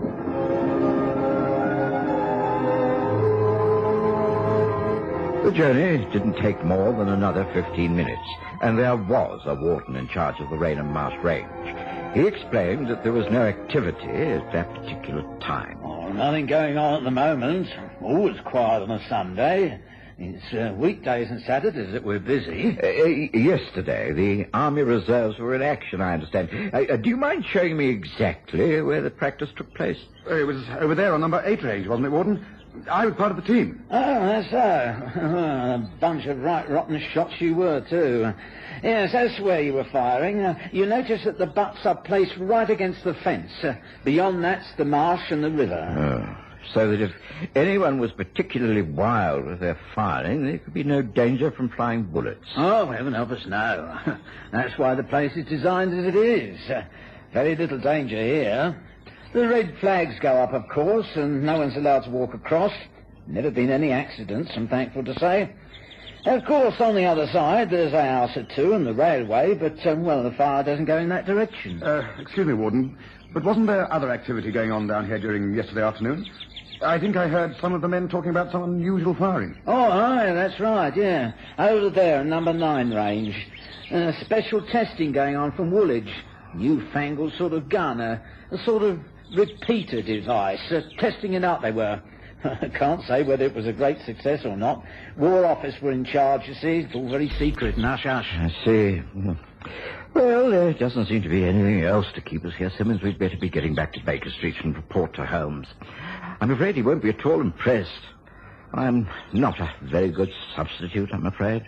Oh, thank you, Warden. You've been very kind. Come on, Simmons. We shall just be in time to take the return train. Back at Baker Street, I made the report to Holmes in as detailed a manner as possible.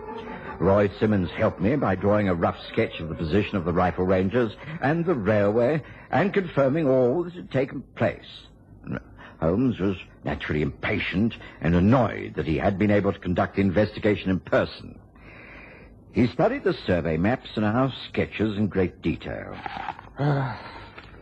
It's no use, Watson. I shall have to go down there myself. Oh, but Holmes, you can't. It's important that you do not use that leg in its present state. I shall take a stout stick and put very little weight upon the ankle. I'm quite convinced that the answer to this case lies on that rifle range. We've proved that no one on that train could have committed the murder. The rifle range has got to be the answer. Please, be good enough to get in touch with Lestrade at Scotland Yard. He must hire a 4-wheeler, and we shall drive down there. Now, there's a path that goes across the marshes. I shall conduct the investigation from there. Come. Enough time has been wasted as it is. We must get back to Raynham while it's still light. Hurry, Watson, hurry. And so, yet again, I made the journey down to Raynham. Holmes was silent for most of the journey, and I could tell that Lestrade thought the whole thing a waste of time. Once on the rifle range, Holmes produced some powerful field glasses and studied the countryside. He seemed particularly interested in number 9 range, where the new rifle tests had been conducted. Most extraordinary. It's very good of you to give us so much of your time, Warden. Tell me a little more about this test rifle. Was it held by hand by one of the men from Woolwich? Oh, no, sir. A special clamp was used to hold it quite steady. Very powerful gun it is, too. Something went wrong right at the end of the test. It slipped from the clamp, I believe, and the last round must have gone off over in the river over there. Ah, something went wrong and the target was missed. That's just the information I was looking for. Watson, Lestrade, study the scene before you. Imagine, if you can, what would happen if bullets from a highly powered gun got sprayed about this range. I can't see that it would make much difference. As the warden says, they would simply have gone by the target and into the marsh or river. Yes, unless one bullet was deflected in some way. It is possible. In fact, more than possible. Watson, lend me that rather burly shoulder of yours to lean upon. I'm about to hop my way across the grass and show you just how Brightly was killed. It was not murder at all. It was a pure accident. Come, let me explain. As we helped Holmes to stagger across the rifle range, he began to explain his theory. It all began to make sense. Even Lestrade was impressed and forced to listen. I was staggered that the facts could have been placed together so accurately without Holmes having been anywhere near the scene of the death. It was clear from the beginning that Simmons could never have killed his uncle. In the first place, if he was on the train, then he would have had to fire at very close range. A rifle bullet would have simply gone through the man's head and not lodged in the brain. It was obvious that the bullet that killed Brightly was very near the end of its flight, and so must have been fired from a long way off. Now, although the rifle used on this range was pointing in the wrong direction, supposing it hit that metal flagstaff in front of us, it would then have ricocheted off, been deflected, and entered the open window of the passing train. A bullet deflected in this way usually turns over and over in its flight, and that would account for the unusual size of the wound. There, look up there on the flagstaff. That is a recent scar where the paint has been chipped away. I submit to you that that is how Brightly was killed. Check the times of the train against the last round fired by that new rifle from Woolwich, and I think you have the case solved. Don't you, Lestrade? And an innocent man will be able to go free. Saved purely by a method of deduction. Elementary. Not so, my dear Watson?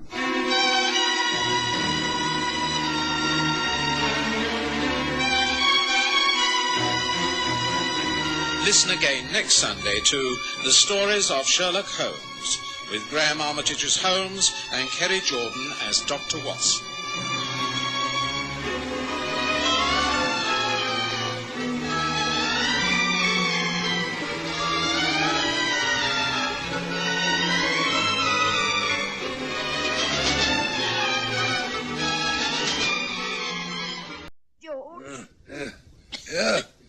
Yeah, what is it, woman? George, I'm ill. I've got to get medicine. Oh, go and get it.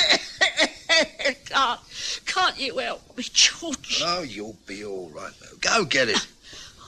It's downstairs and I can't. Shut up.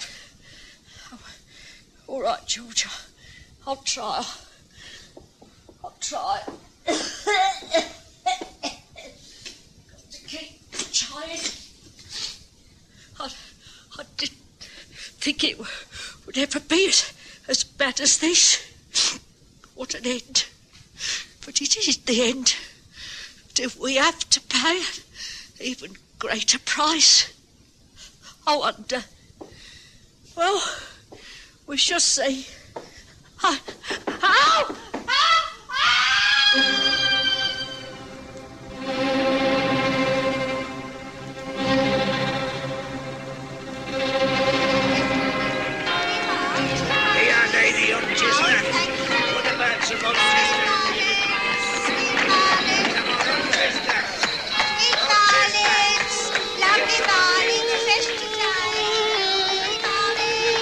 We present The Stories of Sherlock Holmes.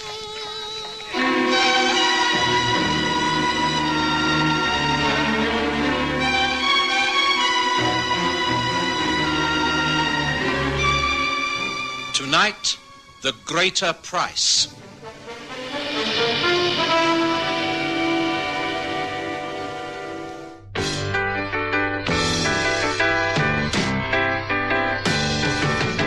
Soek jy dit? Vryf jy dit? Sien jy dit? Vergelyk jy dit? Ek het 'n hamburger gewen. Ja, die Wimpy, dis 'n groot fees. Scratch and Match spel is 'n groot fees. Groter as wat jy gedink het. Wen R25 of 'n onvergeetlike reis na Disney World met die Wimpy. Dis 'n groot fees Scratch and Match spel. Play a Wimpy. No!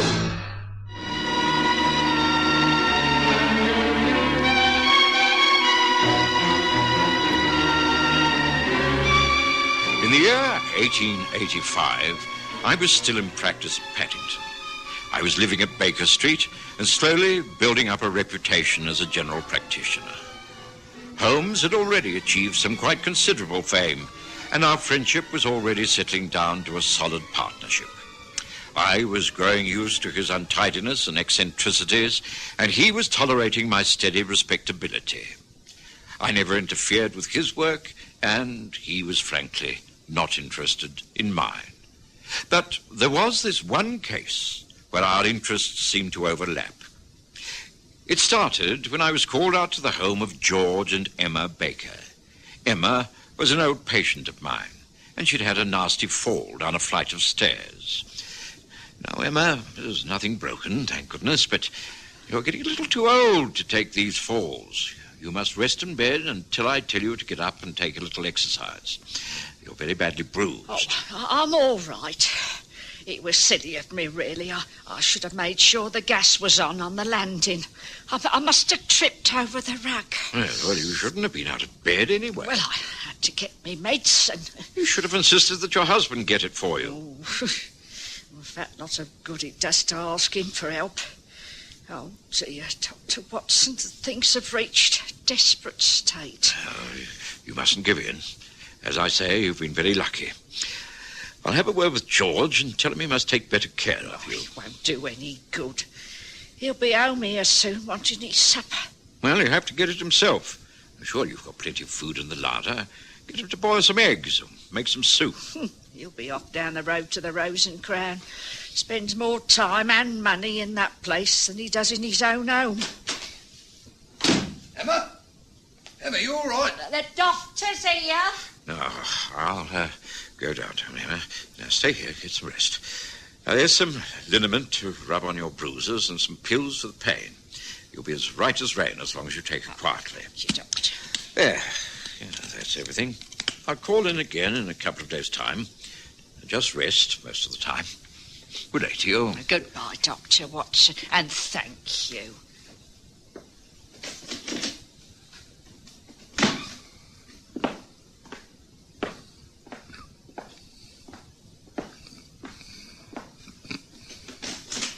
Oh, hello, Doc. How's the old girl? Oh, severely shaken. You really must take more care of her. She works too hard and she isn't a very strong woman. She's been lucky on this occasion, but she's got to take care. And it's up to you. You know what she's like. She'll be up and about in no time. She moans a bit, but she always comes through. Trouble is the money's running out a bit. They're laying off men down at the plant.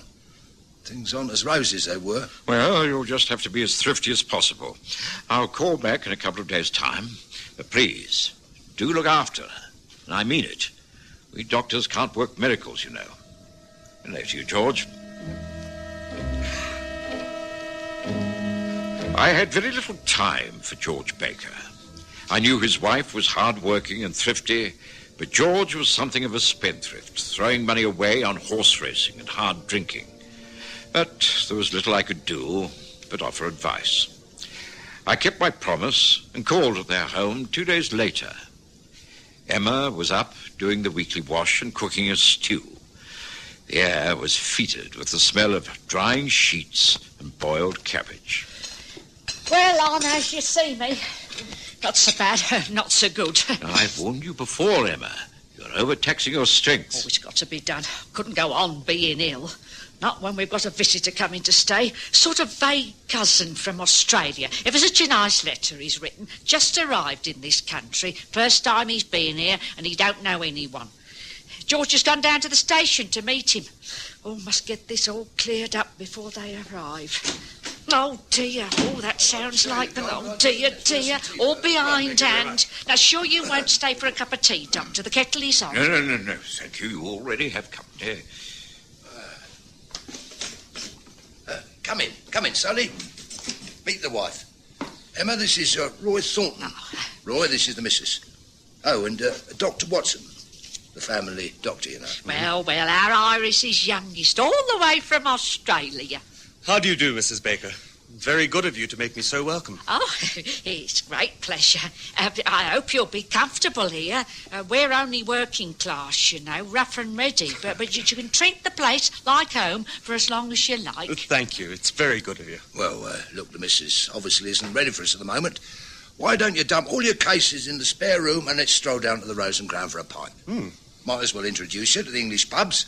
One of the prides of the country. No good Asking you to join us, is it, Dr. Watson? I'm afraid not. I must get about my rounds. Good day to you, Mr. Thornton. Bye, man. Don't forget my advice. Bye-bye for now.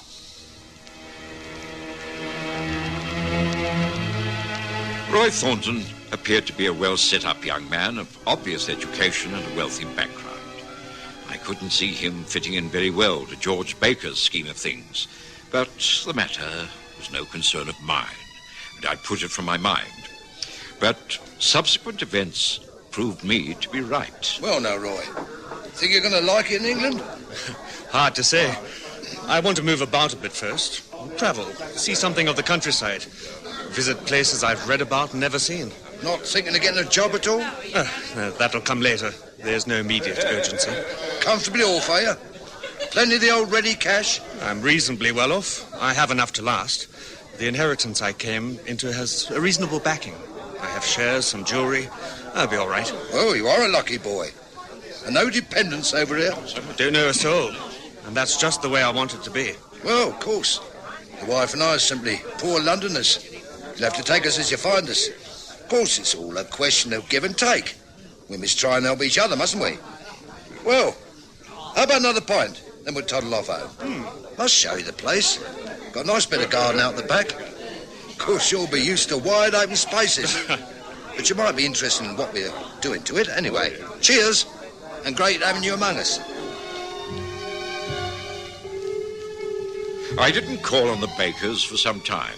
In fact, it must have been over a month before I called again. The young man, Roy Thornton, had packed his bags and gone travelling. I can't say I was surprised. The best news was the improvement of Emma Baker. She was in far better health and looked neat and cheerful. She attributed this to a rise George had had in salary. She seemed quite a new woman. Oh, yes, I'm so much better, Doctor. Just makes all that difference a bit more in the wage packet. And really, George has been so much better about things. You should see what he's done out there in the garden. Look, a new shed is just erected. Going to have my own pot plants, geraniums and such like. And a bit of a lawn plan too. Oh, I'm really glad to see this improvement, Emma. Quite like old times, seeing the sparkle back in your eyes again. Oh, yeah, I'm all right now. No troubles at all. Now, you will stay and have a cup of tea this afternoon, won't you?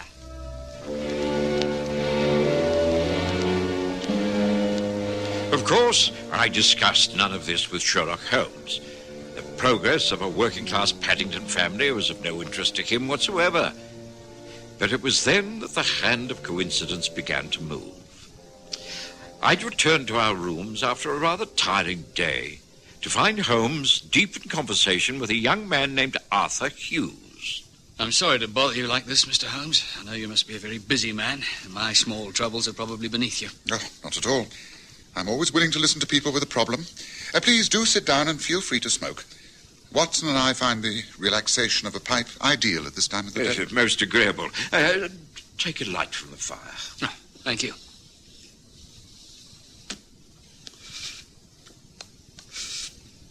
Well, I arrived in this country only a few weeks ago. Met a fellow on the ship coming over. We sort of chummed up and agreed to meet and travel up to Scotland together. We'd neither of us been here before, and to have a friend to travel with is quite an adventure.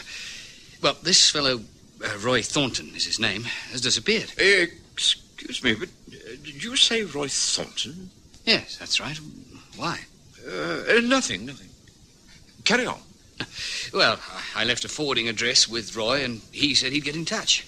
He was planning to stay with some distant relatives in some part of the city. Well, he just hasn't written, and I know there is uncollected mail from Australia waiting for him at his bank. It's all rather puzzling. I'm sure something must have happened to him. I've tried advertising in the agony columns of the press, but without success. And I wondered if you could give me any advice. Well, there doesn't seem to be very much data. I know, but that's what's so bewildering. I don't like to butt in, but I think I can help you here. It really is the most amazing coincidence, but I think I've met this young Australian fellow. I have a patient, a Mrs. Emma Baker, who lives not far from here in Paddington. She had a young man named Roy Thornton living with her for a while. He was a vague relation. He sounds very much like the same man. The facts dovetail in far too easily to ignore, Watson. What has happened to the young man? Well, Emma Baker says he's gone off travelling. I don't know whether he's kept in touch with the Bakers. I could easily inquire. Oh, that's very decent of you, Doctor. I'd appreciate that. Frankly, I'm quite concerned. Roy's not the type of young man to let people down. Oh, why don't you join me in a visit to the Bakers' home tomorrow morning? If you care to come here at 9:30, I can make it the first call of the day. Ah, thank you. I think that's a very good plan. And perhaps an even better plan would be for me to accompany you two gentlemen. I have been known to pick up a few clues where others have failed. At 9:30, did you say, Watson? Then 9:30 it is. And now, a glass of brandy all round to round off the evening, don't you think?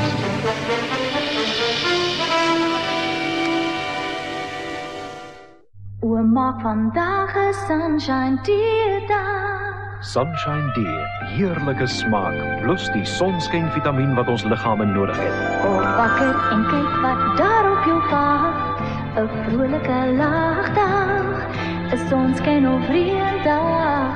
'n dag vol van smaak, 'n lewe vol maak, ja. Sunshine D, die margarien met sonskynvitamien.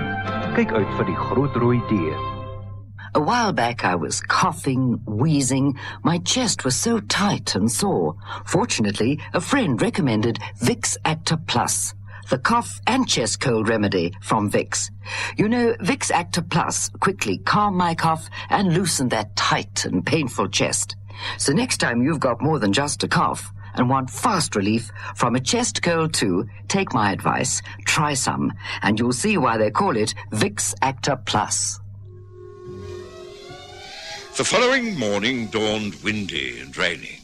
It was not the sort of morning to pay social calls in Paddington, but Arthur Hughes had turned up on time, and Holmes was quite ready. We took a four-wheeler and found Emma Baker alone in her back parlour. Well, this is a surprise.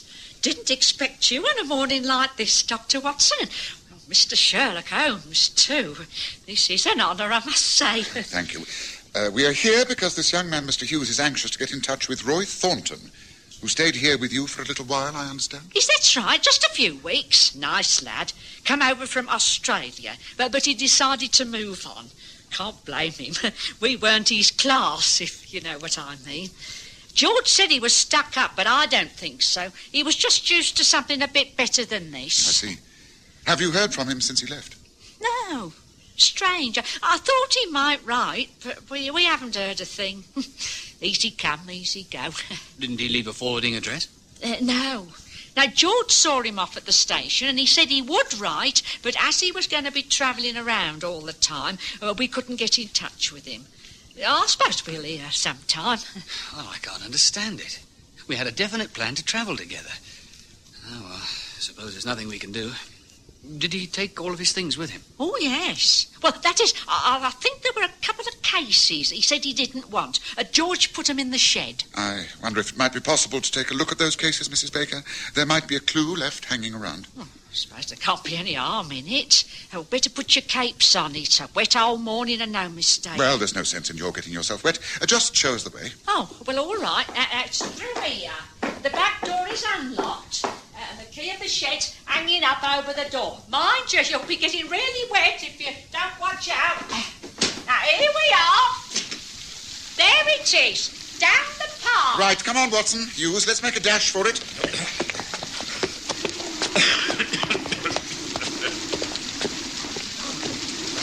Here we are.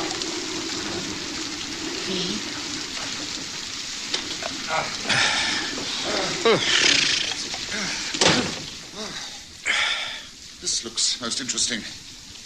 Quite a recent building, I take it. Yes, pride of Emma Baker's life. She's going in for pot plants. Yes, but meantime, we need those suitcases. They're on the shelf, I think. Yes, that's one. I'm sure I recognise it. Yeah, it's quite a good pigskin bag. I would have thought this far too good to leave behind. Now, let's see.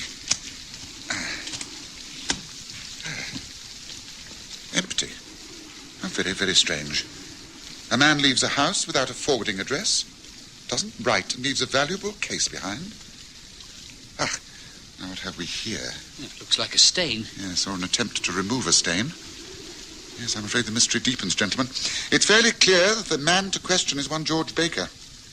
Yes, well, it's not yet mid-morning, but I should judge that Mr. Baker will take advantage of this inclement weather to wet his whistle in the bar of the local pub.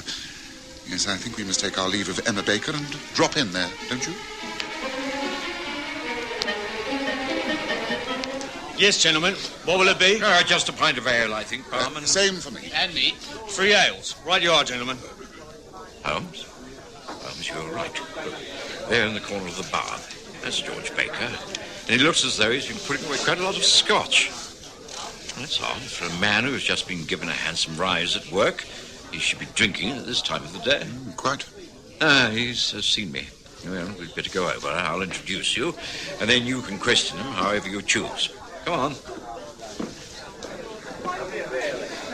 Hello, George. Why, Dr. Watson, what are you doing here this time of the day? Just been visiting your wife. Oh, and this is Sherlock Holmes. This is Mr. Arthur Hughes. Arthur is a great friend of Roy Thornton's. Came up this way to see if there's any trace of him. Been down to the house, have you? Not a medical visit this time? Snooping around. That it, Mr. Holmes? I've heard of you, Nosy Parker. What are you after this time? The answer to that is the whereabouts of Roy Thornton. He seems to have disappeared. Oh, who says so? He's a free man with a lot of money. Able to move about all over the world if he wants to. Wife and I weren't good enough for him, so he packed up and left. Simple as that. It's on the 12th of September, about 8:30 in the evening at Paddington Station. Had he much luggage with him? As he wasn't planning to come back, I think he had all of it. All except a couple of suitcases you placed carefully away in your new shed. Isn't that so? Now, look here. What is this cross-questioning? I tell you the fellow's gone. Cleared out. We don't know where he is, and that's a fact. So keep your nose out of my affairs. That clear enough, Mrs. Sherlock Blooming Holmes?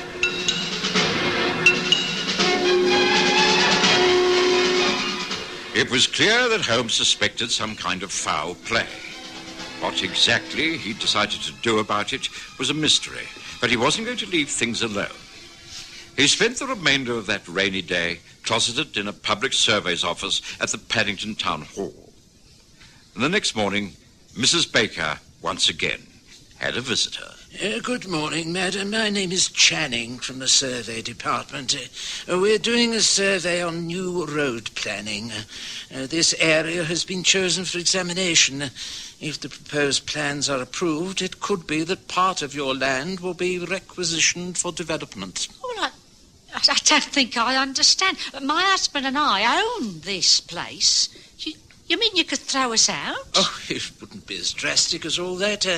More than adequate compensation would be made. You would be a very wealthy woman. Oh, well, I don't know about this. This is our home. We like living here. Well, I must explain that this is purely in the exploratory stages. No plans have been finalised. But progress must go ahead, you know. Better roads, lighting, sewerage, all have to be considered. But I thought that was all going to happen on the outskirts. I mean, this is old established area. Just how much would be affected? Oh, it is impossible to judge at this stage. The whole back garden would probably have to go. Oh, well, our back garden? Oh, just when we got it looking so nice. Well, as I have said, this is purely an investigation. We thought that you should be told of our work. Might I suggest that you talk it over with your husband? Reassure him that everything will be taken care of. He will not be out of pocket in any way. Oh, that's as may be, but he's not going to like it, I can tell you that. Well, just so we're getting everything right. It's not one thing, it's another. Now, we shall want to know more about this in full detail. Understand that, everything, in full detail.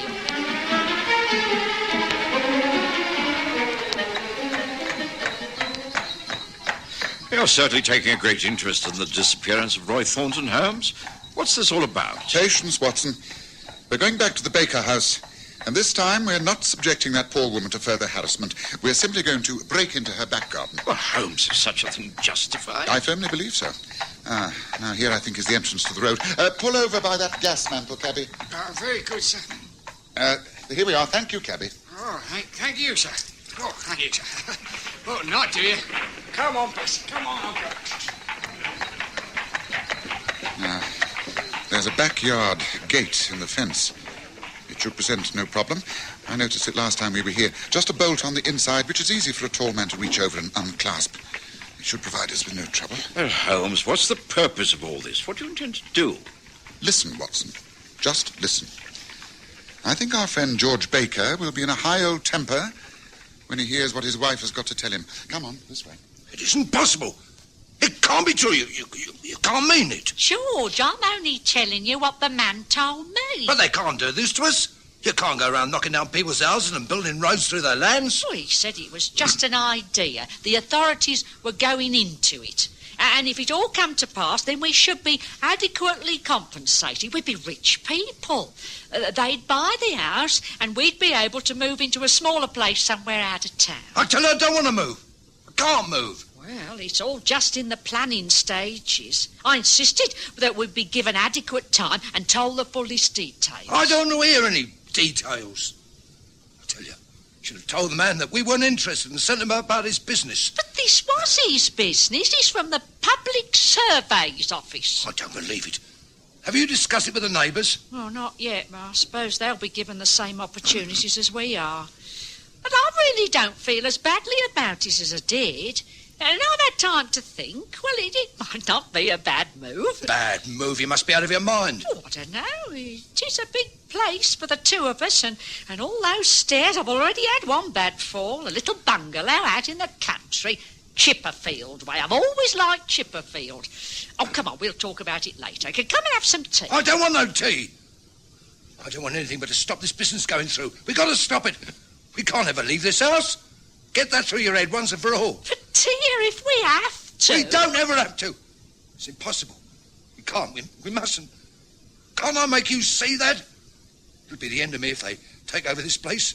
Once they start pulling the place about, digging up the garden, it'll be the end of me. George, what are you talking about? The shed. I'm talking about the flaming shed. Once they take that down... What is this about the shed, George? I've always thought it was funny you suddenly putting it up like that. What's so precious about an old wooden shed? You can always get another. Don't you understand, woman? He's out there. Young Roy Thornton. We had a quarrel the night he was due to leave. I asked him to lend me some money. He refused. I lost my temper and ate him. I didn't mean to kill him. He hit his head on the side of the fireplace when he went down. George, you can't mean this. You've taken your medicine and gone to bed. I didn't know what to do. I took him out in the shed and buried him in the earth. The next day, I started to cement it over. He's out there, lying under a layer of cement. What can I do, Emma? What can I do? You must go to the police. Confess everything. It's the only way. Oh, what an end. I wondered if we'd ever have to pay an even greater price for happiness. Well, now I know.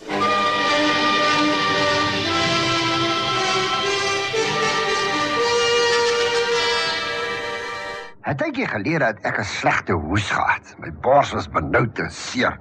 Gelukkig beveel een vriend toe Vicks Actoplas aan. Die nieuwe hoes- en borsverkouden medicijnen van Vicks. U weet, Vicks Actoplas het my gehoes en daai benauwdheid en pyn aan die bors gou laat bedaar. As u ooit meer as net 'n hoes het en 'n verkoue op die bors gou wil verlig, volg my raad. Neem Vicks Actoplas. U sal sommer sien hoekom hulle dit Vicks Actoplas noem.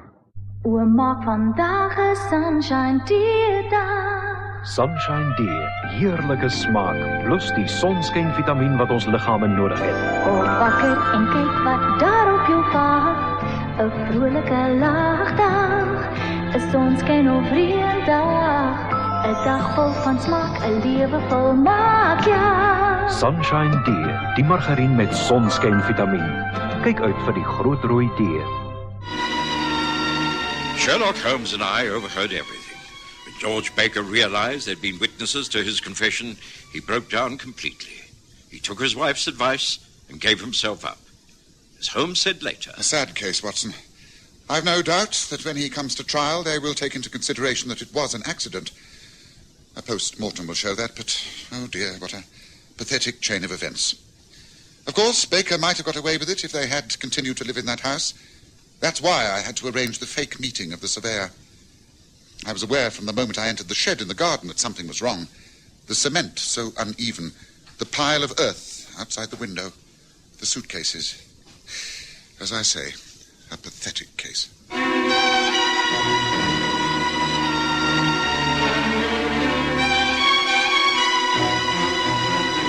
Listen again next Sunday to The Stories of Sherlock Holmes, with Graham Armitage as Holmes and Kerry Jordan as Dr. Watson.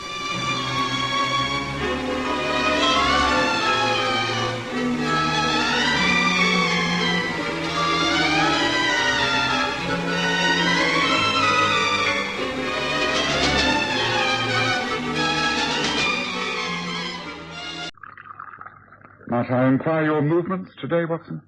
Oh, only my usual rounds in the Paddington area, Holmes. And back here for lunch at the usual time. Surgery late this afternoon and some paperwork in the evening. Nothing very special.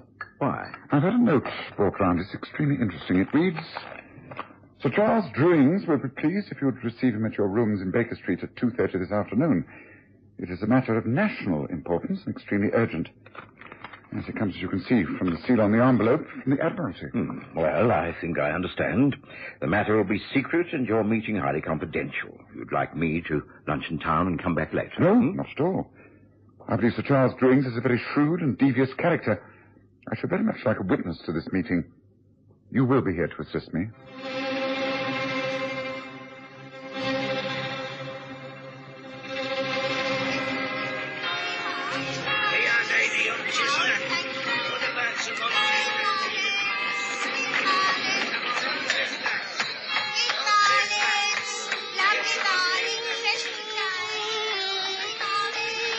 We present The Stories of Sherlock Holmes.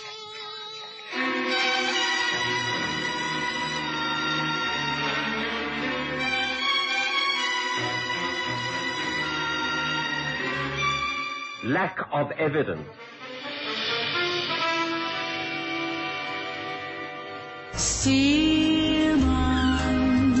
Die goeie ou dae van Springbok Radio is terug.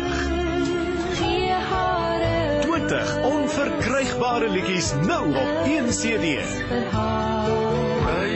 Met al jou gunstelinge: Virginia Lee, Cora Marie, Anton Goosen, Sonja Herold, Cupido en vele meer. Herleef Springbok Radio, Afrikaanse treffers.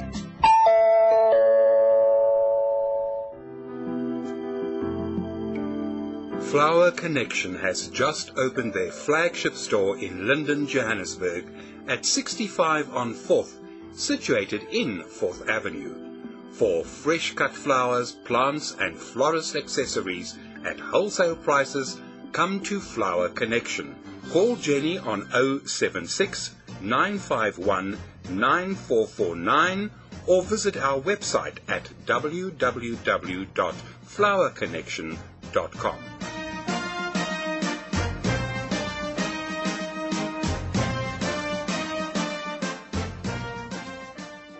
Sherlock Holmes was accustomed to dealing with government departments, but any assistance he was asked to give invariably came through the visits from his brother Mycroft. It was unusual to have a direct request from someone as high up as Sir Charles Drewings. I went about my business and forgot all about the appointment. There were several difficult cases that needed hospitalization, and to my consternation, I found the morning had slipped away. Lunchtime had come and gone. And when eventually I got back to Baker Street, it was nearly 2:30. A carriage waited at the curb outside 221B. I let myself in and found Holmes seated in his favorite chair. Opposite him was a tall, distinguished-looking man of rather forbidding appearance. Holmes immediately made the necessary introductions. How do you do, Dr. Watson? How do you do? I am pleased to meet you. But surely, Holmes, you must have understood that I intended this appointment to be strictly confidential. Watson has been privy to almost every case I've ever handled, including the most secret assignments from my brother Mycroft. Unfortunately, Mycroft is not in England at the moment. Were he so, I should doubtless have used him as an intermediary. He would have welcomed Watson's assistance, I do assure you. You need have no fear of speaking freely in front of a most trusted colleague. Well, very well. The fact is that I have an assistant at the Admiralty. His name is Robert Rivers. He lives quite near here in Upper Montague Street, or rather, he did. The fact is that Rivers has simply disappeared. Can't be traced at all. He should have been in the office 2 days ago. He didn't turn up. No sign of him anywhere.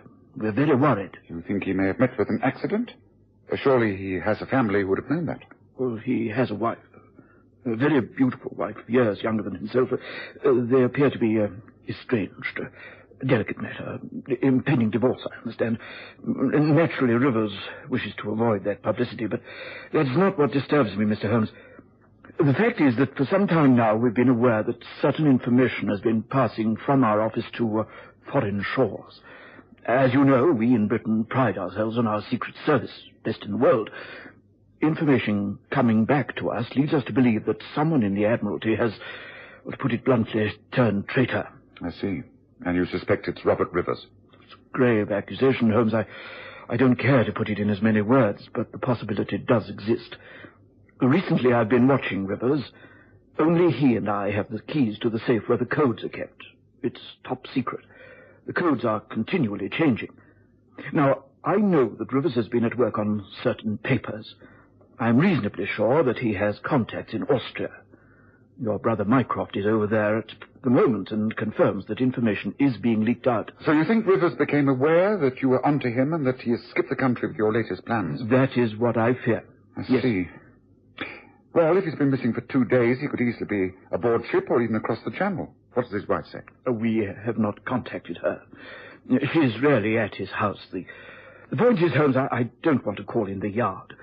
If this can be handled quietly, if you can obtain proof that Rivers has defected, then our men on the continent will know what to do. At the moment, there is simply not enough evidence. Will you consider taking up this investigation and giving it top priority? Please agree for England's sake. Of course, I knew Holmes would say yes, and he lost no time in taking action. The moment Charles left us, Holmes reached for one of his files.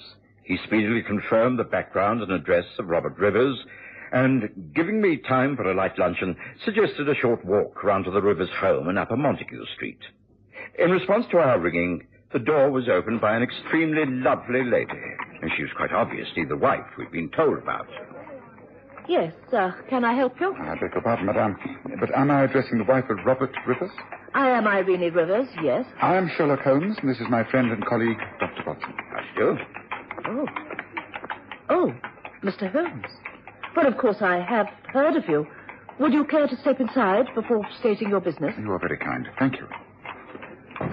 Please come this way. I presume that a visit from someone as illustrious as yourself must mean that you wish to ask questions about Robert.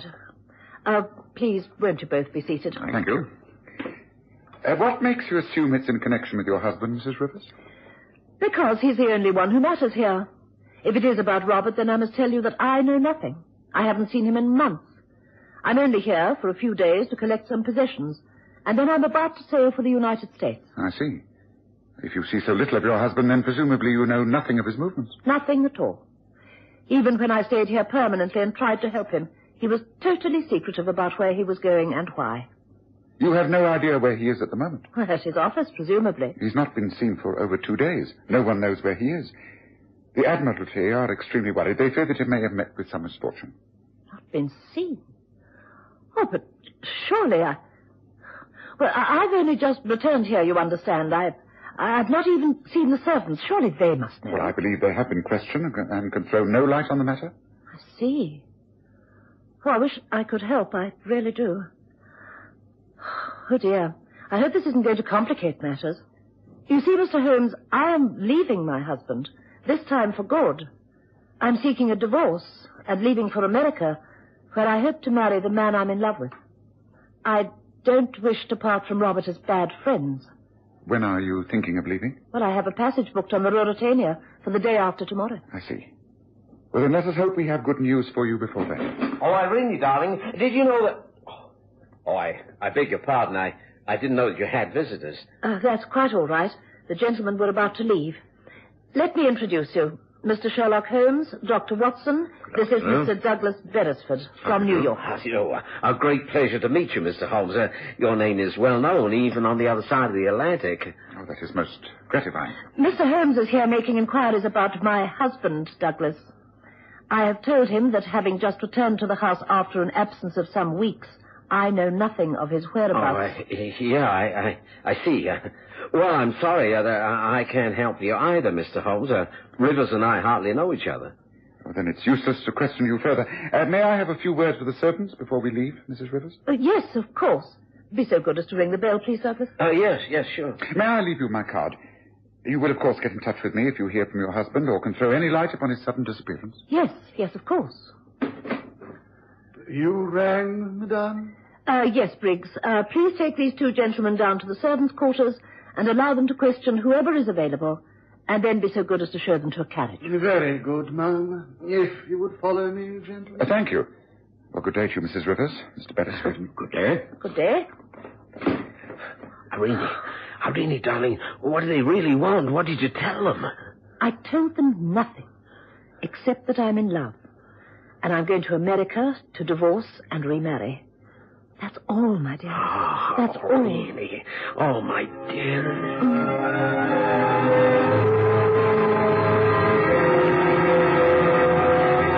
The christening of the servants at Upper Montague Street took very little time. But, to my surprise, Holmes asked to be shown out the back way into Montague Mews. He then entered the private coach house.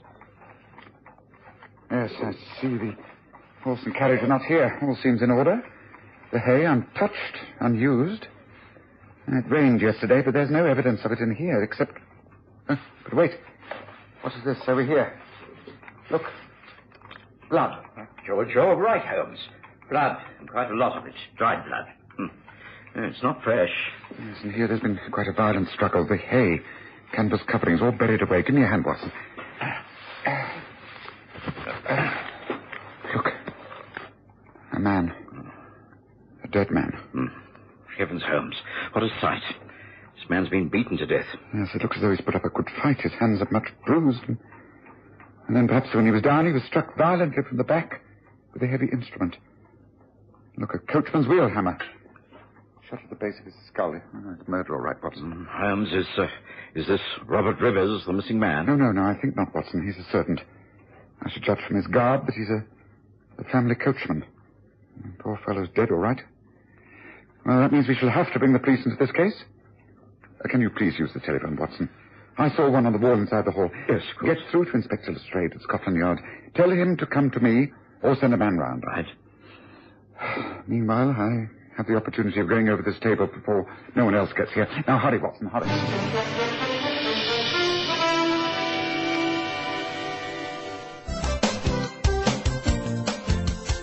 Looking for space to hang and dry your washing? Washline distributors have the solution. Their rotating and fold-down wash lines take up the smallest spaces.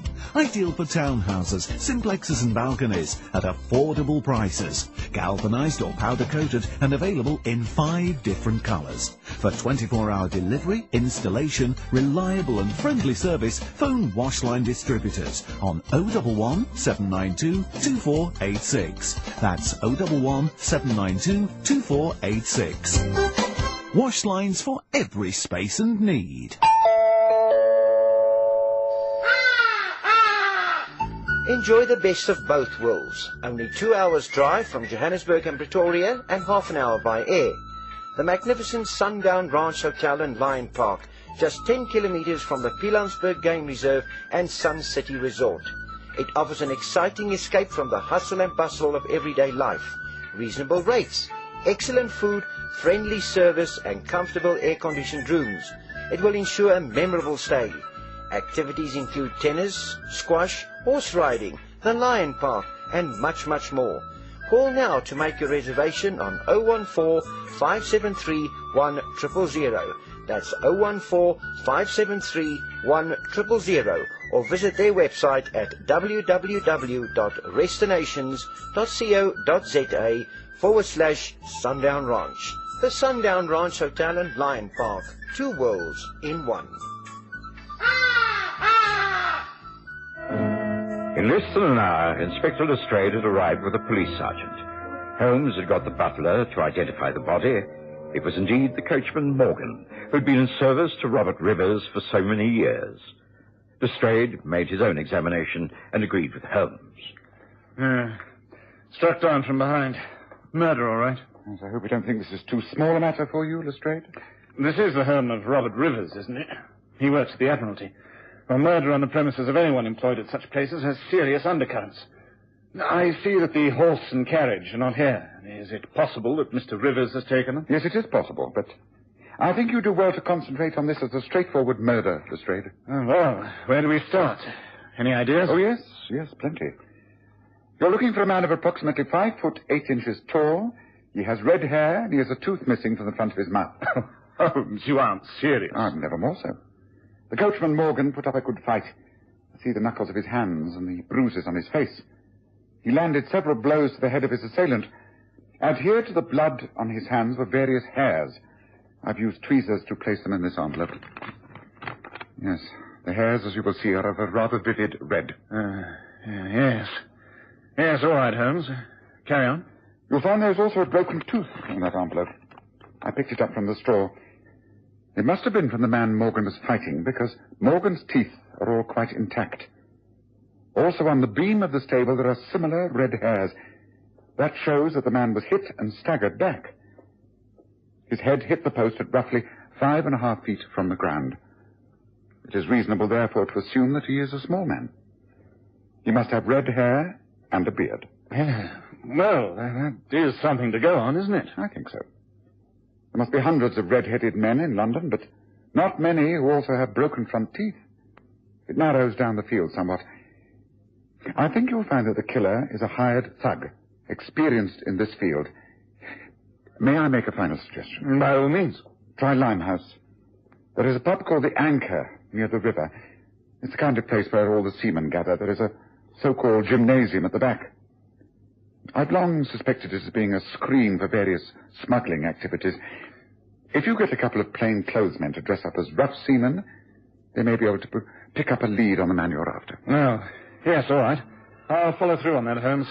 Thanks. After we left Montague Mews, Holmes went back to Baker Street, and I took a cab to my surgery. I'd delayed my work long enough. It was now quite dark, but I was able to see the many patients who'd been waiting for me. It was late when I eventually made my way back home. Watson. I've been sniffing about in Limehouse. The Lestrade's men are there, standing out like sore thumbs. They were in the bar of the Anchor, but in a way they helped. They made my own investigations pass quite unnoticed. I found the murderer all right. Oh, you have? Well, who is the man? A most undesirable creature by the name of Joe Cornfoot. He's a burly 5'7", has red hair and a front tooth missing. I've advised Scotland Yard, and the Lestrade should call him in for questioning. They should be able to get the truth out of him. Yes, but Holmes, even if they do get a confession out of this man, will that help you to trace what has happened to Robert Rivers? Oh, I sincerely hope so, Watson. Well, there must be some connection. An important Admiralty man disappears and his coachman is murdered on the same night? No. There must be a link. It all depends on Lestrade. Can he get at the truth? Oh, let's hope so. Oh, well, it's been a long day. I'm getting to bed. Good night, Watson. Good night, Holmes. Now, come on, Cornfoot. Tell me the truth. You ain't got nothing on me, Inspector.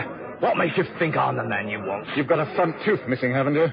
We've got one that will fit that gap in your mouth exactly. So what? Lots of seamen have got teeth missing. How did you come to lose yours? Well, it must have been 2 or 3 nights ago. I was mixing it with another bloke in the gym at the back there. A fella called Max Welder. Caught me one in the face, knocked me bleeding tooth down my throat. Here, look, that's Welder's just come in. You can go and ask him if you like. I will, later on. Tell me where you were last Monday night between the hours of 6 and midnight. Well, see, I was here most of the time. Yeah. The landlord will bear me out. He'll tell you that I had a bit of grub, a few pints, and then I went round to the gym and had a couple of rounds with the boys. And got my tooth knocked out and came back in here until closing time. As a matter of fact, because of me swelling face, I spent the night right here in one of the rooms at the Anchor. You expect me to believe that? Well, please yourself. I've got a dozen blokes to back me up. Just hold on, Jiffy. Alf Brown is the landlord. Hey, Alf, come over here. What is it? The inspector here is questioning me about where I was on Monday night. He seems to think I ain't telling the truth. You tell him. Monday? Oh, let's see now. That will be the day you had your tooth knocked out, wouldn't it? Right. Yes, after you'd had such a nice supper, too. Stayed all night, if I recall. Yes. Well, there's Max Welder over there. He's the bloke who copped you one, wasn't he? That's Shall I call him? All right. You're all going to stick together. But I warn you, Alf Brown, this is a serious offence. If you are shielding a murderer lying on his behalf, then you are an accomplice, and you could end by swinging on the end of a rope. Remember that.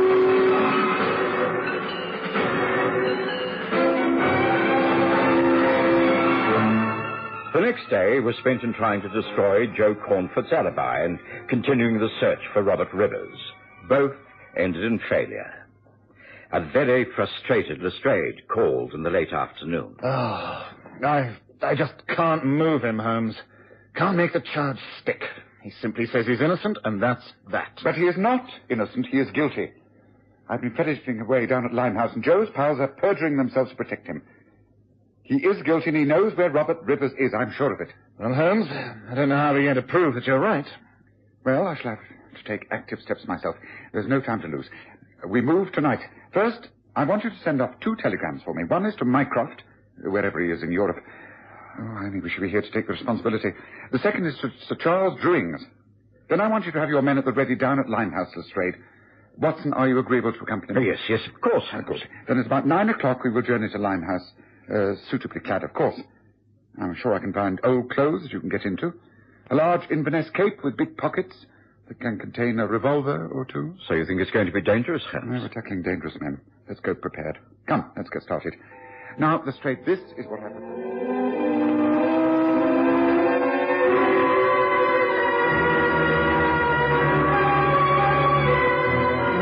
And so, on that rainy, windy night, Holmes and I took a cab to the east end of London. We made our way on foot to the Anchor Inn, but we didn't go in. It wasn't all that late. We waited down a side alley. After half an hour, 2 men left by the back entrance near the gymnasium. By the light of the gas lamps, Holmes identified them as Joe Cornfort and Alf Brown, the landlord. We followed them swiftly and as silently as possible. They made their way towards the river, and at Luke's Wharf, they stopped and slipped into a small, disused warehouse. Holmes touched me by the sleeve and guided me through the darkness. Inside, the 2 men lit a lantern. There you are. You see, they're kneeling down. Look. About to lift up a wooden trapdoor in the floor. Yes, but Holmes, what does all this mean? Shush. You'll find out very soon. Wait. Waste of time if you ask me. We know we're safe enough. Yeah, we've got to check, though. We can't be too careful. Here, give us a hand. No, you take that side. Ready? Yeah, I'm ready. Right.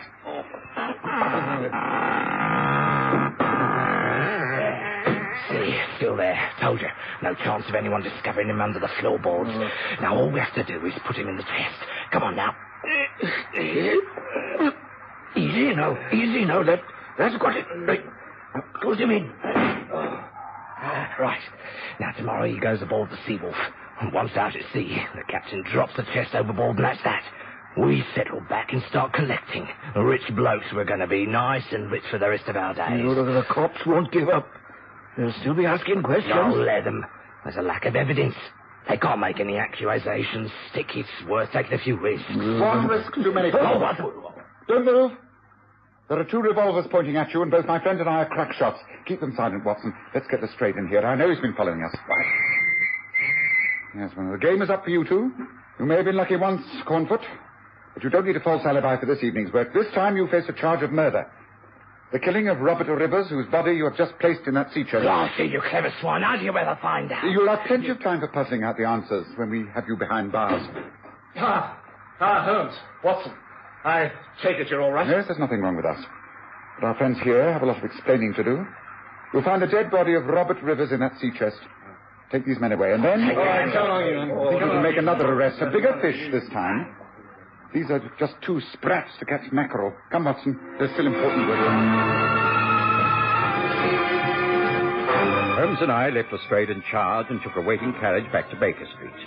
There, we hastily changed from our old clothes, washed ourselves as cleanly and speedily as possible, and at exactly midnight, while the chimes of Big Ben ran out over the city, I heard someone pull our doorbell.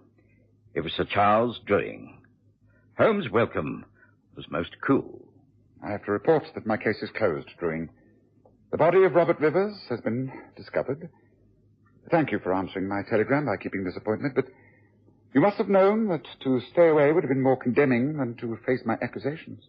I'm afraid I don't know what you're talking about. Oh, but I think you do. You have been responsible for all of this, haven't you? You are the traitor who's been selling secrets abroad. The secrets of the Admiralty, new improved armory on our warships. You knew Mycroft might easily discover the leakage and who was responsible. So thinking to throw him off the scent, you turned to me. But you have already committed the major crime, hiring Joe Cornfoot to abduct Rivers. Then you wish to plant further evidence of his treachery by sending Cornfoot back into Rivers' house with enemy correspondence. But the coachman intervened. He was killed. Cornfoot fled. And you had Rivers killed and his body made ready for a final disappearance at sea. You will have to prove all this. Oh, yes. I certainly shall be able to do so. In your case, there is no lack of evidence. Would you care for a glass of brandy while we wait for Scotland Yard? They won't be long. Sir Charles Druings remained quite silent. He refused to make any sort of statement when Lestrade and his men arrived to take him away. Joe Cornfoot and Alf Brown were arrested on charges of murder, and Holmes lost interest in the case completely. It was over a week later when we were sitting at breakfast. Yes, I see two items of undoubted interest to you, Watson. One is the sudden death of Sir Charles Druings of a supposed heart attack. How convenient. Oh, well, we won't bother to question that. The other is that Mrs. Irene Rivers has now become Mrs. Douglas Berisford after hearing of the death of her first husband, Robert Rivers. Well, I trust you have an uneventful day today, Watson. I certainly intend to do so.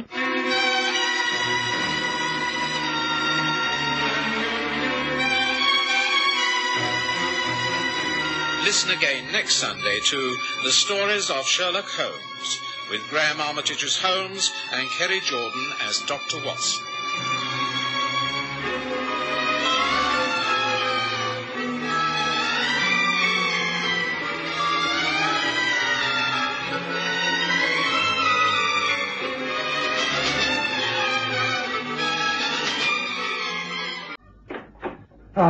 Mr. Holmes, I was hoping I'd find you here working in the library. My dear Tebbit, I know you are a tutor and lecturer at this college, but you must understand I am an extremely busy man. I realize that, but a very awkward and delicate incident has occurred here at Magdalen.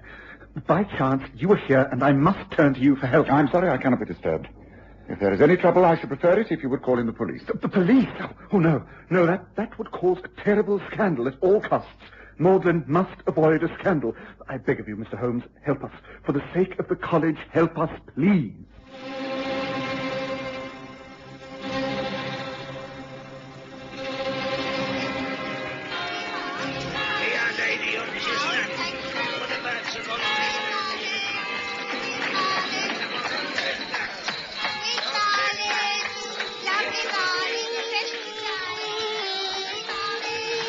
We present The Stories of Sherlock Holmes.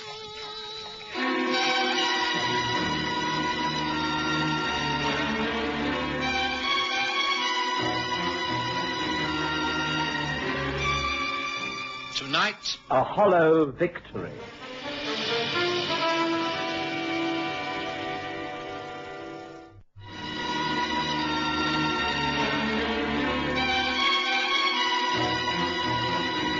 It was in the year 1892 that Sherlock Holmes and I spent some weeks at one of the great university towns. We were residing at the time in furnished lodgings close to a library, where Holmes was engaged upon researches into early English charters. It was whilst he was busy with his research that Frank Tebbit, one of the lecturers at Magdalen College, burst in upon him. A gaunt man of excitable character, he was even more agitated than usual. I must explain, Mr. Holmes, that tomorrow is the first day of the examination for the Hamilton Scholarship. I am one of the examiners. Today, at about 3 o'clock, the proofs of the examination paper arrived from the printers. I read it carefully, as the text must be quite correct, a large part of it being passages in Greek to be translated. There must be no printer's errors, you see. Quite so. At 4:30 p.m., I left as I had an appointment to take tea in a friend's room. I left the proofs on my desk. I was away for little more than an hour.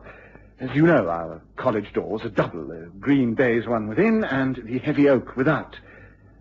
As I approached my outer door, I was amazed to find a key in the lock.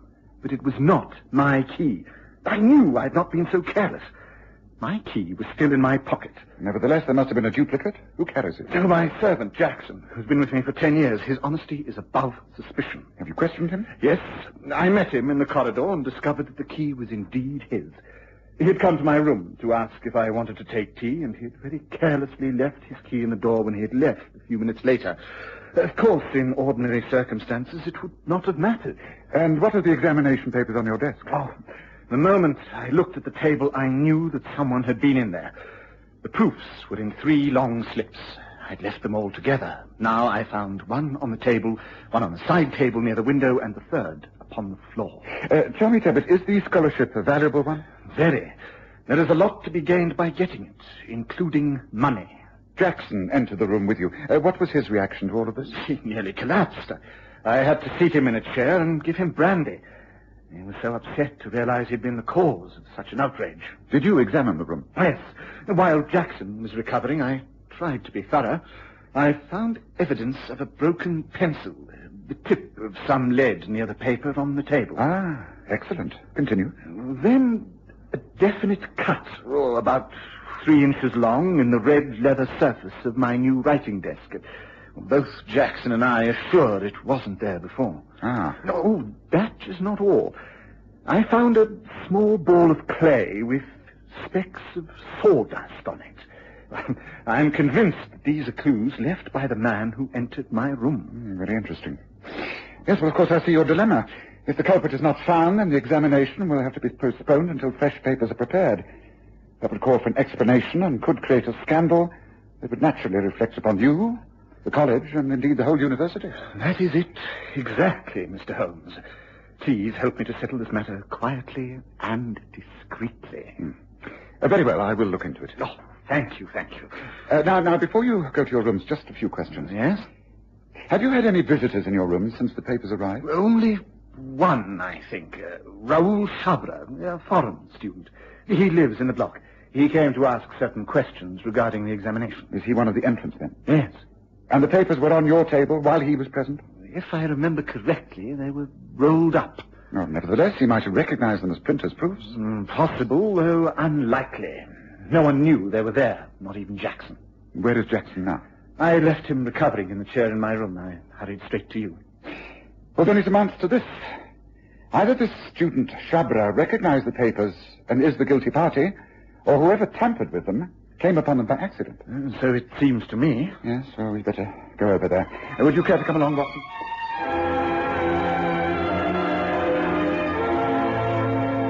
I'd remained silent throughout this interview. I was useful to Holmes when there were medical matters that needed attention, but this was purely academic. However, not wanting to appear uninterested, I agreed to walk over to Mortland with them. It was nearly dusk when we reached Tebbett's rooms. He was on the ground floor, and above him, he explained, lived 3 students.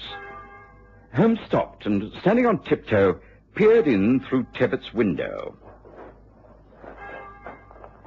Oh, no use considering this as a method of entry, Mr. Holmes. There's no opening in the window except that one pane high up. Well, if there's nothing to be learned out here, we might as well go inside. This way.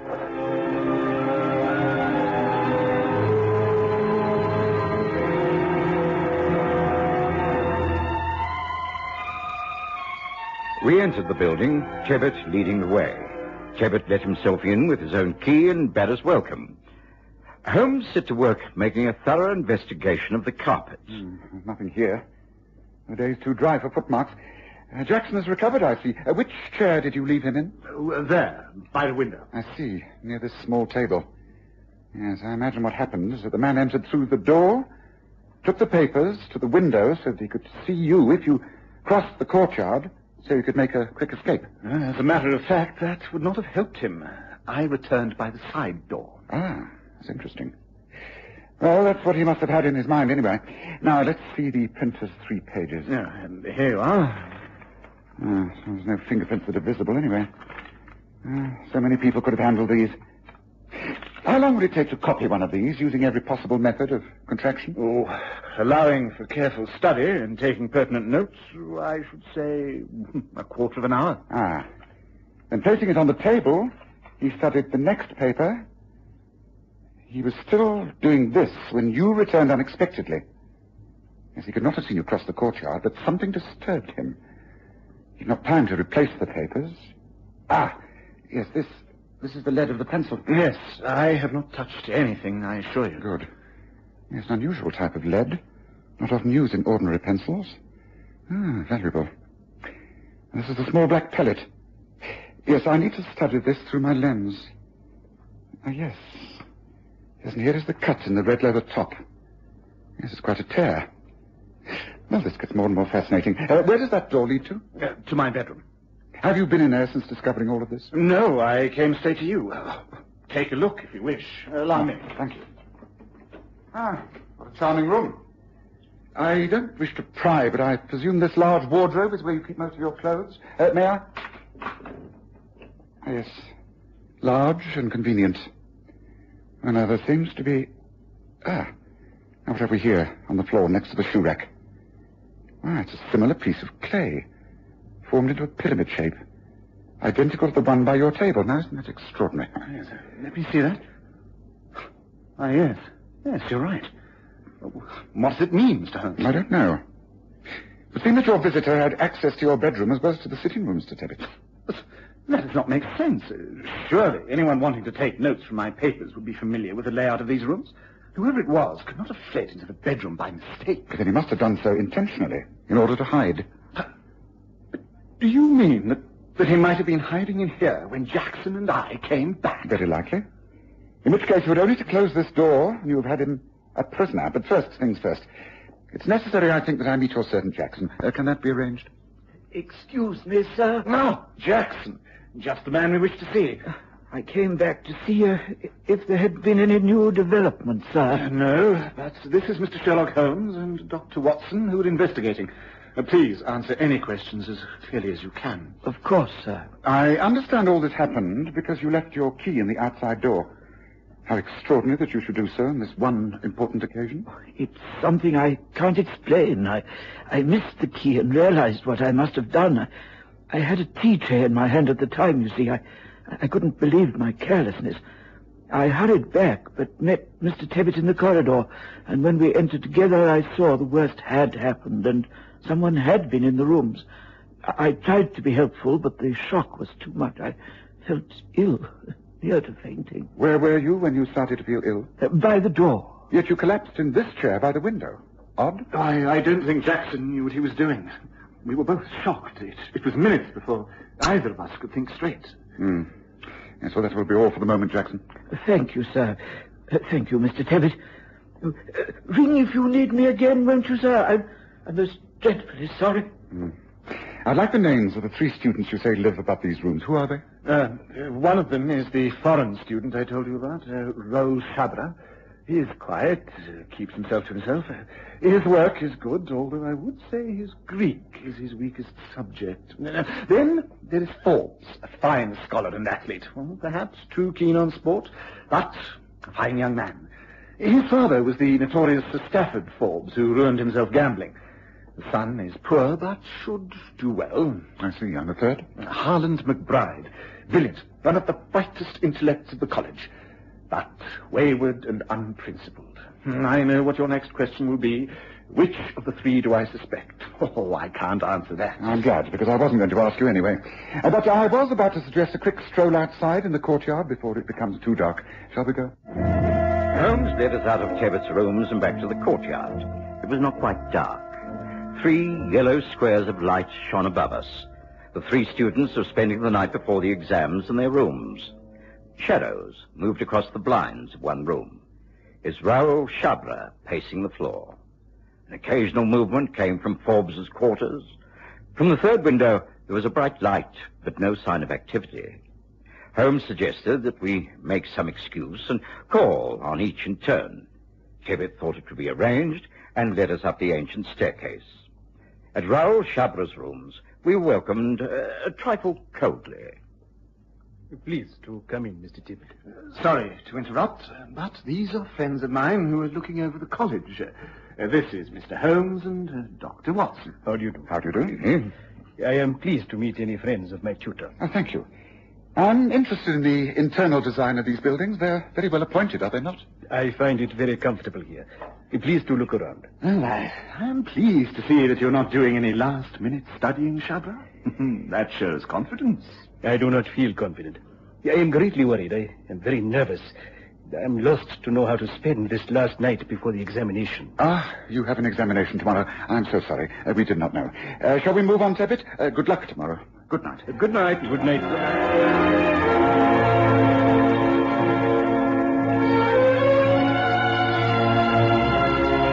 I noticed that Holmes' eyes had been darting about all over the room, especially at the large desk by the window.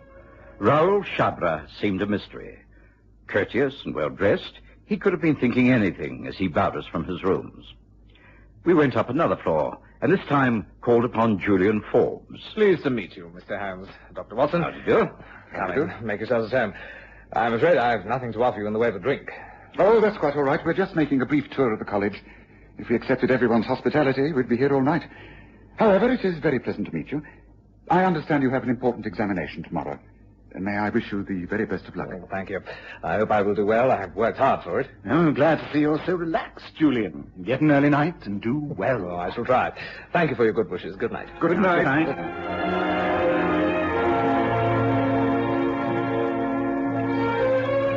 Again, I was aware of the intense scrutiny Holmes had given the room and its occupant. We followed Tibbet up further stairs to the rooms of the third student. This time, our reception was far from cordial. Who is it? Your tutor, Tibbet. Go away. I beg your pardon. I have friends here who wish to meet you. Well, I don't want to meet them. Tomorrow is the exam and I have swatting to do. I won't be disturbed by anyone. Is that clear? Go away! I rather think we're not wanted, Tibbet. I really must apologize. Not at all. He has the right to sport his oak on an occasion such as this. I want to know one thing about Harlan McBride. And what is that? How tall is he? I beg your pardon? Is he under 6 feet? Is he taller than I am? No, not at all. Much shorter. Well built, but shorter. Thank you. That's all I wanted to know. And now, Mr. Tibbet, I wish you good night. But, Mr. Holmes, surely you're not going to leave me in this abrupt fashion. I must have some definite action. I cannot allow the examination to proceed tomorrow if one of the papers has been tampered with. You must leave it as it is. I shall drop round early tomorrow morning. I shall tell you my views then. Meanwhile, leave everything as it is, understand? Do not change a thing.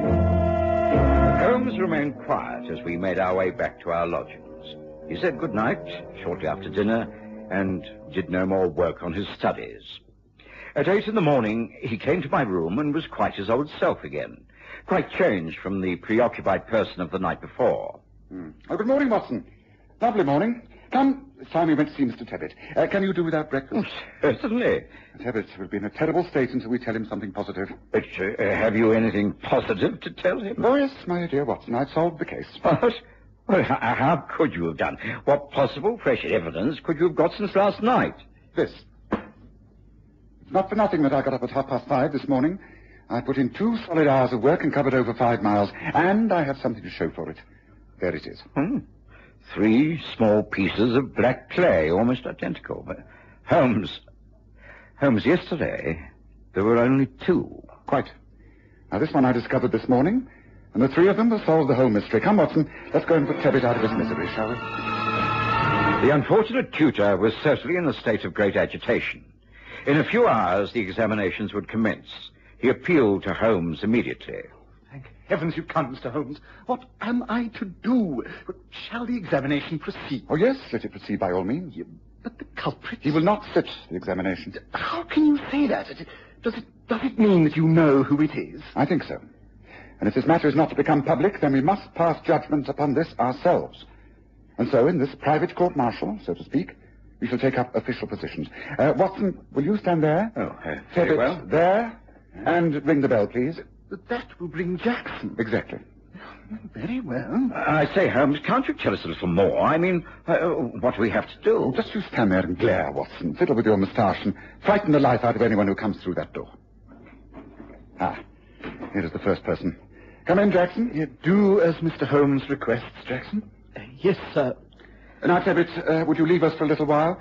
Please go down and bring Mr. Forbes down to us. But I don't understand. I mean, what... do as I say, please. Very well, but I must confess that I do not understand this. It is lamentable, lamentable. Now, Jackson, would you please tell us the truth about yesterday's incident? I have told you everything, sir. You have nothing to add? No, sir. Then I will make a suggestion. When you came in here yesterday, and you appeared to be considerably shocked, you sat down upon that chair. The reason was to conceal something, was it not? No, of course not. I think you answered that a little too quickly. I wonder why.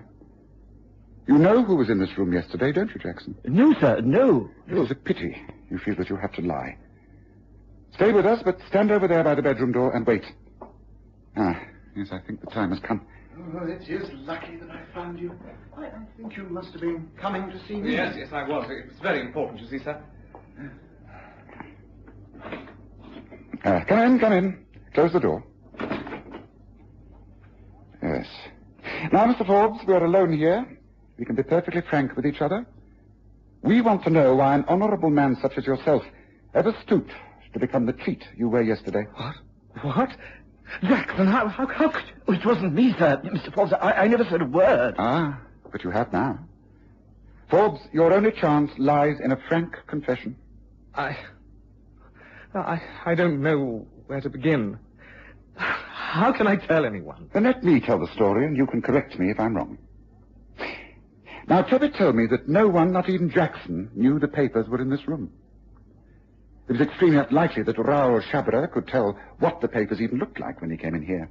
After all, they were rolled up. The chances of someone coming in here by accident and finding them would be too remote.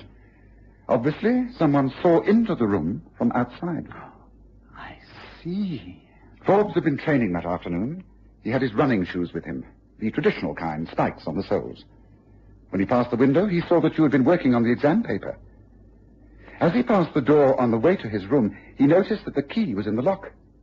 The temptation was too much. He let himself in and saw the situation at a glance. He placed his running shoes on the table and placed something, gloves perhaps, on the chair whilst he hurriedly made notes. Correct, Forbes? Yes. Thinking you, Tebbit, would return across the courtyard, he stayed by the window to watch. But you didn't. You came by the side entrance and he was caught. There was no escape. He grabbed for his shoes and made a tear in the red leather. Darting across to the bedroom, he forgot his gloves on the chair. Some of the black clay from around the spikes of his running shoes dropped off. One piece was left here, another in the bedroom cupboard where he hid himself. That third piece I collected from the pitch where he trained yesterday. Correct so far, Forbes? Yes, it's exactly as you've explained. Is that all you can say for yourself after such infamous conduct? I'm sorry. And to prove it, I have here a letter which I wrote last night. I couldn't sleep.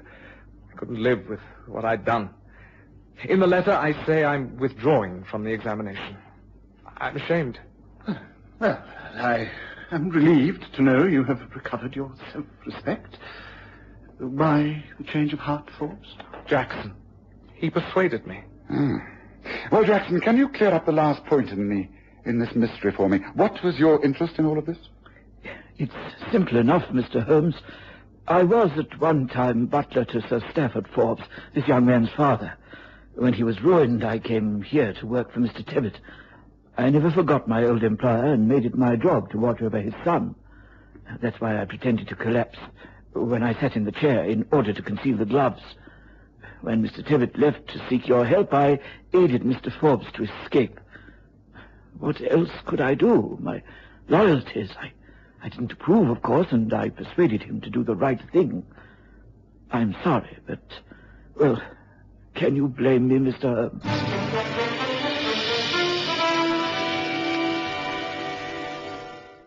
There was silence in those rooms at Magdalen College. Forbes looked down at the floor. Corbett stared out of the window.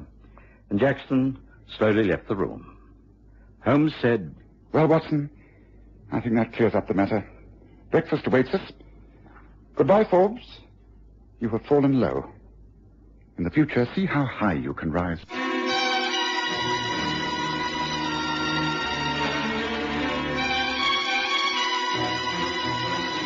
Listen again next Sunday to The Stories of Sherlock Holmes, with Graham Armitage as Holmes and Kerry Jordan as Dr. Watson.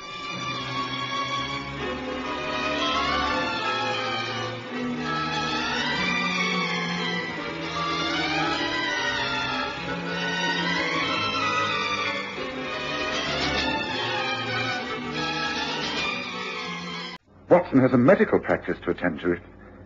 It's rather worrying. His appointment book, have you seen it anywhere? Well, he usually keeps it in his doctor's bag, but I did find this on the Allstead sort of note. Oh, let me see. 5 Westley, EC3, Tuesday, 10th, Royston.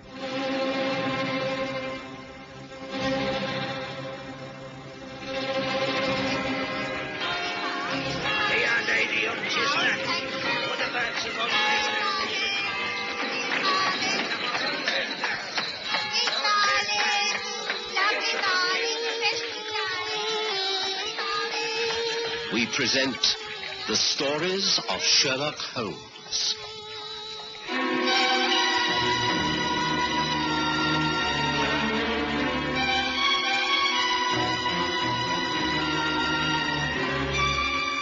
A friend in need.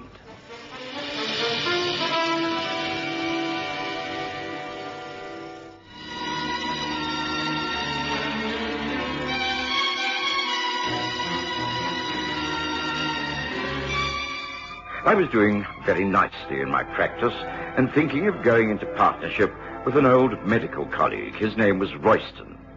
I'd met him on several occasions and knew he was engaged upon opening up a medical centre in one of the poorer parts of London.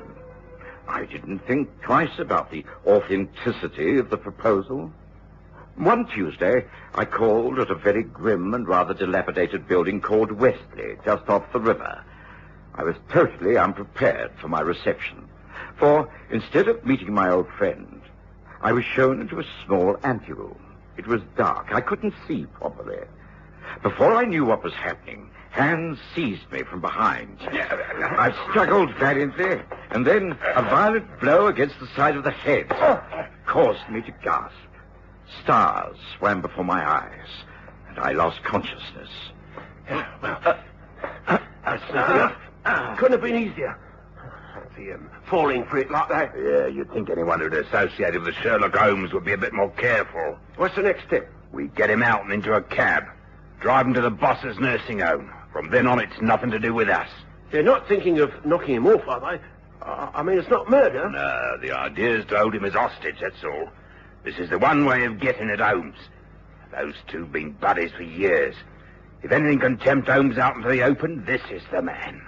Come on now, prop him up. Yeah. He'll be coming round soon. We want to have him safe and sound by then. It's not going to be easy getting him into a cab. He's a big bloke. No, bigger than I am.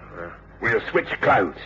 I'll carry the doctor's bag, and it'll look like we're helping a patient home. Yeah. Here we are. Check the street. Yeah, looks all clear. Getting dusk. Gas lamps aren't on yet. But there's more than a bit of fog gathering. Yeah, right to you. Come on. No more talk. Get him on his feet. Right. He'll be able to put one foot in front of the other. By the time he comes to, he'll be in the nursing home, with no idea of where he is or how he got there. Come on. You support him under one arm, and I'll take the other. Here we go. Hurry now.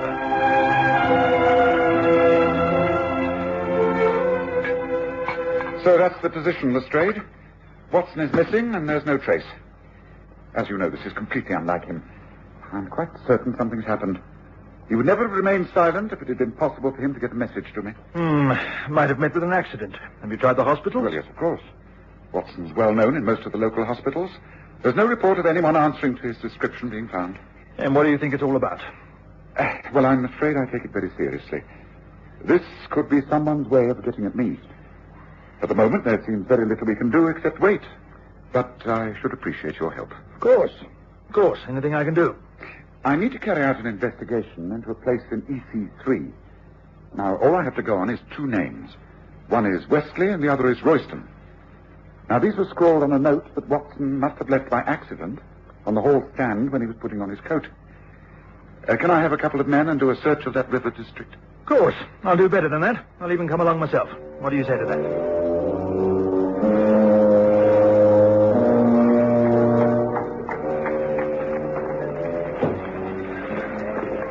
Now, this sudden fog is not going to make our task any easier, Holmes. No, but in a way it's an advantage. One can remain more secretive in the heavy mists. Look, I think we're on the right track. That large building over there. I have a shrewd idea that it's empty. And I think... Yes. Look here, see by the light of my dark lantern. The street is Wesley. Now, that building will be number 5, and if it is, well, we're in luck. I might remind you that we don't have a search warrant. Oh, Lestrade, you're in plain clothes. I've no intention of letting all men swarm all over the building. Come on. I think there's bound to be a window open. I'll do the breaking and entering, and you can come in through the front door. Yes. That's a nice one.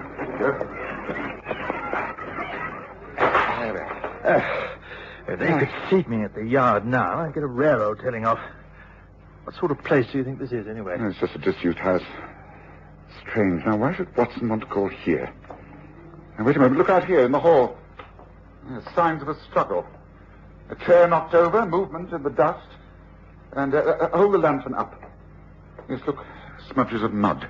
Yes, here, down by the wall. That looks like blood to me. Yes, I'm afraid the good Watson got into quite a bit of trouble here. Do you see this? It hasn't rained in these parts for some days, and yet this is that grey type of mud that's found near the river. And imprinted in the mud are leaves and small particles of petals. Well, this should tell us something. Holmes, do you seriously mean to say that Watson has been abducted? Well, it certainly looks like it, Lestrade. But why? That's the question. Watson hasn't got an enemy in the world. It can only be because of his connection with me. Yes, so who is behind all this? That's the question. What's the next move? Well, I don't think we can do a great deal tonight. If I'm right, then Watson will not be in any active danger until I've been approached direct. There will be an attempt to blackmail or coerce me in some way. I think we might well find something of interest if we question the cabbies who service this district. There can't be many of them on these routes. If Watson was abducted, he must have put up a struggle. He's a big man. Now, come on, Lestrade. Let's get back on the street and see if any of your men have picked up any clues. Nothing to report, sir. The fog has settled in good and proper. Most folk have got themselves indoors by a good fire. Yes, something we'd all like. Now, here comes a cab. Perhaps we should return to Baker Street and wait for events to develop. But just a moment. Hello there, cabby. Not many fares on an evening such as this. Going off duty? Oh, that's about it, sir. Leading the old mare back to the stables. Can't see a thing in this. Are you a regular in these parts? Oh, that's right, sir. Been working this part of the city for near 20 years. Well, then you must know it like the back of your hand. Tell me, have you in the last 24 hours had reason to convey a sick man from that large house across the way there, number 5? Oh, funny you should ask that. As a matter of fact, I did. Earlier on, there was a doctor and his assistant. He had a sick fellow with him. He was recovering from an accident. They bundled him in the cab, and I took them south of the river. Place set back on its own grounds. They said it was a private sort of nursing home, sir. Why do you ask, sir? Well, because we're most interested in this accident. Look here, I know it's a foul night, and you're thinking of going home, but could you find your way to this so-called nursing home? Oh, yes, of course I could. Come on, up in, sir. It'll take a little time, but we'll manage it. Ah, good man. Now, there'll be a sovereign for your pains at the end of it. Now, send your men home to their beds, Lestrade, and jump in.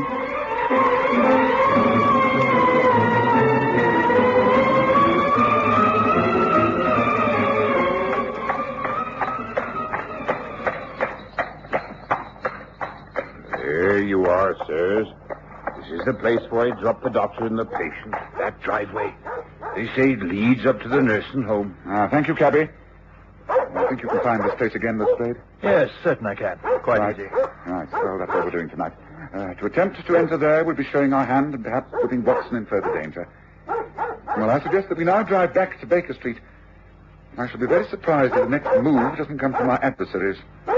Whoever's behind this has thought it out extremely carefully. Right, Gabby, 221 Baker Street, and there's another sovereign for you if you can get us there before midnight.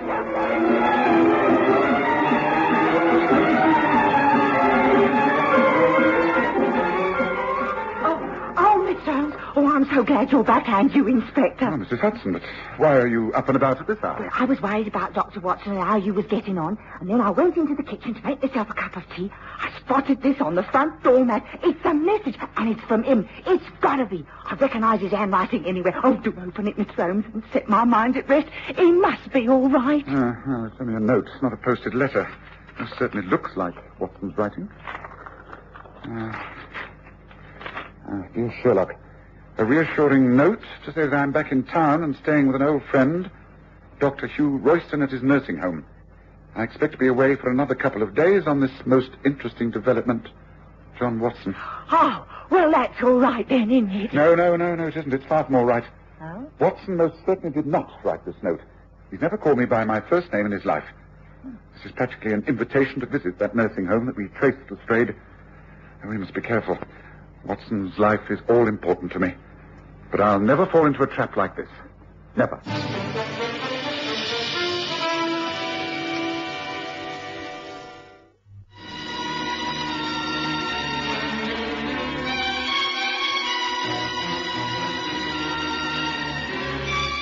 I had no idea where I was and knew better than to attempt to open my eyes. There were two uncouth voices and one cultured foreign one. There you are, boss. Delivered just like we promised. No trouble at all. Easy as pie. How long has he been like this? Several hours. Then we can take no chances.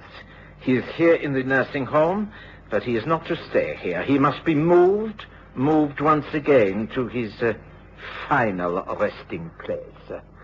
But just as an added precaution, I think a small injection into the right arm, a drug I use, is most effective. He will not regain consciousness for over a day and a night. And now the syringe. Yes, the skin is neatly punctured, so no question of pain. Caught him just in time. Now, in an hour's time, he will be moved. This time on a stretcher in a carriage ambulance, which you will drive. He will be taken to Bale's Wharf, the number 1 laboratory. I shall be there to arrange things. Will we then be paid off in full? No, your task is not yet complete. Then we have to await the arrival of Mr. Sherlock Holmes.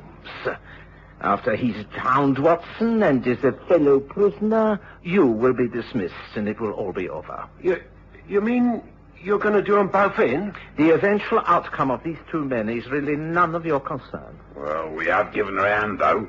We're what is known as accessories after the fact or some such. Ain't that right? You are being handsomely paid. That is all that need concern you. I'm not so sure. If you get caught, then straight away. I shan't be caught, and neither will you if you will only keep your heads and do as you're told. Now, enough of this. Come to our final preparations. There is no time to lose. Sherlock Holmes is a fast worker. And now that the overnight fog has disappeared, we must expect swift action. Come, enough of this chatter. Come, to work.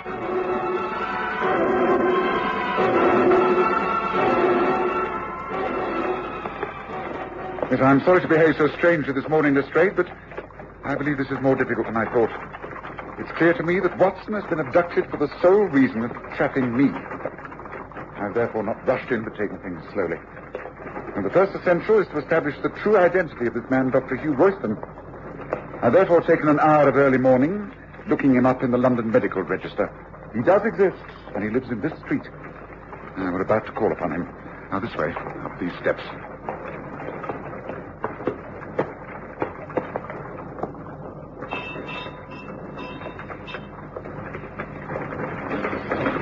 Yes, can I help you? My name is Sherlock Holmes, and this is Inspector Lestrade from Scotland Yard.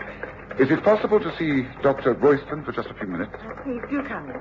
I will inform Doctor that you have called. Thank you. Excuse me. Well, this looks respectable enough, Holmes. Doesn't look much wrong here. No, I didn't think there would be. Would you like to come through, please? The doctor will see you now. No, thank you. Sherlock Holmes, great pleasure to meet you. You're a great friend of John Watson's, isn't that so? Please, won't you be seated and tell me what I can do for you? It's Watson himself. He has disappeared. The only clue we have is your name and address in Wesley Street, EC3. Gracious, are you sure of this? Disappeared, you say? Extraordinary. You can throw no light upon this? For instance, when did you last see Watson? Some weeks ago. We'd been corresponding. I was rather keen to take a small nursing home in the East End and run it for hard-up people, the poor and delinquent. Watson agreed to consider this. The suggested site was at 5 Wesley Street, that rather derelict and seedy, run by a man called Henry von Bork. Von Bork? So he's the man behind all this? You know the man? Only too well. One of the most treacherous spies in Europe. Yes, it's all becoming quite clear to me now. Von Bork is using Watson to lead me into a trap. Unfortunately, I cannot afford to ignore it. He will have no hesitation in killing Watson unless he thinks I am coming to the rescue. Thank you, Doctor. You've been a great help. Come to straight. Royston told me what I wanted to know. I know Von Bork's mind. I know it's tortuous and arrogant. He's convinced that he can outwit me, and in order to save Watson, I shall have to allow him to think so. Well, why don't I get a search warrant against his home and let's raid the place? The element of surprise is always good. This Von Bork won't think you'd consider such a bold plan. Well, you may do that by all means if you wish, Lestrade, but I don't think that is the answer to our problem. I'm prepared to believe that Watson was enticed into that nursing home, thinking he would meet the good doctor there. But I cannot think Von Bork will keep him there. It's too risky. No, he'll have him removed. But where to? Von Bork used to have offices in the dock area. You may recall that we thought he was using them in the smuggling case of the Blue Peter. Now, wait a moment. When we called at 5 Wesley Street, we found evidence of a struggle. Undoubtedly, that is where Watson was overpowered. Then I also observed grey mud, do you recall? Imprinted in the mud were leaves and particles of petals. Now, the flowering petals were autumn willow blossoms. Those trees only flourish down by the river. Yet I think I can trace the old offices that Von Bork used. If I'm right, then that's where they would have taken Watson. Seems to be taking a long shot to me, Holmes. Wouldn't it be better to stick to more orthodox methods? There's no time. Von Bork will be getting anxious. He's not going to hang around keeping Watson alive if he can't get at me. Now, I've got to move. The point is, Lestrade, are you still going to back me up? I've done so up till now. I'm not backing out when it comes to a crisis. Lead on, Holmes. I'm with you. This is it, Lestrade. These are the offices. And I fancy Bork has been using them for experimental purposes. They have the appearance of being scientific laboratories. Doesn't look as though they're at all occupied. I think this way, round the side entrance. I know you do not approve of my method of entering premises, but needs must when the devil drives. Watson's always said that the police were lucky that I didn't choose a career in crime. I should be grateful for the best of them. Observe, I have a full set of burglars' tools with me now. For instance, this door, although made of steel and padlocked, presents no problems. Something tells me I'm going to regret this. If we're caught, it's demotion for me, no doubt of that. Oh, nonsense. Now, here. Watch. Now, come on, let's take a look.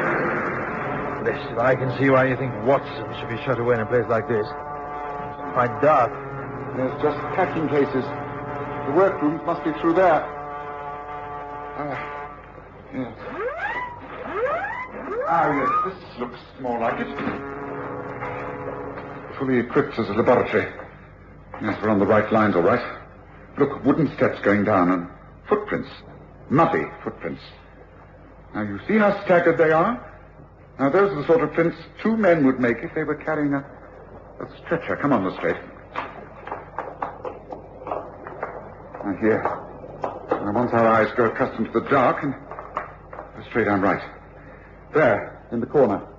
It is a stretcher. And it is Watson. By Jove, you're right, Holmes. What devil? The door. The top of the stairs. It's closed. Caught, Holmes. Caught like a rat in a trap. I knew you would find Watson sooner or later. It all worked out as I planned. It is useless to think you can't escape. And within 20 minutes you will both die. You see, for months I have been working on an explosive device which is triggered off by that iron bar door closing. 20 minutes, Holmes. Goodbye. What the devil? Holmes, we've fallen right into his hands. Explosive device. It must be here. Down by the stretcher. Look straight. Gun cotton, sulfuric acid, nitric acid. Look, help me to move, Watson. Right to the far corner. If there's only one chance, we must make our own explosive first. Quickly, Miss Fake. Right over here, by the fence. Now, come on, give me a hand. The prepared cotton. It has to be 3 parts sulfuric acid to 1 part of nitric acid. It will burn without explosion on ignition. But it's laid up by that iron door. With percussion, it goes up at about 5 times the power of gunpowder. Holmes, do you really know what you're doing? Oh, I'd better get right to the stage. Well, this really is a triumph for Herr Bork. Now listen, do exactly as I say, and as swiftly as possible. Take this. Carefully now. Right. Now, here. Now get right back. Back by the far wall. Cover Watson with anything you can to protect him. The percussion, when I trigger off, should blow the gate outwards. If it does, then we are safe. We grab the stretcher, get up those stairs as quickly as possible. You ready? Yes, I'm ready. Right, nearly there, Will. Here goes. Now get down. We've done it. We've done it. Come on, come on.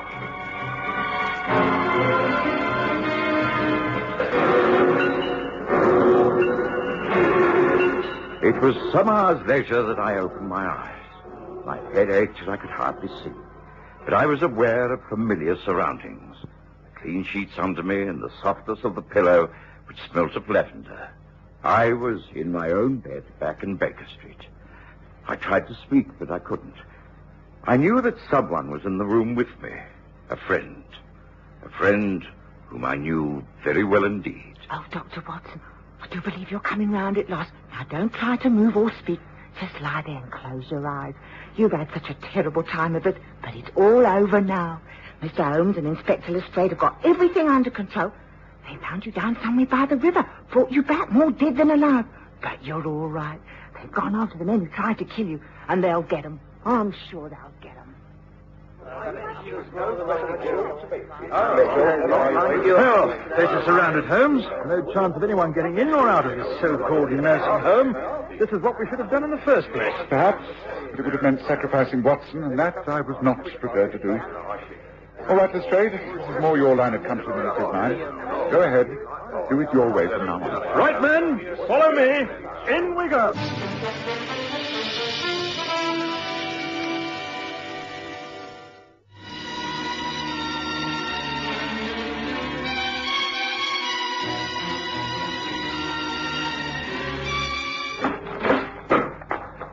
Well, I'll be... Not a sign. Nothing. Not a living soul in the place. Now, what do you make of that, Holmes? I'm hardly surprised. If Von Bork had been successful and killed Watson and me and you in his booby trap, then he wouldn't have wanted to stay around London to be questioned. Now, clearly this nursing home's just a blind. A hideaway until he carried out his plans. Well, I'd soon it worked out like this. Watson is alive and Von Bork has escaped. But he who fights and runs away lives to fight another day. I'll catch up with Von Bork, and when I do, it will be a fight to the death.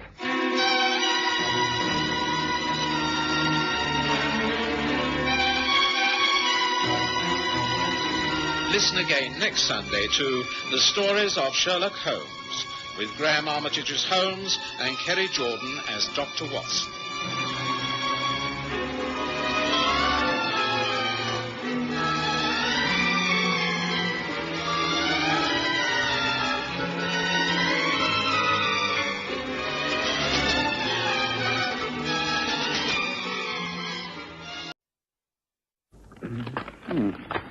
I trust you're enjoying the morning papers, Watson? Mm-hmm. Oh, yes. Oh, Would you like to have them, Holmes? No, not yet. I'm busy on my correspondence. This is interesting. Listen. Dear Mr. Holmes, I'm most anxious to have your advice on a most important event. I was present at the White and Milton auction of coins yesterday and became involved in what might be a serious charge. May I call upon you tomorrow morning at 9 o'clock? I shall understand if I'm not granted an interview and hope for another appointment. Yours faithfully, Evelyn Summerhays. Evelyn Summerhays. Name sounds vaguely familiar. Man or woman, Holmes? And the name's popular with both sexes at the moment. The letter's typewritten, which could mean a woman. The signature is made with a firm flourish, which could be a man's. We shall just have to wait and see, shan't we? Pass the newspaper now, please, Watson.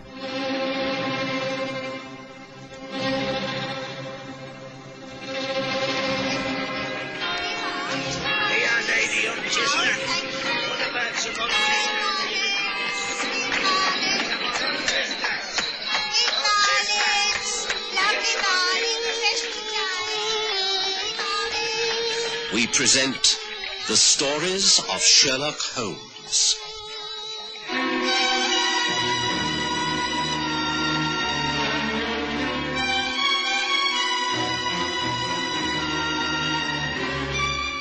The auction of an Oxford crown.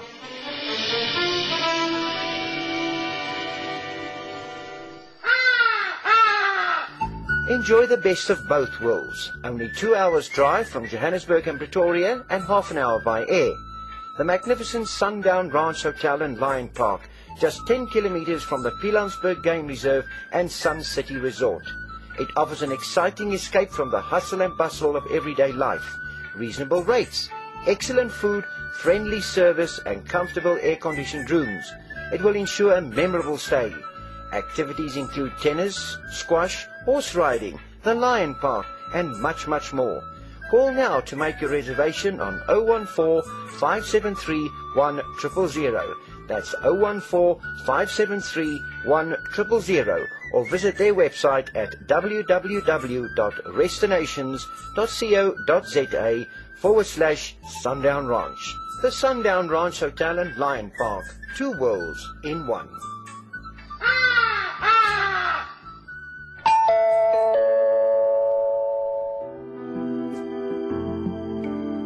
Flower Connection has just opened their flagship store in Linden, Johannesburg at 65 on 4th, situated in 4th Avenue. For fresh cut flowers, plants and florist accessories at wholesale prices, come to Flower Connection. Our Florist Academy is well known for its courses and flower arranging lessons. Give a unique gift this Mother's Day, a flower course. We supply all flowers and materials.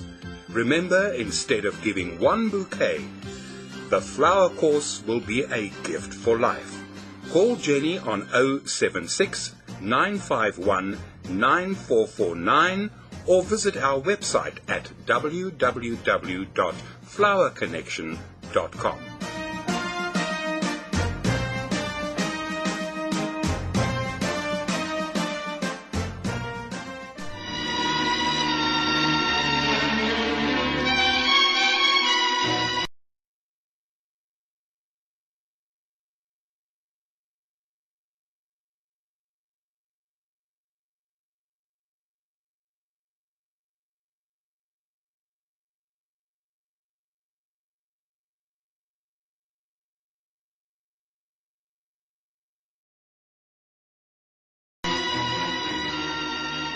I was very rarely seated at breakfast before Sherlock Holmes came down, but at that time, early in 1882, I'd not been living in lodgings at 221B Baker Street long enough to appreciate Sherlock Holmes' early morning habits.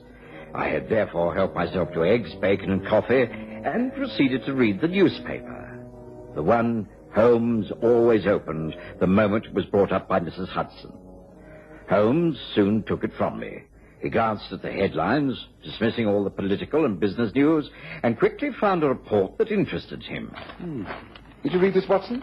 A strange coincidence. Listen. Strange event of the Royal Oxford Crown.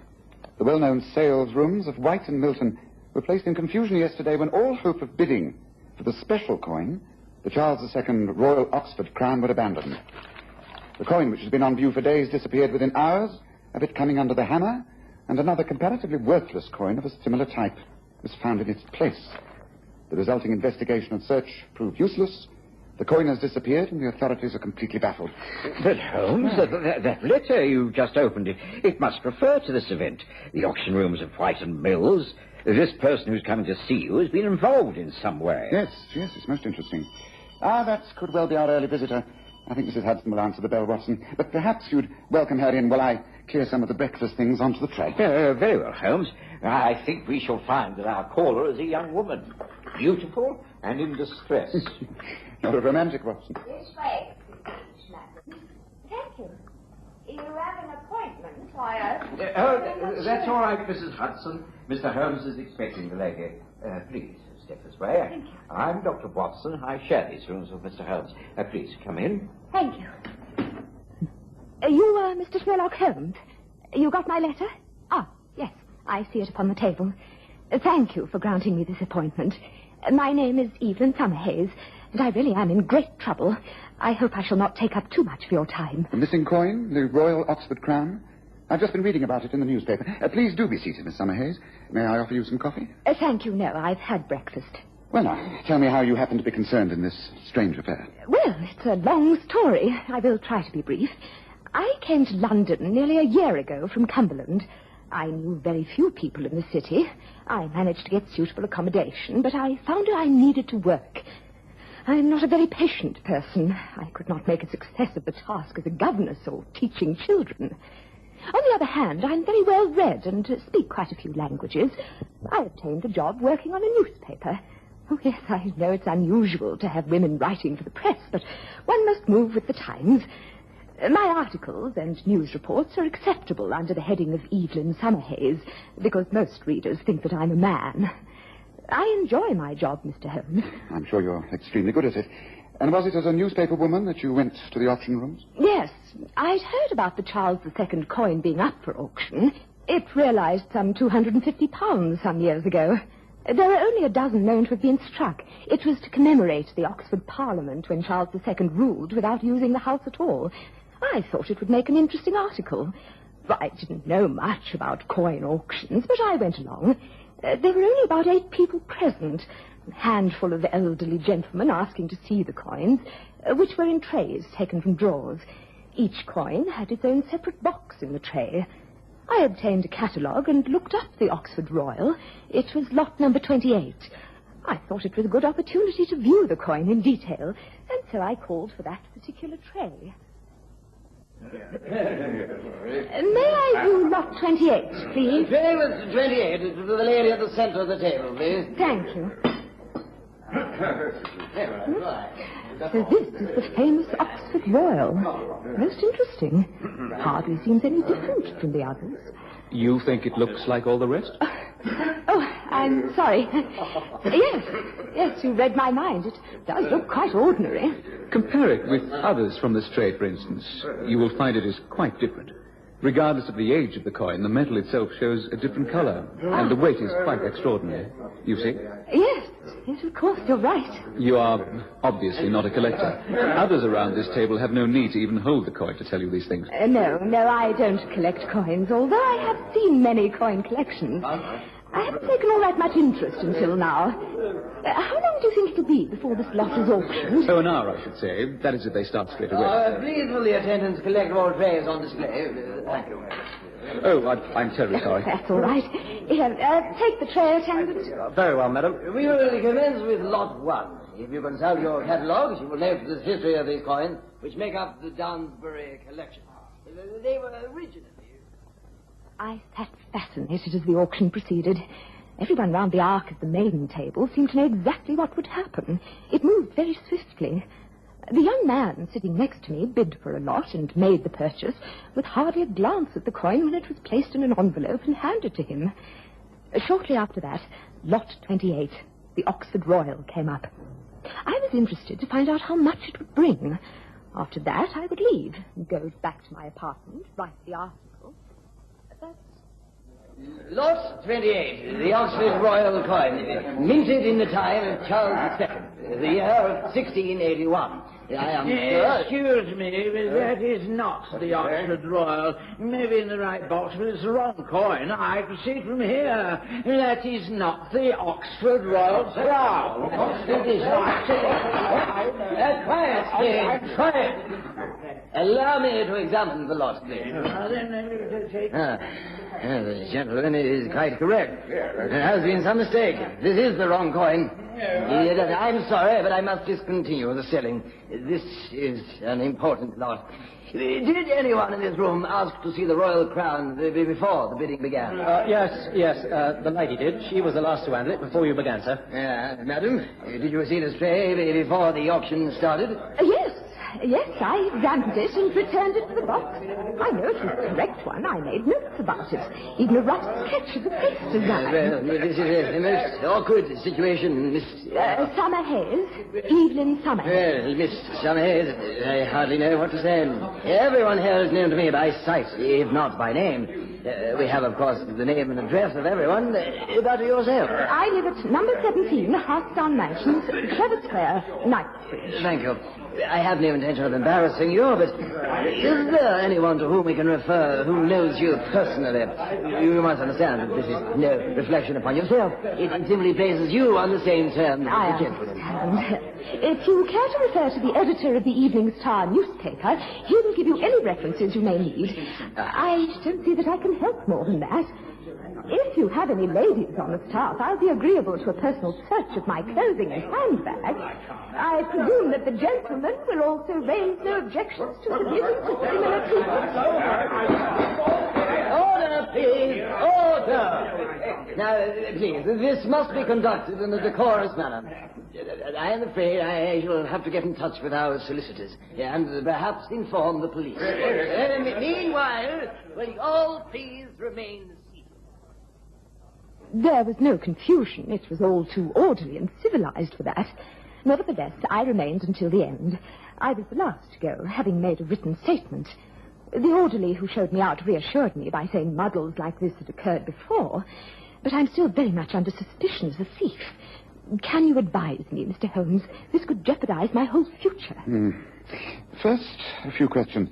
The young man sitting next to you, did he speak to you again that morning? Yes, he hung about after the others had gone and wished me well. He hoped I wouldn't be detained. I see. Now, when he suggested, before the bidding began, that you compared the Oxford Royal with a coin from another tray, was there at any time a slight confusion? Did you, for instance, drop any of the coins? Well, why, yes. Yes, I think I did. Yes, I was a little embarrassed by the young man's attention, and I dropped the coins in the box. But I picked them up and placed them back immediately, of course. But could you, quite inadvertently, have returned the coins to the wrong boxes? Transposed them, for instance? Now, think carefully, Miss Summerhays. Is such a thing possible? Why, yes. I was confused. I could have done so, I suppose. Yes, that is quite possible.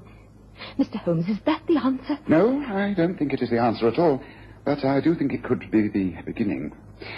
Would you like me to investigate the matter from now on, Miss Summerhays?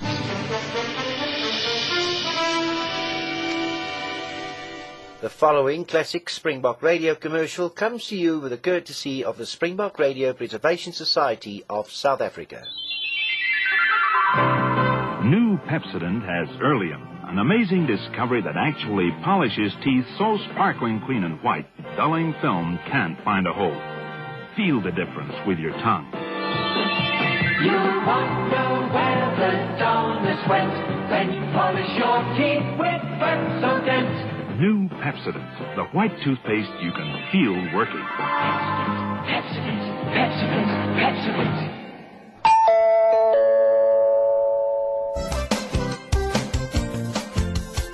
Looking for space to hang and dry your washing? Washline distributors have the solution. Their rotating and fold-down wash lines take up the smallest spaces. Ideal for townhouses, simplexes and balconies at affordable prices. Galvanized or powder-coated and available in 5 different colours. For 24-hour delivery, installation, reliable and friendly service, phone Washline Distributors on 011 792 2486. That's 011 792 2486. Wash lines for every space and need. Miss Summerhayes' reaction to Holmes' suggestion was one of great pleasure. She protested that she had merely come to him for advice, that this was a case far too minor for his attention, and that she'd be unable to pay for his services. All these doubts Holmes brushed aside with a wave of his hand. He was intrigued, like a student being set a mathematical problem. He was determined to find the correct answer, and as quickly as possible. I half suspected that already he was way ahead of us and had formed a possible theory. Even as Summerhayes was caught up by his quiet enthusiasm. Well, it's most generous of you, Mr. Holmes. Naturally, I wish to clear myself of all suspicions and get to the bottom of the whole matter. Good. Then let me continue with my questioning. There was a search of sorts, I imagine. I mean, the trays must have been examined, the areas around the table, the floors, etc. Oh, yes. The auctioneer, a gentleman named Dukes, was very thorough. A few officials arrived and asked interminable questions. This must have meant that everyone left the seats they were occupying. Yes, tell me, Miss Summerhayes, did you return to the same chair once the search had been concluded? Well, yes. But at least I think it was the same chair. Ah. Now tell me, and think carefully, can you recall anything happening at that particular time? Anything? However small and unimportant it may seem. Any little detail? I don't think so. Oh, just a moment. There was one small detail. I went back and sat in what I thought was the same chair, and then the young man who was talking to me earlier, he came along the same row, and he spoke to me again. Excuse me, but you are occupying my seat, I think. Oh, well, there are plenty of vacant chairs. The row is almost empty. There was nothing on the seat to say it was yours. There were no coat or scarf. No, but, well, I like to sit in the same place, you see. Please take your places. I must ask no one to leave until they have given permission. It has been decided to cancel the rest of this morning's selling. Miss Summerhayes, I wonder if you would be good enough to stay for a short while after the others have left. Then that was that. So, the young man didn't reclaim his seat. Splendid. Yes, it's all beginning to make sense. Fitting in like a neat jigsaw puzzle. I must confess that I cannot see it myself. Well, no matter. The whole point is that if you didn't remove the coin, then someone else did. And the only person who could have done so was the young gentleman next to you. Now, 2 questions. Do you know the man's name? And do you know the number of the lot you say he purchased earlier in the auction? The answer to both those questions is no. His name was never mentioned. Although I think I heard one of the men call him Oldbury, something like that. And while I know he did make a purchase, I can't remember the lot number. It doesn't matter. Those facts can be obtained without much trouble. Tell me, when you were asked to stay on after the others had left, did this young man speak to you again? I think you mentioned something about him wishing you good luck. That's right. He came over and he said that he hoped I wouldn't be further embarrassed by any detention. Forgive the question, but did he appear rather intimate? Did he touch you at all? No. But he did come rather near. He actually leaned against the back of the chair. I remember pulling away a little. I was a little embarrassed. But he removed his hands at once, smiled, gave a little bow, and left the rooms. He really was very charming, good-looking and well-spoken. I can't believe that he had anything to do with the missing coin. I think that there you were quite wrong. Right, Miss Summerhayes, I think that's as far as we can go on the case at the moment. Watson, I wonder if you're going in the direction of White and Mills this morning. They're in Brigmore Street. The owner of the rooms is Clinton White. If he and Dukes, the auctioneer, can grant me an interview, say, at 3:30 this afternoon, I shall be very much obliged. Yeah, I can go that way in my rounds, Holmes, yes. Certainly. Oh, that's all, I think, except for one question, Miss Summerhayes. What is it, Mr. Holmes? Why are you doing all this? I beg your pardon? You are the daughter of Milton Summerhayes, are you not? You mentioned earlier that you came to London from Cumberland. That is where the Summerhayes live. They've had lands there since the time of William the Conqueror. I can easily look up the history in Who's Who and Debrett. You are related to that family, are you not? Yes. Lord Summerhayes is my uncle. He is also a very well-known collector, stamps and coins. So what are you doing working for a London newspaper, eking out a living and staying in Knightsbridge? Why, Miss Summerhayes? It must seem very strange to you, Mr. Holmes, but as a famous detective, I have no need to point out to you the details of my personal appearance. I am 25, Mr. Holmes. I'm not exactly a beauty, am I? I've always had an unfortunate face, and my figure is large and ungainly. Oh, no. Yes? There is no need to be polite. I am an ugly woman. I am also quite a rich one. I've had many men try to become attached to me, and in every single case it has been for my money. I made up my mind that I would not be used in this fashion. I would not let my life slip by. And so I came to London to try to prove to myself that I am a person of some worth and intelligence who can be independent and worthwhile.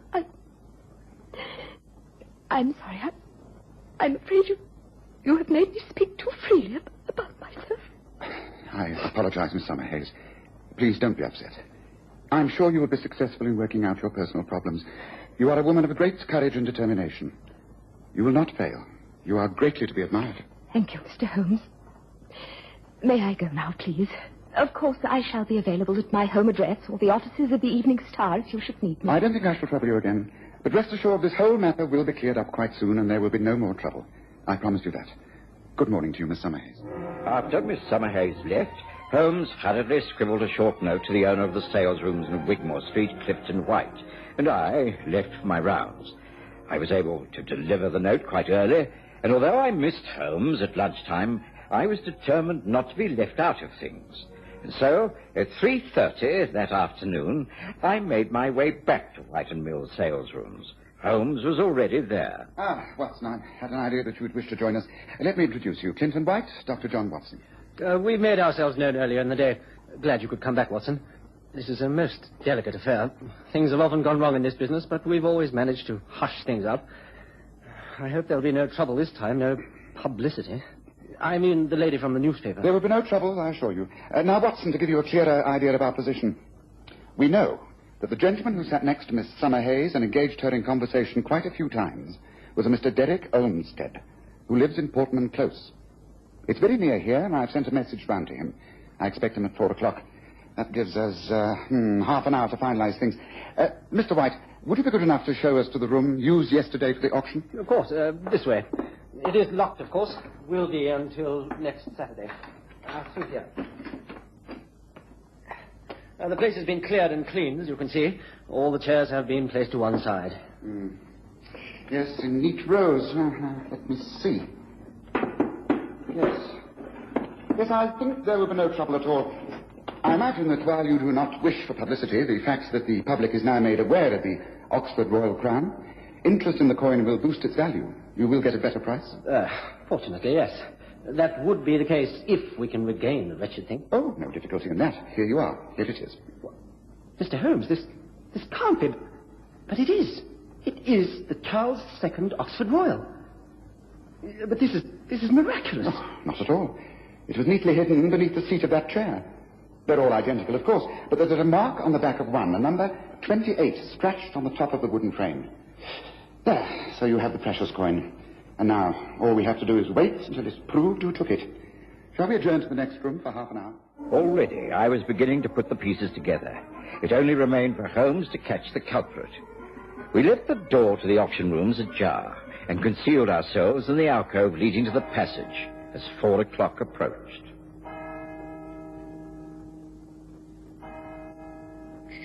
There you see the door is opening slowly. Someone is entering the room.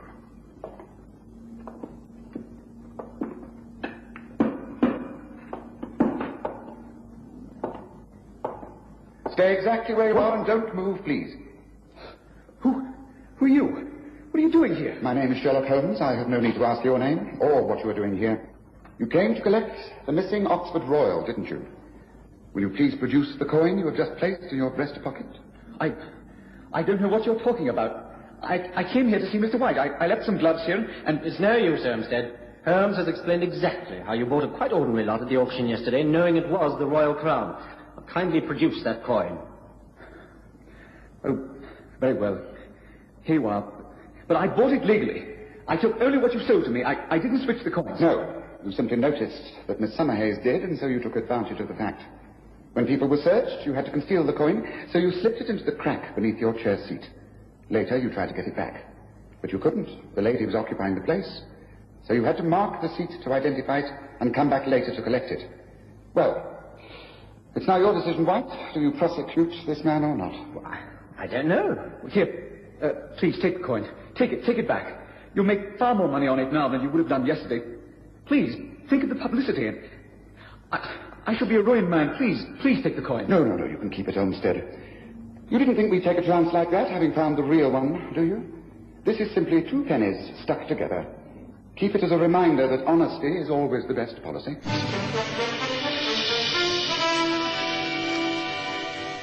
The following classic Springbok Radio commercial comes to you with the courtesy of the Springbok Radio Preservation Society of South Africa.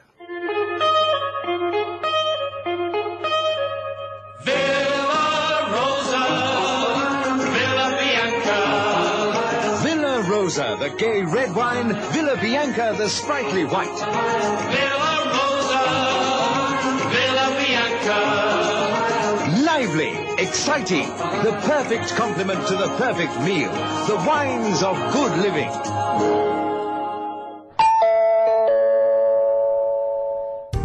Some things in life are obvious and easy. If you have a business providing a good service or selling a product, you need to let people know. But how do you do that? Easy. Just tell them here on springbokradio.com. Internet radio is about talking to people in their own homes.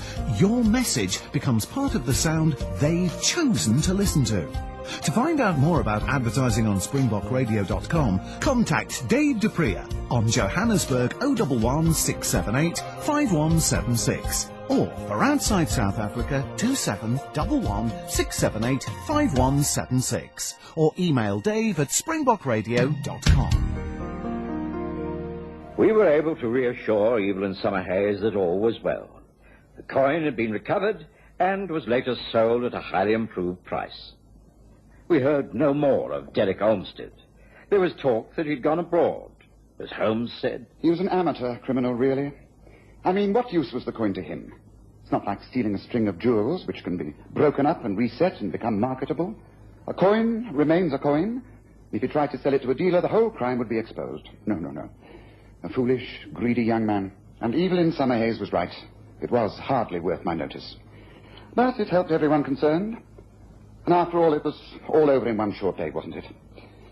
Well, join me in a drink, Watson, and let's toast our next case of real crime. It's about time I crossed swords with a gentleman known as Moriarty.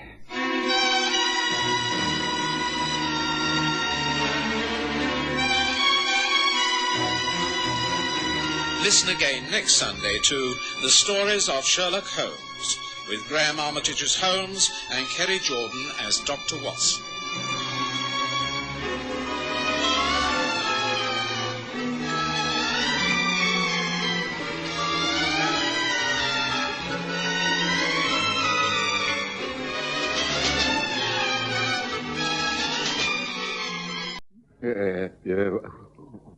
What's that, Holmes?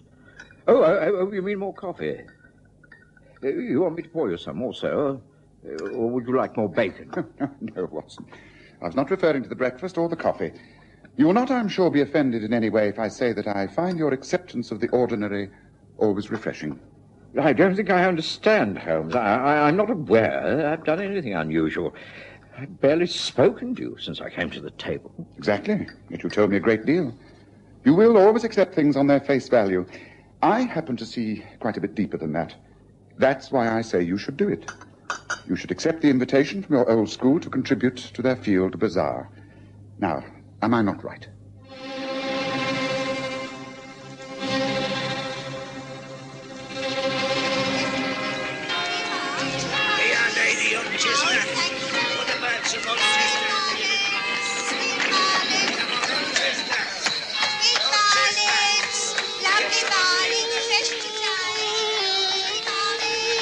we present the stories of Sherlock Holmes.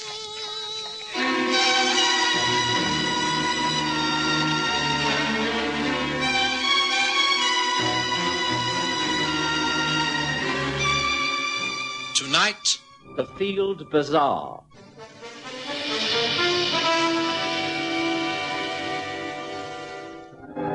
In the early days of my association with Sherlock Holmes, I have to admit that I found him rather overbearing.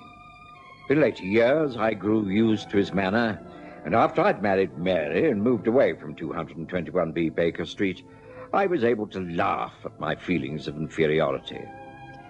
But he was never an easy man to understand, and I well remember during the summer of 1885 being particularly disconcerted by his attitude. It was one of those lovely, long, hot English summers, days which cried out to be spent in the country, walks along narrow, leafy lanes filled with the drone of bees and the smell of honeysuckle. That's why, when our letter arrived on that August morning, I was very tempted, and Holmes knew this. I repeat, I should say yes. Holmes, I really don't know what you're talking about. I've just told you. You've been asked to help in the Oxley Field Bazaar, haven't you? Yes, that's correct, but I cannot for the life of me see how you know this. The letter has only just come to hand, and I've not spoken to you since I opened it. In spite of that, I would even venture to suggest the purpose of the bazaar. It's to gain funds in order to enlarge the school's cricket field. Holmes, there are times when I think you use some form of black magic. You really are a most excellent companion, Watson. You respond instantly to all my mental processes. Really, I can find you easier to read each morning than I do the daily newspapers. I'm sorry. I'm so transparent. I don't think it's unintelligent to be puzzled by your knowledge. But if you're so clever, perhaps you'll tell me how you've arrived at your conclusion. I really claim no credit. The facts are so obvious. You came into breakfast with a thoughtful expression, the expression of a man who is debating some point in his mind. In your hand, you held a solitary letter. Now, last night you retired in the best of spirits, so it was clear that it was in this letter which caused the change in you. Yes, well, that's obvious. Well, anything's obvious once it's explained. I naturally asked myself what the letter could contain, which might have this effect upon you. As you came and sat down, you had the flap side of the envelope towards me. There is a crest upon it, the Oxley crest. The same shield-shaped device which is on your old cricket cap. Then you poured yourself a cup of coffee and walked over to the mantelpiece. Yes, well, that's very observant. And then? You gazed for some time at the group photograph of yourself in the cricket team. Clearly, you were remembering many occasions of being in that side. You came back down, helped yourself to eggs and bacon, and again read the letter. This time the envelope was face side up. I could see that it was informally addressed, just to John Watson, Esquire. So it must have been something of a friendly and informal nature. Now, there are three institutions that are almost always debt-laden. The country churches, the old people's homes, and the cricket clubs. Your interest was certainly in the cricket club. Well, quite correct. Well, the best fundraising idea is a form of a bazaar. It's a very popular activity among public schools at the moment. Hence my suggestion that you should take part in it. Now, what is it to be? An old boys' cricket match on Oxley Common? Or will you use the school facilities? All right, Holmes, all right, you win. Your deductions are correct as usual. Splendid. Now tell me, are you accepting? Yes, I will. On one condition. Oh, and what's that? That you accompany me. Our old boy's side may be a man or two short, and you're a good bat as well as a rather crafty slow bowler. What do you say, Holmes? The weather's ideal. We stay Friday and Saturday nights at the Boar's Head on Oxley Common, get back here on Sunday evening. Very welcome break in the country. Now, come on, do say yes. To my surprise, Sherlock Holmes agreed immediately. I wrote off to Oxley School, accepting the invitation and placing my name down for cricket. I also mentioned that Holmes, while not an old boy, was prepared to help out as extra man should he be needed. The weather continued to hold good, and Friday saw us down at Oxley in good time. I'd known the Boar's Head since I was a student, and I was happy to find that it still maintained its excellent standards. That evening, The bar was crowded with visitors, all with one subject in mind. The next day's cricket match. Oh, I say. It's Watson, isn't it? John Watson. That's right. By Jove, don't tell me, Rufus. Matthew Rufus. Well, I haven't seen you in over 20 years. Must be every bit of that. I take it you're down here for the match tomorrow. That's right. Thought I'd like to support the old school, you know.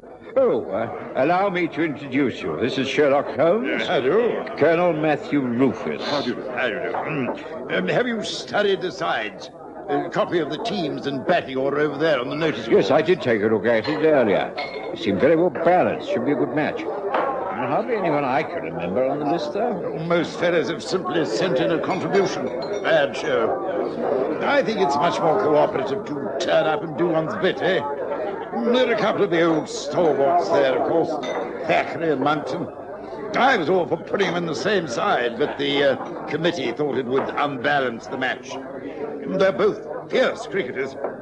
Playing together, their side would win hands down. They always were rivals, even at college. It got worse as the years have gone by. There's some talk about Thackeray making a pass at other men's lives. No, I'm not surprised. He always was a dog for the ladies. And Monkton's as jealous as blazes. Ungovernable temper. Well, let's hope it doesn't find its way onto the pitch. Oh, it could well do.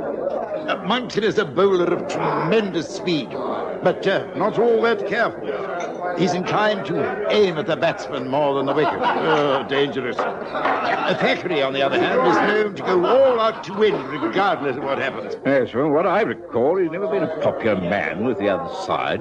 Never takes a risk. Successful, but not really a sportsman. Plays to win. Doesn't care how it comes about. Yeah, that's right. Uses his pads too much. Never played an innings without 2 or 3 appeals for LBW.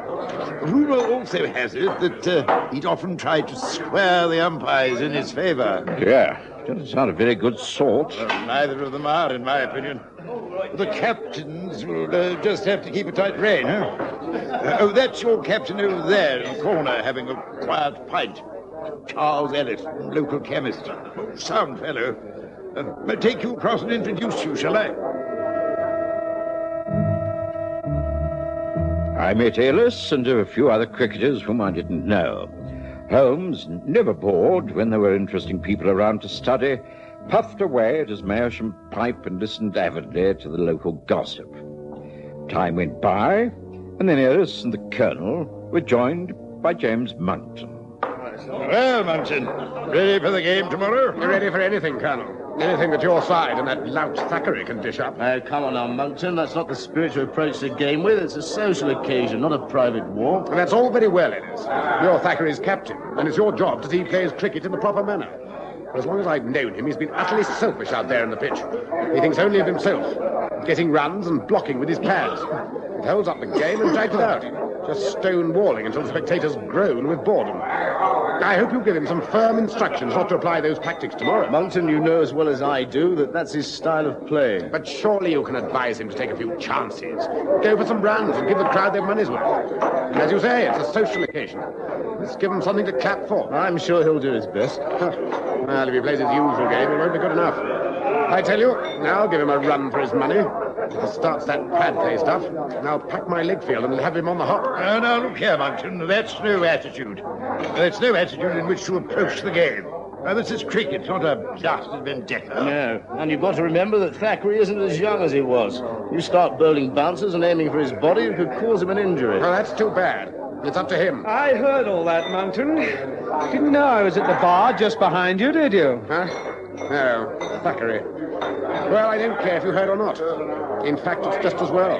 Perhaps now your captain will give you some well-founded advice. I don't need any advice, not from Ellis or anyone else. I'm going to play my usual game.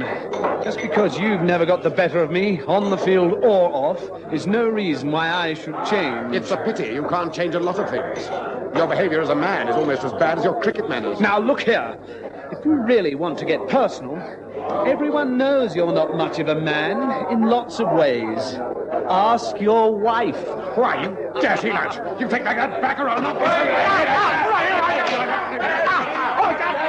That's enough. Colonel Rufus, take these men out of here. This be a respectable pub, not gymnasium. Hear me? If you want to fight, get out on the lane. Now, come on, it's time anyway. Time, gentlemen, please.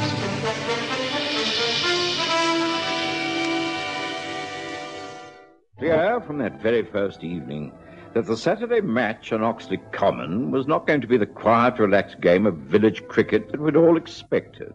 Most of us, from Colonel Rufus and George Biggs the publican, down to the lowest farmer's boy, deplored the bad manners shown by both Monckton and Thackeray.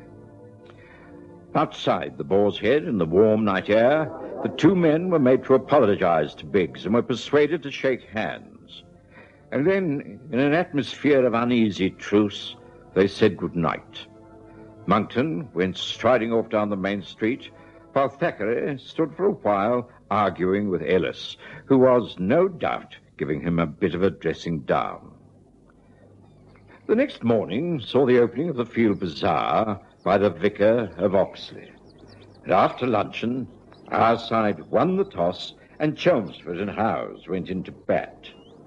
I noted that Monckton was not put on to bowl, and wondered if they were saving him for when Thackeray went to the crease, which seemed rather a dangerous plan. However, whether by accident or design, that's exactly what happened. Chelmsford was caught in the slips at a score of 15, and in went Thackeray. He played his usual tight game, scoring quite a few runs, but taking no chances, and using his pads whenever possible. Then, when the total was 29, the opposing captain put Monckton on from the duck pond end. A murmur went round the spectators. Rumours spread quickly in country villages, and Oxley was no exception. Everyone knew of a row the night before. Gad, those two are really at it. A bad show, eh, Holmes? Well, they're certainly not sinking their differences for the good of the game. Oh, dear. An appeal for LBW. Umpire has disallowed it there. Thackeray was very lucky there, if you ask me. Just the sort of thing to infuriate Monckton. Yeah, afraid so. He'll start bowling straight at him to teach him a lesson. Same old arguments. Just what we feared would happen, huh? Yeah, here he comes again. Long run, right up to the wicket. Gad! That must have hurt. Bounced right full up and caught Thackeray in the chest. Oh, it's not cricket, sir. Intent to harm, all right. Definitely not cricket. Thackeray seems doubled up, but I think he's all right. He's not leaving the field, anyway. He's just rubbing his chest over the heart, hitching his pants up now and patting the crease. Monckton in again. A fast one. And this time, Thackeray has got his own back. Well outside the stumps. And he stepped out and put his left pad to it. I can't blame him. Oh, Monckton is furious, of course.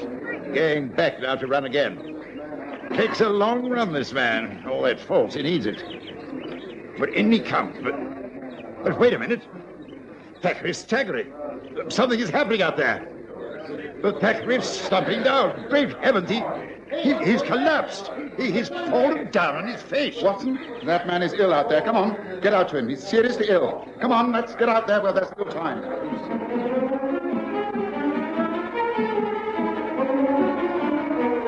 Holmes and I left our seats in the pavilion, and hurriedly followed by the colonel, we raced across the grass towards the cricket pitch. Game had stopped, of course, and a cluster of fielders gathered around the prostrate body of Thackeray. They made way for me automatically, and I knelt down beside him. One look was enough. The man was dead. What's the matter, Watson? You're a doctor. What's wrong with the man? I'm afraid he's dead, Colonel. Must have been that blow under the heart. We must get him back to the pavilion. Dead? All right, men. Lift him up. Carefully now. Ellis? Yes. Please see that there's as little fuss as possible. Okay. Carry him off the field. The match must, of course, be abandoned, and I must see that the police are informed. Monkton, please find the village council. Police? What for? I mean, it must have been a heart attack. Why send for the police? Well, there must be an examination. Must make it official. I have no doubt about Watson's verdict, but things must be done in the correct manner. Give a hand there. Give a hand and keep the people back, for heaven's sake. Come along. Let's get some order into things. Come on. Thackeray's body was carried to the pavilion, and there a meeting extraordinary was held by the colonel. There was no panic. People were very concerned, but sympathetic and considerate. Sam Wiley, the local constable, was dispatched on his bicycle into Oxley for a carriage ambulance from the hospital. And shortly after that, Inspector Winters arrived. Well, there was really nothing much anyone could do. It was just a regrettable accident. At least, so we all thought at that time. I looked around the pavilion and found Sherlock Holmes carefully removing the dead man's pads. Holmes, what a tragic accident. That's what it appears to be, doesn't it? But as I'm always saying to you, Watson, you will take things at their face value. Oh, now, careful with these pads. I imagine the inspector will be in here at any moment. Things must be left to him, of course, but if he needs my help, then I will willingly give it. I think that for the time being, it would be better not to interfere. Holmes, you can't mean that this was not an accident. Of course it wasn't. I see what you mean. Monkton's intention to harm Thackeray at all costs. Yes, it's a very tricky situation. Right. Here they come now. Colonel, Monkton, and the inspector. Yes, well, we carried him in here, of course. Encouraged all the spectators to get back to the field bazaar. There's no sense in allowing this tragedy to ruin the whole of the charity. I understand, Colonel. I agree. But after the body is taken away, I'm afraid I shall have to go into things in rather more detail. For instance, Monkton, I shall have to ask you to come with me to the police station. But whatever for? Well, there will be an inquest. It's purely another formality, of course. I have no doubt it was heart failure. But heart failure caused by what? Everyone knows it was a blow to the heart by a cricket ball traveling at terrific speed. Now, wait a minute. I didn't kill Thackeray. I mean, it was an accident. I didn't deliberately kill him. Manslaughter is a very loose term, Monkton. There's a great deal of difference between manslaughter and murder. Manslaughter involves unplanned conditions and the like, accidents through negligence. But you were intent on causing bodily harm. There are dozens of witnesses prepared to testify to that. But that's ridiculous. An unlucky blow. Like a man who killed someone in a fight? Exactly. Sorry, the matter will have to be taken up. It simply can't be glossed over. Do you not agree, Colonel? It's not for me to say. You're the law, but...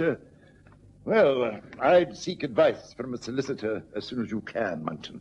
Sound advice, Colonel. Come, man, you haven't been charged with anything yet. Let's get the body out of here. The carriage is waiting. Bring him out this way. Go. That's it. Get the doors open, Peter. Well, Holmes, aren't you coming? No, and neither are you. We are both staying here. But, Holmes, what do we do here? Very simple, Watson. Catch the murderer. Murderer? Quite. Thackeray didn't die of a heart attack. He was poisoned. What? Holmes, you can't be serious. My dear Watson, have I ever joked about sudden death? You are a medical man, but you were just as taken in by the circumstances as anyone else. I examined the dead man and thought it looked more like poison than a heart attack, and I was right. Look, careful now. Study the dead man's pads. Here, let me show you. Now, you see, these pads are stiffened with cane struts, but here is another twisted thorn. That splinter of wood is impregnated with a deadly poison. The man died not directly after a blow under the heart, but immediately after a blow on the left knee. He stepped out, used his pad. The splinter tore into the flesh of his knee, and that's how he died. Then if what you say is correct, whoever organized this dreadful crime must have known that Thackeray would be hit on the pads. The whole of Oxley knows that. Thackeray was bound sooner or later to risk putting a pad out to a fast ball in sheer defiance of Monkton's tactics. The fact that he received a blow The ball before was simply coincidence, and one which worked very nicely as far as the murderer was concerned. But Holmes? And who could have done this terrible thing? That's what we have to discover, isn't it? Look, the hue and cry has died down a little now. We shall have to be patient, I'm afraid. This pavilion is used not only as a dressing room for cricketers, but for storage as well. The cement roller, the gardener's equipment, everything used to keep the common clean and tidy. There are plenty of places where we can conceal ourselves. Somehow I don't think we shall have long to wait. Yes, here, behind here. Yes, that's it. Now, Thackeray's pads are clearly displayed there on the bench. Wait. Quickly, Watson, quickly. I think we're about to have a visit. Shh, wait. Look there. The open doorway.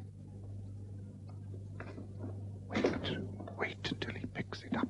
And... Now, Watson, hold him. Hold him! What the devil? How dare you? What do you think you're doing? All right.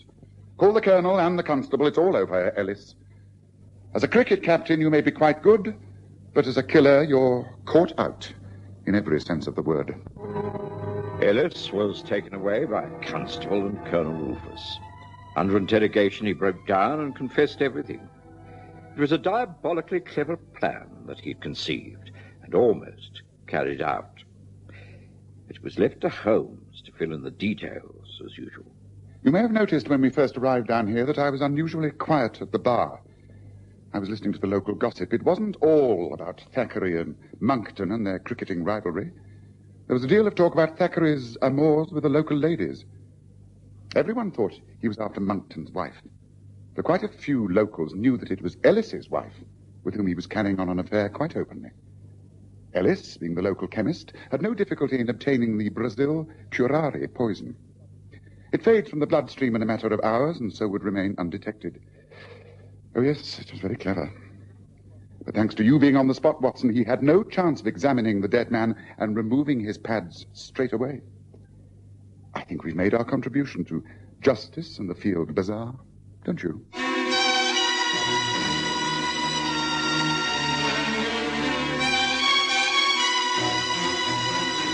Listen again next Sunday to The Stories of Sherlock Holmes, with Graham Armitage as Holmes and Kerry Jordan as Dr. Watson.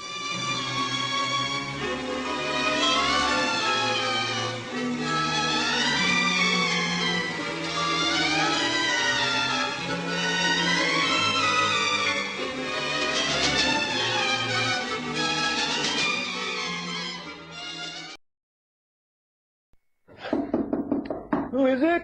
It's Jimmy Richardson, Mr. Bishop. Oh, very well, Jimmy. Wait just a moment.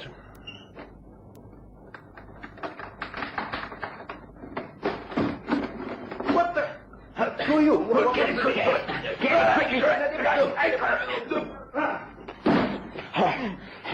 Close him quickly. Don't make so much noise. Get him. It's all right, I got him. He got lost. Yes, easy now. That's it. Good. Good, he's out. We've got him.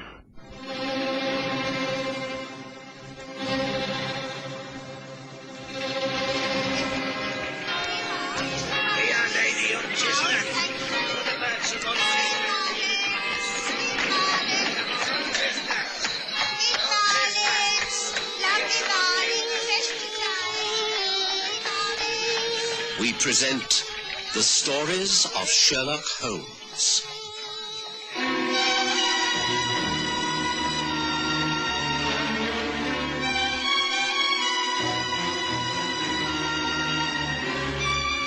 The Missing Inventor.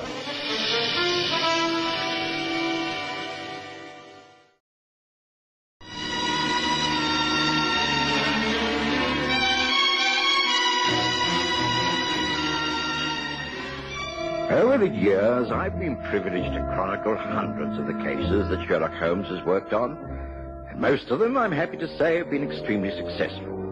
A few have been failures, and many so secret that Holmes has strictly forbidden me to write even the briefest account of them. But as the years pass and the names of the people involved fade from importance and the events become forgotten reports in the yellowing pages of newspapers, Holmes has relaxed his rules and allowed me to give an accurate account of how his influence and authority has actually changed the policies of many high officials.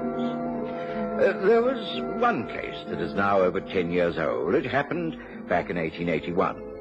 I was still living in the rooms at 221B Baker Street.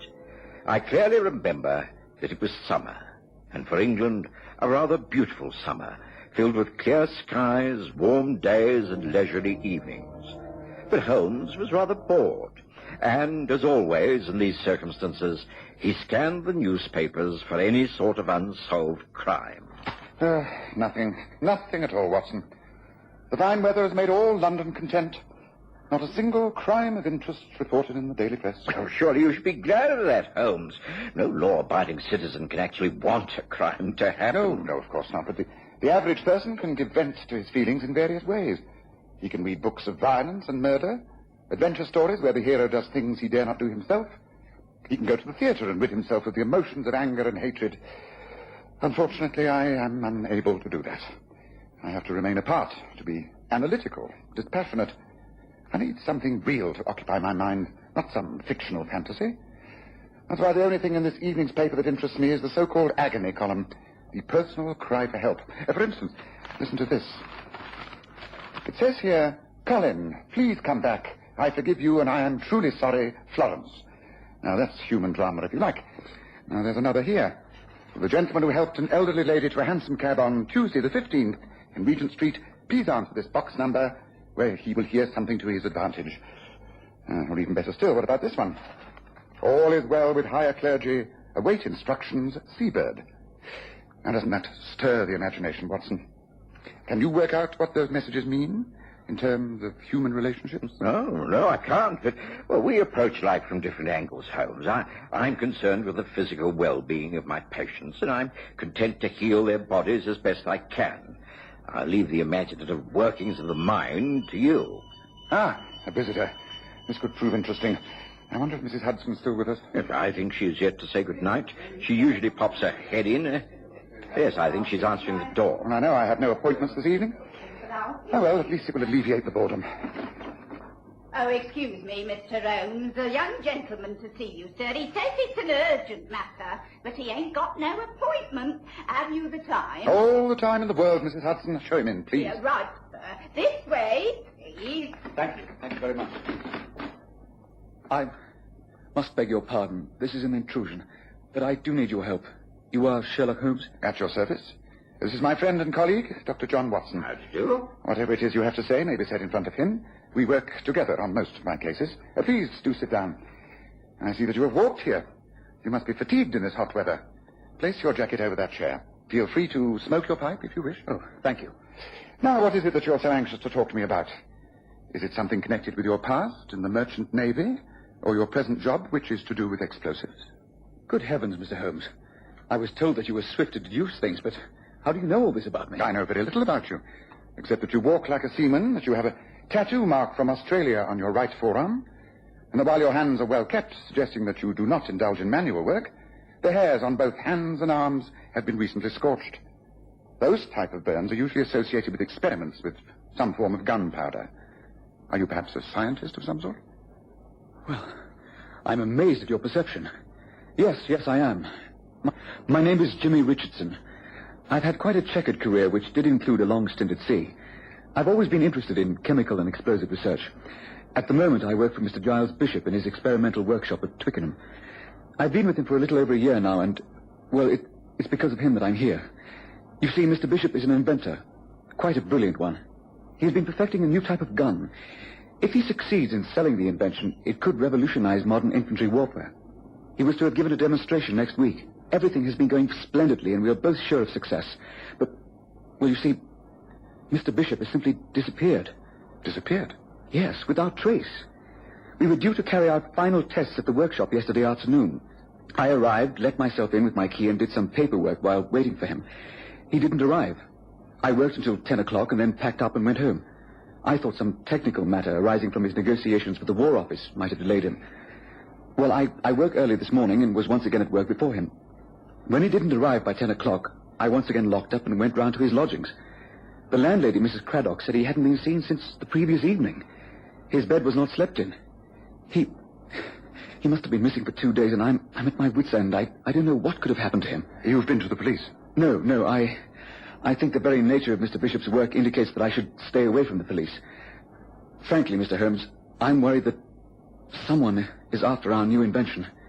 In the hands of a foreign power, it could have a devastating effect upon our military position in many parts of the world. You have evidence that the secrets of this new gun have been leaked abroad? No evidence at all. I've made a complete check of the workshop. All the equipment is intact. All the relative papers are safely under lock and key. Nothing is missing. I would know if there was. It's all untouched exactly as it should be for our demonstration. And then you're worried for Mr. Bishop personally? Yes. He's a wonderful man. It would be much more to the advantage of a foreign power to kidnap him and force all the knowledge from him than it would be to simply take the gun and its secrets. Please, won't you help to try and trace what has happened to him? It is far more important than I've been able to explain. I know that Mr. Bishop would not go off at this crucial time without letting me know what he was doing. He must have been abducted, forced away against his will. It's an urgent matter, Mr. Holmes. Please say that you will help.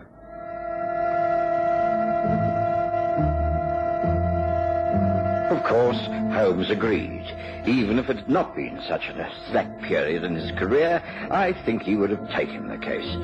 His first reaction was typical. After taking Jimmy Richardson's address and making an appointment to see him early the next morning, he invited me out to dine. We hailed a handsome cab, and to my surprise, Holmes requested that we be driven to the Diogenes Club. And once there, of course, he asked for his brother Mycroft, who invited us to join him. There was another gentleman in the party, Mr. James Jules. Good to see you both. Do join us. Allow me to introduce you. This is Mr. James Jules.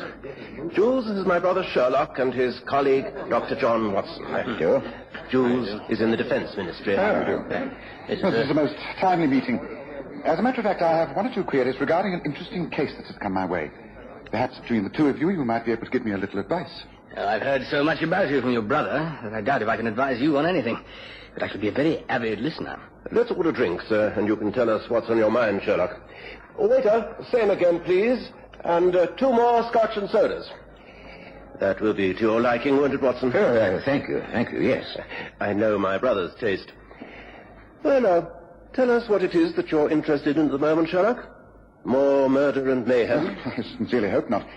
No, I'm inquiring about an inventor named Giles Bishop. I believe he's recently been in touch with the War Office. I'd like to check up on him. Jules will tell you more than I can. Although I do know the name, of course. Giles Bishop. Yes, I know him. Bit of a crank. Comes up with all manner of ideas. Some of them might work, but they're very extreme. As a matter of fact, he's got an application in for a demonstration regarding some newfangled invention. Wants to sell it to an armaments firm. Can only do so if the defense boys recommend it. I can tell you here and now the chances are very slim. Of course, one has to have experiments in all fields in order to get progress, but frankly, I'd say Bishop's simply far too visionary. Lots of our people think he's as mad as a hatter. What's your interest in him, Holmes? Well, I'm not quite sure. I should very much like to meet him, but he seems to be out of town at the moment. A good thing, if you ask me. Won't be bothering us every 5 minutes. I'd say whatever your problem is, you'd be well advised to forget it. Here are the drinks. Your very good health, gentlemen.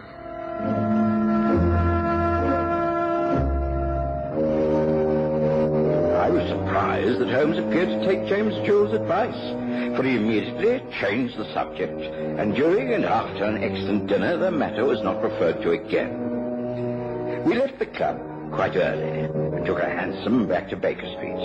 Holmes appeared thoughtful and hardly spoke. It wasn't until we were actually outside 221B that he showed any sign of interest. For having paid off the cab, we found young Jimmy Richardson waiting on the pavement. Mr. Holmes, Dr. Watson, I've been waiting for you. I have to tell you, I have received a letter from Mr. Bishop. He says there is nothing wrong and that he has simply gone away for a few days to think things out. But the letter is a fake. I'm sure it is. Please, won't you study it and give me some advice? I know it's late, but please, won't you agree? I'd rarely known a case start off so very tamely. I was surprised when, instead of dismissing Jimmy Richardson, Holmes actually readily agreed and showed the young man upstairs to our sitting room. There, he asked to see the letter from the missing inventor. Dear Richardson, a short note to say that I've gone away into the country for a week. I've been at it too hard, and I'm inclined to rather overdo it a bit. I want you to clearly understand that there is nothing to worry about. I will see to everything when I return. I want you to simply carry on as usual. Yours, Giles B. This is his handwriting? Oh, yes, it's his handwriting. No doubt about that. I don't think anyone has forged the note, but he must have been forced to write it. To start with, he would never call me Richardson. He would write Dear Jimmy. And then here, he would never sign himself Giles B. He would write G. Bishop. Yes. Also, I take it that he's a very educated man. Oh, yes, most learned. And yet he has split 3 infinitives in one short note. Yes, I think you must be right. The note is deliberately couched in this way to arouse suspicions and put us off the track. Did this come through the post? Yes, here, the envelope. See, you can just make out the postmark. Richmond, Surrey. Do you think that I should get in touch with the police after all, Mr. Holmes? Get them to alert the Richmond squad with a description of Mr. Bishop? No, I don't. If this letter was written under duress, then it would not be posted in an area where we can trace it back. Yes, I think I shall start from quite the opposite end. It's late now. There's nothing more we can do tonight. But first thing tomorrow morning, I should like you to take Watson and me to Mr. Bishop's lodgings. That is where we shall start. Now, shall we agree to meet at 7 o'clock here for an early breakfast? Jimmy Richardson was right on time the next morning, and Holmes, who had spent a good 20 minutes in deep thought over the agony columns of the morning papers, served him breakfast with no mention of his plans for the day. We took a cab and drove to Giles Bishop's lodgings.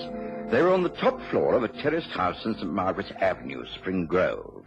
Mrs. Mabel Craddock received us with genteel disapproval. Of course, you may see the rooms, although I consider it quite unnecessary. I received a short note only yesterday from Mr. Bishop to say that he decided to spend a week in the country. It's quite clear that he will return when he thinks fit. May I see that note, Mrs. Craddock? I don't think I kept it. It was just a short note in his own hand. I recognise the handwriting. Oh, really, Mr. Holmes, I don't know what all the fuss is about. This way, please, up the stairs. Mr. Richardson, you've been here before as Mr. Bishop's guest. Would you like to show these gentlemen the way? Yes, of course. I'd be obliged if you would make sure everything is neat and orderly when you come down. I would not like Mr. Bishop to feel his belongings had been disturbed in any way. I assure you that we shall not interfere. It's simply the fact that we wish to find out exactly where Mr. Bishop has gone. It is very important. A matter regarding his work. Oh, I see. One other point. When precisely did you last see Mr. Bishop? When he retired for the night 3 nights ago, he went to his rooms. I heard nothing. But he must have changed his mind and gone out again. For the next morning, he had gone. His bed had not been slept in, you see. He must have decided to pack and leave that night. I did think it rather odd as the front door was still bolted. He must have let himself out the back way. I was a little disturbed at first, but of course the note he sent was put everything all right. Up those stairs.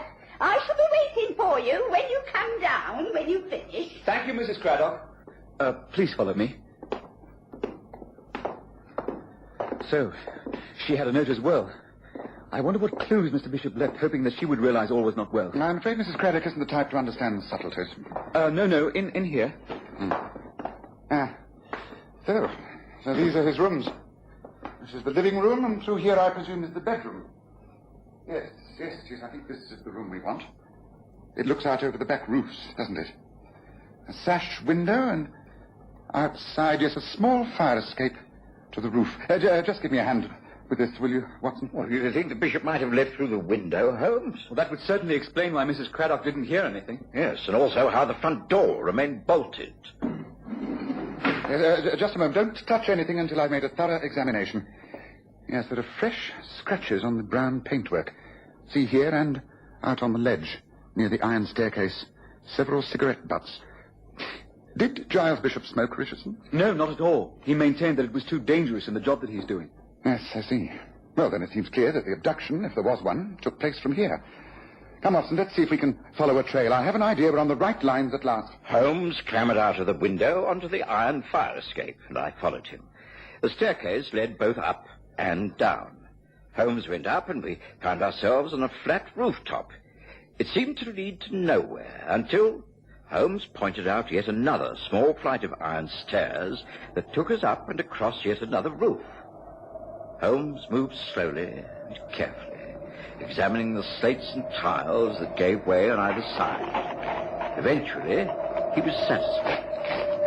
Yes, there's no doubt about it, Watson. I should say 2 men were involved. They carried or dragged our man across this space on the roof, and then... And then what, Holmes? Having got him up here, what the devil did they do? Well, there's only one explanation. Look, down there, see that roof? Yeah, large glass fanlight. Holmes?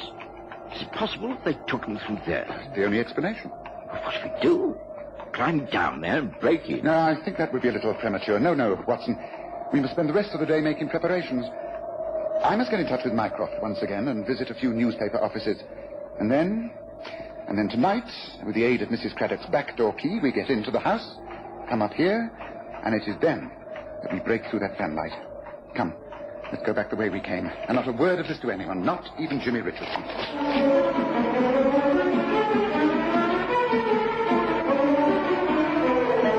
I was completely baffled by the rest of that day. When I saw Holmes, he was either hurrying in or out of our rooms at Baker Street. He seemed tireless. But I knew him well enough to recognize that he'd formed a theory and was working upon it. That evening, at about 9 o'clock, we once again took a cab and made our way to Spring Grove. The house we're about to burgle is owned by a Mr. Harold Kestrel, Watson. He works as head of the Essex Arsenal. Now, does that not mean something to you? I suppose well, frankly, no. The Essex Arsenal supplies government arms of various types on contract to the Defence Ministry. Now, surely there must be a connection with Kestrel and the Bishop's new invention. Yes, now that makes sense. Now, you may have noticed that I've been taking a great interest in the agony column of the newspapers. Do you remember one insertion? It read in the morning paper, "All is well with higher clergy, Seabird." Now, surely that can easily read, "All is well with Bishop Kestrel." Joe Holmes, that's clever. Thank you. And there was a reply to that insertion. It read, "Seabird, take care of clergy. Money ready. 2 J's. What, you think a ransom is about to be paid? No, I don't. Now, let me read you tonight's message. It is, "Clergy dangerously ill. Call 10 tonight. Knock 3 times with money and instructions. Seabird." Oh, heavens, you think you're about to kill a man? No, Watson. It's a trap. A trap I laid by myself. You see, I placed that insertion. If I'm right, we shall clear the whole matter up in just 1 hour. Here is St. Margaret's Avenue. Good. It won't be long now, Watson.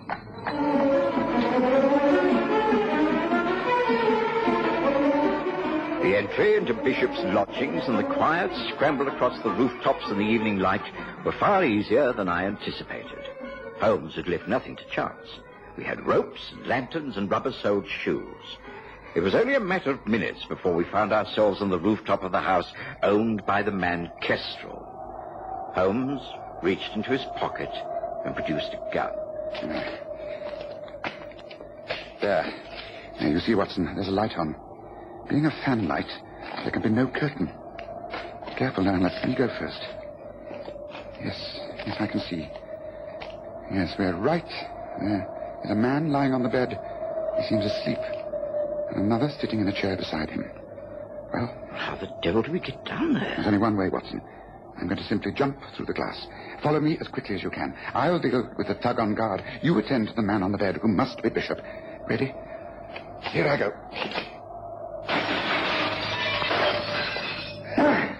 All right. Stand there with your hands over your head. Who are you? Now, what's this all about? Not to sound, or you're a dead man. Watson. It's all right, Holmes. I'm with you. Tend to Bishop. Very well. But this man's drugged, Holmes. He's still alive. And I can't wake him. Don't try. Wait. Listen.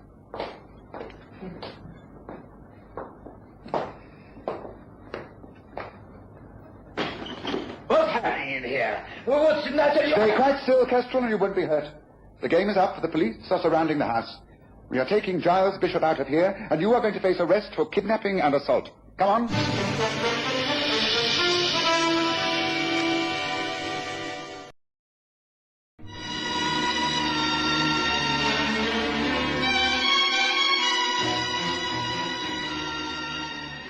After that, events happened at a remarkable speed. The man named Kestrel must have realized that he could not escape.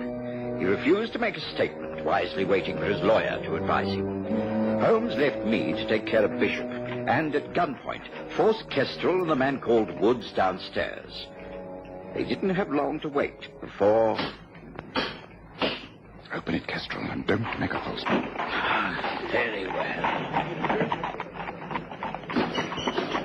Kestrel, what is it? What's wrong with Bishop? Why? We've caught the big fish at last. Come in, James Jules. Mycroft, bring the police in. The case is over. Well done, Sherlock. This way, man. This way. This way. Be careful. Back at our rooms, Holmes was able to add the final detail. It was all arranged by James Jules, the 2 J's of the advertisements. He was in need of money. He arranged a deal with Kestrel of the Essex Arsenal. He would renew the standing contracts for a certain sum. But then Bishop came up with this new invention, which, if the Defense Ministry were impressed by the demonstration, would alter all their contracts for arms. Bishop simply had to be kept out of the way until the business deals went through. Luckily, we were able to foil the kidnappers. The demonstration will take place as planned. And who knows, it could revolutionize the whole of this country's defenses. Let's hope so.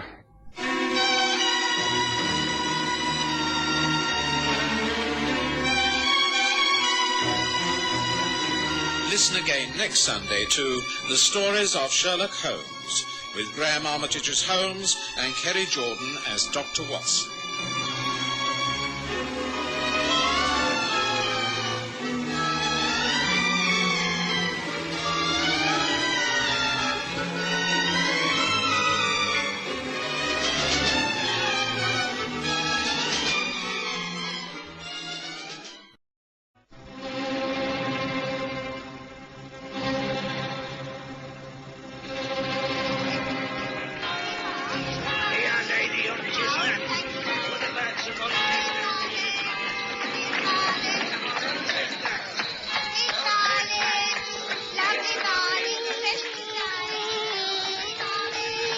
We present The Stories of Sherlock Holmes.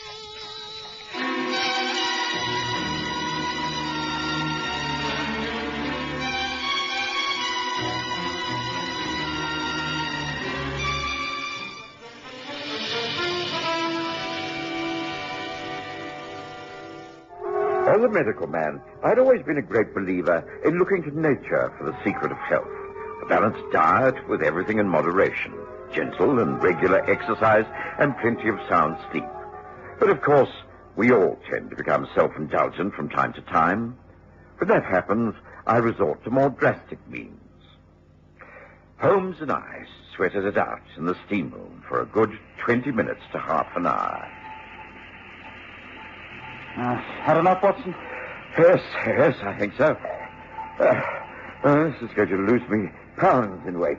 Well, it'll all go back on again quite soon. It's purely water weight. Come on, then. Let's have a shower in the next room and then a good massage. I don't want to spend all day in here. Right. Oh, where's my towel? Right. Come on.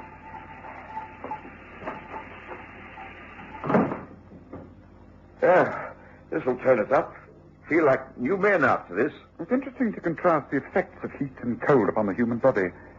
I suppose this would be quite the wrong thing for a man who was ill to do. Yes, well, it depends upon the illness. His heart was weak. Yes, I suppose so. Well, here goes. 2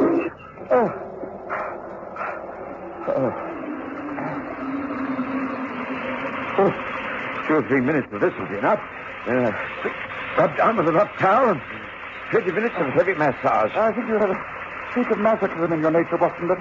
Well, I'll take your word for it. Yes. Yes, that's better. Feel fitter already.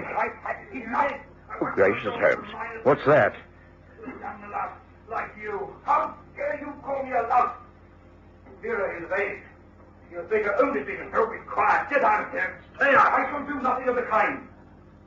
I have as much right to use these bars as you have. I come here regularly, and I shall continue to do so. And no stupid, mad old inventor is going to... I'm warning you, Ashby. I can't tolerate your persecution much longer. I don't want to persecute you. I want to ignore you. I find you interfering in any way. You what? Think a weak, feeble old fool like you can scare me? I'll find a way to make you pay for this. I'll kill you if you get the chance. It would be quite simple for me to put you out of your misery first. Why, gentlemen, please. There are other people in here. This is a respectable establishment. We can't allow personal quarrels to take place within these walls. Now, kindly dress and leave here as soon as possible. Very well. But I warn you, Kenyon, I won't tolerate much more of this. You'd better pull yourself together and be more reasonable, or you'll regret it. And you'd better mend your ways, and above all, stay away from my daughter. Common oaf. No good loafer. Only after her money, I know that. Now, that's enough, sir. I must ask you to leave. There are other clients waiting. Head that way out, please. Ah, good morning, Mr. Holmes. Dr. Watson. I'll be with you in a moment. Watson? Did you say Watson? Yes, a strange morning we are, meeting all the odd types in here. Remember me, Watson? Rex Kenyon, research department at Battersea Institution. Yes. Of course I do. Some years ago. I'd never have known you. You've changed so considerably. Oh, lost a bit of hair and slimmed down. On the other hand, you look portly and prosperous. Suppose you quacks always win, huh? Come out on top. The only people who can bury their mistakes, huh? Well, I can't waste more time in here. I'll be back next week. I'll leave your tip at the office. Goodbye, Watson. What an extremely unpleasant man. Yes, he always was, if I remember. Just make yourself comfortable on the massage tables, gentlemen. You first, Dr. Watson. Just relax, Mr. Holmes. Sleep, if you like. I should think sleeping in here is almost impossible. I don't know. Some people do. Back and shoulders first, Doctor. Who was that man, Watson? Rex Kenyon, did he say? Yes, that's right. I met him some while ago when I was doing some research at the same institute. He used to be a very clever scientist. Turned his attention to many inventions. Patents for dozens of things from steam pumps to vacuum flasks. Vacuum flasks? Yes, small portable flasks for carrying hot drinks. Doesn't seem to have caught on, or perhaps he can't find a firm to mass-produce them. He uses one himself. Brings in cold water to drink. I think it's largely laced with brandy. Rex Kenyon's a very complex man. Terrible temper, you must have heard. Who was the man he was arguing with? Young John Ashby. Another one with a foul temper. Apparently, Ashby's keen on Kenyon's daughter, causing untold trouble. They come here and raise Cain. No wonder you allow it. Oh, I have complained, and they've been warned that it's got to stop. We tried to persuade them to make different appointments, but each claims he was first in booking these hours. Oh, very trying. Well, I must say, I'm shocked at Kenyon's appearance. He looks dreadfully ill to me. Oh, can you concentrate on my right shoulder? I think I've a touch of fibrositis there. Yes, that's it. Yes, a bit of a knot here. Just under that old I wall. suppose the incident with Rex Kenyon would have been totally forgotten if we hadn't had a visitor a couple of days later. I came home in the afternoon to find Mrs. Hudson had just announced a young lady. Ah, Watson, back just the right time. This is Miss Vera Kenyon. She's come to see you and not me. Shall I leave you? Oh, please. Please, Mr. Holmes, please don't. The fact is, I would welcome your advice. Oh, what's it all about? Oh, do be seated. I assure you that we shall both help you if we can. Well, my father is Rex Kenyon. I believe you were acquainted with him some time ago. You met at the Raynor Steam Bars the other day. Yes, that's right. Well, I must say I'm surprised that he mentioned the fact to you. Well, it just came up when you were talking of ways of keeping healthy. And that is really why I've come to you, Dr. Watson. I'm quite convinced my father is very, very ill. He's a brilliant man, as you must know. He's been deteriorating in health quite rapidly. And it's affecting his whole personality. He will not go to a doctor. He hasn't any faith at all in the medical profession. And I'm worried to death about him. Yes, well, how do you think I can help? Well, you are the only doctor he even knows. Can you not call at our house, quite socially, and persuade him to let you examine him, advise him? If I thought it would succeed, I'd agree immediately. But it's quite clear that your father would not allow me to even talk about his health. You'd never consent to taking my advice, and it'd only cause an ugly scene. I imagine you find it difficult enough as it is. Becoming intolerable. I have no life of my own. Recently, I became engaged to a young man, John Ashby. I was forced to break off the engagement when father behaved like a madman, ranting and screaming and threatening to cut me off without a penny. I'm afraid John also has a bad temper. Between the two of them, I'm at my wit's end. I'm sorry, I really don't think I can help at all. What do you advise, Holmes? I should think a change of scenery for all concerned would be the best plan. Can you not persuade your father to take a short vacation, get away into the country, even for a few weeks? I have suggested this many times. He'll not hear of it. All he wishes to do is spend most of the day in his workshop attached to the house, drink at the public house, the Falcon, and visit the steam baths 3 times a week. It's the pattern of a total eccentric, but he will not break it. I cannot see what we could do to help. Mr. Holmes, if a visit by Dr. Watson to our home will anger Father, then can you not call? You're famed for your scientific approach to life. Surely you and Father could find something in common. Perhaps you might have an influence over him. I very much doubt it. If anything specific arises, I will most certainly call upon you, but like Watson at the moment, I don't see what good I can do. I'm sorry, but that's that.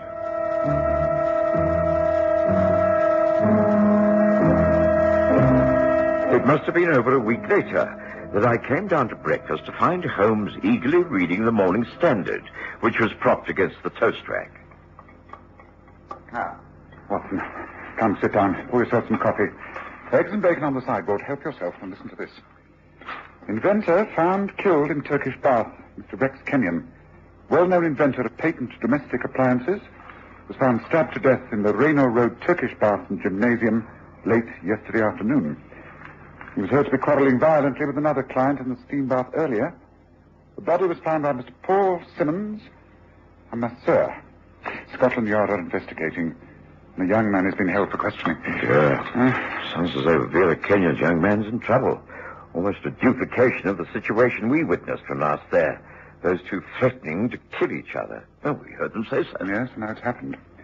Well, I said I would help Miss Kenyon if the need arose, and as it's clearly a case of murder... Ah, that may well be the lady herself.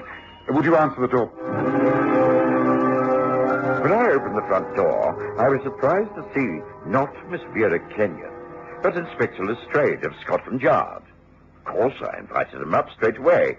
It seemed he had called about the matter we'd been discussing.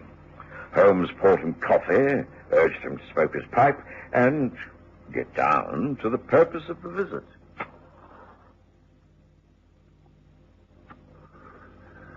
Oh, well, now, I see from the newspaper lying amongst the breakfast things that you've read of the death of Rex Kenyon in those Turkish bars. I believe you knew him. Well, Watson knew him slightly. I only saw him once in those very steam baths. Oh, we were actually expecting his daughter when you rang the bell. She came here to ask me if I could help her with her father. He was a very hot-tempered, eccentric man who led her a terrible dance. We witnessed a very ugly scene when we saw him on the occasion that Holmes has mentioned. He quarreled violently with the young man, John Ashby. I take it that they quarreled yet again, and that Ashby is the young man you're holding for questioning. We have done that. We were forced to release him. You're well informed. Oh, not nearly as much as I should like to be. Please, tell us more. Well, you're right. Kenyon and Ashby frequented those Turkish baths. They were continually meeting and always fighting. It seemed that yesterday afternoon at about 4 o'clock, they both arrived at the baths. They undressed in the changing room, and they entered the steam room. Rex Kenyon carried his refreshment flask as usual. They entered at different times and couldn't have been pleased to see each other. They were the only two people in this, the hottest room. It was only a matter of minutes before the masseurs waiting in the outer room heard them quarreling. You're a dirty hound. Now, one, shut up! Go to the devil! Stop hounding me, following me about. Follow you? Oh, I'd be only too pleased if I never saw you again, you old goat. You're a sneaky young blackguard. You'd like to see me dead, wouldn't you? Yes, I would. Then you'd try and desert my daughter's inheritance, you swine. Shut up, you old fool, or I'll make you... The argument continued for a few more minutes. Then John Ashby came out of the hot room and walked across to the headmaster, Atterbury. Oh, yes, we know Atterbury. Good man at his job. And I think a sound witness. He told me in great detail all that happened next. Mr. Ashby came straight out of the hot room and into our parlour. I saw him. He was naked, except for a towel round him. This he discarded when he lay face down on one of our benches and demanded a cold sponge treatment. I got to work on him straight away, hoping that the cold water would cool his temper, too. He's a powerful young man. I could tell he was still very angry. Some 10 minutes passed. No one came in or out of the bath during that time, I can swear to that. Then another client, stripped for the hot room, came through from the changing room and entered it. Well, seconds later, there was this dreadful scream. We all rushed forward. Rex Kenyon was lying on his back on a bench with blood still flowing from a wound over his heart. He was dead. Well, I closed the place up and sent for the police. Nothing was touched. No one allowed to dress or move until they arrived. And that's the whole story. And no weapon was found, either in the heat room, the showers, or your massage parlour. The local police made a thorough search. It's easy in a Turkish bath. The rooms are empty, save for benches and towels. There's simply no place where a weapon like a dagger or knife could be concealed. No windows to throw things out of, everything quite sealed in. Frankly, Inspector, I don't know what to make of it, but everything I've told you is the absolute truth. So that is the position. Well, it's baffling, Holmes. There's simply no murder weapon. Yet you suspect young Ashby. Will you arrest him? Oh, we should. Clearly he is the murderer. He threatened to kill Kenyon many times in front of witnesses. He was the only other one in that hot room. Kenyon and he were quarrelling. No one else could have done it. It has to be Ashby. Yet he came out after the quarrel, clad only in a towel, and instead of going back into the changing rooms, where he could have got rid of the murder weapon concealed under the towel, he stayed for a naked sponge down. Was there any blood on Ashby's towel? No, it was spotlessly clean, pure white. You see, it doesn't make sense. We know this young man is the murderer, and yet we simply can't prove it. It sounded just the sort of intricate puzzle that you so enjoy. That's why I came round here. What do you think, Holmes? Are you interested in working on the case? Well, as I promised to help Vera Kenyon, I'm more or less committed, am I not? Yes, I will give the matter my immediate attention. The first thing, of course, is a visit to the baths and an interview with the masseur, Atterbury. Yes. Might you come along, Watson?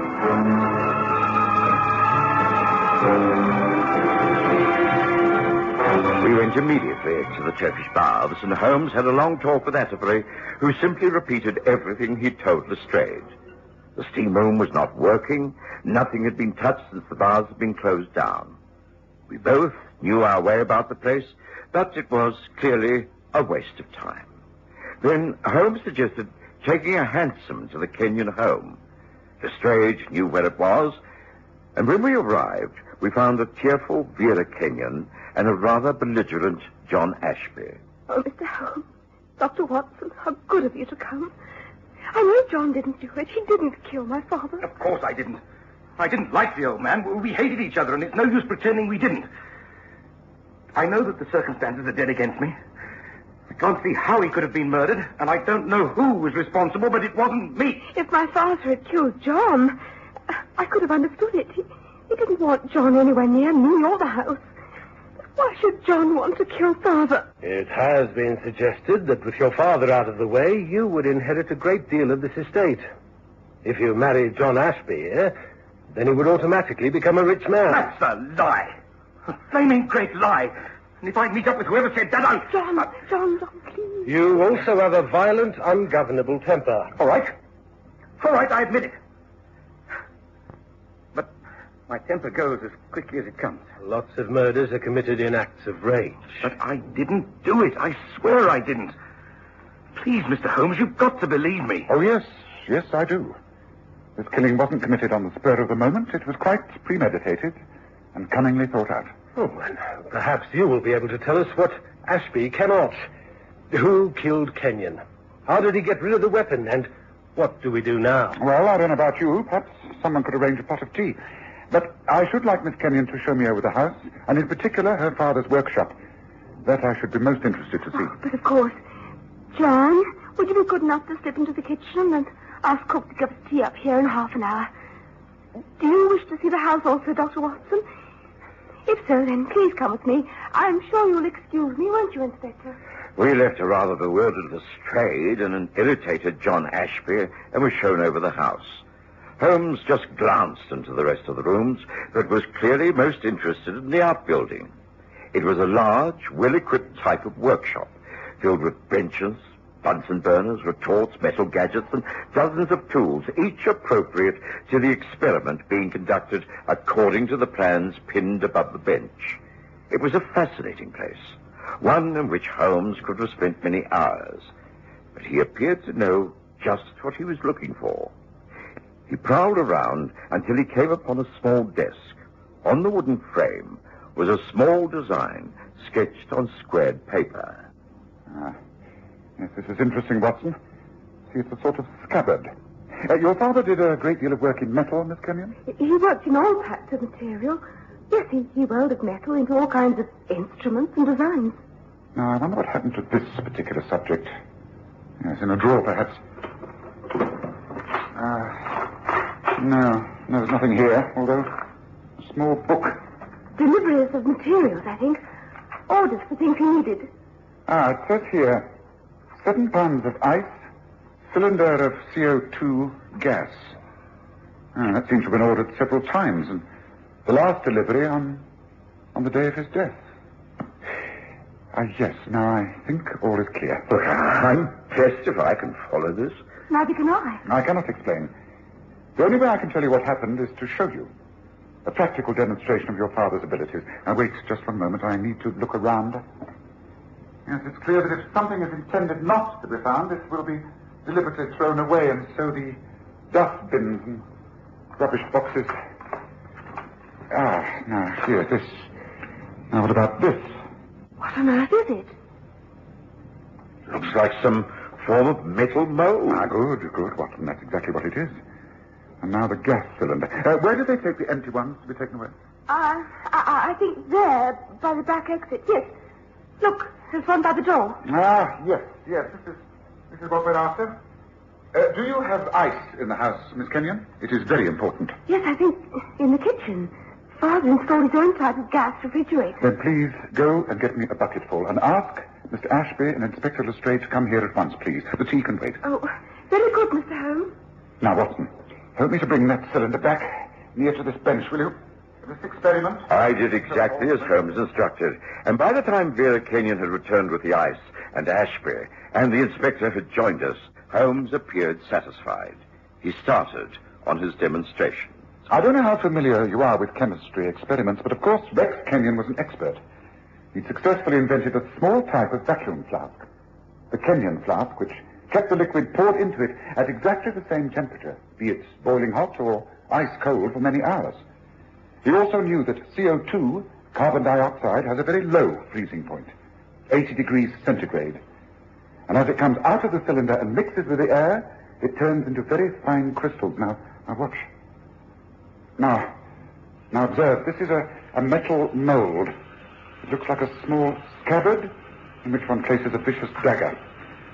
Now, this ice-cold material is forced into the mold, directed like this, and forced with ice to be compacted in. Now, notice that if I touch it, I shall virtually burn myself. So the reaction of the skin will be like that of a fierce flame. So, I use a block of ice which I can touch. Now, if that is left to assume the shape of the mold, and when solidified, taken out, what do we have? A perfect ice dagger. That is the weapon with which Rex Kenyon killed himself. It was not murder. It was suicide made to look like murder, and done so that another man's life should be forfeited. That's what this case is all about. It wasn't until we were back at Baker Street and I was mulling over all that Sherlock Holmes had demonstrated that the pieces of the jigsaw began to fit together. Kenyon used to turn up at the Turkish bath with a vacuum flask. It was the only other article than the towels that went into the hot steam room. I've often said, Watson, that when all the other possibles have been ruled out, what is left must be the answer. In this case, the only object that could be used as a weapon was the flask. Now, obviously, one could not stab a man to death with that, but with something concealed in the flask? Yes. When Kenyon was found dead with his chest wound still bleeding, the flask was on the floor. It was quite empty. So the contents of the flask. The ice dagger with which he delivered the fatal blow sank into his flesh. He collapsed, and within minutes, the intense heat of the room melted the ice. The murder weapon disappeared. And he died hoping that Ashby would be convicted of murder. But why, Holmes? I mean, why did he kill himself? I think as a medical man you can guess, Watson. You remarked that he looked desperately ill. I believe a post-mortem will show that he was suffering from an incurable disease, that he had only a few months to live. That's why he had to work quickly. Well, let's hope Lestrade realizes the truth, and the truth is the only answer.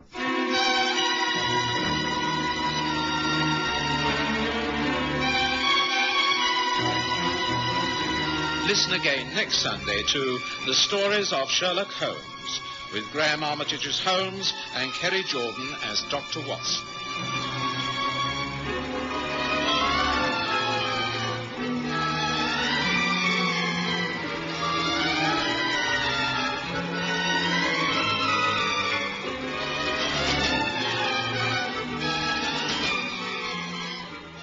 Watson has a medical practice to attend to.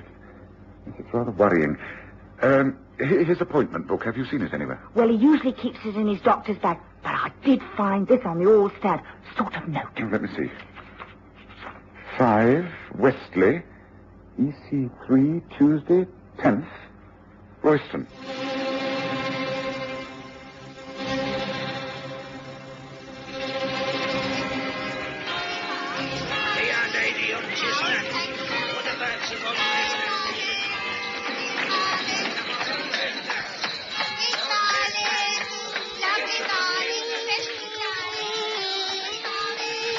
We present the stories of Sherlock Holmes.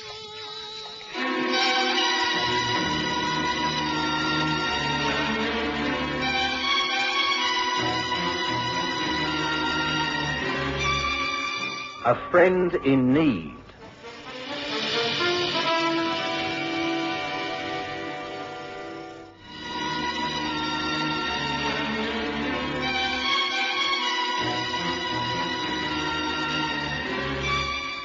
I was doing very nicely in my practice and thinking of going into partnership with an old medical colleague. His name was Royston.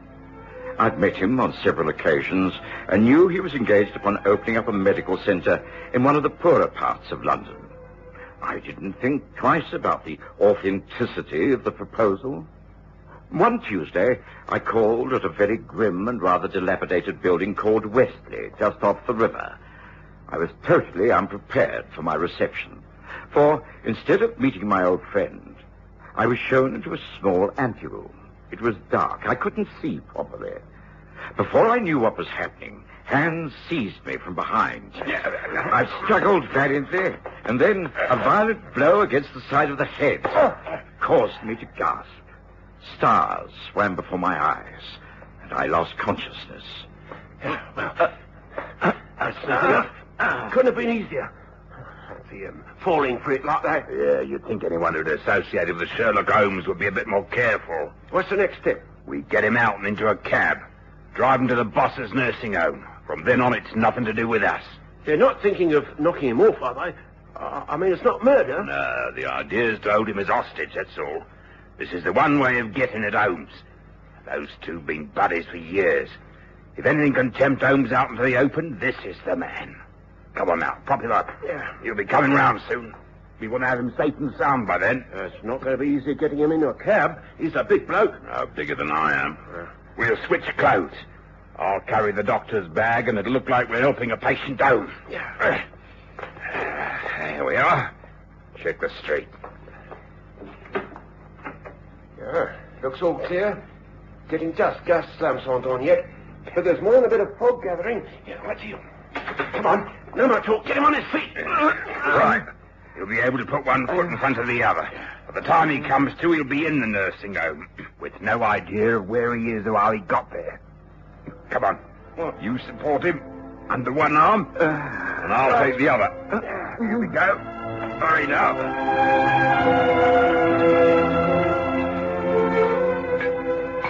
So that's the position, Lestrade. Watson is missing, and there's no trace. As you know, this is completely unlike him. I'm quite certain something's happened. He would never have remained silent if it had been possible for him to get a message to me. Might have met with an accident. Have you tried the hospital? Well, yes, of course. Watson's well known in most of the local hospitals. There's no report of anyone answering to his description being found. And what do you think it's all about? Well, I'm afraid I take it very seriously. This could be someone's way of getting at me. At the moment, there seems very little we can do except wait. But I should appreciate your help. Of course. Of course. Anything I can do. I need to carry out an investigation into a place in EC3. Now, all I have to go on is 2 names. One is Westley and the other is Royston. Now, these were scrawled on a note that Watson must have left by accident on the hall stand when he was putting on his coat. Can I have a couple of men and do a search of that river district? Of course. I'll do better than that. I'll even come along myself. What do you say to that?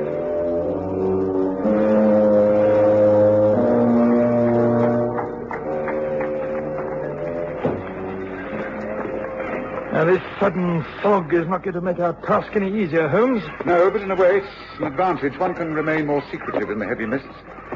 Look, I think we're on the right track. That large building over there. I have a shrewd idea that it's empty. And I think... Yes. Yes, look here, see by the light of my dark lantern. The street is Wesley. Now, that building will be number 5, and if it is, well, we're in luck. I might remind you that we don't have a search warrant. Oh, Lestrade, you're in plain clothes. I've no intention of letting your men swarm all over the building. Come on. I think there's bound to be a window open. I'll do the breaking and entering, and you can come in through the front door. Yes. That's a nice one.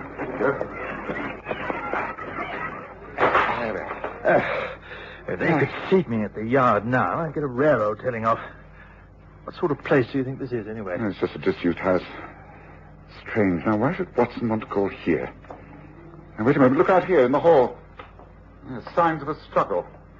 A chair knocked over, movement in the dust, and hold the lantern up. Yes, look, smudges of mud. Yes, here, down by the wall. That looks like blood to me. Yes, I'm afraid the good Watson got into quite a bit of trouble here. Do you see this? It hasn't rained in these parts for some days, and yet this is that grey type of mud that's found near the river. And imprinted in the mud are leaves and small particles of petals.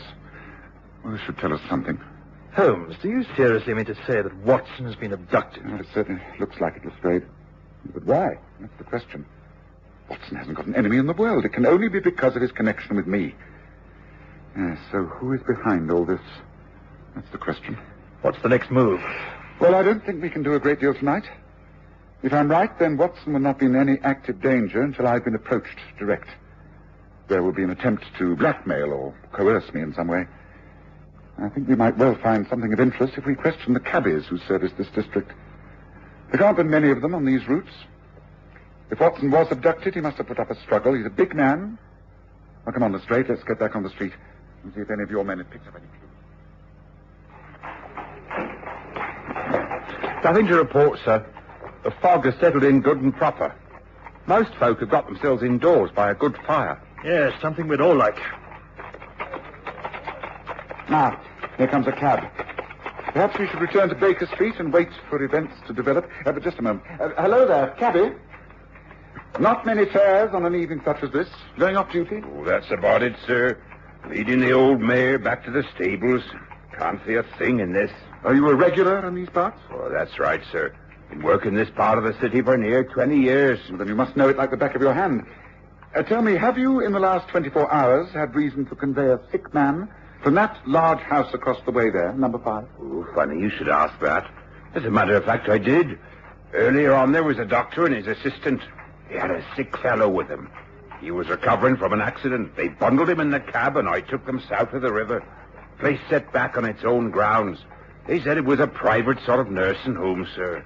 Why do you ask, sir? Well, because we're most interested in this accident. Look here, I know it's a foul night, and you're thinking of going home, but could you find your way to this so-called nursing home? Oh, yes, of course I could.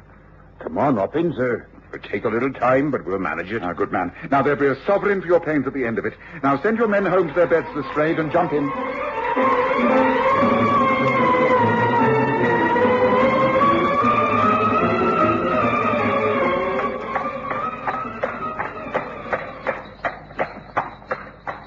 There you are, sirs.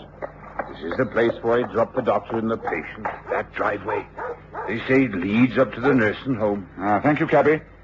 I think you can find this place again, Lestrade. Yes, certain I can. Quite easy. Right, well, that's what we're doing tonight. To attempt to enter there would be showing our hand and perhaps putting Watson in further danger. Well, I suggest that we now drive back to Baker Street. I shall be very surprised if the next move doesn't come from our adversaries. Whoever's behind this has thought it out extremely carefully. Right, Gabby, 221 Baker Street, and there's another sovereign for you if you can get us there before midnight.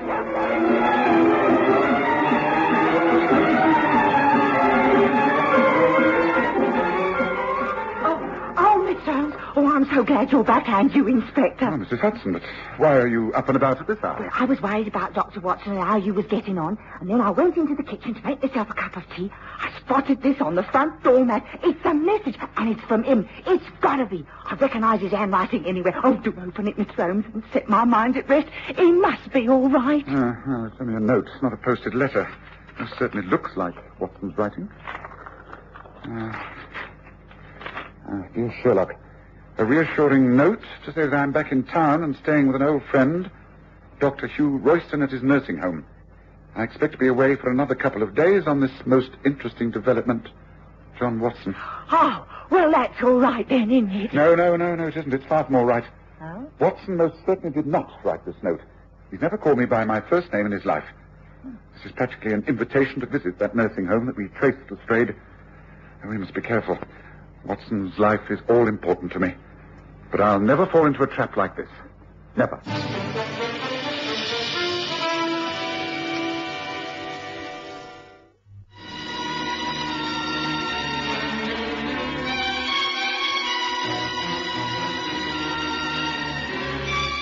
I had no idea where I was and knew better than to attempt to open my eyes.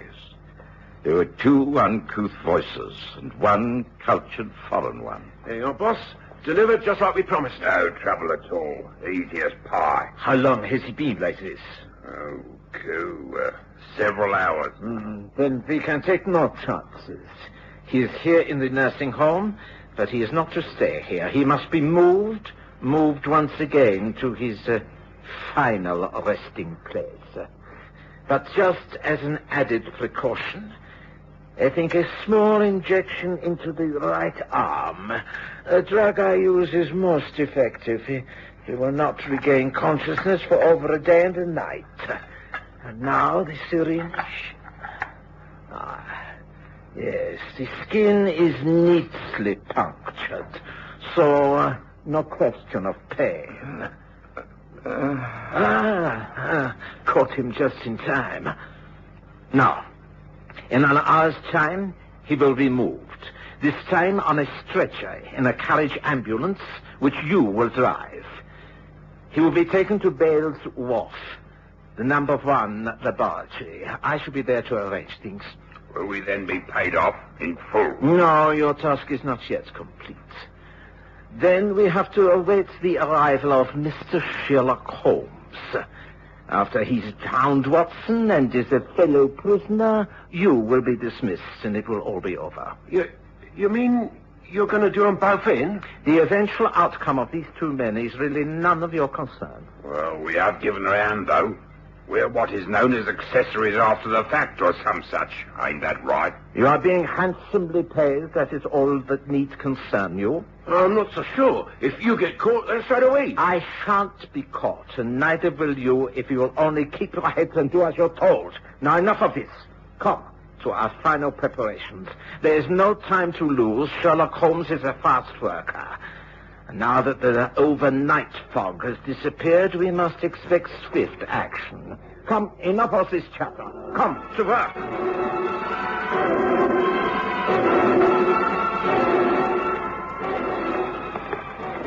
Yes, I'm sorry to behave so strangely this morning, Lestrade, but I believe this is more difficult than I thought. It's clear to me that Watson has been abducted for the sole reason of trapping me. I've therefore not rushed in, but taken things slowly. And the first essential is to establish the true identity of this man, Dr. Hugh Royston.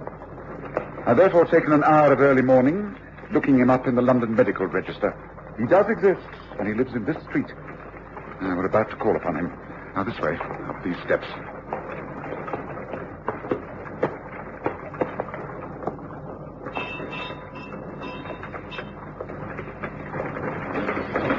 Yes, can I help you? My name is Sherlock Holmes, and this is Inspector Lestrade from Scotland Yard.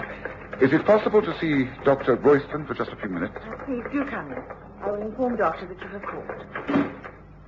Thank you. Excuse me. Well, this looks respectable enough, Holmes. Doesn't look much wrong here. No, I didn't think there would be. Would you like to come too, please? The doctor will see you now. Thank you. Sherlock Holmes, great pleasure to meet you. You're a great friend of John Watson's, isn't that so? Please, won't you be seated and tell me what I can do for you? It's Watson himself. He has disappeared.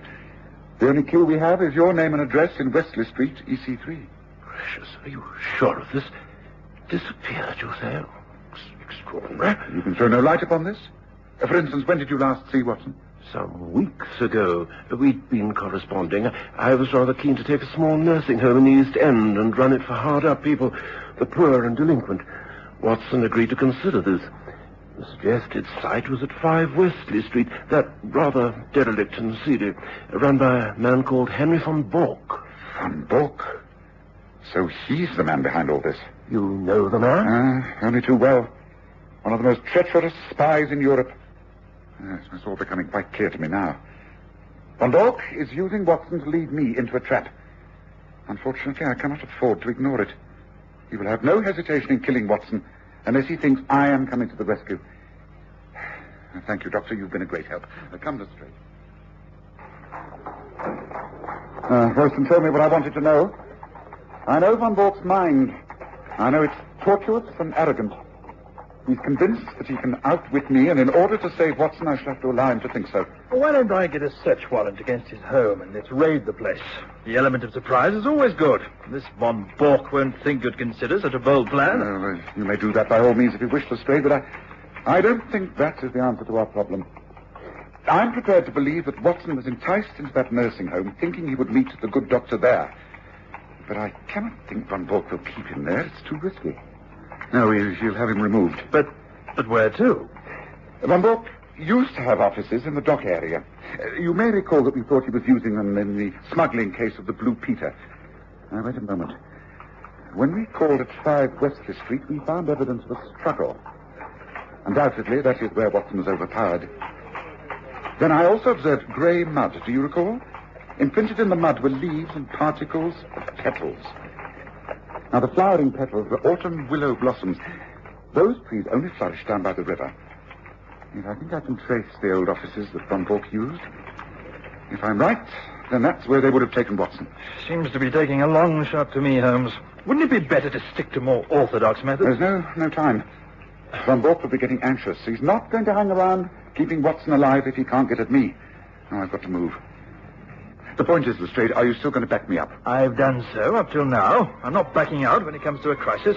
Lead on, Holmes. I'm with you. This is it, Lestrade. These are the offices. And I fancy Bork has been using them for experimental purposes. They have the appearance of being scientific laboratories. Doesn't look as though they're at all occupied.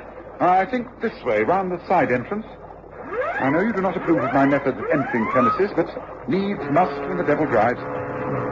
Watson's always said that the police were lucky that I didn't choose a career in crime. I should be rated with the best of them. Observe, I have a full set of burglar's tools with me now. For instance, this door, although made of steel and padlocked, presents no problems. Something tells me I'm going to regret this. If we're caught, it's demotion for me, no doubt of that. Oh, nonsense. Now, here, watch. Now, come on, let's take a look. Blessed if I can see why you think Watson should be shut away in a place like this. It's quite dark. There's just packing cases. The workrooms must be through there. Yes. Yes, this looks more like it. Fully equipped as a laboratory. Yes, we're on the right lines, all right. Look, wooden steps going down and footprints. Muddy footprints. Now, you see how staggered they are? Now, those are the sort of prints 2 men would make if they were carrying a stretcher. Come on, Lestrade. Now, here. Now, once our eyes grow accustomed to the dark, and Lestrade, I'm right. There, in the corner. It is a stretcher. And it is Watson. By Jove, you're right, Holmes. What devil? The door. The top of the stairs. It's closed. Caught, Holmes. Caught like a rat in a trap. I knew you would find Watson sooner or later. It all worked out as I planned. It is useless to think you can escape. And within 20 minutes you will both die. You'll see, for months I have been working on an explosive device which is triggered off by that iron bar door closing. 20 minutes, Holmes. Goodbye. What the devil? Holmes, we've fallen right into his hands. Explosive device. It must be here. Down by the stretcher. Look, Lestrade. Gun cotton, sulfuric acid, nitric acid. Look, help me to move, Watson. Right to the far corner. If there's only one chance, we must make our own explosive first. Quickly, Lestrade. Right over here, by the fence. Now, come on, give me a hand. The prepared cotton. It has to be 3 parts sulfuric acid to 1 part of nitric acid. It will burn without explosion on ignition. But it's laid up by that iron door. With percussion, it goes up at about 5 times the power of gunpowder. Holmes, do you really know what you're doing? Oh, I'd better get right to the straight. Well, this really is a triumph for Herr Bork. Now listen, do exactly as I say, and as swiftly as possible. Take this. Carefully now. Right. Now, here. Now get right back. Back by the far wall. Cover Watson with anything you can to protect him. The percussion, when I trigger off, should blow the gate outwards. If it does, then we are safe. We grab the stretcher, get up those stairs as quickly as possible. You ready? Yes, I'm ready. Right, I'm nearly there, well. Here goes. Now get down. We've done it. We've done it. Come on, come on.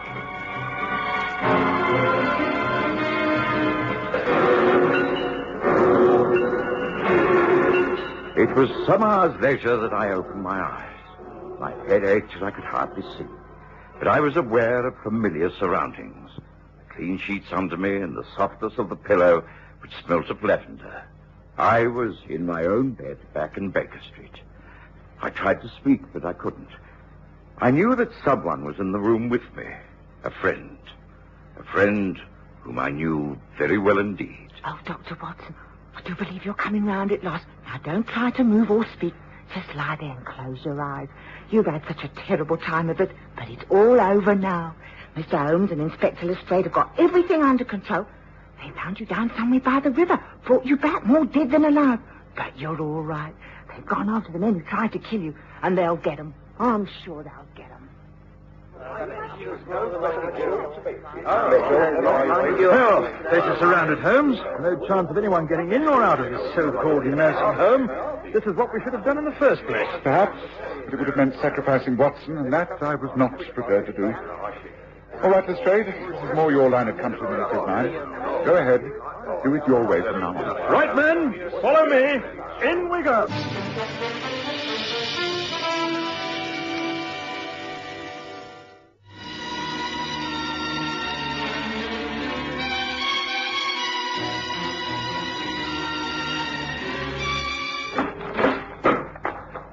Well, I'll be...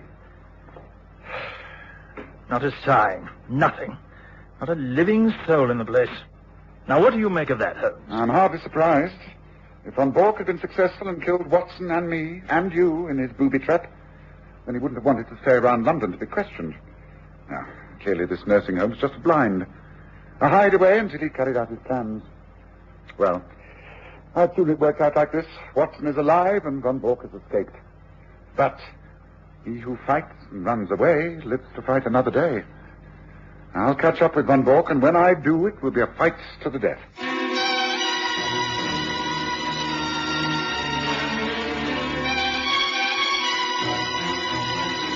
Listen again next Sunday to The Stories of Sherlock Holmes, with Graham Armitage as Holmes and Kerry Jordan as Dr. Watson.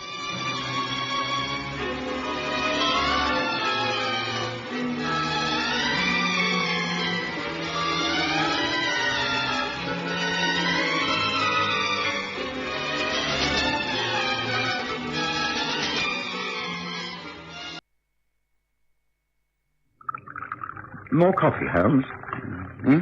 More coffee. Oh, no, thank you. I've had more than enough. Is there something troubling you? Something you've seen in the newspaper, perhaps? Yes, here, the disappearance of George Corrigan. Did you know the fellow? Yes, he was assistant librarian for a time at the Agnes Head Collection in Oxford. He helped me greatly the year I was researching 18th century maritime law. Well, he certainly tracked down a lot of information for me. Saved me hours of work. Well, you say he's disappeared. Yes, it says here... He was last seen walking into the Quaker meeting house near Waterloo Bridge. Since then, he's not been sighted. His wife, Ada Corrigan, is distraught.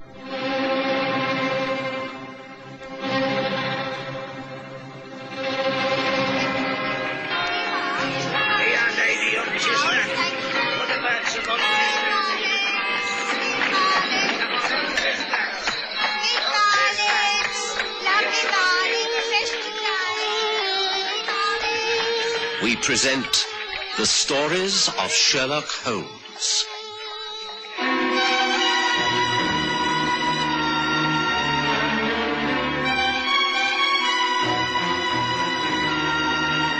The Vanishing Quaker.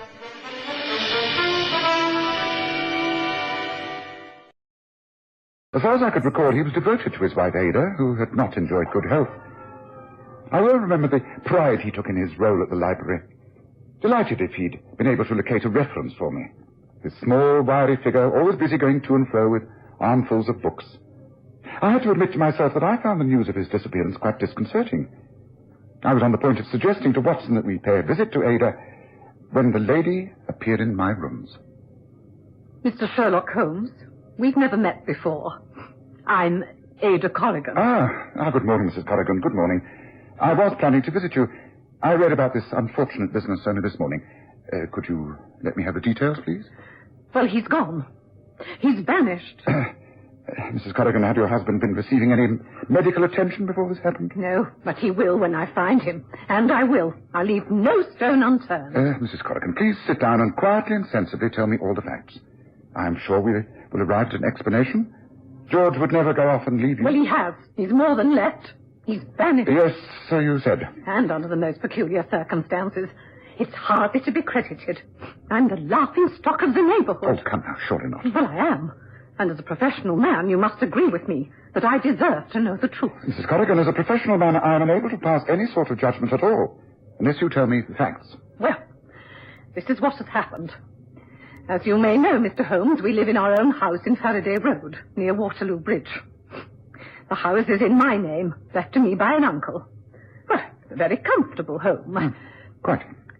Well, I suffer severely from ill health, and I rarely leave the house, just to do a little shopping and to attend church activities. George has to do the rest when he gets back from the office. I've always said that if the woman is ill... Mrs. Corrigan, please, try to get to the point. Which office? Where was George working? Well, they know nothing. They were the first people I went to speak to. It's an insurance office in Fenchurch Street. He's been a clerk there for a long time now. The last they saw of him was when he left, last Saturday. When did you last see him, Mrs. Corrigan? At the meeting house, of course. Really, Mrs. Corrigan, I must ask you to tell me the whole story. I cannot follow your reasoning. And I cannot help but feel that there must be a logical explanation to all there this. isn't. There isn't a logical explanation. Well, in the simplest possible language, I'll tell you what happened. George and I have been going to the Quaker meeting house for many years. And last Sunday, we left the house as usual. A carriage calls for us by regular appointment, and we arrive there always on the dot of 10:45. On rainy days, we give our maid Gwyneth a lift. I've always insisted that whoever works for us must share our fate. Quite. Well, Sunday was wet, so Gwyneth came with us. We attended the meeting together. No, Gwyneth was sitting at the back, of course. We met with Mr. Symes. He's one of the elders there. Afterwards, and we were standing at the front having a talk. Very good to see you looking so well, Mrs. Corrigan. Yes, thank you, Mr. Symes. One does one's best. But I do find the weather gets me down. Yes. Well, we must hope that it improves soon. It's been quite dreadful, I do agree. But you said in this morning's meeting that one weathers the storm in order to spread sunshine. We appreciated that, didn't we, George? Oh, yes, indeed, my dear. I thought it was wonderful, Mr. Symes. Thank you, Gwyneth. Gwyneth, Thank you. go outside and see if the rain stopped. Yes, ma'am. I'm afraid you'll find it's still raining, my dear lady. Pardon me for interrupting. I'm afraid I've left Ada's monthly meeting agenda. Excuse me, I'll just run off and fetch it. Excuse me, my dear. Oh, really, George, you're becoming so forgetful. I won't be a minute, dear. Oh, he'll forget his head one of these days. He's getting old, that's what it is. He's getting old. And that was the last time I ever saw George. You're saying he went back inside the Quaker meeting house to get a prayer book, and that's the last time you saw your husband? That is correct. Gwyneth and I stood waiting while the rain poured down, and George did not come back. In the end, Mr. Symes searched the whole place, but there wasn't a trace of him. We searched and searched. No one saw him leave the building, and he certainly wasn't inside. Did you check the other exits to the building? The only other door, the door out of the back of the meeting house, was locked. I see. Well, eventually Gwyneth and I gave up and went home.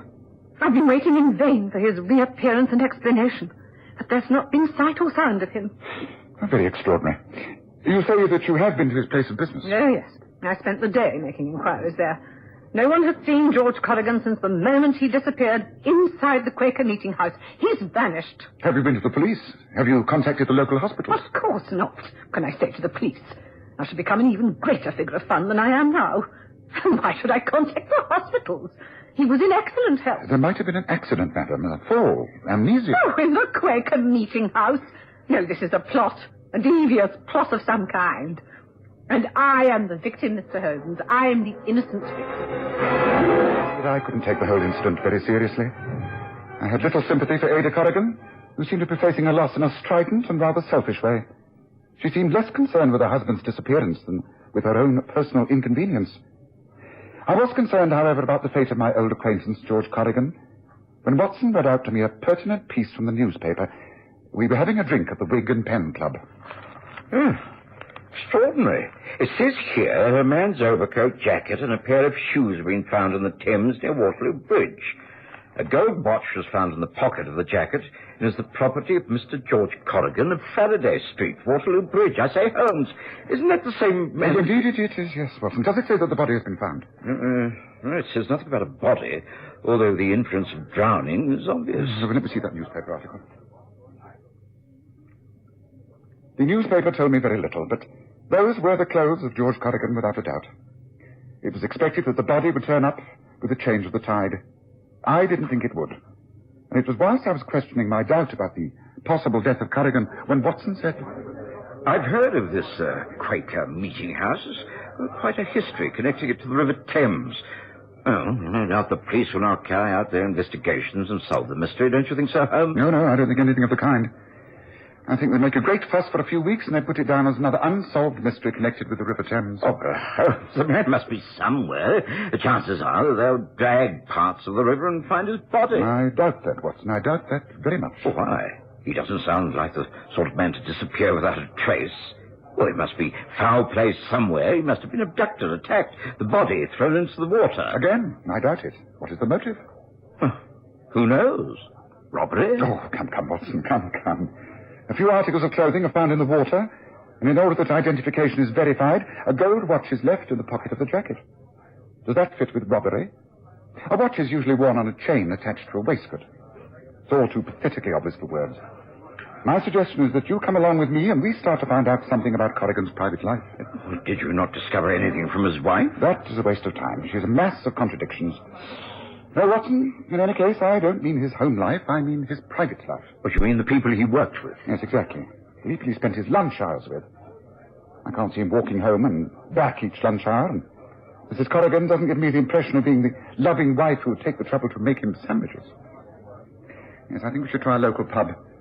The Red Cap is the most likely, on the corner of Paradise Row. Certainly, if you say so. Well, when would you like to go? Oh, there's no time like the present, my dear Watson. Let's finish our drinks and then take a cab to the Red Cap. I feel sure the local people will be eager to expand on the mystery. Oh, of course I knew him. Been coming in here regular for a long time. Funny sort of bloke, though. In what way? Well, sort of kept himself to himself, like, if you know what I mean. Well, in all this time he must have conversed with you, or perhaps you saw him bring a friend in here with him? Well, that's the funny part. He didn't seem to have no friends. And he never said much to me, neither, apart from the usual pleasantries about the weather or the cricket score, you know. No, he was definitely a dark horse, was that one. Oh, speaking of horses, there's a chap sitting over there that might be able to help you. There, the green table in the corner. It's Irish Mick, the bookie. Mr. Corrigan always had something to talk about with Irish Mick. I can't think what they had to talk about. George Corrigan hardly looked like a betting man. No, well, thank you very much. Come, Watson, let's move from the bar. Well, hello, Mick. I'm surprised to find you in this place. I thought you usually operate south of the river. Oh, hello there, Mr. Holmes. Nice to see you, sis, indeed. That's right about that one. South Ark used to be my pitch. That is up to about 18 months ago when I ran into a spot of trouble, you might say, sir. Oh, nothing serious, I suppose? Oh, not at all, Mr. Holmes, not at all. It's all been well looked after. Now I'm doing all right up here. Nice bunch of punters. I can't grumble. Talking of punters, Mick, I have 3 questions that I need direct answers to. All right. I promise you that none of this will go any further than myself. They concern George Corrigan. Fair enough, Mr. Holmes. I owe you. Now, what is it you want to know? Just how clever a punter was George Corrigan? How many years had he been backing the horses? And how much do you think he's won recently?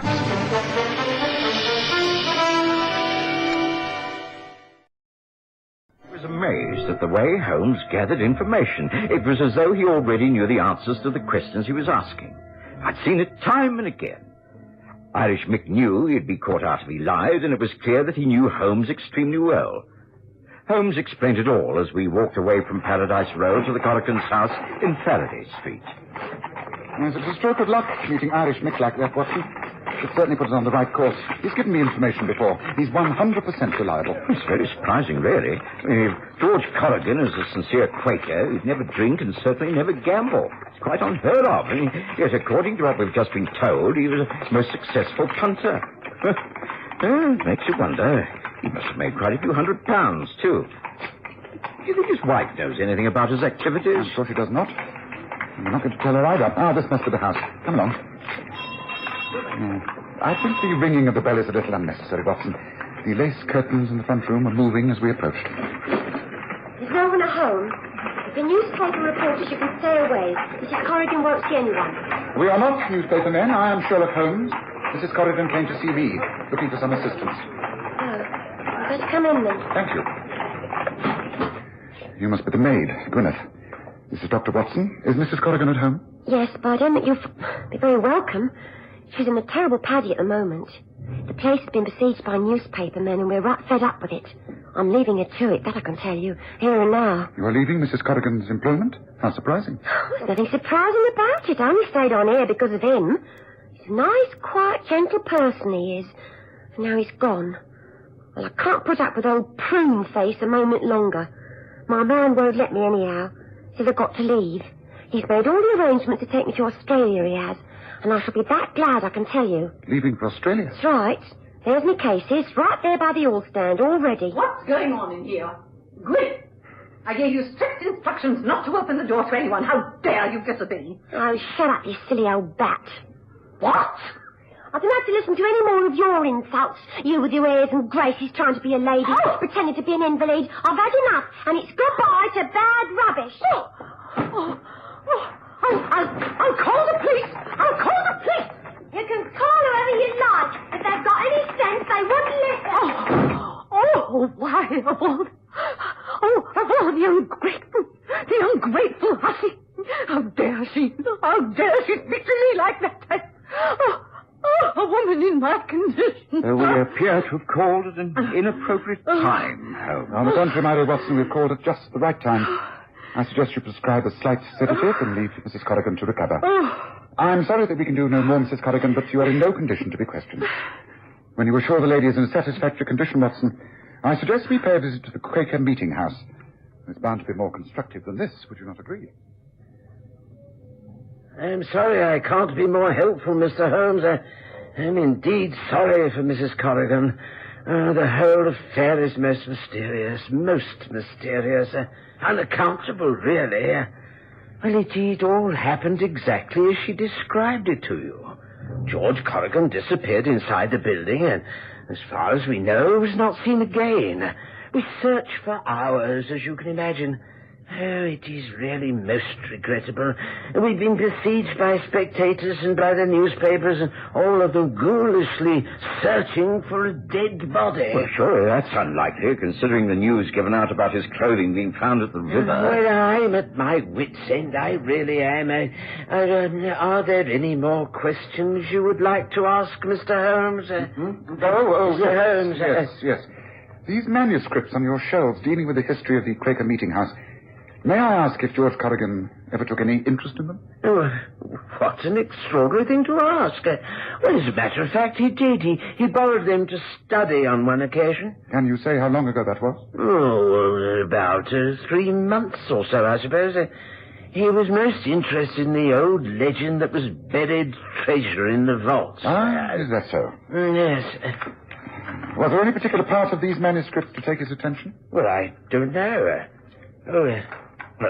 Those diagrams did, yes. He tried to puzzle out what they meant, but not without much success, of course. This diagram, may I please make a copy of it? Oh, gracious me, that is exactly what George Corgan did. Yeah. Then we're on the right lines, are we not? I think this is all I need. Thank you, Mr. Symes. We shall not be bothering you again. I take it that the building is open and we may go inside? Oh, yes, of course, anyone may. With luck, the sensation seekers will have gone by now. I trust so. Come, Watson. It's time we put an end to this fruitless search. Maybe like a series of meaningless lines, Holmes. What on earth does it mean? Notice the circle and the figures? A compass. Observe how it's all marked within the rectangle that is clearly this building, the old meeting house. See? The angles of direction. That means down these stone steps over there. Yes, they must lead under the building. Yes, well, that will just be the vaults. There'll be no way out. Yes, but nevertheless, we will follow the map. Remember, it's supposed to lead to buried treasure. Here's a candle in the niche here. That's it. All right. Right, now. Again, you consult the map. Here you see north is clearly marked. You see? And north facing indicates that wall over there. There's an arrow with 4 and another marking 5E. So, note the large paving stones. 4 from the north wall and 5 to the east brings us to... here. Oh, that's all very fine, but, well, there's nothing here. No, but there is a compass reading on the map. It has the figures 8 and 4. Yes. Try paces, Watson. 8 that way and then 4 along the wall. Very well. Right, well, this takes me to the wall, then along to this corridor. There's nothing here. Wait. Here there seems to be another niche similar to the one that held the candle. Feel inside and press. Press against the stone as heavily as you can. Right. I think something's moving. Wait. That's it. More. Holmes, look, there's an opening. Big enough to crawl through. Yeah, just as I thought. Come, follow me. This may be rather uncomfortable, but necessary. We may have to go on all fours, but I think I can say confidently that this is the way George Corrigan disappeared last Sunday, and it will lead to the river. Of that I have no doubt. Come, Watson, after me. I followed Holmes in what was one of the most uncomfortable endeavours I've ever experienced. Holmes, being thinner and fitter than I, was able to proceed quite nimbly on his hands and knees. I was less fortunate with my bulk, groping my way along the floor. Eventually, the passageway began to widen. We heard the dripping of water. A wide tunnel opened before us, and a glimmer of daylight at the end of it. Well, at least we can stand upright now. You all right, Watson? No, I've cramps and I'm covered with filth. Otherwise, I'm in splendid shape. Well, so much for the buried treasure. Oh, that must have been discovered centuries ago. But you must admit that passageway out is still most effective. Well, George Corrigan must have had a very good reason for choosing such an uncomfortable way to disappear. By the way, where does this lead? To the river, near the spot where his clothes were found, I presume. What do we do next, Holmes? Well, take a hansom to the docks at Tilbury. There we consult the dockmaster and ask to look at his shipping list. When I consulted last night's newspaper, there was a ship named the Star of Sydney. A word with her captain might solve all this. Daylight at last. Come, Watson. There's no time to lose.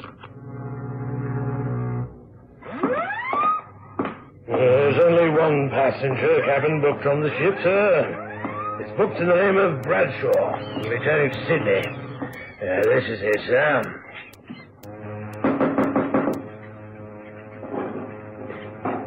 Yes. What is it, Captain? I specifically asked not to... Hello, George. May we come in? This is my colleague, Dr. Watson. Thank you, Captain, for your trouble. Very good, sir. You had better come in. Thank you. Well, George, we've gone to a great deal of trouble to find you. What does all this mean? How did you find out I was here? Have the police sent you? Has Ada sent you? You must not give me away. You mustn't. One thing at a time. How we found you is immaterial. Your wife knows nothing of this visit. Neither do the police. And providing you've committed no criminal act, then I see no reason why they should be told. Have you committed a crime, George? Something you are ashamed of? I'm only ashamed of living under Ada's thumb for all these years. The only crime I committed was to marry her for her money. I didn't even get that. I worked and slaved for her for nearly 20 years. And then I started to make a plan. I needed money. So you gambled, and you were a success? A few months ago, you hit a real jackpot, and that gave you enough to think about starting a new life in Australia. Is that not right? That is it, exactly. But I had tried to find some hidden treasure in the old Quaker meeting house. I thought that might give me the means of getting out of the country. But, of course, when I got there was nothing there. Only the escape route. And last Sunday, I did it. I did it, and I'm never going back to that old life. I'm free. Oh, Mr. Holmes, please keep my secret.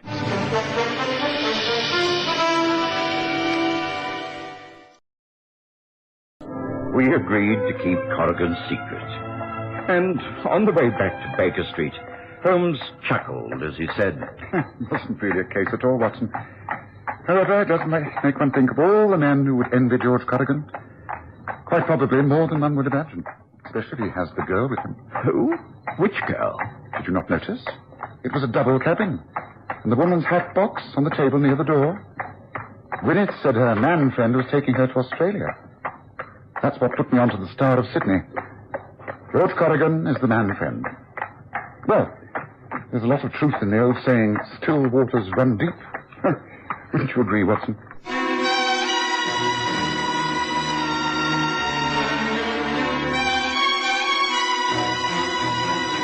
Listen again next Sunday to The Stories of Sherlock Holmes, with Graham Armitage as Holmes and Kerry Jordan as Dr. Watson.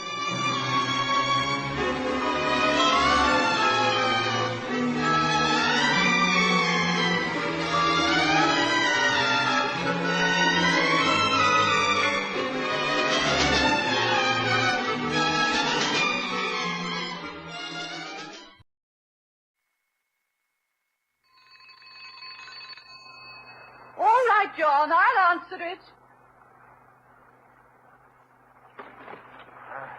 This is a home of Dr. Watson. Pleased to help. Oh, come in. Come in. These are not surgery hours, but the doctor is in. I'm sure he'll see you. Come in. Let me help you. John, dear, a patient. Please come quickly. Hurry, dear, hurry. I'm all right. Just to sit down. What is it? Oh, heavens, this man does look in bad shape. On the contrary, Watson, for a man of my years, I have never felt better. Oh, it can't Holmes, you've been dead for years.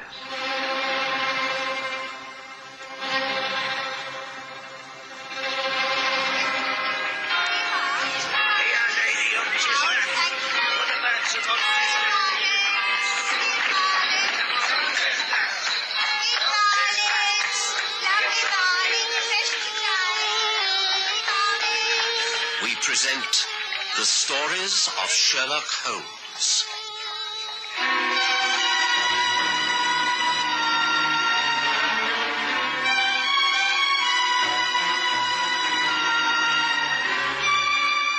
Tonight, his last star.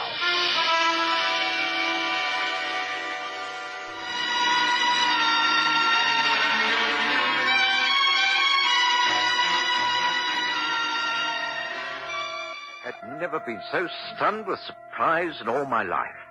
My wife, Mary, practically fainted. We simply couldn't believe our eyes.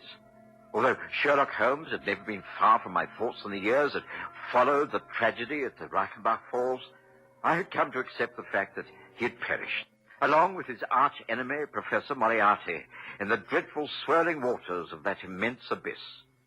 Yet, here he was, peeling off yet another of his many disguises, requesting permission to smoke his favorite pipe, sitting on the sofa in my sitting room, as though nothing had happened. He appeared a little older, perhaps a little thinner, but his voice was still incisive and unchanged. The years fell away. I have to apologize, both for this sudden shock and for the great time of silence, but both were necessary. But I have never believed that you were dead. Not for years. Mary's right. She kept faith longer than I did. But Holmes, surely the chasm, the young Swiss, Hans, he said I know. An explanation is required. It is essential. Well, the facts are these. Hans was mistaken. Moriarty and I did fall from the top ledge of the falls. We fell to the narrow pathway that leads up from that final ledge. I knew what Moriarty was intent upon. I could see the purpose in his eyes. He had given me permission to write a note of farewell to you before this final encounter.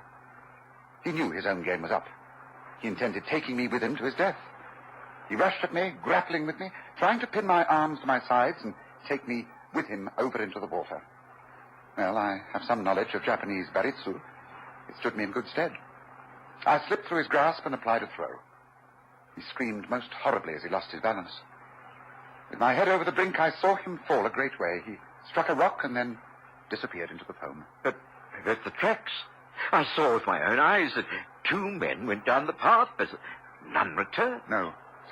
I think my brain has never worked more speedily.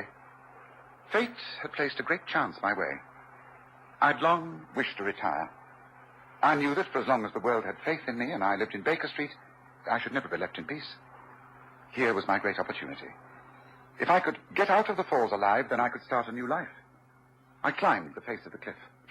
That's impossible. The face wall is sheer. Not quite.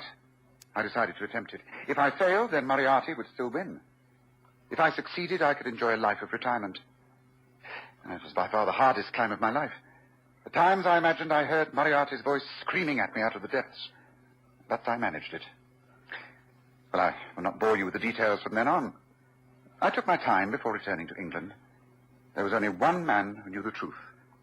My brother, Mycroft. Oh, Holmes, don't you think that you could have... It wasn't that I didn't trust you and Mary, Watson, but I preferred it this way. We would have been bound to have taken up our friendship again. Others would have found out. Mrs. Hudson, Lestrade. I simply could not afford to take that chance. I still think... I don't care, John. I don't care. Whatever Mr. Holmes says is all right as far as I'm concerned. I believe him, and I stand by him. I will remain silent about all this. Oh, I'm so pleased and relieved. Oh, dear. I don't know if I should laugh or cry. Oh, do neither, my dear. Why not go and brew us all a good strong pot of tea? I think that will do us all a power of good. Excellent suggestion. Oh, yes. Perhaps you're right, dear. That is a good idea. What a morning. What a wonderful, wonderful morning. Well, you seem to be well settled, Watson. The years have been kind to you. And Mary is unchanged. Yes, we have a lot to be thankful for. Oh, but now come, Holmes, to the second part of your explanation. Why now? Why suddenly, after all this time, have you come back into our lives? Good question. I made sure my retirement was complete. I lived the life of a hermit among my bees and books in a cosy cottage on the South Downs. But, through Mycroft, the only man who knew of my existence, I've been forced into action again. You see, Watson, this is 1914. And in the summer of this year, war will be declared. The greatest war this world has ever known. A world war. Oh, Holmes, you can't be serious. But there are always rumors of war, always quarrels with Ireland, arguments with Germany, disagreements with the French, but an open conflict? Oh, never. How I wish you were right. But the Kaiser has already made his plans. You'd be amazed if you knew how riddled this country is with German spies. It is inevitable, Watson. And that's why for some months now I've been engaged in counter-espionage. I can tell you that at this moment, two gentlemen are engaged in a most important conversation in the garden of a large mansion just south of this city. One is known as von Bork, a remarkable man, the most devoted of the Kaiser's agents. His companion is Baron von Herrling, the chief secretary of the German legation in this country. Now, they are putting the finishing touches to a plan that is the culmination of von Bork's work over the years. So far as I can judge the trend of events, you should be back in Berlin within the week. You will be surprised at the welcome that awaits you. Your work in this country is most highly thought of. Oh, the English are easy to deceive. I have achieved everything simply because I am a born sportsman. It is not a pose. I hunt with the English squires. I play polo. I match them at it every game. I box against the young army officers and sail against their best yachtsmen. What is the result? No one takes me seriously. Quite a decent fellow for a German, you know, old boy. And all the time in this quiet country house of yours lives the most astute Secret Service man in Europe. You are a genius, my dear von Bork. You flatter me, Baron, but I certainly make claims that my 4 years in this country have not been unproductive. I have never shown you my little store, have I? No. Would you mind stepping this way for a moment? Certainly. After you, Baron. Dankeschön. I must, of course, claim protection from the embassy for the important papers that I shall be taking with me. Oh, naturally. You have already been booked in the embassy entourage. There will be no difficulty for you or your baggage. Of course, it is just possible that none of us will have to go. England may leave France to her fate when we start to march. There's no binding treaty between them. There is a definite treaty with Belgium. England will honor that. England is not ready for war. We are.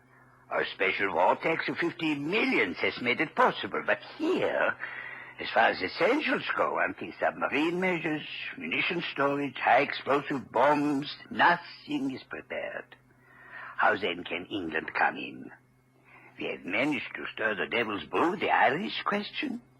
All England's thoughts are centered at home. She must think of her future. Yes, that is another matter. Mr. John Bull must decide whether to fight with his so-called allies or without them. But fight Germany, she must. This is a week of destiny. But come, you were speaking of your papers. Indeed I was. Here.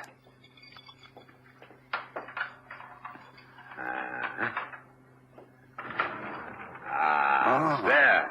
See, the safe is opened. And here, in neat files. See? Harbor defenses, aeroplanes, Ireland, Egypt, all under their headings. Portsmouth forts, the Channel. Each file is filled with papers and plans. Brilliant.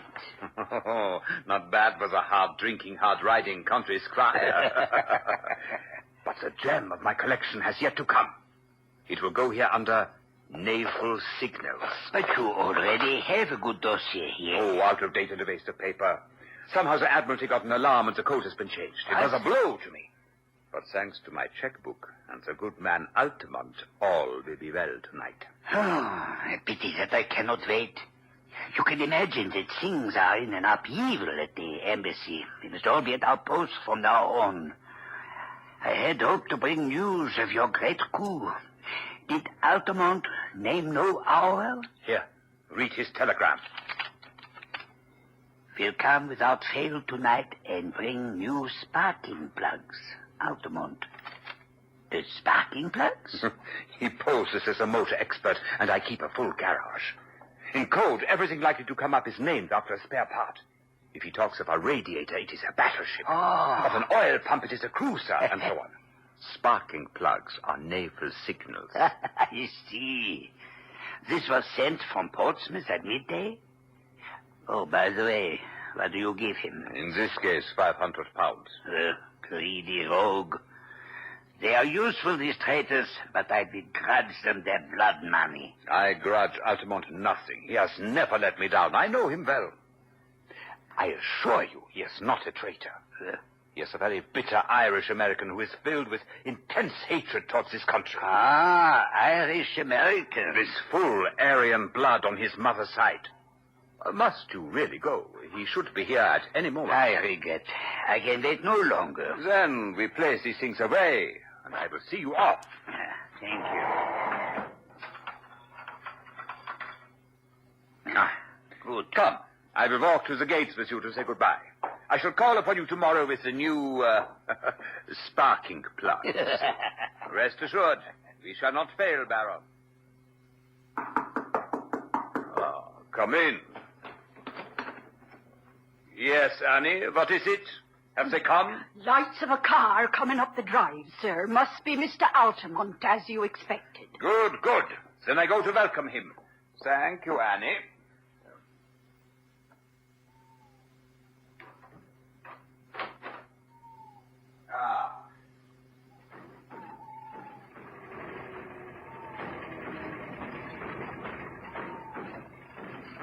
Well, just fine, Smith. Staying way behind the wheel, huh? Yeah, just so you say, Governor. Welcome, Altamont. I grew tired of waiting. Please do come in. Sorry, you got kind of held up.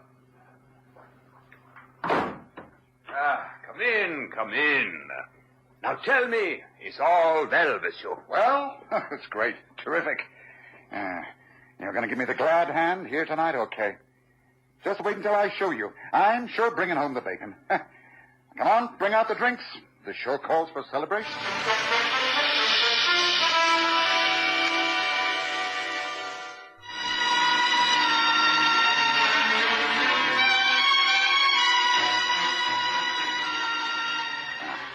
Here's mud in your eye.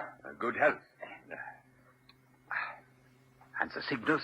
Just as I promised. Every last one. Semaphore, lamp code, Marconi. Copy, mind you, not the original. That'd be too dangerous. But it's the real McCoy. You can lay to that. Well, of course, a copy is better than the original. If an original were missing, they would change the whole thing. Now, let's see. Say, you don't mean to tell me you keep your secret papers in that? Why not? Gee, a wide-open contraption like that, why, a Yankee crook could be through that with a can opener. It would pass through any crook to force that safe.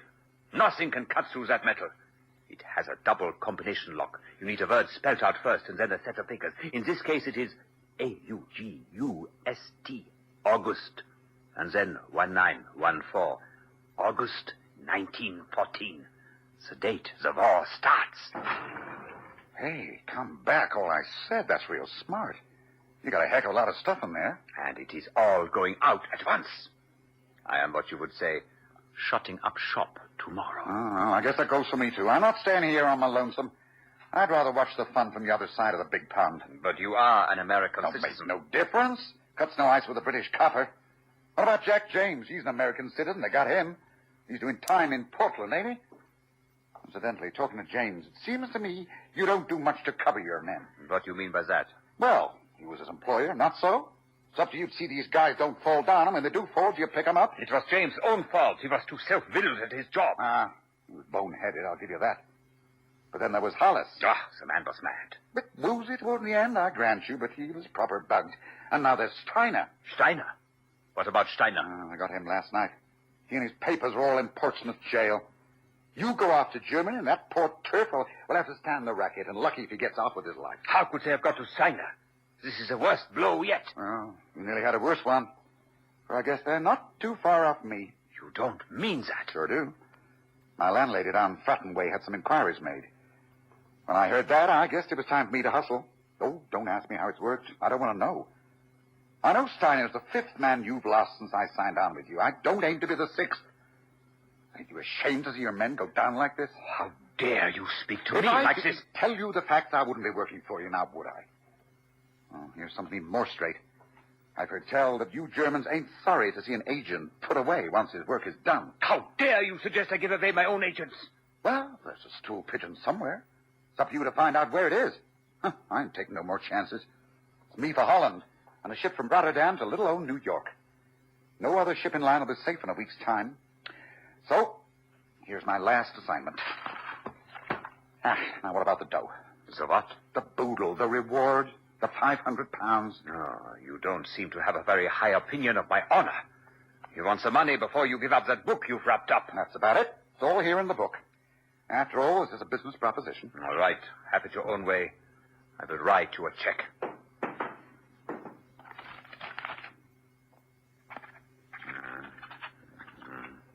Here we are. This should be sufficient. Now place the book down there on the desk. After all, I don't see why I should trust you any more than you trust me. There. There is the check on the table. Now let me examine the contents of your parcel. I claim the right before you take the money.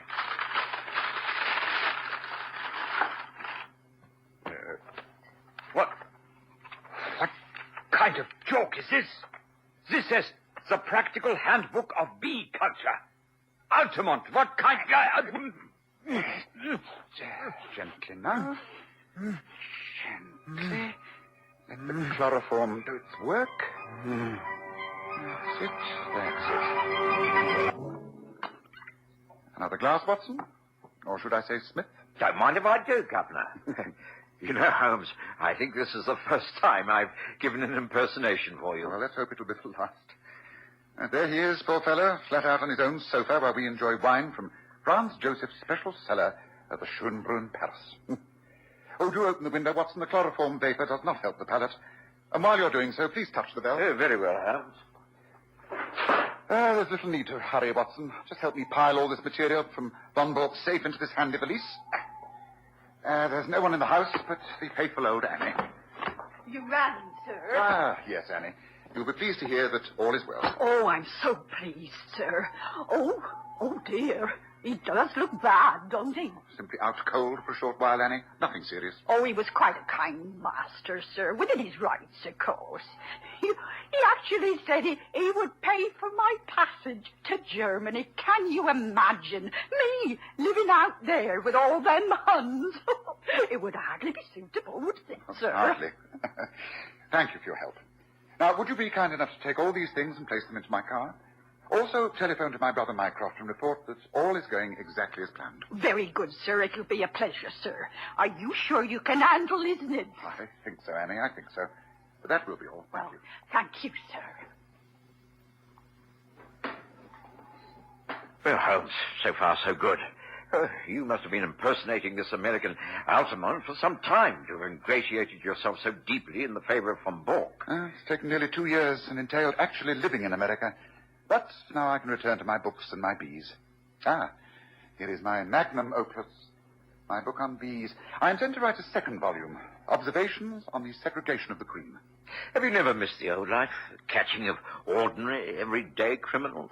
Not really. The passing of Moriarty, I rather lost interest. It was only when the Prime Minister himself appealed to me, through Mycroft, to enter the game again and tackle this gentleman Von Bork, that I felt any enthusiasm. Von Bork is a superb spy. He matched the English in everything. That's why I assumed the role of an Irish-American and was persuaded to join his team. Since then, I've managed to make most of his plans go subtly wrong, and I've placed 5 of his top men in prison. I heard that. I heard what you said, Altamont. Good. Because you, Herr Von Bork, will be the 6th bird in the cage. I shall get level with you, Altamont. If it takes me all my life, I shall get level with you. That was the favorite remark of the late, but far from lamented, Professor Moriarty. Colonel Sebastian Moran was also known to have muttered it. Damn you, Altamont, for a double-dyed traitor. I am no traitor. Neither am I Altamont. Surely my speech now shows you that I am not an American.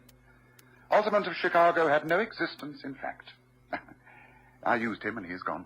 Then, who are you? It's really immaterial to you, Herr Von Bork. But I've had dealings with you and your kind. It was I who brought about the separation of Irene Adler and the late King of Bohemia. I also saved from murder Count von Grafenstein, your mother's elder brother. It was I... There is only one man. You are Sherlock Holmes. But they told me you died years ago. The High Command... It never does to believe the High Command. Now, if you'll be so kind, we shall take you to the car and then to Scotland Yard. You are not the police. You have no right under British law to threaten me and abduct me.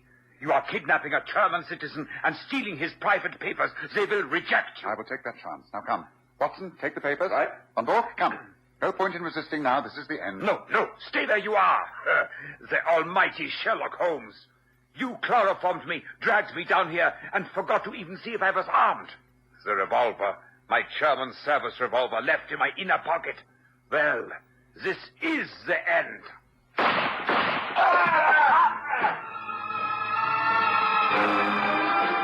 Are you all right, Watson? Yes. Yes, I think so.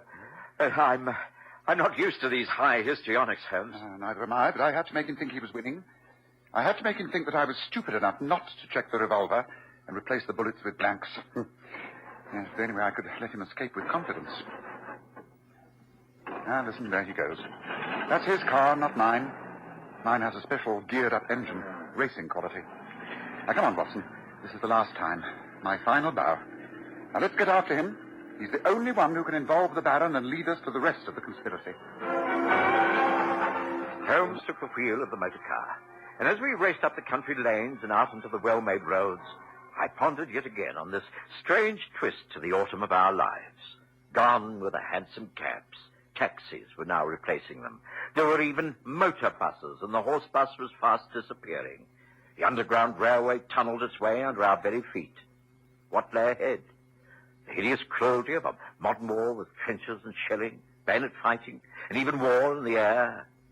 It seemed that a curse of the Almighty hung heavy over a degenerate world, and there was a feeling of doom in the sultry and stagnant air.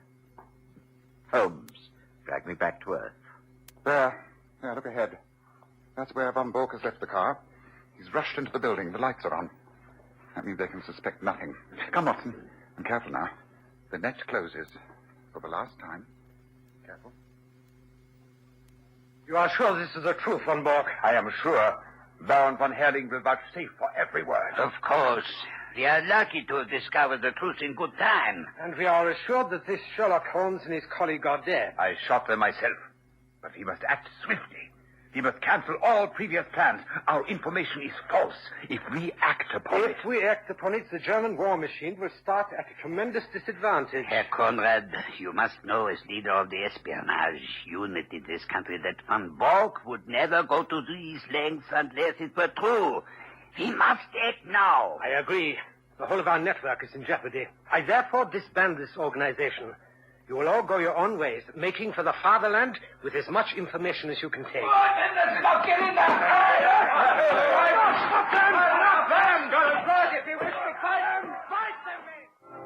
Well, Watson, my true friend, let us stand here on the terrace for a few minutes. This may be the last quiet talk we shall ever have. I know. It saddens me, Holmes. I remember so much of the past.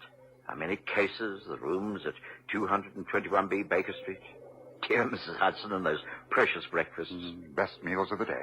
The pipes we smoked before the fire, the fogs, the endless journeys in hansom cabs, the arguments with Lestrade, the agony columns in the newspapers. Oh, dear. Is it really over? Yes, it's over. The whole era is over. But we've ended it effectively as far as you and I are concerned. We have beaten the most ruthless spy organization this country has ever known. It won't prevent the war that is upon us, but after the war, perhaps because of our small efforts, a cleaner, better, stronger land will lie in the sunshine after the storm has cleared. Let us hope so, Watson. Let us hope so.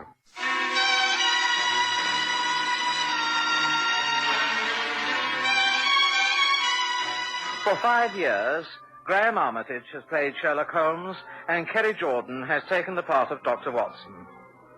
And the series was written and produced by Dennis Folbig.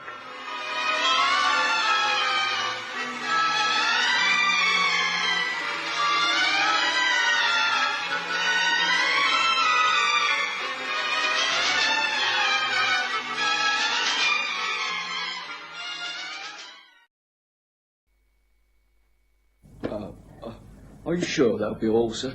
Oh, yes, thank you, Gilpin. I shan't want anything more. Oh, by the way, how's your wife? Is she recovering from the operation? Well, I'm happy to say there's progress, but it will be a long job, sir. Yes, yeah. Buy her something with this. Cheer her up. Oh, thank you, sir. You're most kind. I do appreciate it. Oh, that's all right. I hope things go well for you. Good night, Gilpin. Good night, sir.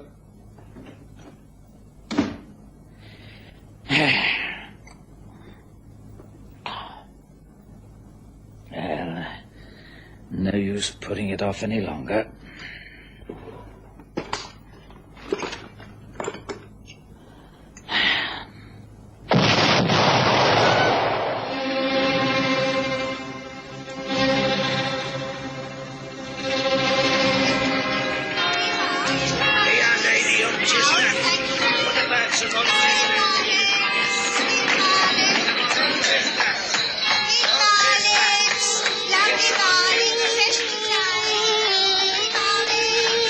present The Stories of Sherlock Holmes.